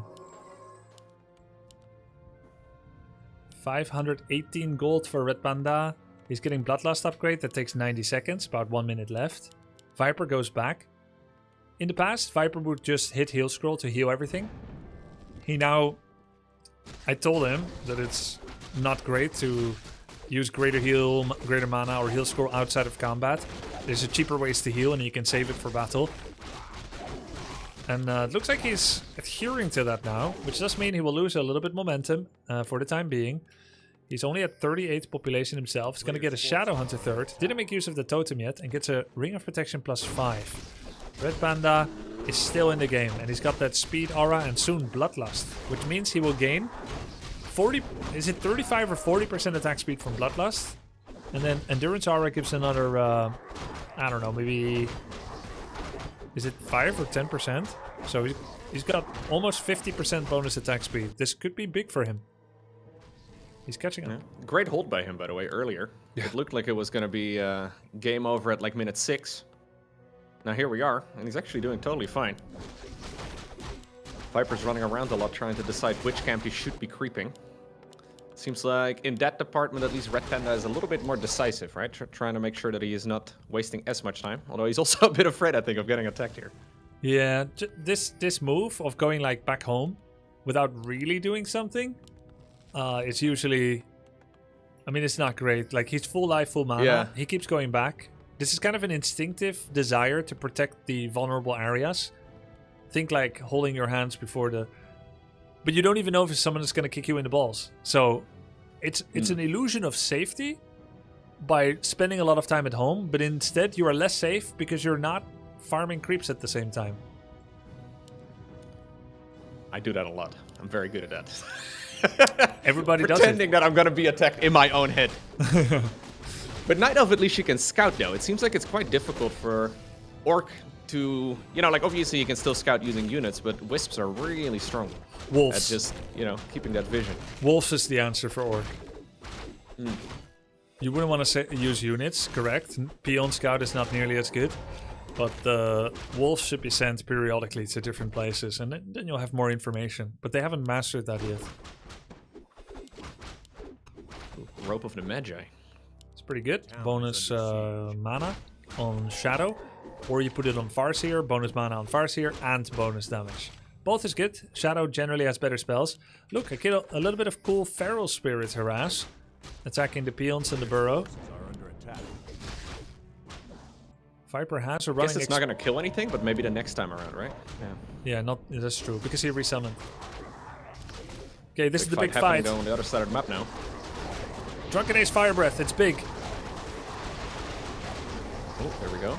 The wave being used right there for the Tauren Chieftain too. He's trying to chase this down. No heal scroll yet for Viper. He needs it dearly. Oh, he did it. That's big. Huge shockwaves and fire breaths against each other. And he's targeting down the Panda shamans. also does have a heal scroll though. He also has one that he might want to use here himself. His Farseer ran home. There we go. With the town portal. Where we are going, we need no town portals, apparently. Wow. Maybe should have kept it around, though. A surround attempt here by the Viper, trying to get the Tauren Chieftain. It does have a lightning shield, but he doesn't seem to care. Oh, it's a surround! Is it? It is. It is. Okay, is he actually... Does he want to hold it? Farseer's back. Farseer's back. Chain Lightning! All the units are low! Oh, they're so low. What a fight. Great attempt right there by the Viper, but it seems like it's just barely not worked out. And now we TP Grubby. It was all part of the plan. I see. Okay, I learned a lot from this. Pretend your TC with Lightning Shield is getting surrounded, come back, Chain Lightning, and kill everything. There you go. Feign weakness when you're strong. Didn't we see Tommy with the... what was it? The Art of War earlier? Yes. Feign weakness when you're strong and feign strength when you're weak. Brilliant. Yeah. Wow. Okay, so but both players now have only heroes, basically. Yes, but the big advantage is the upgrades, right? We've got 1-0 for Zerkers for RedPanda. Viper early on went to 2-1. Is now getting 3-1. and he has that expansion running, which I think RedPanda doesn't know. You know, I feel like in Warcraft 3 Orc Mirror, you're kind of breaking the bro code if you expand. You're not just fighting anymore. This is not cool, dude. It's not cool. Like, here we We're are having just... such a good time shooting arrows and stuff at each other or throwing javelins or whatever it is. And yes. Now you're expanding? Ugh. Rich friends. The red camp now, too. Rich friends, poor friends problem. Oh, insane item. Legion Doomhorn, the Death Knight aura. Regeneration for the entire army and movement speed for the whole army. It's funny, in a bunch of my games I've had these items, but then at this stage in the game, I don't feel like I have the time to read exactly what the item does. Or I can read it, but not interpret it. Wait, really? Look at a replay like this and have or at a live game rather like this and have a look. I think I've heard you say that. Be like, that's probably good. Any of the red items are good. That's what I've learned. He's separating his Panda away to solo farm his Farseer and Shadow. I guess he wants Shadow 3. Talisman of Evasion. Well, he's gonna get it. Okay, what does RedPanda get? Claws of Attack plus 12. Extremely lackluster. Farseer and Shadowhunter share spots on the bottom half of the hero list at being able to make use of bonus damage items. They have low natural attack speed. Item luck. It's part of the game. Yeah. Part of what makes it so addictive sometimes. You get those games where you find 4 Claws of Attack and you're like, yeah, I'm doing a lot of damage. And then another game, you have a demon with 4 Rings of Protection. Yep. He never dies. Get some evasion on him. Love it. Nothing kills him. Yeah, this is rough right now. I don't actually know if Panda knows about the expansion. I mean, he must have. Now he knows. He's gonna see it now. Okay, yeah, there we go. Well, it's okay. His heart is gonna sink when he realizes it. It's only been up for 3 minutes. Yeah. 2k gold behind. Already though, he's falling behind in supply. Viper does have lumber issues. He got so many upgrades. He never got peons, never got shredder. So he has 2 peons on wood. This is like typical orc IQ problems. We take 5 peons from our 7 on lumber, put them in the expo, and then we never make new peons. And then you get to 3,000 gold, 29 lumber. What do you think about that? He's headed in that direction right now. Interestingly enough, RedPanda has the exact opposite problem. He's got nearly 2,000 wood, saving it for the next game. I see. Not a lot of gold though. Should be attacking or long distance mining with peons then. Cool. Here we go though, big fight Drunken happening. Ace, Fire Breath on the Chieftain going in. heroes.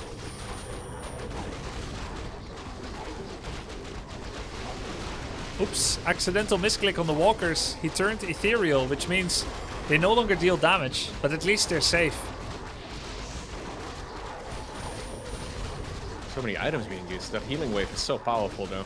Nice heal scroll by the Viper. He has a second heal scroll on the Shadowhunter. He's disenchanting the Bloodlust. Nice job. Shockwave not hitting too much for RedPanda. His Farseer is also exposed. Panda comes in, does a Drunken Ace. Not enough mana for the combo. Uses Clarity. Instantly gets itself cancelled.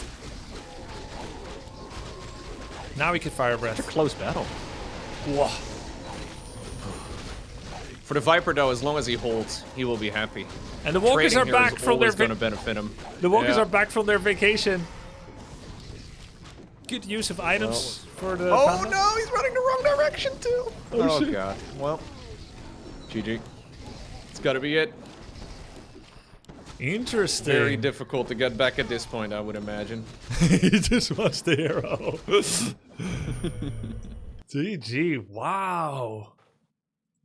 Okay, I have a question, Loco. How much does MMR matter? Because I value it a lot. Dandy thinks it's just a number. I feel like...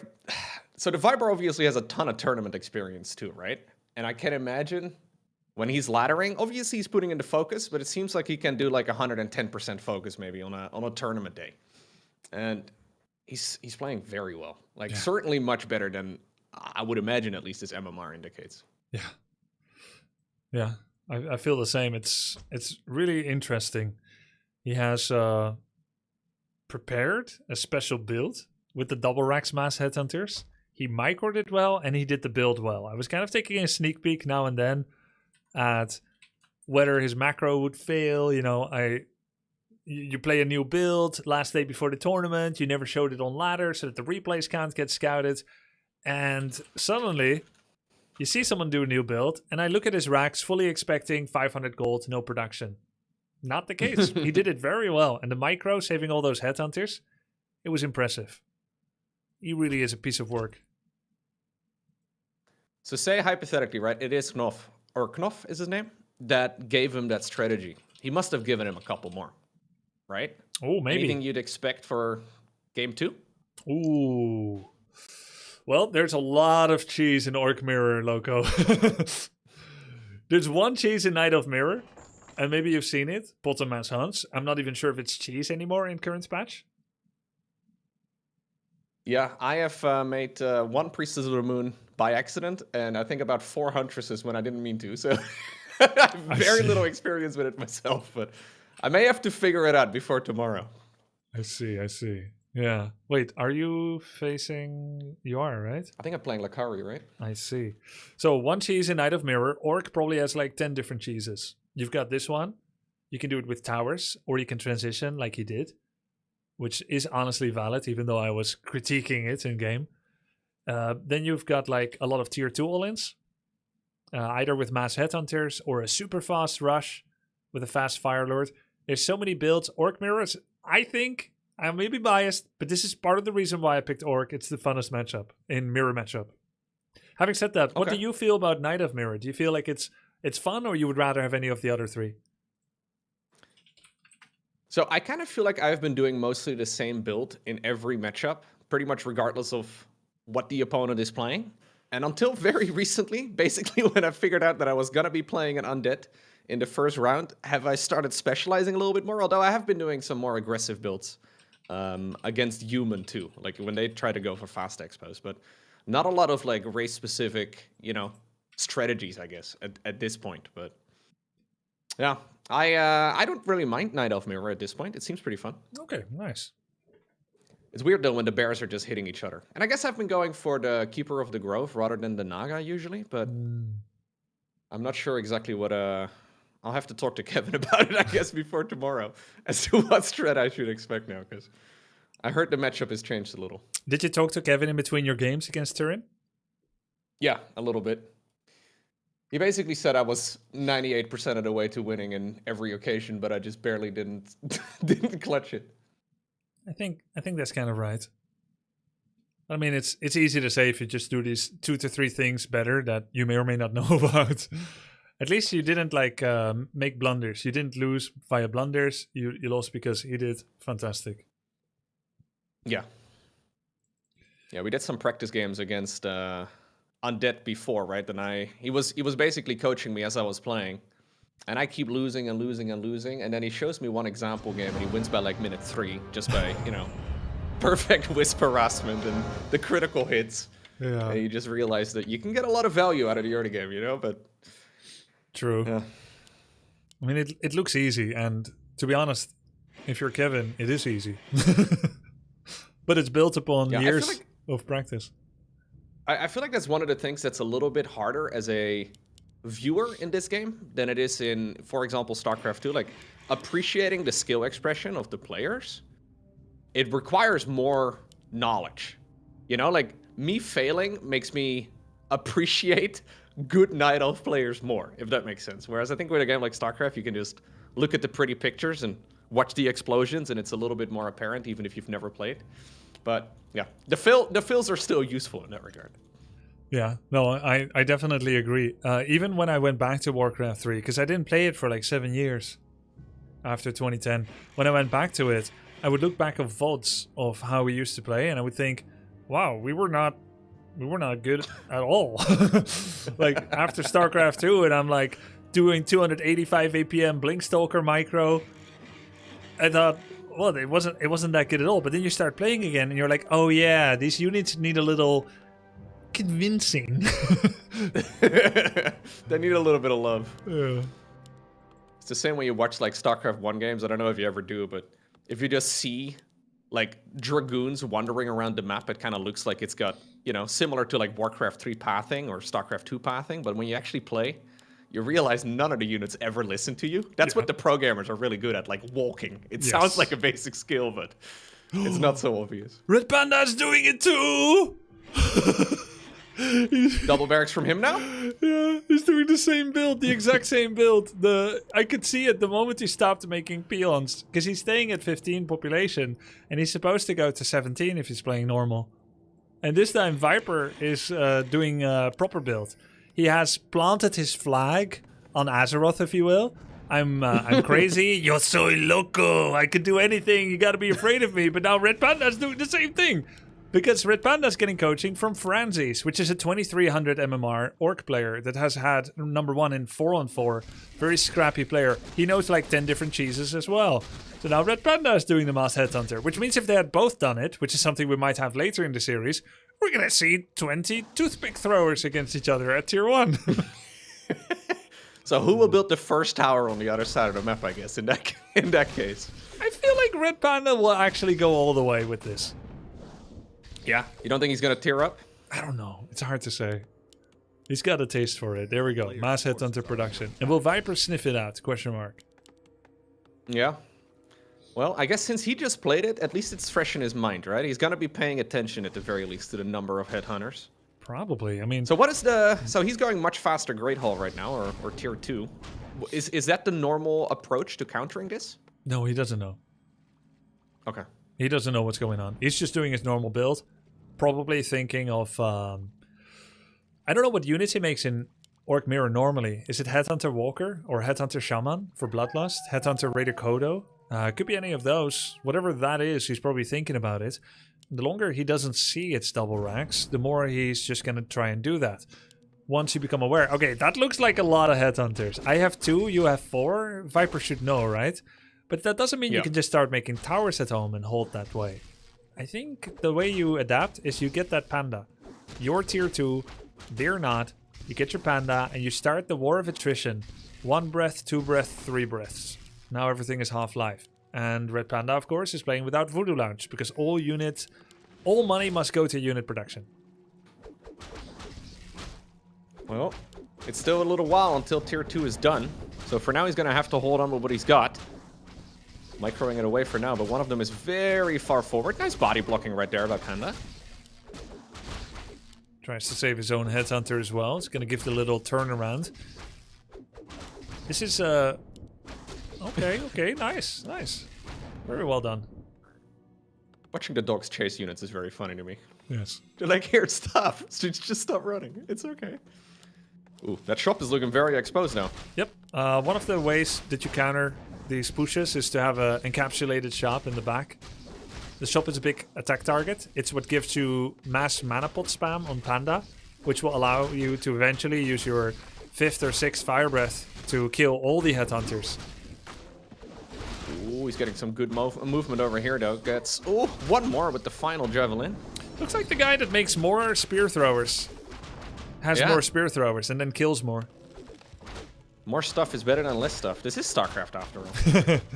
In this way, yes. Oh, is it a risk to go this deep into the base? It feels dangerous to me. Yeah, I think it's a waste. Oh, what did he get? A lot of sand? We got a hot crustacean band. He lost a Headhunter going in, didn't kill anything. So every Headhunter matters. It looks like Viper will come back in.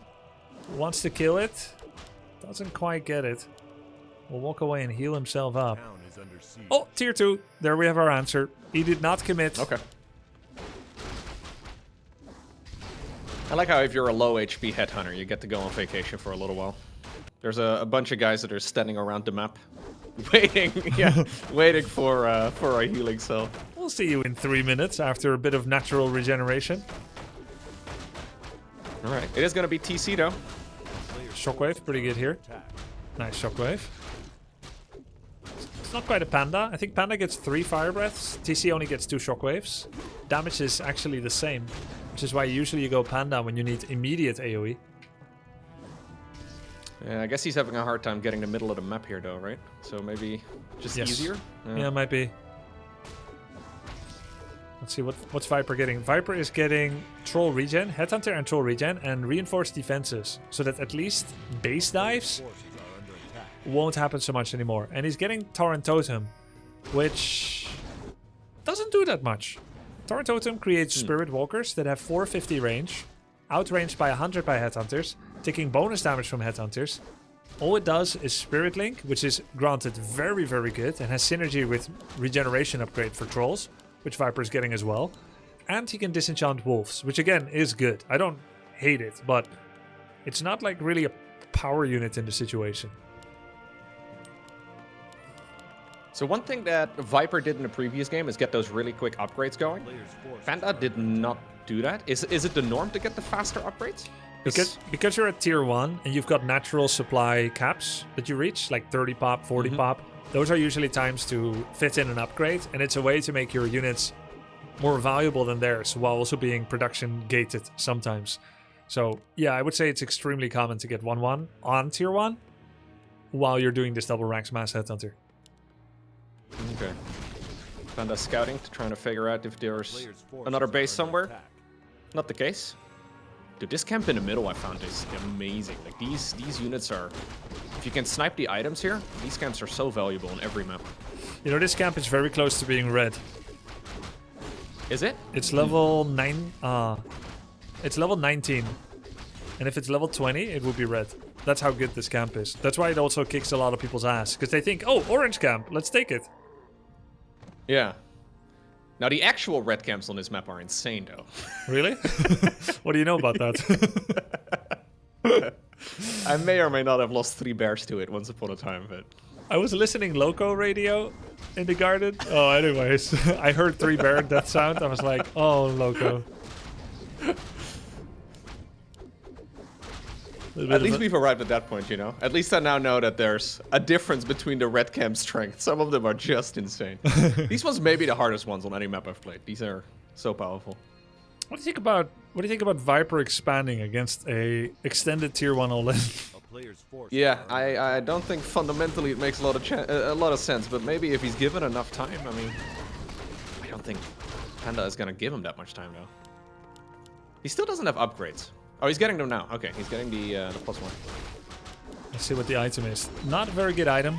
Decent for the Tauren Chieftain that's coming out. RedPanda is going to tier 3 before the Viper, actually. Viper is getting armor upgrade, Walker, and Great Hall. I frown at that prioritization, but if he gets away with it, who's to argue with his methods? Yeah. So Panda is actually turning around. Rather than going into the expansion there, or at least checking for it, he's checked the other base in the bottom not too long ago, and now he's not checking the more obvious location on this map. Well, because who would do this? Maybe get away with it. Who would do this? I guess the Viper is known for some greedy games, right? I guess so. I haven't watched a lot of AoE, but from what I've gathered, he likes getting the final, 1% improvements whenever possible. He was the first AoE 4 Holy Roman Empire player that I saw actually opened with a second town center before actually making army. Every other Holy Roman Empire was doing fast tech to tier 3. So I thought, Holy Roman Empire can do this. And I think that's when I fell in love with his gameplay. Very greedy. And you know what? The expansion's done. Now, is he gonna make new peons for wood, though? That's the question. He could send like 3 and remake 1. Then he keeps a nice 3 amount at home, which is 50% more than 2. There you go. It checks out. A lot of math. RedPanda, he's actually making them out of the expansion. RedPanda is waiting to receive an all-in that's never coming. He's completely AFK, not farming creeps. Excellent position for a fight, but misreading the situation. Viper has been kind of slow creeping. He's only level 3, 2.9. And his expansion, he's only now getting saturated. He's also staying at 50, which is, again, greedy. Yeah, he hasn't seen this. Oh, he's gonna check for it now, I guess. Okay, Viper needs to pump. He's pumping. 1 Walker, 1 Headhunter in production. We've got the upgrade finishing for RedPanda. He's got 2 attack upgrades ready, plus 100 health. Now bonus attack speed. I think this looks real good for RedPanda, Loco. Yeah, he was ready for an all-in, so he was making non-stop units. Well, it turns out you can use them offensively too. He just has the numbers at this point, right? The heroes, though, are still incredibly powerful. Viper going in. He's got a heal scroll. Viper late on the heal scroll. He lost 2 walkers. About to lose 3 walkers without heal scroll. He's not using... There it is. Finally, the heal scroll on the backline for the Viper. Shockwave missing most of the units. There's a heal scroll from RedPanda. It's insane. Yep.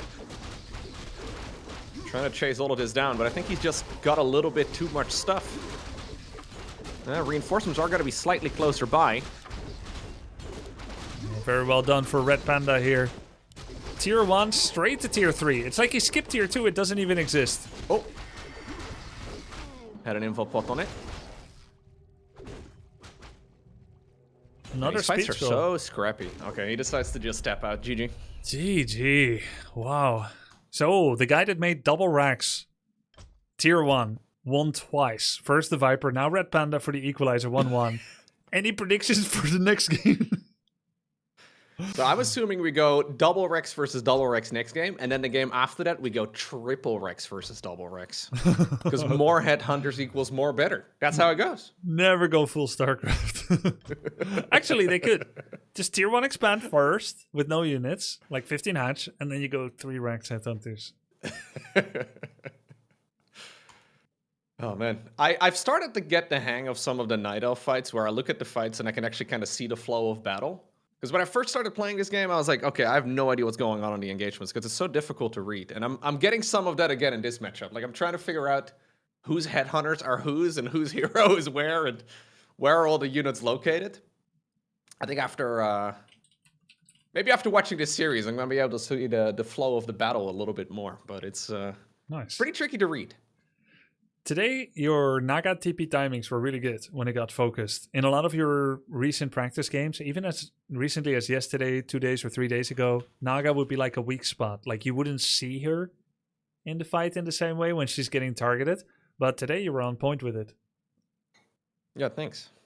One thing I'm really good at is using my Staff of Preservation and then using the invul on the Demon Hunter and then losing the Demon Hunter as soon as the invul runs out because my Staff of Preservation is on cooldown. That's something I gotta work on, but that is, to be fair, tough. I'm starting to be slightly better at it. That is tough, to be fair. Zarkor in chat says, I don't understand a thing at all. Holy. Who are you here for? Who are you supporting? I'm assuming you're new to Warcraft 3 and supporting one of your streamers newlywed to Warcraft 3.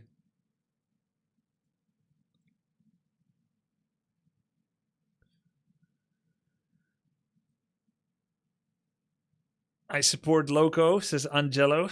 Ooh, nice. That's what we need to hear. So in most of the games I've played against Orc, they either go for like this type of army or they go for like Blade Master with grunts. Is that a thing at all in Orc versus Orc? Yeah, it definitely is. You know, the idea usually is if everything is ranged, the enemy cannot get easy hits without getting hit by everything.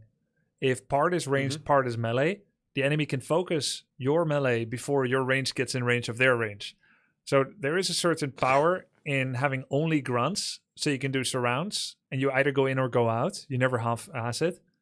Or have only ranged. So Farseer Headhunter is like a natural pairing. And Blade Grunts is a natural pairing as well for the same, like for that concept. It's kind of weird. I'm guessing we're not going to see it from RedPanda though. He seemed very adamant on not liking Blade Master. No, I checked his stats. His let me see. His stats in Orc Mirror. He uses Blade Master 3% of the time. Farseer 94%. So he made it once by accident. That's what happened. Apparently at the beginning of his journey. 1-1. The Viper against RedPanda. Game number 3. Concealed Hill. This is the Viper's map pick. Here we go. Oh, did RedPanda steal his color? That's dirty. Oh my god. He took yellow from the Viper. Everybody knows Viper is yellow. You know, I used to do that. You used to do. You're trying to go for every tiny advantage. Ja. Mi scusi, mi scusi. Grubba used to reach over and unplug their mouse too. No, Whenever no, he no. could reach. Only fair advantages. But there were no rules about player color. It was like one is blue, one is yellow. So if you get in the lobby early and you know he likes yellow, you take yellow. Psychological Fair enough. warfare. Yeah, I kind of like it. I guess if you get first, you can. If you get into the lobby first, you can choose it, right? Yep. And let's say if players cared enough, then tournament organizers would first need to take it seriously that somehow it matters, which they may not, because not everyone is so sweaty trying to get psychological advantage and willing to wage that psychological war as well. By the way, Viper really late with Burrow, unforced error. First they would need to take it seriously, and then they would need to make rules around that as well. Wait, he's not making any peons anymore. He's forgot the peon as well. See, this yellow situation is already throwing him off. Late burrow, I late think so. peons. I think so. It must be the yellow. Panda's gonna be so happy if he gets Oh to look my at this God. replay. 20 seconds later on the Farseer. Late on the There peons. we go, second barracks. He for Panda. doesn't have lumber for it yet, and he changed his mind and queued up on extra. Viper was gonna do it, but changed his mind. So he thinks he can hold this if he makes different follow-up decisions. Or is he gonna make it late? No, he's gonna make it late. Okay, so you predicted it perfectly. It's double barracks headhunter for both players. Oh, so Viper has way Yeah. too many peons actually to do this. Like he did it cleaner the first time. It's like he's devolving in the build order. You don't need this much lumber. Maybe it's because he like tripped himself up for a little bit with the burrow timing, and now everything is kind of falling apart a bit. But he should probably be able to concentrate in the game. He only has one peon They'll slow too him many. down a bit though. Yeah. He only has one peon too many, so it's not that big of a deal. So with the flow of these fights, yeah, I would imagine, if I'm guessing here, that it's better to be the defender, right? Just because you get your reinforcements, like the defender's advantage, you're gonna get him into the battle a little bit quicker. I like being So the maybe attacker. being slightly slower means you're gonna be the defender regardless. I think headhunters are a vulnerability. Once they get hit by wolves, they're hurt, and they'll stay hurt for a long time. So I think it's good being the attacker, because you're not idling workers trying to put peons in burrows. Essentially, there's this weird thing where because you've got more attack targets, you can fire in any direction and hit your opponent. Like, we're surrounded, sir. Good. Then fire in any direction. So normally, if you have wolf headhunter farseer, you can hit each other, but if the other runs, the playtime is over. But now if the other runs, you can attack burrow peons. They may idle their workers. So I like it. Yeah, that's a good point. So I guess hitting level 3 is massive, right? When you're playing this type of style. Yes, but it's uncommon to creep a lot when you're playing this style, especially as they learn the cheese. Actually, this cheese is perhaps even stronger if you completely disregard your opponent and you don't harass, so you don't make them on their guard. You creep to level 3, you let him come to you. By the time they come to you, you're level 1.5. Every time they leave for a bit, you creep another bit. Once you get level 2 wolves, a lot more tanky to defend against headhunter shots. So in this matchup now, do you play tier 2 chicken at all? Where like you may have to cut headhunter production just to go into tier 2 quicker? Oh yeah, there we go. So he actually stopped producing here just to get... Okay. Yeah, great question. I think if you're against 1 Rax, the best response is to bring peons at 50 pop, 40 to 50 pop, and tower. If you're against 2 Racks, I don't think you have enough headway to actually finish it, because they have as many as you. And then what RedPanda is doing is actually better, because you will get your regen, you will get your second hero. You're skimping, you're cheating on headhunter production. The other guy is like, but I thought we're both doing this thing. So I thought you were honest and would keep making headhunters. We're number checking each other. But sure enough, both of them are teching to tier 2. So I don't know if they were taught or they intuited this during this moment, but I think they're making good decisions. Yeah, RedPanda a little quicker on everything though. Right. But if he decides to go across the map, I guess he will lose a lot of that time advantage. So he's going to scout with one wolf and start some creeping. And we see the same thing as well from the Viper, but he's decided to go for the braver camp. This camp is a tricky one. This camp is better to take. Army size of over 35 should 100% be taking big orange, not small orange. Wait, he killed the Tom. Viper killed the Tom. Oh. You can do that? Yep. Items have 75 health. Well, you didn't kill that one. It's a good item. Very good item. Greater mana potion. RedPanda picks up a ring of protection. Not very good. Now, RedPanda was coached by Francis, the German semi-pro.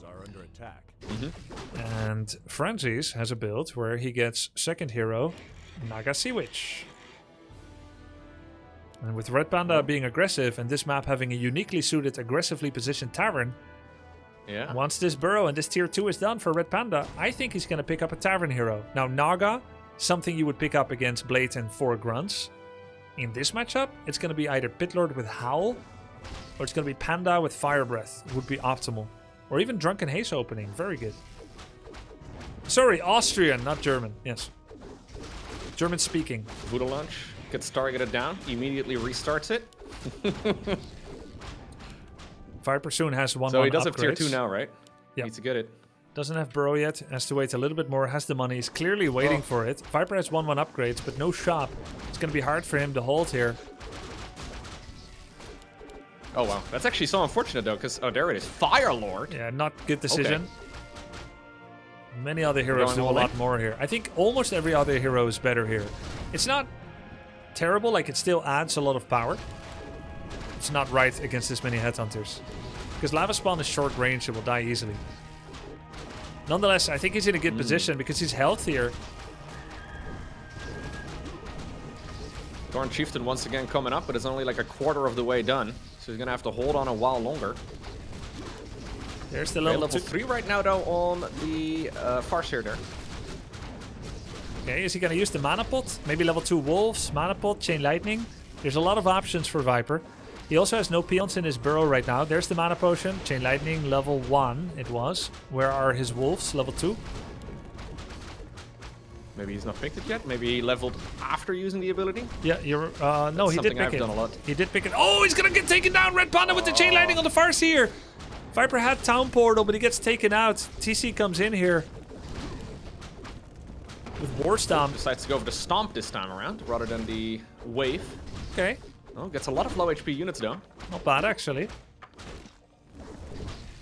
Restarts the hero production as well. Side of the altar, but that's going to be another minute or so. Can you tell from looking that the Headhunters have 1-1 for Viper, that they're stronger? No. It's really hard to see that effect.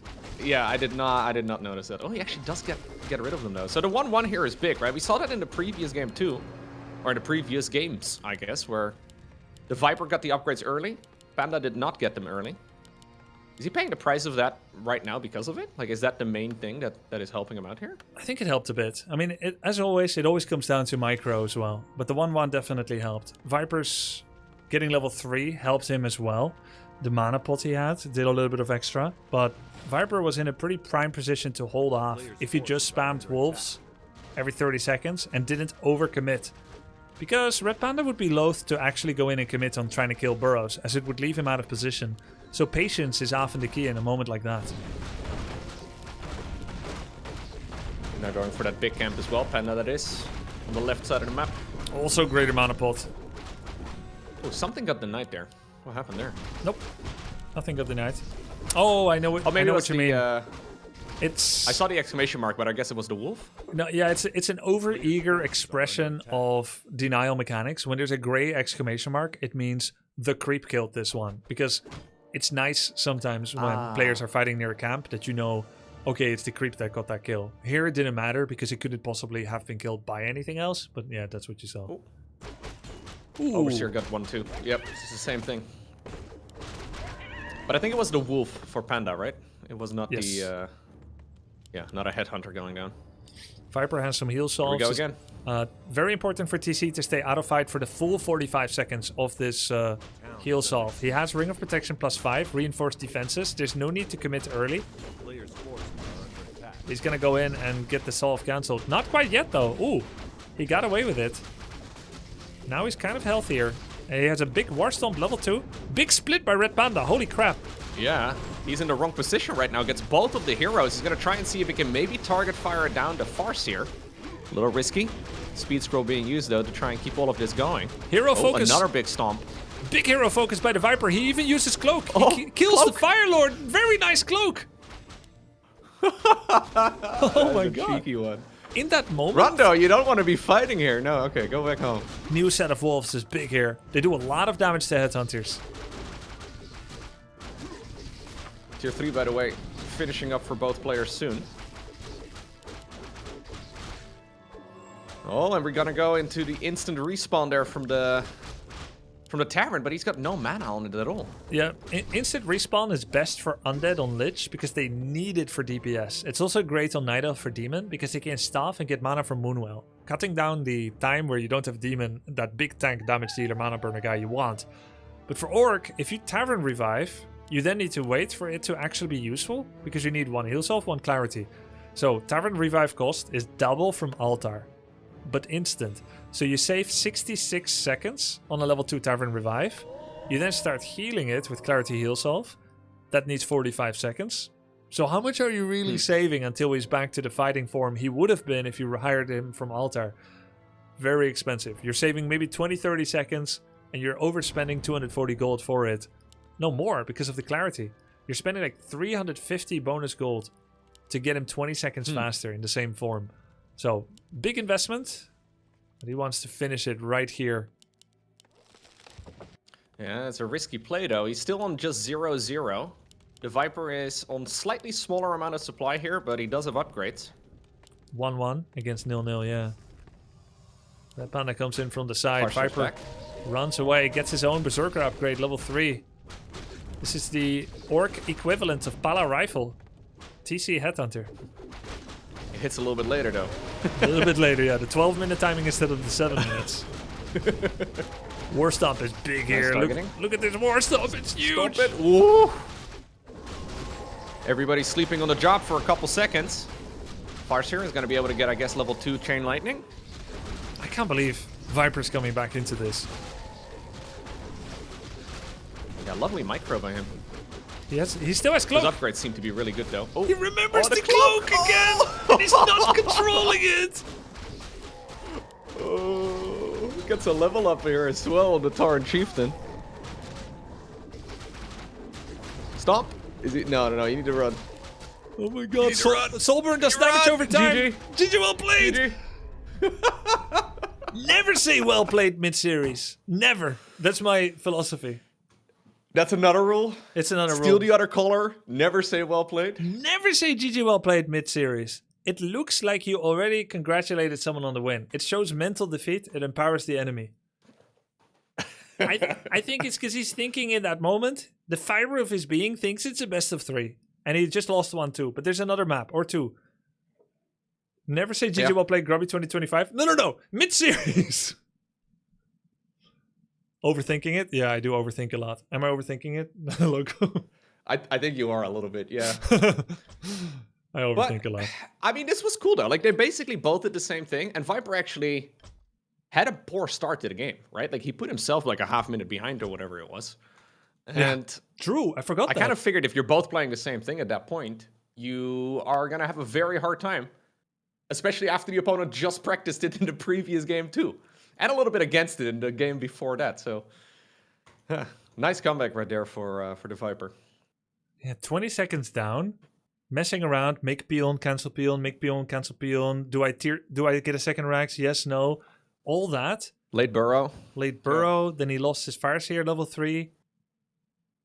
And then that War Stomp decision. I like that War Stomp much more than what Shockwave would have done in that situation.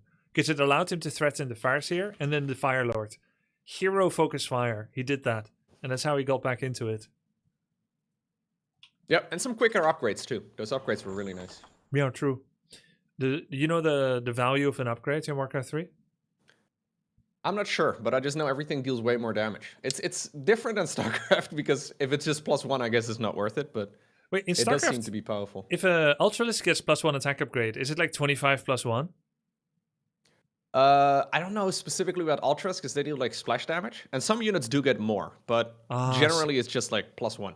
Right. And some units like attack, say like a Phoenix, for example, it attacks from both sides. Like, you know, it has like a Right. missile from each of the wings. So it technically gets +1 for each of those shots. Yeah, and armor blocks 1 for each of them, which makes armor better against Yep. Phoenix and stuff, right? Yep. Yeah, it's 12% here. 12% damage, 12% survivability. So 8 headhunters. That's huge, though. That's big, right? Yeah. And the first How many upgrade is headhunters so were there for both players in that game? Like 50? 15 total? at any time. Yeah. So 15 is worth. Instead, it's worth 18. Quick maths. Yeah, so throughout the game, he may have actually saved himself or gained himself, I guess, like maybe 5 to 10 or so, right? Like, that's a lot. Yeah. Yeah, and plus, you know, Warcraft 3 has the upkeep system. And you've got natural supply blocks sometimes. So you can get those upgrades without really losing out a lot. RedPanda stole yellow again. I mean, I'm making up a story here. Is he really stealing it? Or am I making this up? You know, when I first started playing, I thought the upkeep system was kind of stupid. You know, I was like, okay, this... why is this a thing? I don't want to be paying taxes in the game. But the more I play, I like it. It creates like some... You know, it creates action, right? It creates like a pressure point. You actually need to do something.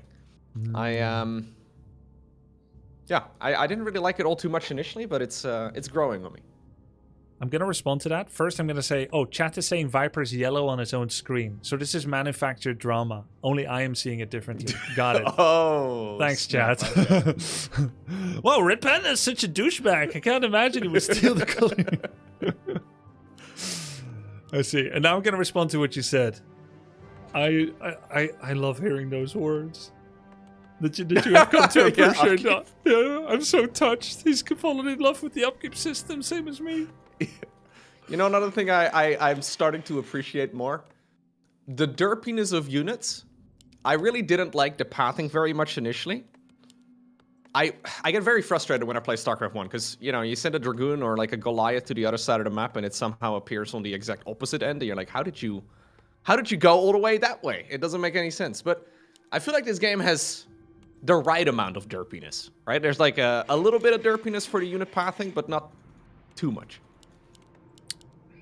I couldn't agree more. All right, before I'm gonna cry, double barracks. Gonna explain what's going on. Viper double barracks. He likes it. He's leading with the 2-1.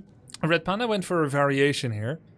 Instead of going for 10 war mills and then 15 racks, he went for a 16 war mill, 17 racks, or maybe it was 15, 16. Slightly delayed. Let's say 20 seconds later, which means one of his peons had one more lumber return trip, which means he's teching at 2-minute 20 instead of what could have been a 2-minute 35. Faster second hero. There's the burrow. Now he can start a headhunter. So he's also choosing to avoid a direct confrontation. Now this is interesting because Viper now gets a burrow cancel as he never met RedPanda, and unlike RedPanda's base, Viper does have a second burrow on time, so he's going to be able to repair it with 10% left. He's going to be able to keep this around? Just barely, I guess. Yep, there we go. Ooh. Big gain right there for the Viper. First peon in burrows has double the attack rate that any other peon will add to it. So you always want to have one per burrow minimum. Viper has 2-3 split. He is getting idled on the income. But he's also using a peon to auto-attack the Farseer. Yeah, I was just giggling at that guy. There's a dude with a hammer just hitting away, or it's like a pickaxe or whatever, hitting away at a guy on a wolf. I can do Very that. brave. He's braver than I would be if I was a peon. I mean, if you had a pickaxe, who knows? Okay, not a disaster Not a bad start, though. for RedPanda. Idling those workers means Viper has less production. His tech is fast. It's 60%. Viper's unit count has been throttled. And RedPanda has avoided some of that early skerfuffle where typically the guy with more spear throwers gets out ahead. So he's going to get a faster hero then, right? Yes. So we've seen a bunch of different level 2 heroes, right? So you're saying most likely Panda is then the best, if I'm gathering it correctly, or I guess think there's a it's- lot of decent options. I think it's correct, but I think what we'll see is a Fire Lord or a TC. It's hard to predict. Both players taking a bunch of damage on the Farseer. Have to be playing this carefully. Viper sending one Funny headhunter how home slow the leveling is. who lied about being hurt. He's like, yeah, I can't fight anymore, but it's actually full life. Look at my HP bar, man. It's like, it's barely even there. Took like one hit and ran. Oh, he got body blocked by his own peon. That was inside of the burrow, I think. I'm not sure what happened there. Oh, One of them was trying to back up. Yeah, that guy's just chilling. TC. TC always a solid choice. RedPanda didn't lose that much. He's okay. He lost like what, one? I think he lost one headhunter. That's painful though, not having that one headhunter in the mix, because he's on the clock. Yeah, that is true.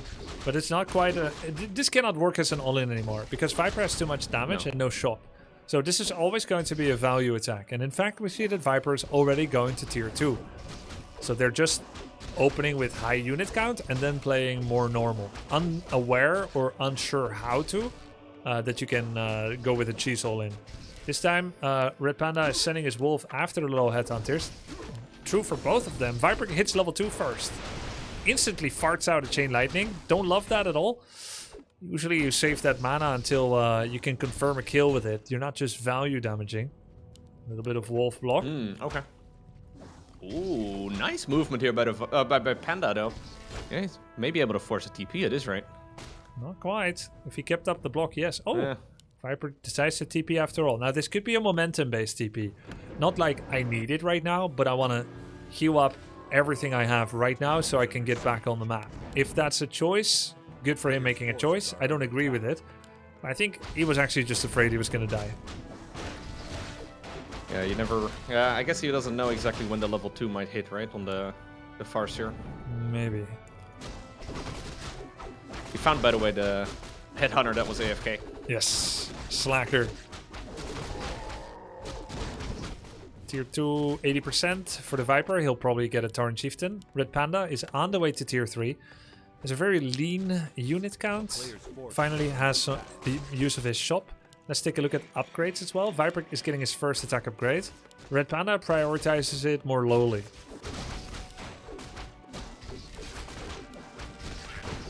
Slippers and ring versus a bunch of, well, just a ring of protection for now, and then another ring of protection. Very good on That's the Tauren ring that Chieftain. got nerfed, right? Yes. Used to be +2 ring. Oh, he attacked it. He did attack it again. Saved it. Wow. Yeah, he attacked it for a second. This used to be a ring +2, and it was on equal footing with Circlet on this kind of camp. Circlet was way more highly desired. Everyone wanted Circlet, then Claw, then Glove, then Ring. At +2, it wasn't that impressive. Then it got buffed in 2018 to +3, then later on, maybe 2020, to +4, and it's been really strong ever since. So 2 days ago, went back to +3, and I think this is the sweet spot. They also removed Circlet from that drop table, which is now 1 drop table higher. Circlet has the amount of attribute points that is equal to 1 level up, so it is quite a potent item. As in like +2 for every... Yeah, heroes gain 6 stats per level. Okay. Troll regen finishing for Viper. His hero is coming out. He has a heal scroll, double ring on Farseer, but no pound turtle. 1 attack upgrade, a slightly bigger army, but he has to contend with Shockwave. Yeah, Panda, by the way, is now almost at Tier 3, which is way before his opponents, because the Viper hasn't started it up yet. The Viper does have a lead, though, as far as the unit numbers go here, but I'm assuming it's for the Berserking upgrade, right?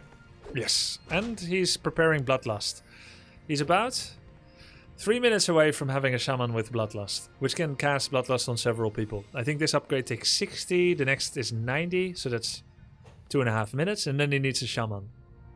It's a big investment and a large tech route to get to that, but Bloodlust is a powerful and scary upgrade. Have you faced a lot of Bloodlust in your games, Loco? No, not really. So, Not a whole lot yet, but I know the strength from World of Warcraft. It's so it's hard to do a raid without Bloodlust. Would you ever join? Well, actually, let's take a look at the fight first. We've got Viper's TC here, not with the Rings of Protection. Those are still on his Farseer. He is leading this army. Very similar army, both at around 40 pop. Upgrades, very similar as well. Did Viper just finish 2-0? No, he cancelled 2-0. Invult bot being used. Should RedPanda really be fighting though? I guess he's winning the engagement here, so it's okay for him, but... Ooh, he's even gonna chase it down. Okay, maybe he can even get a TC. He does get it. There's some Nicely of that done. charming, rusty movement for Warcraft 3 units. High-level I don't players, think the Viper likes it very much. not in that moment, but high-level players, they can see it happening before it happens, and then they'll part the sea by splitting the headhunters either side to allow the TC to get away. But if you just try to click away, that is bound to happen. Luckily, TC was only level 1, which means it cost 170 gold and 33 seconds to get him back. Not that bad at all. Viper's still ahead in population count, and the TC is already back, whereas RedPanda's TC is at home, going on a shopping spree. So, as the Viper here, would you want to chase, or would you want to farm? What do you think? Well, I think it's difficult for him to know exactly what's going on the other side of the map, right? But I'm guessing the Berserker upgrade was already supposed to be done. It seems very late after getting to tier 3 first, but... It's finished. Yeah, it's finished now. I guess RedPanda is just going to continuously attack. He's... Okay, no. Viper is thinking about creeping right now, but it could be very dangerous. Ooh. Oh, if he triggers this camp, this is a scary turtle. All the rings are still in this the turtle Farseer. gives me nightmares, Grubby. It's not my favorite. The creep jack. This is very painful. No speed scroll either. Farseer could get surrounded as well. This is surrounded by RedPanda. Oh, not quite. Trying to get it. Farseer does run around, but now the TC is straight in the middle, and okay, he could have probably had it if he decided to target it. Decided not to. Quite a slugfest. Viper's hero did reach level 3 first. He has those level 2 wolves, but now RedPanda has his set of wolves as well. Viper gets level 4. Finally gets his own Berserker upgrade, but he's down to 26 pop. Doesn't have a lot left. It's like Viper's surround, Grubby. TC is getting focused. I don't even think it's worth getting the TC while losing 3-4 Berserkers. But either way, he has it. Viper doesn't have a lot of units left. He's gonna fall back. Still finishing his second attack upgrade for Berserkers, Viper. He has no more units.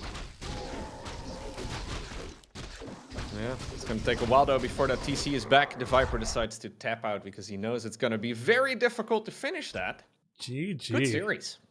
Very good. We're gonna go to the rubber match. Okay. Last map is gonna be Hammerfall. Do you have something like a favorite map yet?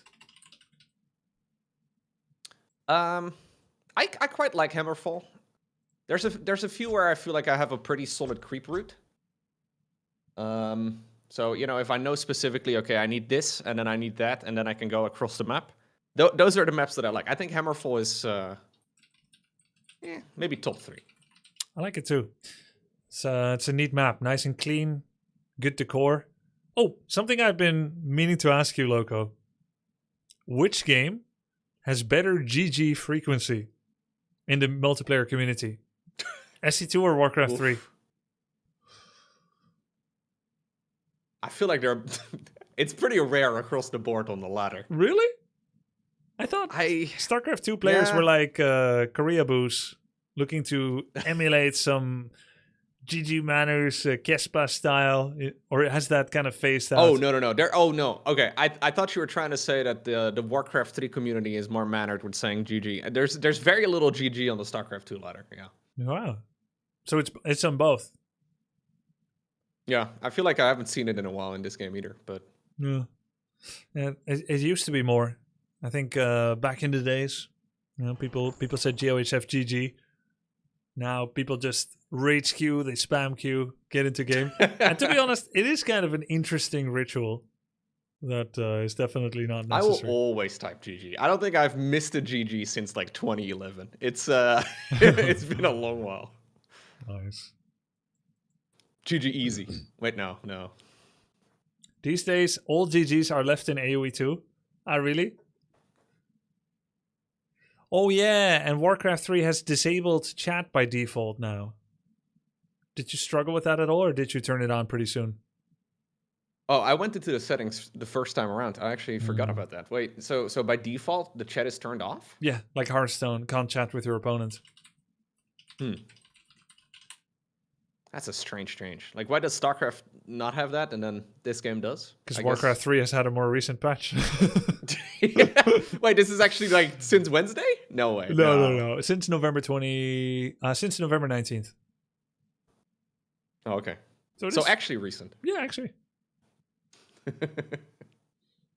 Looks like they're both in the coach corner potentially. Yeah. Neither of them is ready, at least. They're in the lobby, but no rush. Not ironic either. I'm not being sarcastic with them. So we haven't seen anybody make towers on the other side of the map. That is what you said, right? With the double barracks push, like you can build some towers on the other side? You got to build up a comfortable lead, though. Your Farseer still needs to be full life, have some mana, and you can't have like 6 headhunters bleeding from every orifice. Yeah. You got to kind of like have dominance. You killed more, you're not very low, then you seal the deal. So I kind of agree with them not going for that. Because the towers takes 3 minutes to finish. Sorry, 1 minute. It takes 1 minute to finish. Oh, okay. Yeah, and so you're fighting against each other. You need to make sure that you keep your lead for a minute.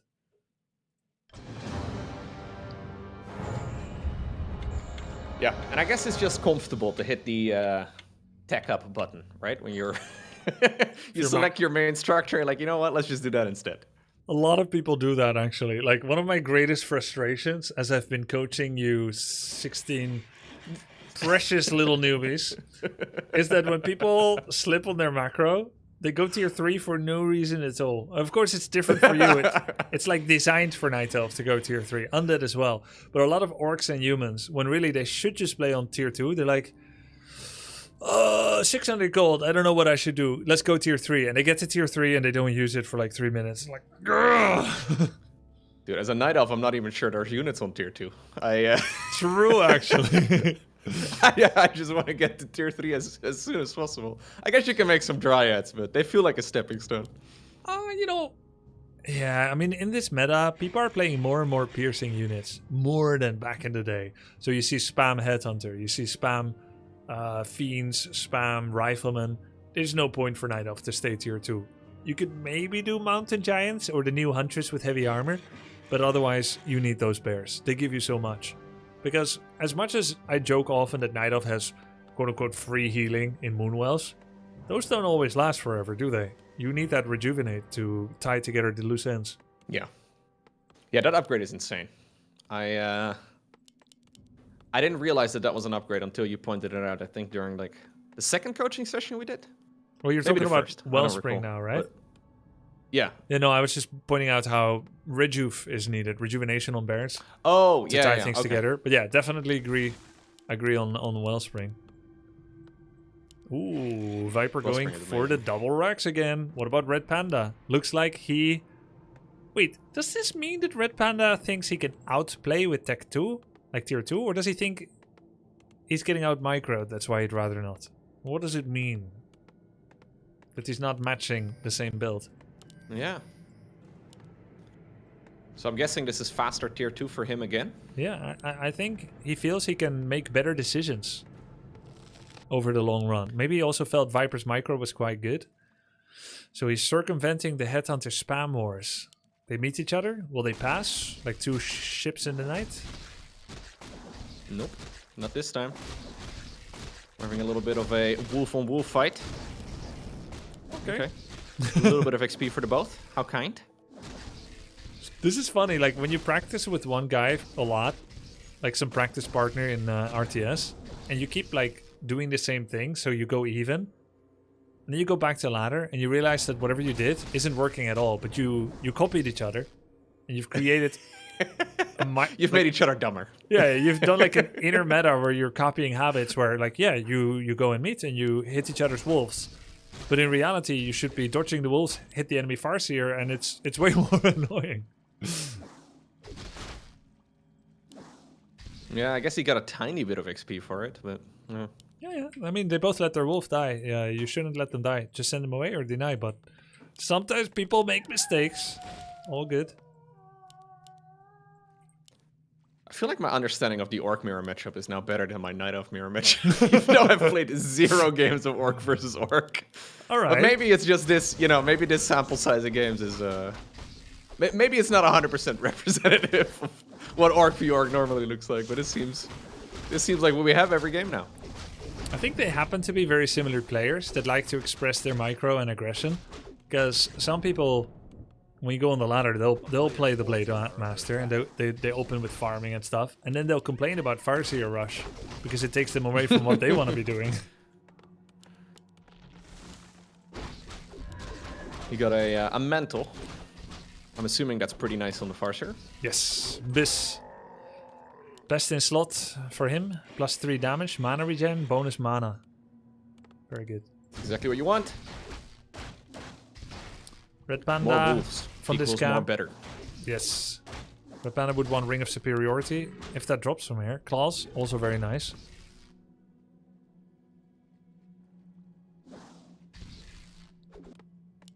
Oh. I thought we were going to resummon, but no.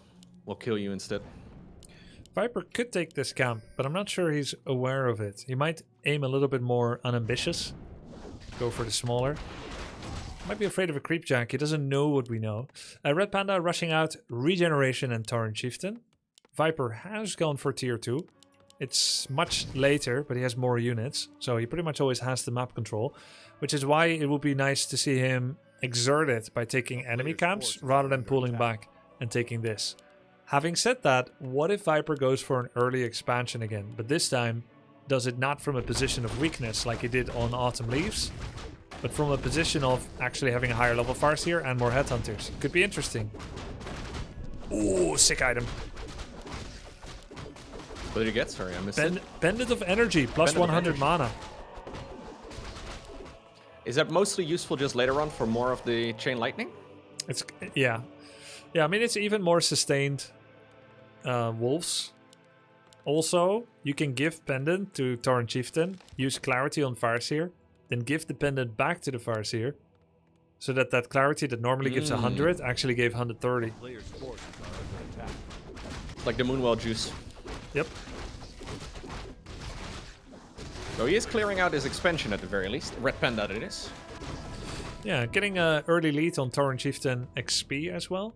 RedPanda is probably building a lodge now, if history is any guide to go by. He's got his tier 3 coming. There's the lodge for Bloodlust. Adding a bit of nuance. Viper also tier 3, so his tier 3 is actually not that far behind.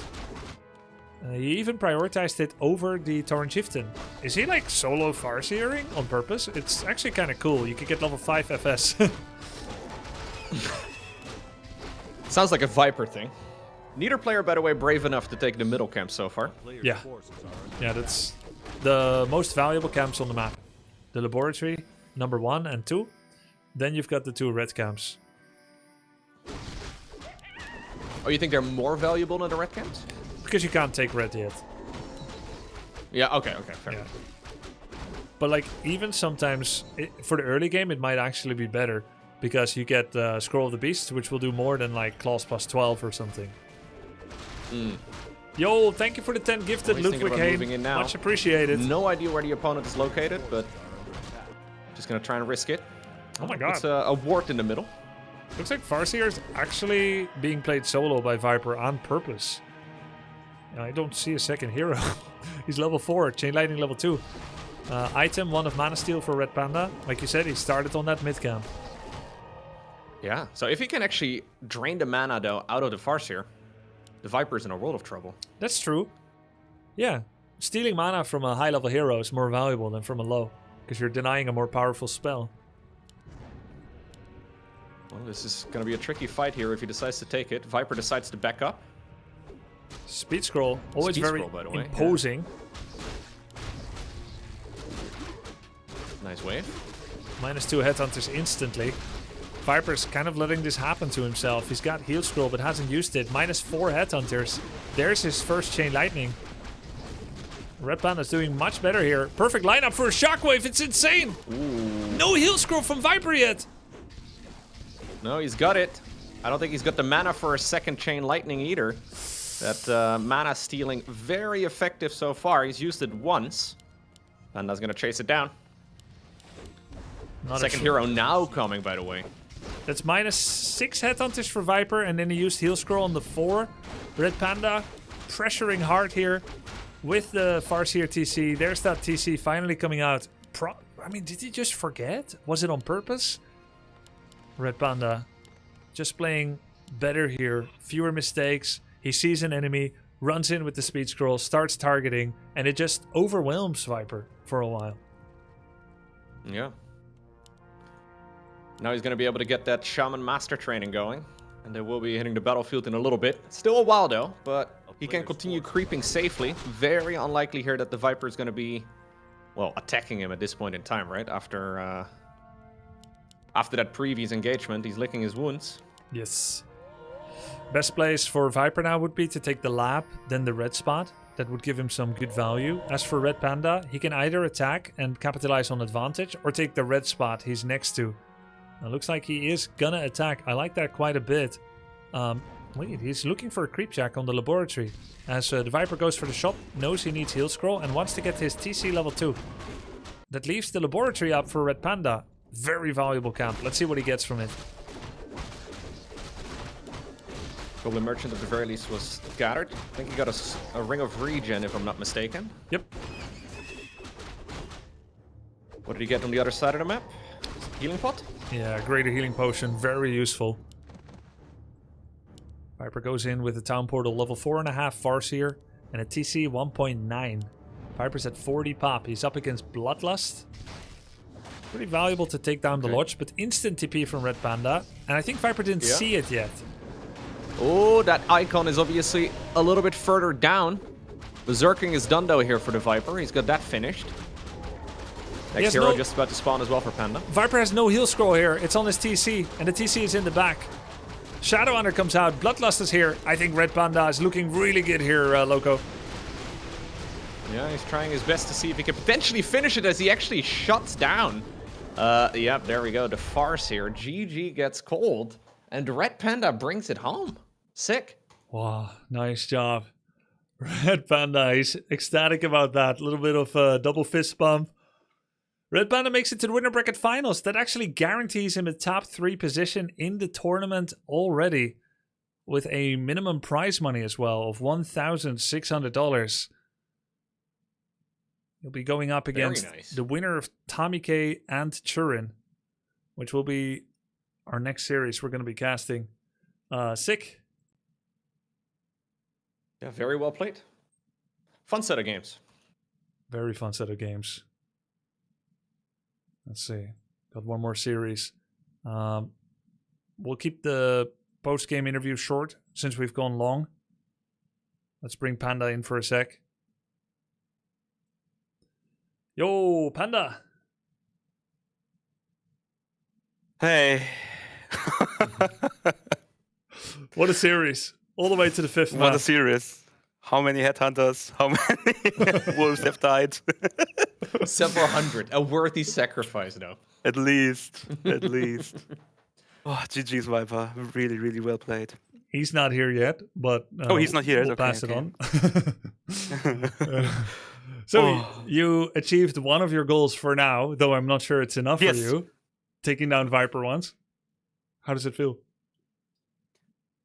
Honestly, before the game, I said to the stream, if I have achieved everything I want, 2-2 against Viper, the legend himself, in an esport tourney, in an RTS even, is already sufficient for me. So winning this series really, really, really felt really good. So thanks to you, really, for organizing this.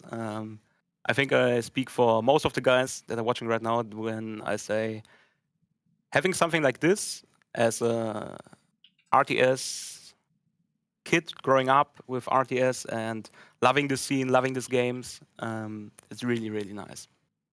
I'm glad you're enjoying it so much, man. Cheers. It's been fun watching you guys practice and perform here. Loco, do you want to join for the next, or are you running late? No, I think I'm gonna be heading off. I got some games to play apparently tomorrow. Yeah. Sounds good. Sounds good. All right. Yo, RedPanda, have a good rest. We'll see you tomorrow for the winner bracket finals and thank you very the much. grand finals. GG's. Loco, thank you so much for joining. It was great. Yeah, thank you very much for having me. See you guys, and see you tomorrow. See you tomorrow.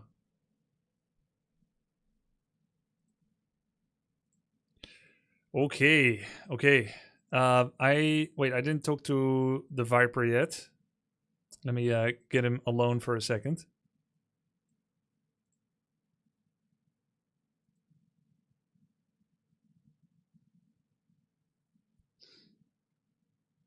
Will Viper cast? I don't know. I don't know if he's going to cast. It's late for him. He's a dad. I'm not sure how much of a hole in his schedule this made. Let me first go ahead and host the lobby for our next two, Tommy Turin.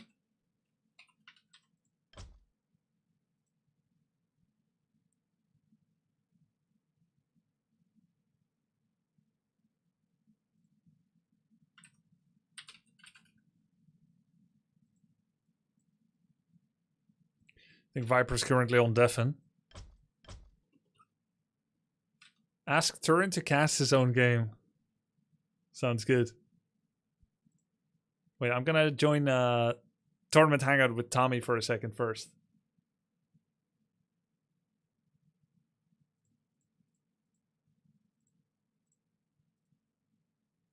Yo, Tommy, how are we feeling?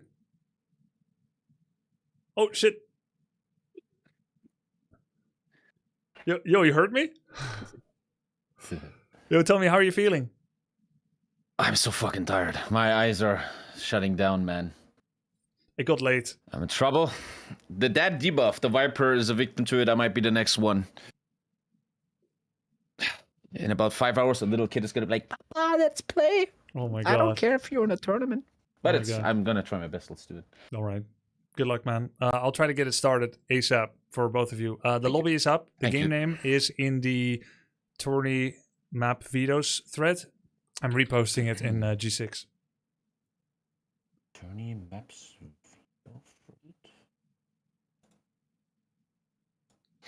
Okay, gotcha. Oh shit, I gotta wake up. Oh. Okay, chat. I'm turning Grubby off. Yep. See you later. GG. See you later. See you. All right.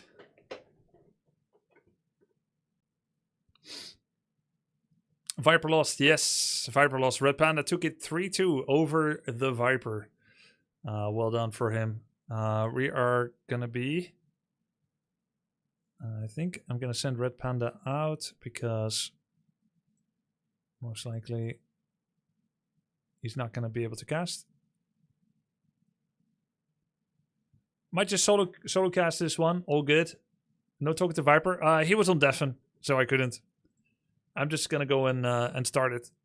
Let's get the fair server. 120 ping, 73. See if we can choose another after this. Solo cast. I'll cast with you and me. Right, here we go. GG, ready.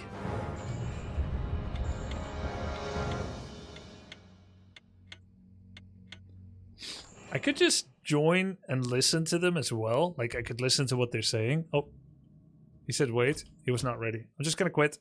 We'll remake. No problem. I thought he said ready, but maybe I didn't see it right.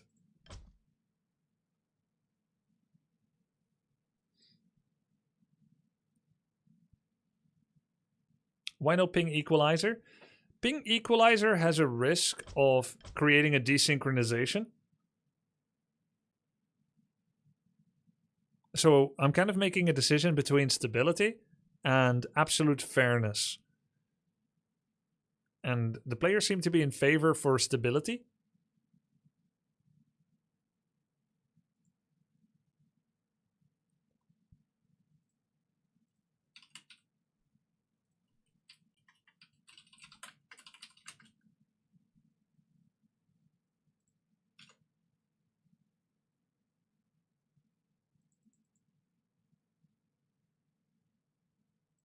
Oh, the map is... Oh, I guess the map is wrong.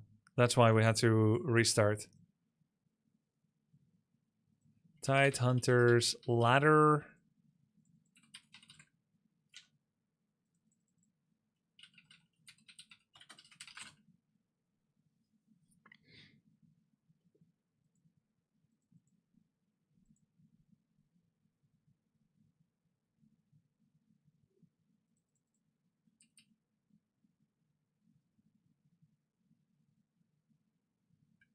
All right, here we go. It's 76 against 113 ping. Really not that bad. Very, very close. We might go the other way. Slightly in favor of Turin this time.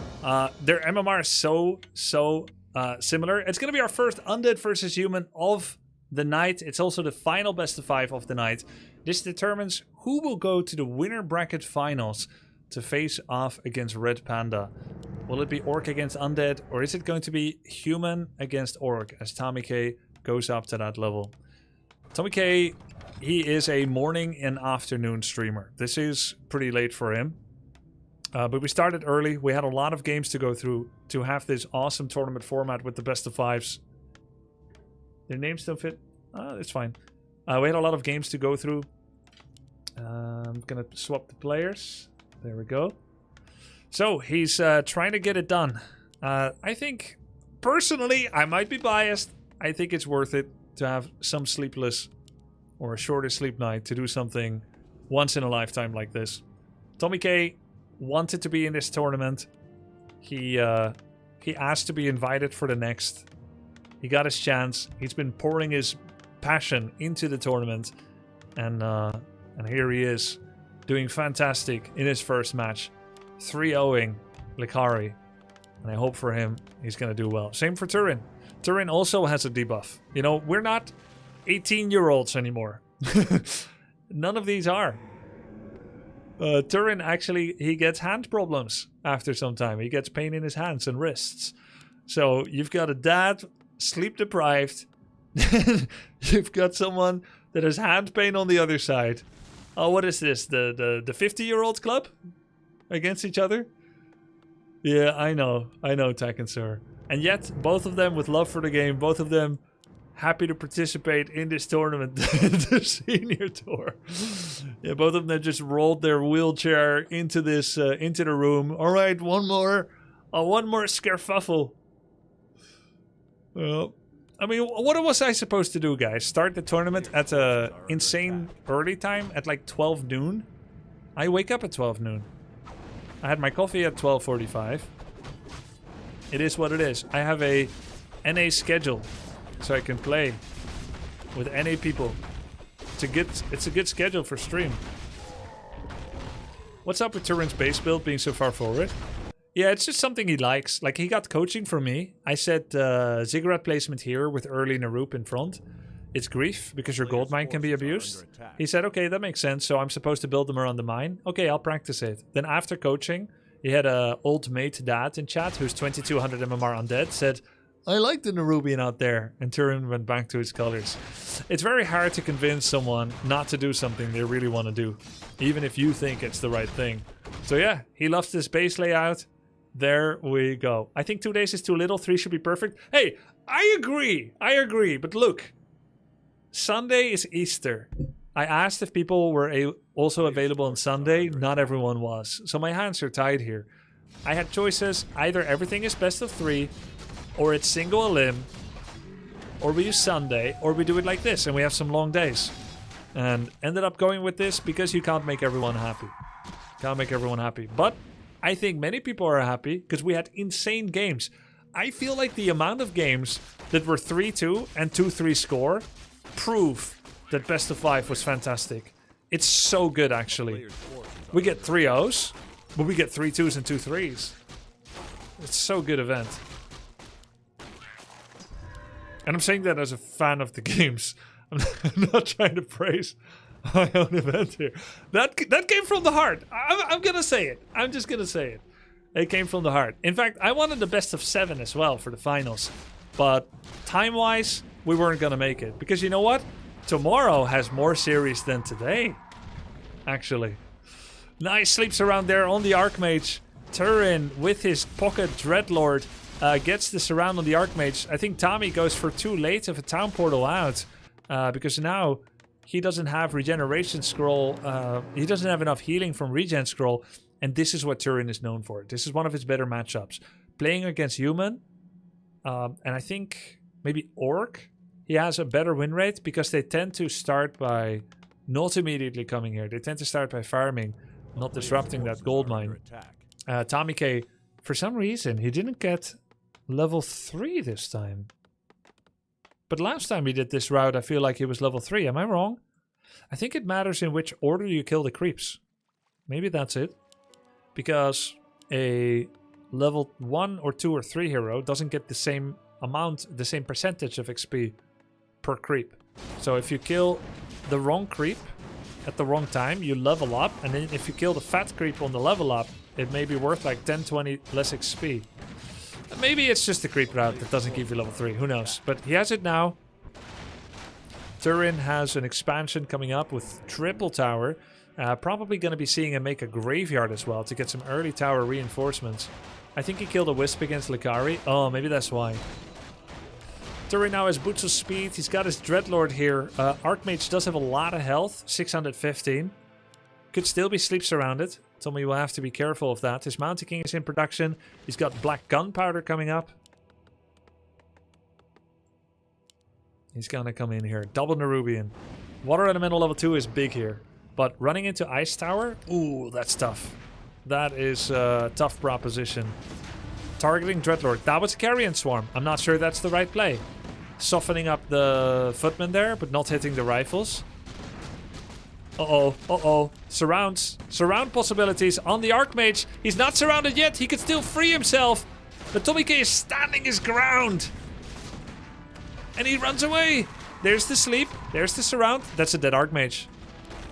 That's a dead Archmage. He nearly kills the Dreadlord, but not quite. 44 life. The Archmage goes down. TommyK can't be happy about that. Right before Mountain King shows up as well. Oh, look. Turin is very good at surrounding, but so is TommyK. And the counter to surrounding, does anyone know what it is? It's surrounding yourself. Counter surround. You could totally do that. Yes, just surround yourself. Surround your own units. So we've got 3 Nerubian towers here for Turin. No Spirit Towers because no Graveyard. His Dreadlord is low, so it's hard for him to heal. But TommyK, he rebought his Archmage from the center. And he's creeping the Goblin Shop. Gets a Sentry Ward. Best for him would have been Potion of Replenishment. Really nice if he gets the Marketplace here and then goes again. Will he do that? Looks like he's going to get Regen, Clarity at home. He's getting Priest as well, Priest Dispel. Does Human have a chance to fast expand at this point? I think that window has closed. I think the window of counter expansion is closed. Best bet you have, in my opinion, leverage the early Mountain King level 2, do an early attack, bring 5 peasants, build an Arcane and a Guard Tower. Does he have Lumber Mill? Okay, no Guard Tower. Build an Arcane Vault for heal pots, stand next to it, and then build a Workshop. You've got the Arcane to sap the Dreadlord, the Vault to buy heal pot against surrounds, and then the Workshop to mortar the towers. And I think with that, you can be in a pretty good spot. Archmage needs Invulnerability Potion if history is any thing to go by. Turin is getting very close to level 4. Looks like he's setting up to make either mass upgraded ghouls or gargoyles. TommyK moving into the main base. Knows there's 3 towers on the other base. Go straight for the Ziggurat. Nerubian Tower. You gotta commit. You're 1 base versus 2. Turin has a lot of money. You could creep this and say, do you dare to creep jack me? And then you take a fight off Blight. There's the militia coming. It's going to be towers. Tommy is not supply blocked. There's the militia. Tower, vault, workshop. Let's see. Sold Rod of Necromancy, bought mana potion, double mana pot. That's a lot of carrion swarms. Regen scroll can help against that. No TP and heal scroll right now for Tommy. What is his angle here? He sends back the peasants. They were just here for fight, not for building. Okay. There's the ghoul upgrade. It's going to be lots of ghouls. Just a lot of ghouls. What's the second ability for MK? Not Thunderclap. It's Bolt. Might just be too many ghouls to fight against. Oh, that's an awkward, out of position play there on Blight. Here's the Carrion Swarm. Bolt does not do enough here. Why go for that Ziggurat and be so far out of position? There could be sleeps and Carrion Swarms for days here. There's the Vampiric. Rifles are getting hammered here by ghouls from every side with one attack upgrade. Next Sea Swarm is going to hurt. Oh, it's big. Nice Carrion Swarm for Turin. All the rifles are going down. TommyK unable to bring this to a positive conclusion. There's a Spirit Tower as well. Turin's Dreadlord and Dreadlord's surround skills are good enough here to hold off. TommyK's Mountain King gets to level 4, but he's in an awkward position. Could maybe get some good hits on the Dreadlord. Didn't quite land a surround into that. And of course, he can buy as many healing potions as he wants on the Dreadlord. Mana pot as well.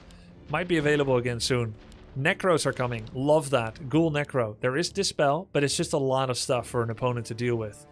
Having said that, TommyK is up in supply. There were a lot of ghoul kills. It kind of sneaks by you how quickly that goes. Losses were considerable, but it's not over yet. If TommyK gets some healing in, gets his Archmage back, gets Water Elementals, is good on the Dispels, could still work for him. TP purchased on the Dreadlord. TommyK not sure quite what to do. He sees that. Is he gonna... Are you gonna let him get away with that? Turin is almost like baiting him to come back into him. But TommyK is gonna go back. He's gonna counter expand. Okay. I don't think it's the worst decision because right now he's stronger. Which means as long as he does this and he expands and then immediately attacks afterwards, he can apply pressure to distract away from that expansion. However, if Turin sniffs wind of it and does a ghoul counterattack, then he could ravage the peasant line. Because it's not easy to defend against all this. Okay, let's see. Archmage almost back again. He's sending his peasants here. That's a lot of peasants. 6, 7, 8. 8 peasants to Expo. Probably wants to power build an expansion. Maybe build some towers as well. 1 arcane, 1 guard, perhaps. Could deal with some ghoul flanks. But Turin is a scrappy player. He's got his Dreadlord level 5. Now he's going to attack where it hurts at home. With a Zeppelin. And still at 50 pop. Which means anytime he buys here, it's going to be extremely valuable. He's setting up for the long run. Mining all the way to Moria with these 3 ghouls. Making a pit for vision. Temple for additional skeletons and necromancers. Ghouls and skellies are getting 2-2 upgraded. And we've got Exhume Corpses and Meat Wagon. Getting ready for Necro Wagon. TommyK, while going to an expansion, also goes to tier 3. Which, I'm not sure what it's for. Is it going to be Inner Fire? But he's gonna get ravaged on this peasant line. Arcane Tower is not yet hitting the Dreadlord. A lot of peasant kills. 1 rifle goes for the Zeppelin. There's a Stormbolt on the Dreadlord. I could see 1 more Sea Swarm from Turin and then just TP out. Is he going to do it? He's not going to get the peasants if he tries. Nice block there by TommyK. Okay, I don't think he lost more than he could exactly afford to lose. And funnily enough, now I'm not sure that Tommy expansion got discovered by Turin. Because of the tier 3, it looks like that's the play and not the expansion. On the other hand, if Turin is very aware of his senses, he would know that the absence of all those lumber peasants that were once there means there is an expansion.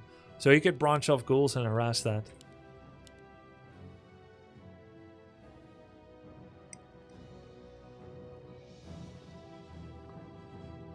4 out of 5 on gold. Yep, he's gonna have to send a peasant back from the main, and he did. Sword upgrade. Okay, I don't get it. Where are his rifles? They're at 1-0. Why is he getting sword upgrade? Future knights?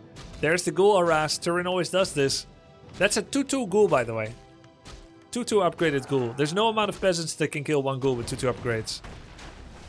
No town portal on Tommy, no heal scroll, no invulnerability potion. He just doesn't have the money. Dreadlord on Stormbot on Dreadlord. There's a Mountain King. He gets clap level 1. Probably a good decision. Fighting on Blight in the towers. Oh, it's tough. There's a lot here. That's a lot. Oh, Dreadlord level 6. He's gonna try and surround the Mountain King. Super well played. GG. Truly he did. 1-0 to Turin. Nice job, man. Nice job. Gonna be hosting the second game immediately. Means TommyK will get to pick the next map.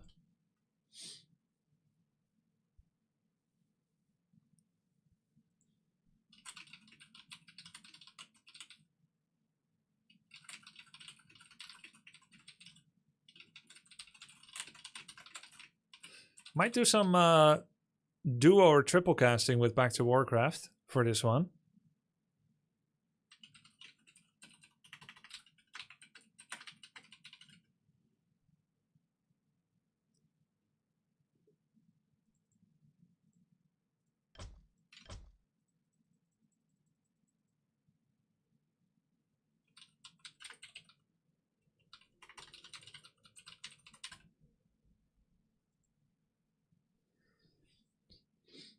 He knows that level 6 Infernal's over, even before Infernal. Yeah, exactly.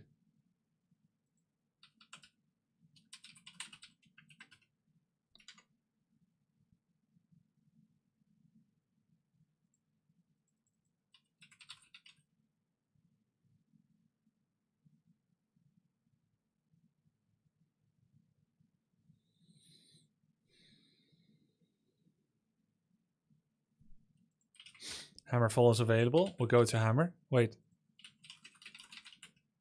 I don't know the vetoes actually. Let me check. Vetoes. No. No, it's not. Hammerfall is not available. You vetoed it. Tommy vetoed his own map. I thought surely Turin must have target practice, studied him, and vetoed it. Wow. All right.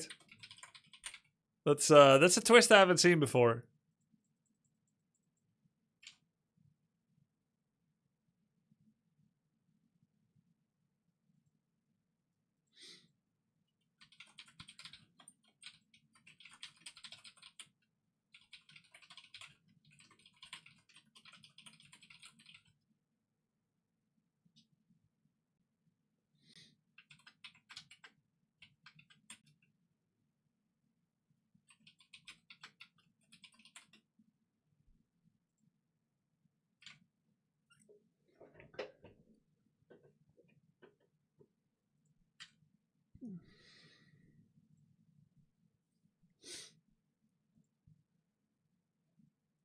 Okay, they're ready. I'm just gonna start.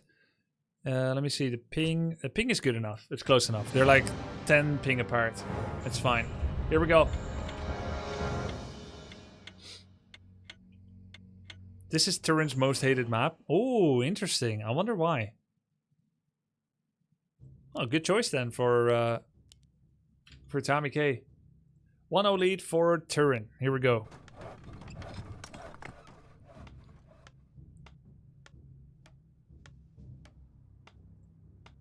Okay, I might co-cast together with Back to Warcraft, but we're still getting them into the server. It's kind of impromptu.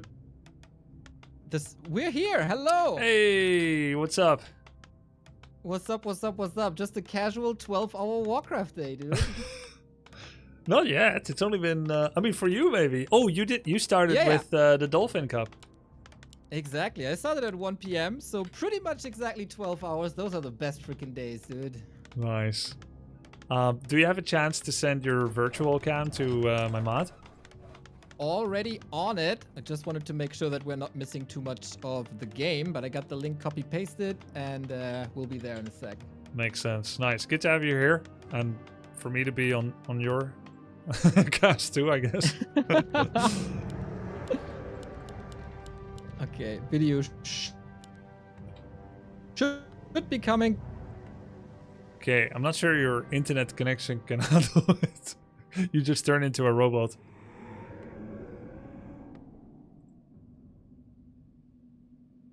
Who's the guy casting? He's Neo from Back to Warcraft. He's been covering esports for Warcraft 3 for the last 10 years. But I don't hear him anymore. So, Carson, welcome. Don't hear him either. Hello. Hey, Carson, what's up? Hey, how's it going? Have you also had a 12-hour day today? No, not quite. Not quite. About 8 hours, a modest 8 hours. Not too bad. Not Nice. complaining over here. Since when have you Neo, on the other hand, though. Yeah, he's 12 hours in. No. Since when have you been casting Warcraft 3? How many years ago? I guess 2020, maybe 2021. Around like when ESL first came into the game is, I guess, when I first started casting. Oh, yeah. Reforged release. So you discovered the game with Reforged. Well, I started playing in 2010, but I started casting in about 2020, I'd say. Ah, I see. I see. Yes. Okay, so let's cast the game. We've got Dreadlord first coming in from Turin. He's going for the fast expansion again. And on TommyK's side, he's opening with Mountain King. I don't know if he's done that a lot. Do you like this choice over the Archmage when going up against Dreadlord? It's kind of tough, right? It would indicate that Tommy wants to go for more of a macro game. I would expect him, obviously, to go for an expansion with the MK first. We do have a fourth farm as well, so would indicate he's going to go for that. So 2-base is great, but when you're playing against the Dreadlord and you go into a macro game as opposed to the all-in style, you really do push it towards the potential for level 6 Dreadlord yet again. Yeah, and level 6 Dreadlord with the Infernal, one of the best ults in the game. Maybe the best, together with Panda, Storm, Earth, and Fire, and I want to say Metamorphosis. Disagree? Yep. Agree? Yeah, I think so. That's probably the top 3 in the game, most likely. But these days, actually, Blade Storm looking pretty good, honestly, after the couple of buffs. That's true. Used to be 250 mana, 110 DPS, and a cooldown of 3 minutes. Now it's 2 minutes, 200 mana, and 140 Something DPS. around there, yeah. So very big buffs. This is a tech, though. I'm surprised that it's 1-base MK. I don't know how you're expected to really end the game with Mountain King 1-base. Obviously, with Water Elementals, you have the Brilliant Sora sustain with the Archmage, but with an MK, what sort of all-in potential does he have? What sort of, win condition is there for Tommy? I think you go in, you clap a lot of gold cheeks, then once you're done with that, you get your second hero, Blood Mage probably. I mean, it could be Archmage, but probably Blood Mage. And then I think you should just tower up and make a workshop on the enemy side of the map. A little harder on Northern Isles though, because of all the water preventing building space. Yeah, that's one thing I was missing actually last game on Tidehunters. I thought when the militia came across the map, he was going to go for that workshop, or maybe there's another option where you build the workshop in your base as the human and then build a cannon tower, which is sometimes an easier thing to accomplish. You don't have to worry about your mortar teams dying to the Dreadlord, but we saw neither thing. And the cannon tower outranges the Nerubians. Yes. It's a pretty strong way to deal with mass towers. If you can get the tower up, it obviously takes a while to construct. I like that. Helpless. I mean, he's in a fine position. The enemy isn't even mining yet. He's got an MK3 before.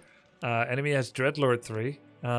He's getting a tower up. I like his... I would like to play the position from TommyK's more than Turin's position, if I'm being honest. But we'll see how it goes. He tends to negative spiral sometimes. And of course, it is pretty late for him. But yeah, like you said from last game, I feel like if he just towered with those militia, he would be in a winning position.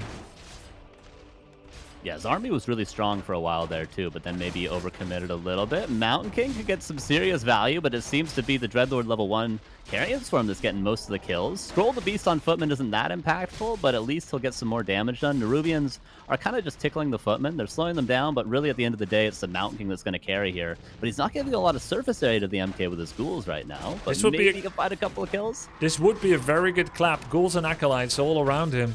He is getting surrounded, which means eventually he has to leave. Don't love the position he wedged himself into, especially considering he has an Arcane Vault, which means if he brings all his footmen out of the fight, they could be regenerated. But now, he doesn't have that much to fall back on. So there was a way to handle this that would probably be better than this. Now, another footman comes out of the racks, and he has a blacksmith and he has an altar, but he's not really making anything with it.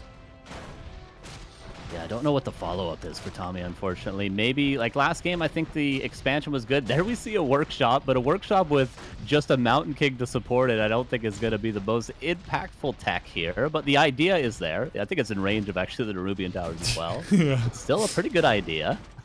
Yeah, normally Archmage with the ranged attack and the sustain of the Master Water Elementals can do scare tactic fire, where you can protect the Mortar, but now MK getting hit by the Nerubian. Oh, he's TPing out. Oh, it's a disaster.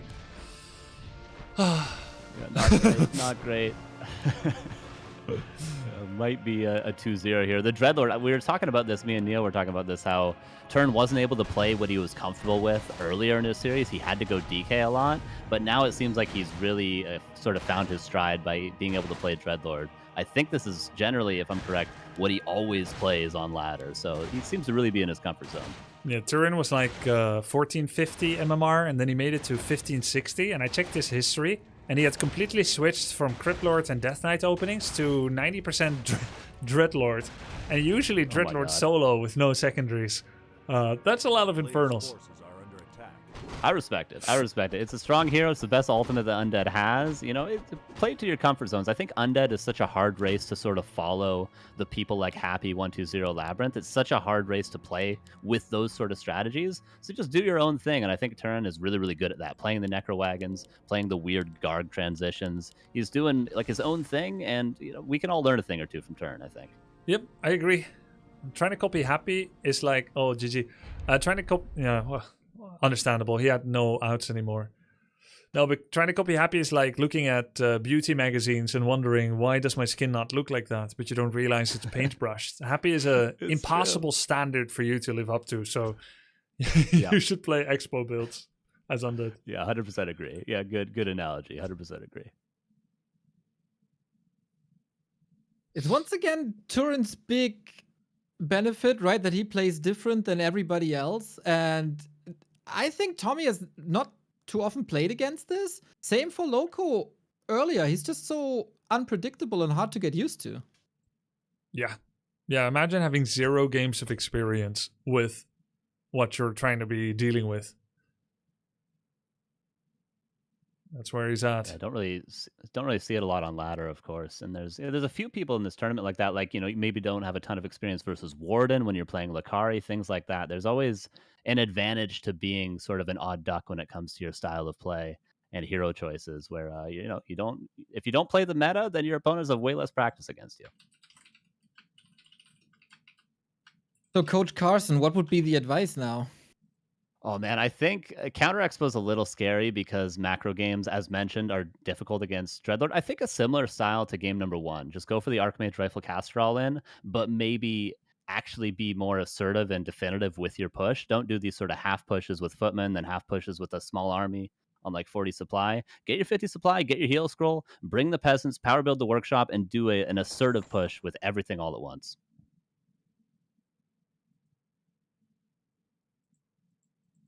Yeah, I'd agree so far. You just have to get used to not being sleep surrounded, which is fairly hard if you've never been exposed to this. Just hug your Archmage. It's a bit weird to hug an old man on the horse, but just hug him.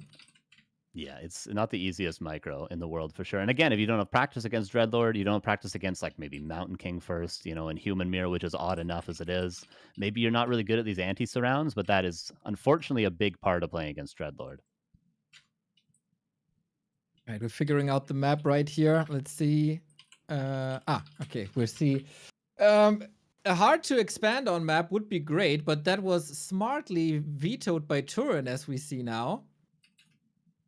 Okay, I gave 2 options. He picked the third. I've never had a player ask a tournament caster or ref which map they should pick. Pick whichever one is hard to expand on. Would you have trusted the ESL admins back in the day, Grubby, to No. make that decision for you? No. I would not. No, sir. Man, we gave admins a hard time sometimes too, back in the days. I feel guilty now. No comments. Yeah, it's not an easy position to be in, huh? Now that you're on that side of the pond. True. I wasn't as bad as some people.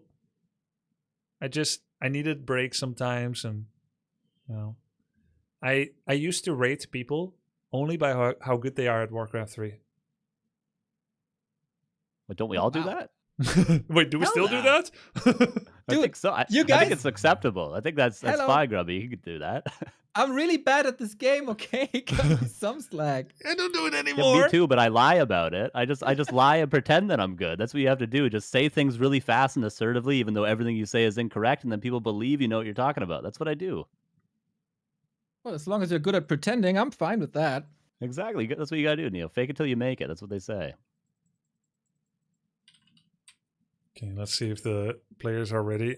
Is there a host that is like a bit...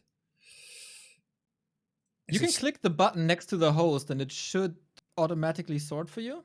Yeah, I was just looking for like a secondary option, but I don't think there really is. It's sorted by ping fairness.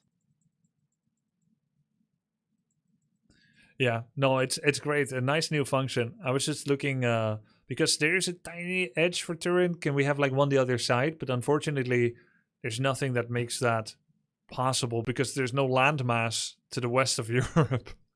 Okay, looks like they're ready. Here we go. Game number 3. Could be the last. Could be TommyK unexpectedly draws out his torment of lack of sleep deeper into the night with 1, 2, or 3 victories. We shall see. Oh man, yeah, it's been a long day for all the players, and they've probably been, they've always been casting with you, Grubby, and they've been probably playing ladder in between matches. So it's been a long day of grinding for everyone. We'll see who gets exhausted first, but yeah, it's probably going to be Dreadlord again. We'll see. Most importantly, what we're going to see from Tommy. Will he switch things up yet again? He's doing something weird now, where one of his peasants is on lumber. Does this mean he's doing Pala Rifle? Does he actually know how to do that build? He promised he wouldn't do Pala Rifle. He promised. He did. He did. What is this? Really Solo high. hero harass? Could you think of anything worse than solo hero harass against Dreadlord Rush? He promised he wouldn't go Pala Rifle! He said The because trust is gone. The trust is broken. he said he's not a pussy. He said he has a cock and balls. So he's not going to do Pala Rifle. I don't believe him. I don't believe him any longer. What? I mean, at this stage, right, Pally Rifle is kind of dead versus undead on the pro level. So is it still as bad? And is it still as bad to play it? I mean, it's ethical, I think. I think it's ethical and moral. But I just didn't expect it to happen after he made such a strong assertion. Maybe... Oh, you know what? Maybe he made that promise in the old patch, and that was the old Tommy. But this is the new Tommy, and because Pala Rifle got 4 nerfs, it doesn't... It's not true anymore. Like, he doesn't hold to his All promise. warfare is based On deception. Okay. I respect it. I wonder how this plays up against Dreadlord, because people that remember when Lemus was the only person on the ladder playing Paladin rifles, when Happy used to play versus Lemus, he would do what he doesn't often do, which is a blind counter. Happy's initial blind counter to Lemus was playing Dreadlord and going for lots of sleep surrounds. Nowadays, obviously, it's Cryptlord is the counter to the top level Pally rifle players, to the Starbucks, to the Fortitudes. But before, it was Dreadlord, at least in Happy's mind. So this probably doesn't match up too poorly. Yeah, true. It does come down to micro, which is going to be interesting. You have a larger army than you normally would. You're gonna have to see if you can shave off some ghouls, maybe get like a cancel on the gold mine. I feel like a lot of the invitational participants are not appreciating enough how valuable it is to get past right before the Nerubian, ignore the army, and just hard focus that gold mine down once or twice. Yeah, definitely agree. We haven't seen a lot of that this game, or this tournament so far. Like, gold mines seem to always get up for Turin. They might be delayed a little bit. Like, we saw, I think, a 5-6 minute expansion in the first game of Turin today, but he seems to always get the gold mine up relatively uninterrupted eventually. So we'll see. Dreadlord is going to get close to level 2. Paladin is going to have free reign to creep, which is generally a dream for Paladin rifles, but we'll see.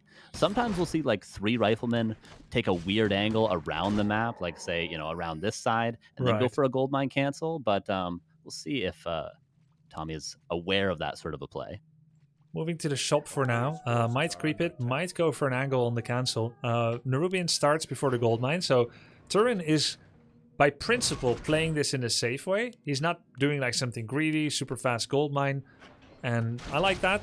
It shows that he's not all about the greed, but he wants to make sure that he can resist attacks. It also means that you don't have to do an early attack. It's 3 minutes 45 and the gold mine starts. My personal compass for having a chance in a longer game, 1v2 base, is that the gold mine must start after 4:20. So if you can walk in here and get 1 cancel right now, goal achieved, by my metric anyway. If instead he sees Nerubian and backs off, or he gets surrounded, sleeps surrounded, loses a bunch of units, then of course he's going to be immeasurably far behind. Gold mine up for grabs. That's a lot Tommy, of units. it's a nice timing here. Everything is kind of hurt.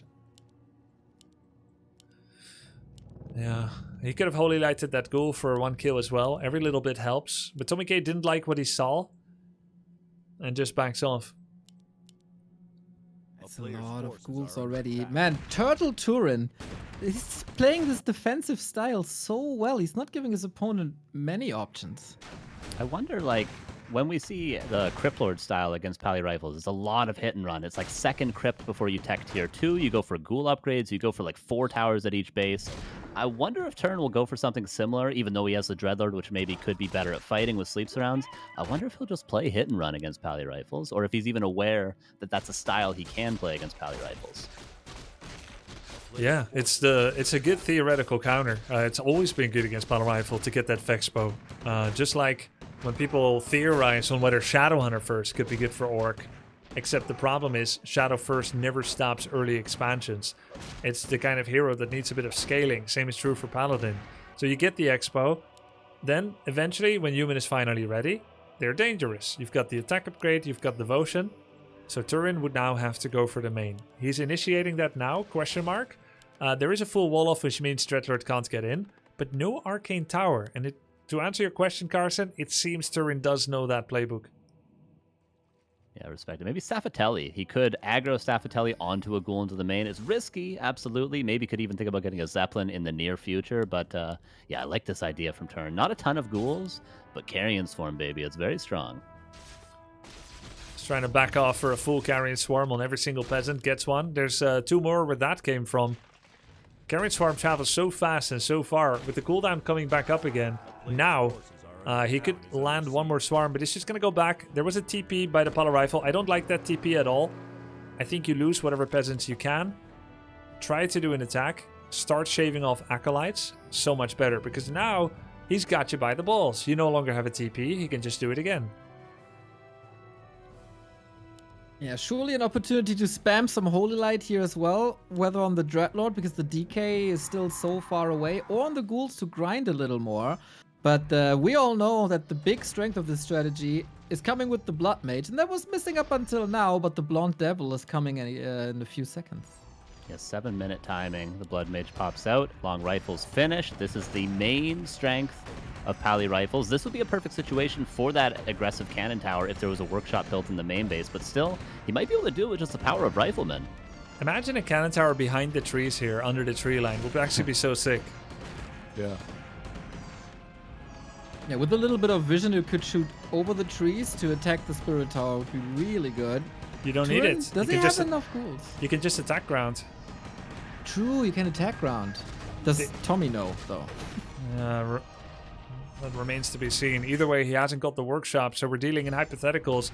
A lot of tower damage on him. He needs heal scroll. He needs arcane vault. Tower, unfortunately for Tommy, is in range of Turin's towers. All right, Yeah, where yet are we again, at? that happens too. He needs mana pots, I feel like. To be really comfortable with this Dreadlord defense, I feel like you need that tier 2 just to be able to spam those mana pots more than anything. Because for now, there's endless sustain for the Pally Rifle. You need that AoE damage. Which means Tommy would need to kill shops, but you see Turin just ignores him. He knows he's got the eco advantage, 4 towers on the expansion. Yeah, I think that's too many towers. Good decision. Is he just going to call it? Or is this mid-game compliment? This is where you pause the game and go, wait a sec, I need to think about what to do. Could you give me a couple minutes? Let me talk to my coach. Because right now, I don't know how he's going to break these towers. And the ghouls, oh god. Oh no. God. This is spooky. We've seen this many times in the pro scene when the player was happy, not with the Dreadlord, but the ghoul infestation of human bases. When there's no tower, mana on the Dreadlord, this is devastating. And Tommy has money. He could have used the time where he was doing this to build a lumber mill, 3 towers, double guard arcane. Would it stop this attack entirely? No, but he might be able to save some peasants. Because the attack is good. He's getting attack in, killing all the acolytes, killing towers. Feels like there's a chance. But with him losing all his peasants, now there's no more way back. It's a shame for him. But a really good decision for Turin to make that trade. He understands the playbook. He's playing some good Warcraft 3, which is lovely to see. It's been like, I feel like tactically, or at least like map movement wise, the strongest that we've seen, and proves it here. 3-0, easy peasy with the Dreadlord. Love to see it. Well played to Turin today. A lot of respect for Tommy to Turin, saying you didn't do meta tactics, you're still winning hard. You are a high quality person. Good to see that respect. Tommy is still in the tournament. That means he is done for the night. Turin will go to the grand finals. No, the upper bracket finals against RedPanda. 3-0, very dominant victory for Turin here. Yeah, for Tommy, a little bit between heaven and hell, right? Against Lucari, he was the one in a dominant position, and he was the one to frustrate his opponent with the million denies that we've seen. And then a couple of hours later, different opponent, different matchup, and the world is turned on its head as he's on the receiving end. But I am incredibly impressed with Turin, how he just functions in a strategic way. Really well done and deserved. Yeah, he's got a good mind. He's got a good mind for games, and he did everything. He did everything right. He made the high level decisions. You know, we're here in the 1500 MMR range, but that was really high quality decision making. Same as we see on the pro level. I wanted to let TommyK go so he could take a rest, but it looks like he is actually okay to have a little bit of a post chat. Yeah, here we go. Yo, what's up, guys? Hey, what's cracking, man? How's it going? Bro, I'm so high on Red Bull now I can't sleep anyway. Oh man, I'm sorry. Is Hey, it like Trent, 1 a.m.? man, fucking amazing, dude. GG's, no man. chance, no idea what to do. Do you Beautiful. do you play Pally Rifle a lot, or was that like one of your first jams? That at it? was just my final straw. Yeah, I don't even know the build order correctly, I think. It scared me. It scared me for sure. But yeah, I played like 500 games against Pally Rifle. That's like all people do on ladder, or they used to until the patch, of course. But yeah, GG, man, very well played. I have this thinking that it's this StarCraft thinking that once there's this expansion, I have this clock on me. People tell me to be calmer, make your own expansion, but I just feel like, oh, I need to finish now. Ooh. Do you ever play 2-base human, or are you mainly like aggressive 1-base? Every time I make an expansion, people just wreck me. They just come over and wreck me. Yeah, well, it worked out pretty well for you in your first series today, right? Yeah. Yeah, it's like we rock, paper, scissored. I scissored Lucari and you papered me. You scissored him, dude. What were you doing there, Grubby? What are my mistakes? By the way, I'm joined here by Neo and Carson. Neo and Carson are from the Back to Warcraft casting team. Oh, hell yeah, dude. Been doing esports. Hi, guys. Hey, guys. Nice to meet you both, What's up? man. I'm fangirling. I watch you guys every night in bed, man. I'm fangirling. Hell yeah, dude. Let's go. Your Carson, games were so cool today, guys. GG's. Carson had a really cool idea. He said you can make a workshop in your base and then build a cannon tower, it has to be spaced well at exactly the right radius, and it has It has 800 range against 700 on the towers. You could have built it below the trees on this map on Autumn Leaves, so it doesn't get hit even if it was in range. Big knowledge stuff. Yeah, it's knowledge stuff. Yeah. I've never seen people that. are telling either. me I needed to rush a mortar. Yeah. Yeah, like on the game on what's the map? Tide Hunters. You were in a decent spot. You got surrounded once, but you had big strength items on Archmage and Manticking. You shut up with all the militia. We thought you're gonna make like shop, workshop, mortar, arcane tower, but then you pulled back and you were kind of a little bit indecisive. I think maybe Turin was afraid of that as well. Is that true, Turin? Yeah. Yeah, oh yeah. The probably the most scared I was in the series is when I saw forward workshops, because yeah, I've had humans do that to me before, and you know, I'm a very defensive kind of old man macro player. So when I get pressured like that with mortar, it's like, oh, it gets real cagey. So yeah, that definitely was the most stressed I was during the series. I want your opinion on another thing. A guy in my chat said I go over to expansion earlier with level 2 Archmage, not level 3 or something. What do you guys think about that? I mean, it's a different gameplay style, right? It's a different gameplay style. If you expand immediately, you're going to get like a base trade.